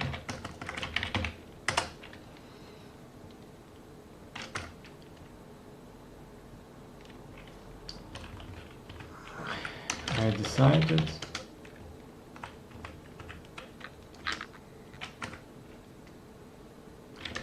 the dishes.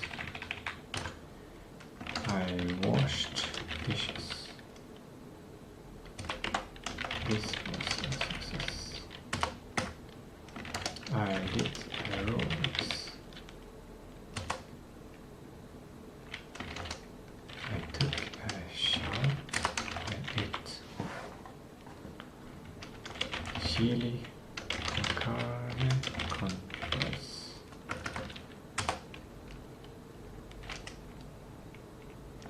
I ate leftover milk cake.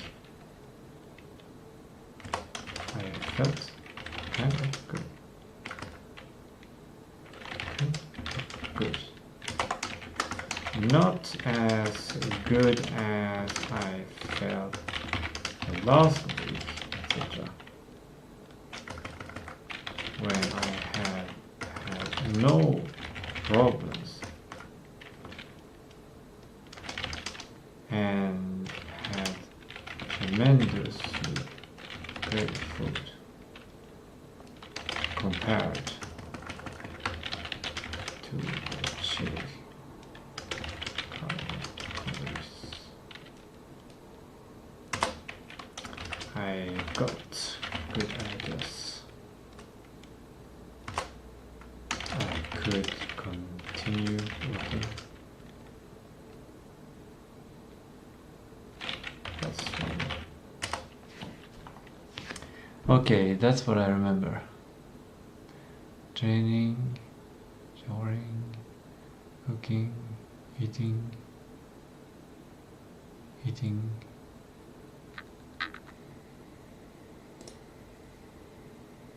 Got the idea to put a calendar there to have like a countdown. I decided to leave that for tomorrow admin day. I don't know if that's a good idea. Maybe I should just do it.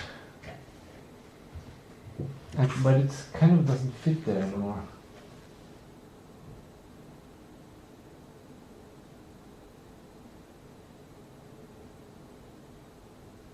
Daily is more important.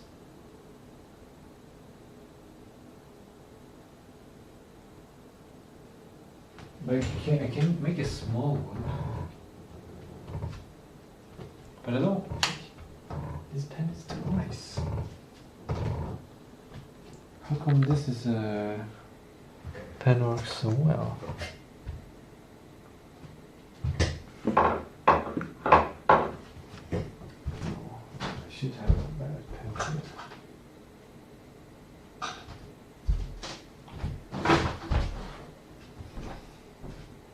I didn't know I made a trap here.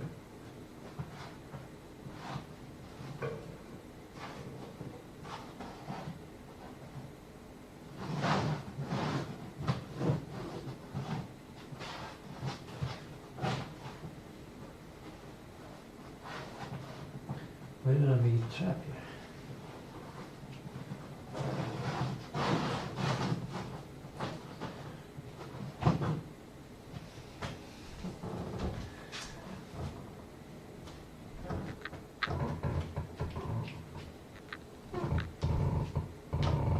It's June 27. Let's start at June 29.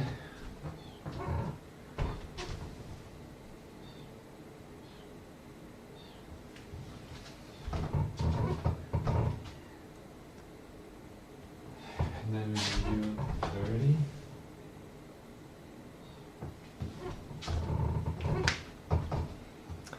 Then starts the July. That goes on, maybe the 24th is when I get money. I will know that later. It's at least before the 31st.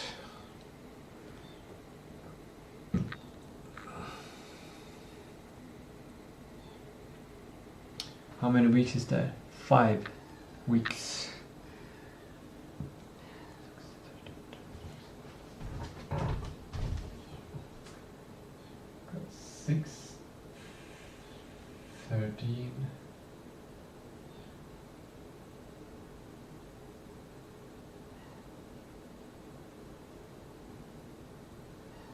$20, $27.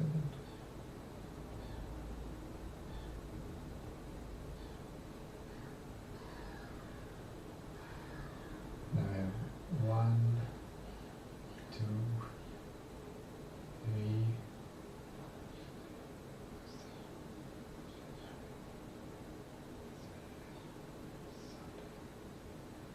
Now this pen is almost gone.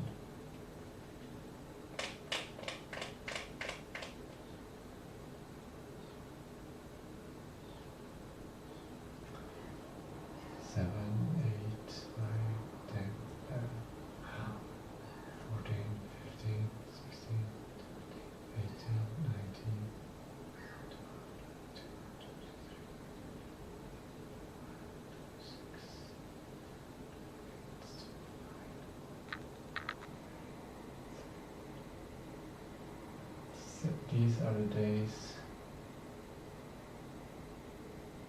I kind of want to make it into individual boxes on the table.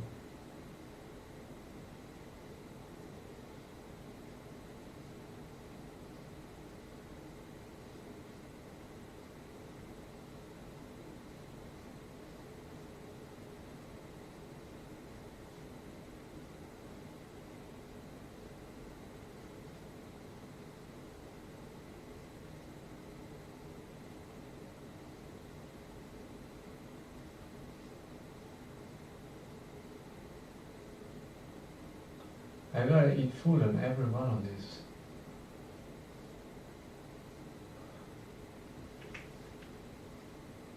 And I have 2,000.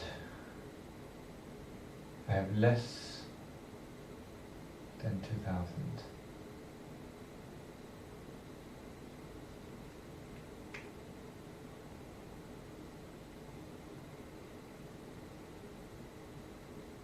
So I think I should make a budget up until the travel. So I will have one budget for the days up until travel and one budget for travel, and then one budget for the rest. And the total is less than 2,000.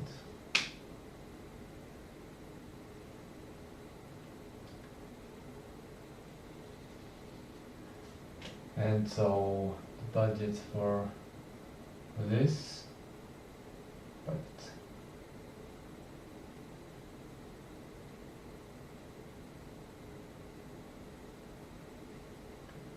is a number, and then the budget for this is another number, and then the rest is a budget for this food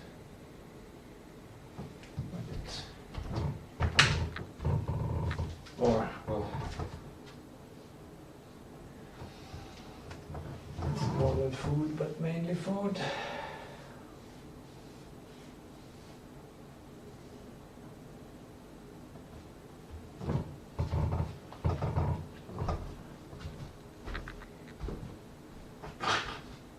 And I know I had the wrong thinking. I know I'm using a scarcity way of thinking here.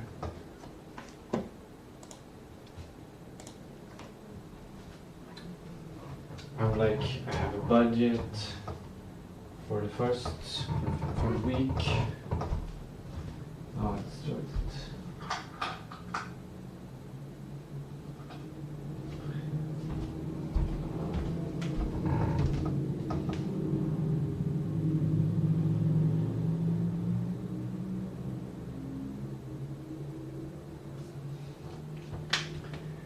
A budget for next week, then a budget for 6, 7, 8 July, and then a budget for the rest.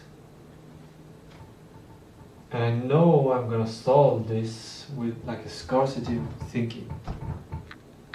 It's not abundance thinking. Like, there is a lot, supposedly there's a lot of money in this world. And there's no problem solving this, like with abundance. I can just push, like I have enough money. Like there's enough money in this world to just solve this. Proof. But there's something in me that says like, I can't take the money. Something like that. It's something that I don't understand.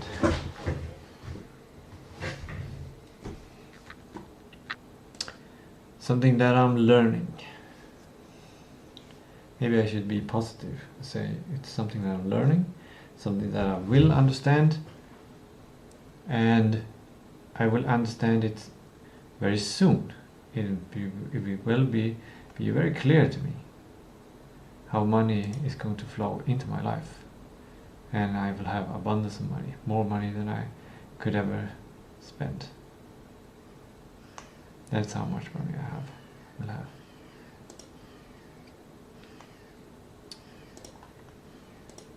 Then, okay, here I should add.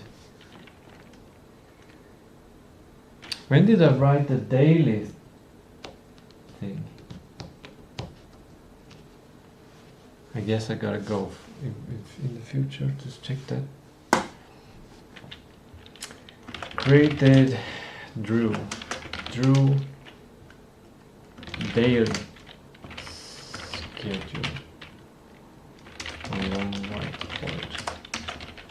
Drew 3 budgets for July on long whiteboard. For tomorrow. Domain work. Okay, after this,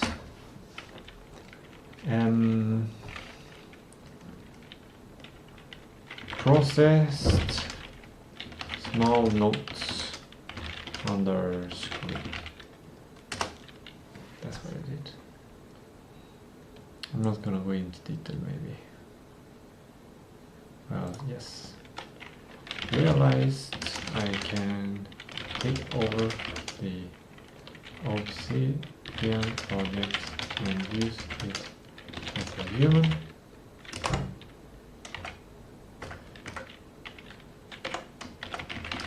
Wrote Tistou Nexus LLM recommendations. Did that. And here I talk to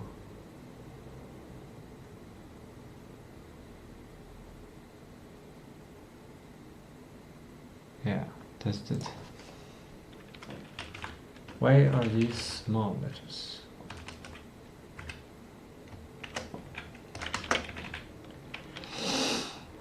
Tested Gemini.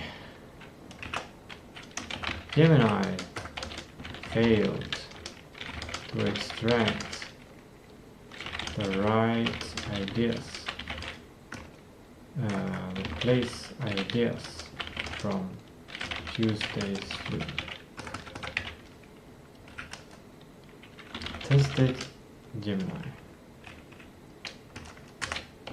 It failed on extracting ideas from sleep.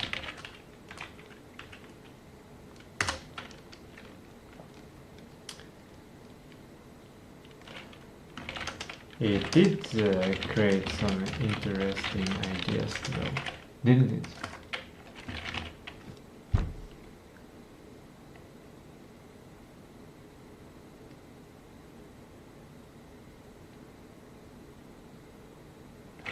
Right, what it did is started working on it, didn't it?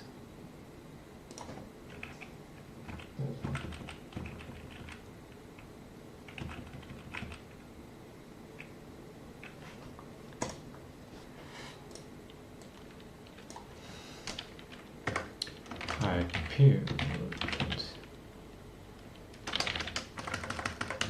Asked, look into the transcript and follow its instructions. This was a success, but also selection tags. It created both the JSON suggestion for the map shared map format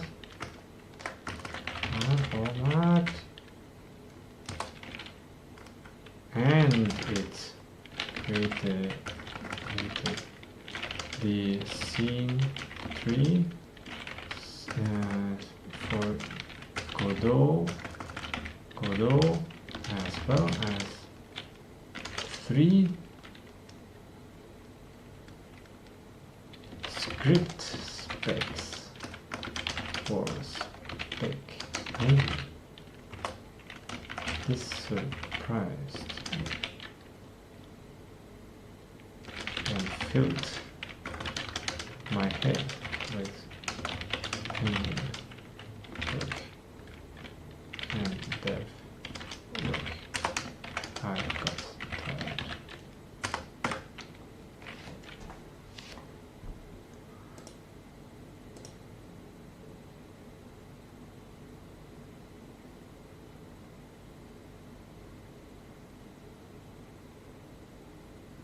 And then I started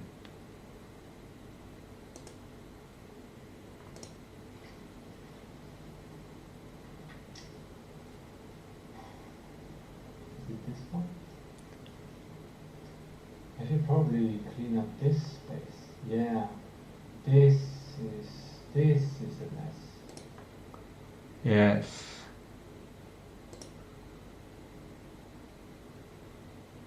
Did I start to read this? Is that when I start to read it?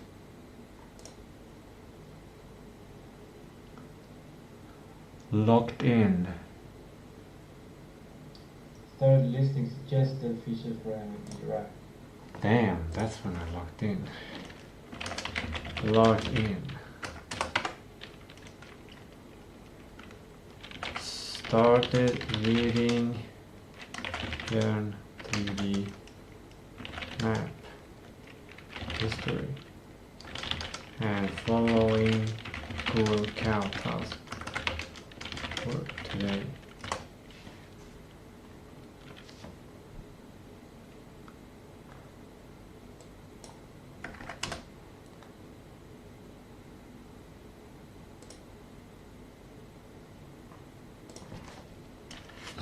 Looked at sprints. Oh, and got surprised by the clean user stories I wrote on Thursday. It was a success.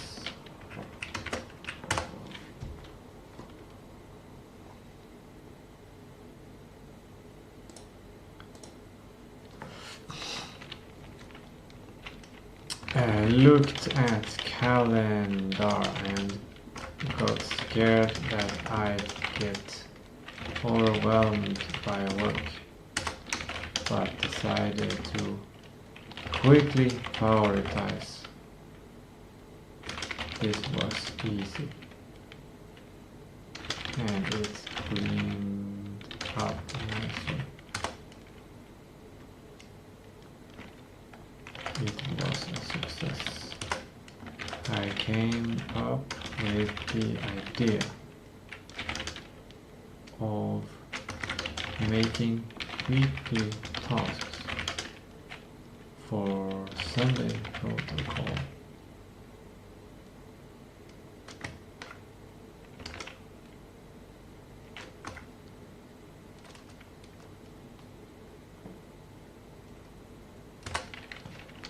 It's not written yet.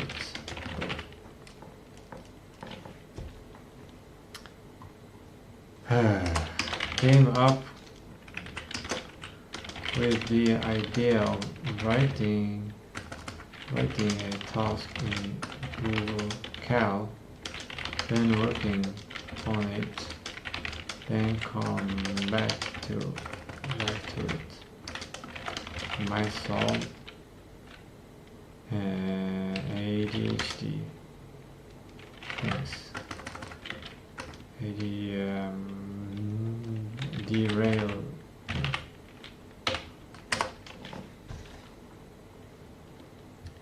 Didn't do it. Forgot to do it.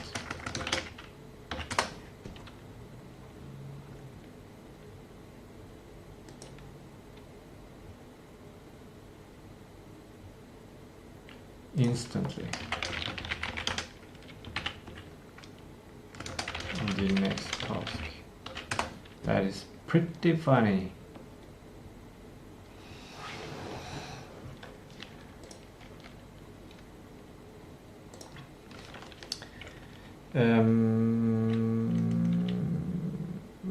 Moved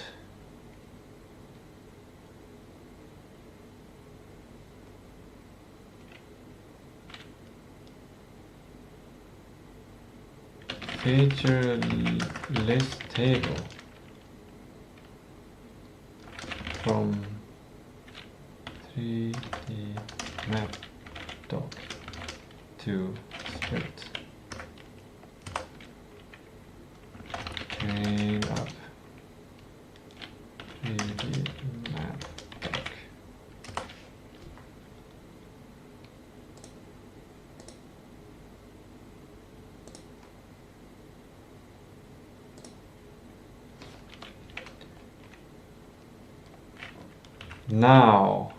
Now we're coming back to this. Read last week's history. Got confused on how productive it was. Right.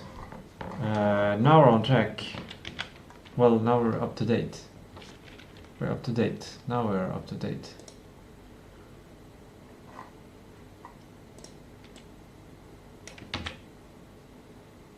Wait, that takes long. Was just text.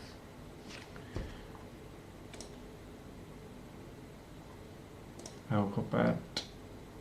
Is that how you say? I woke up at 8:30. I woke up at 8:30. I don't like that. Waste of time.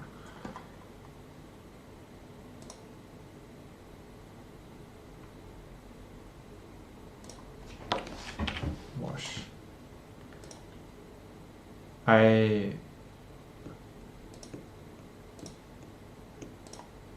Shit.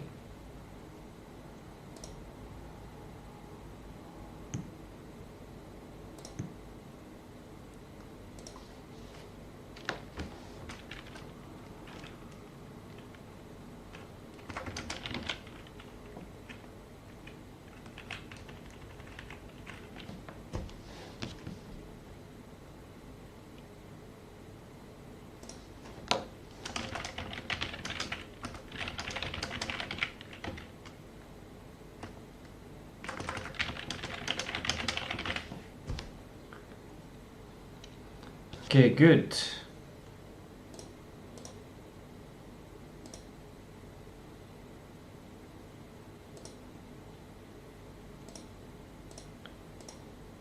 Shut up.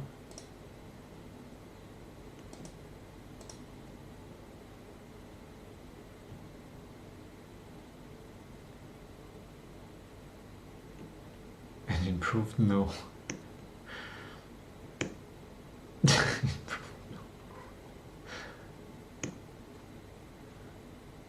Also probably a lot of legacy documents that I now have to deal with, and the improved no.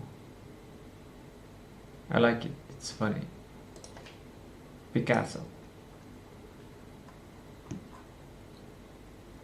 Should I add images? Yes, of course I should. Of course I should. Let's get rid of that. Discard that shit. We don't need that shit. Let's rid of that. Rid of that.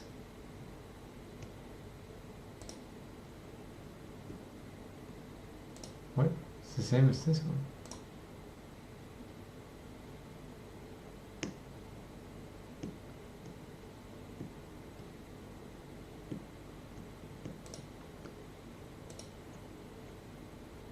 Whoa. What is this?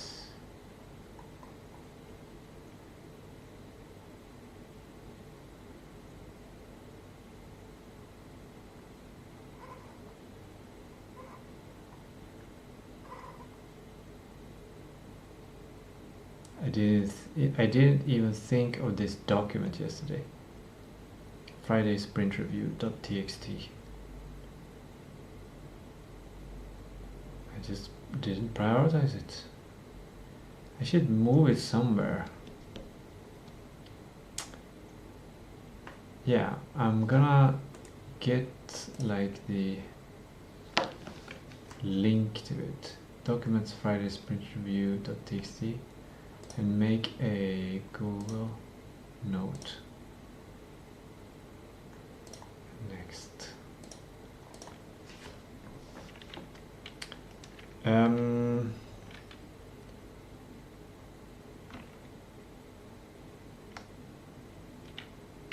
Bring Friday sprint review txt to Friday protocol, wherever I made it. Documents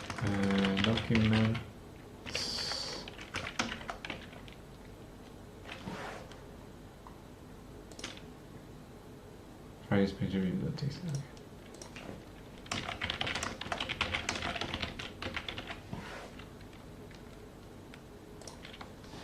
Cool.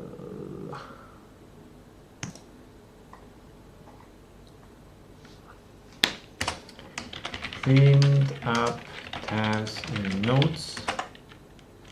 Discovered Friday sprint review txt I didn't even know this file existed yesterday or today. It's incredible how many files I figured I have made.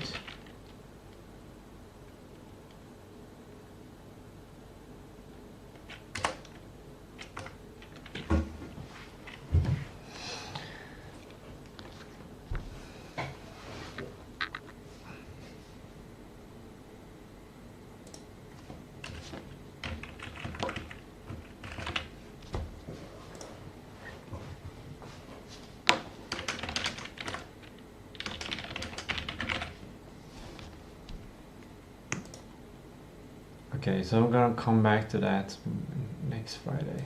Cool. And computer specs. I'm just gonna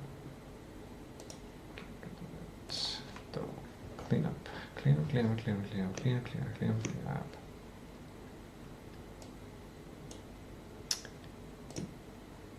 This is that one.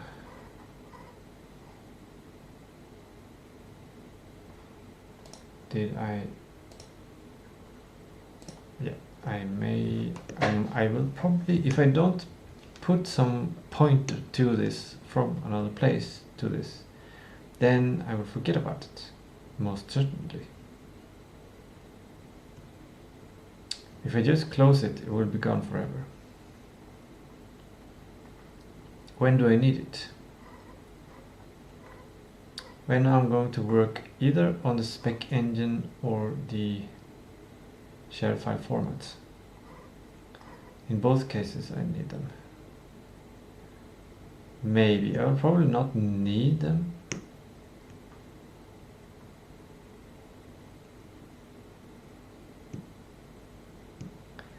I probably work my JSON version, so I don't need it for the share file format. But this is interesting. Wait.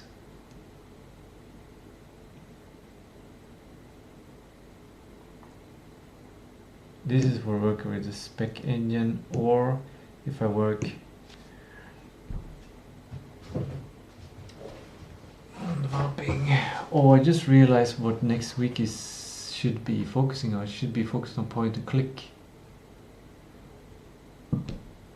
It's like I'm gradually solving things and like they exit my mind. Like there are so many things in my non-conscious. They have stacks and stacks and stacks of ideas.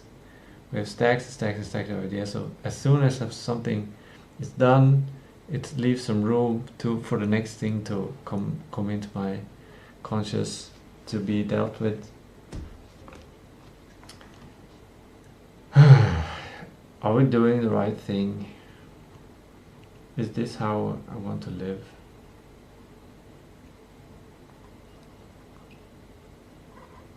It's close. It's close. It's actually close to how I want to live. It's close. It's close. It's not perfect, but it's close. So when do I want this? I want to use this. The map importer script that comes with the deriving thing. Maybe actually on Thursday.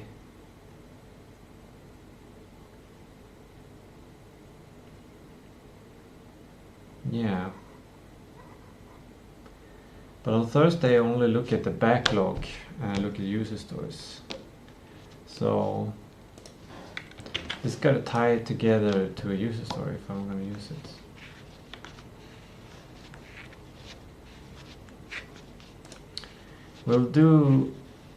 We'll start with duplicating this and then we rename it to version 3.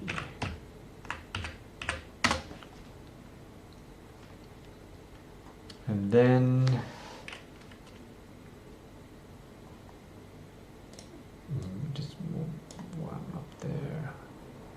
actually we remove this because we're not gonna plan the spec engine anymore in this.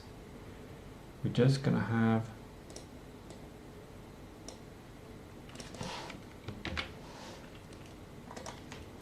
yeah. Yeah, and all of this. Oh, this is the golden hour line. Yes, so good.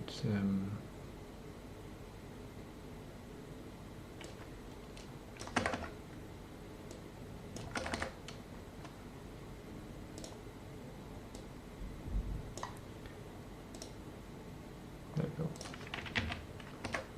Now it's clean. There.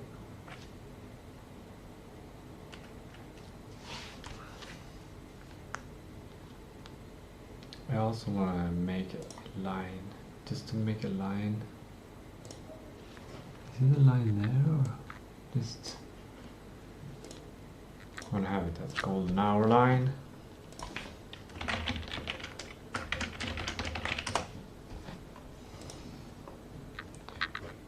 Wait, the golden hour line.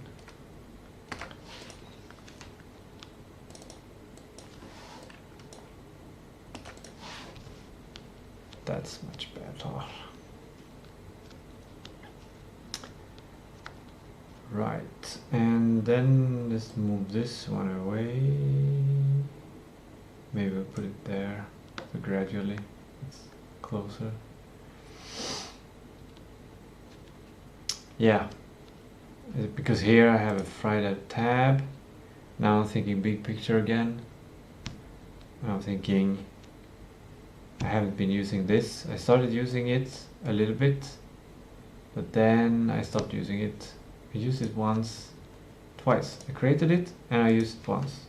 Then next week I completely forgot about it, like this yesterday. So basically I've been doing a bunch of brain dumping of all of my ideas into different places. And it's good that I'm brain dumping and good that I'm following the things and testing and then reorganizing. But it's not good that I'm brain dumping in so many different places that I forget all of the things, all the places.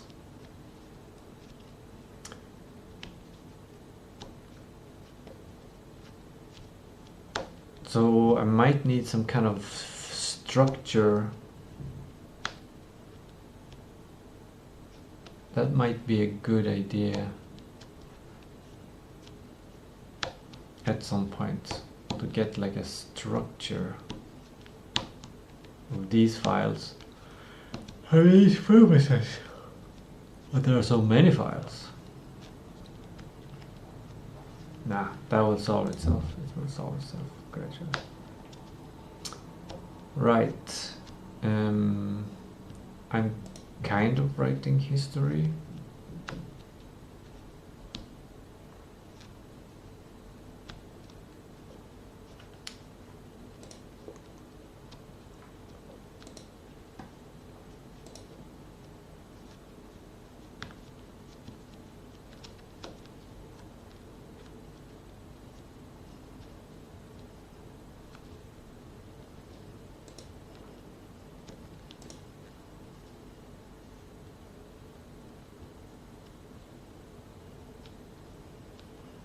I will come back to this document.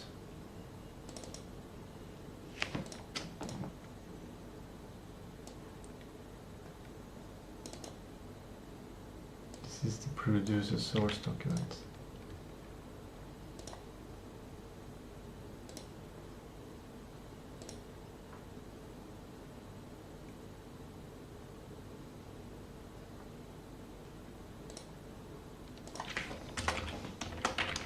Put the protocol here.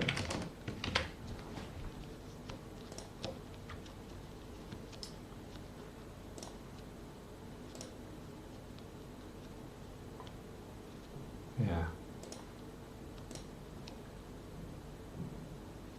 Huh?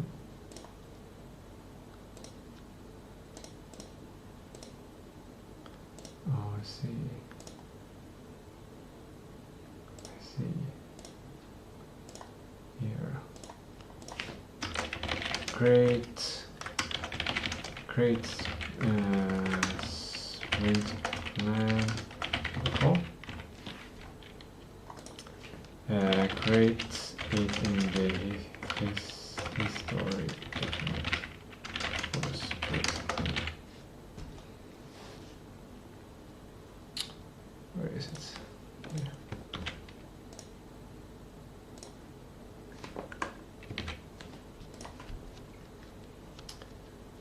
Good, we're done with that. We're writing history. Like I have so many tracks in mind that it doesn't feel reasonable to write a task for it before I think of doing it, because I feel like, oh, I just need to do this before I get to the real task. That's how I think. So now the task that I figure out now, I will try. Yeah, it's less than 10 minutes left of the stream, so the stream will probably cut off in about 6 minutes, and I will forget. And then I will look back at the stream and I see, oh, now it's over. So we'll just cut off at some point.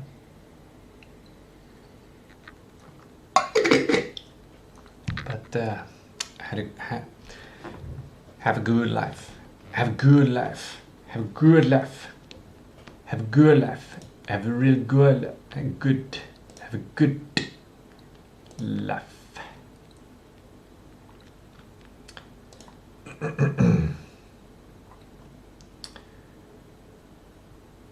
I cannot write tasks to finish history, because I cannot finish history until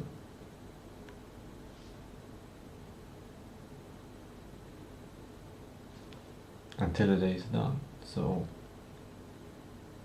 I could catch up on history, check the stream. That's actually a good trick. Okay. I have started from that. Or have I?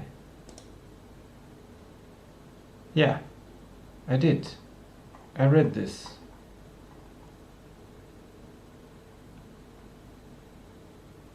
Oh, I didn't read all of it.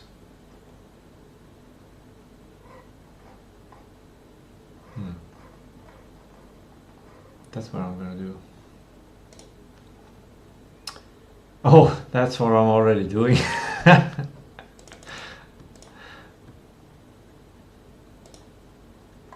Okay, let's continue then.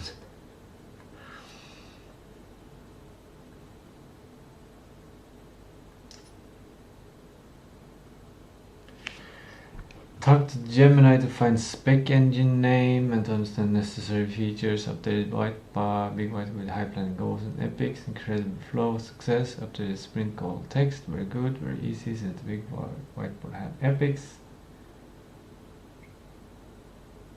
Yeah, the whole flow was working. The whole flow was working.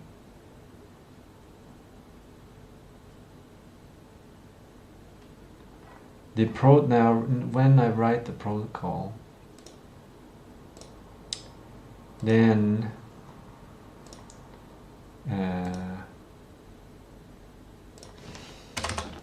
make sure to look at first history entry.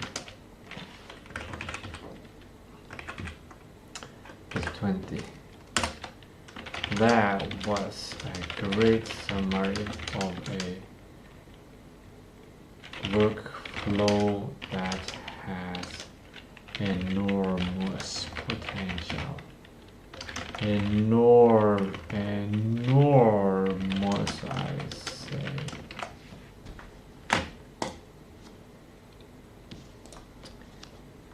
We're getting creative. Okay, good. Update the whiteboard from point, target, vector target. Ooh, that's good. I remember. Yeah, there's not a point target, it's a vector target. It's this and this creates a vector towards the goal. If I just plan the current sprint, I have the goal of finishing it. But if I make a rough plan of the next sprint that relies on the result of this sprint, I get a vector. From this sprint to the next, that creates a momentum and the idea that I'm not going to finish and rest. I'm going to finish so I can go to the next goal. Updated Google Doc root AI Godot to spec engine and explained it in a draft. Explored to create a tester agent on root AI day. Chose the lever task for root AI day. Tester agent might not be needed if Coin continues to do great. It did not continue to do great. Instead, I developed a spec agent that can break down a feature into Godot script specs. That was a suggestion that I did not follow when I realized that Coin didn't do great. I created this document for history, drew on square whiteboard, trying to understand if I should work on spec engine or just make the game. This image can be larger or smaller.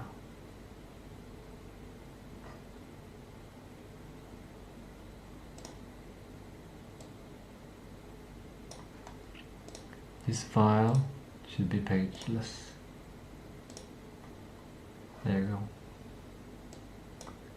Now we make it as big as we need.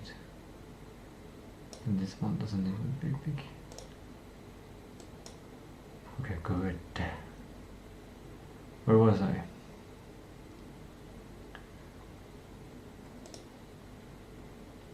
Exploring granularity and purpose of spec. Damn, I did so many things that day. I don't think I did the right thing, or in a sense I did the right thing,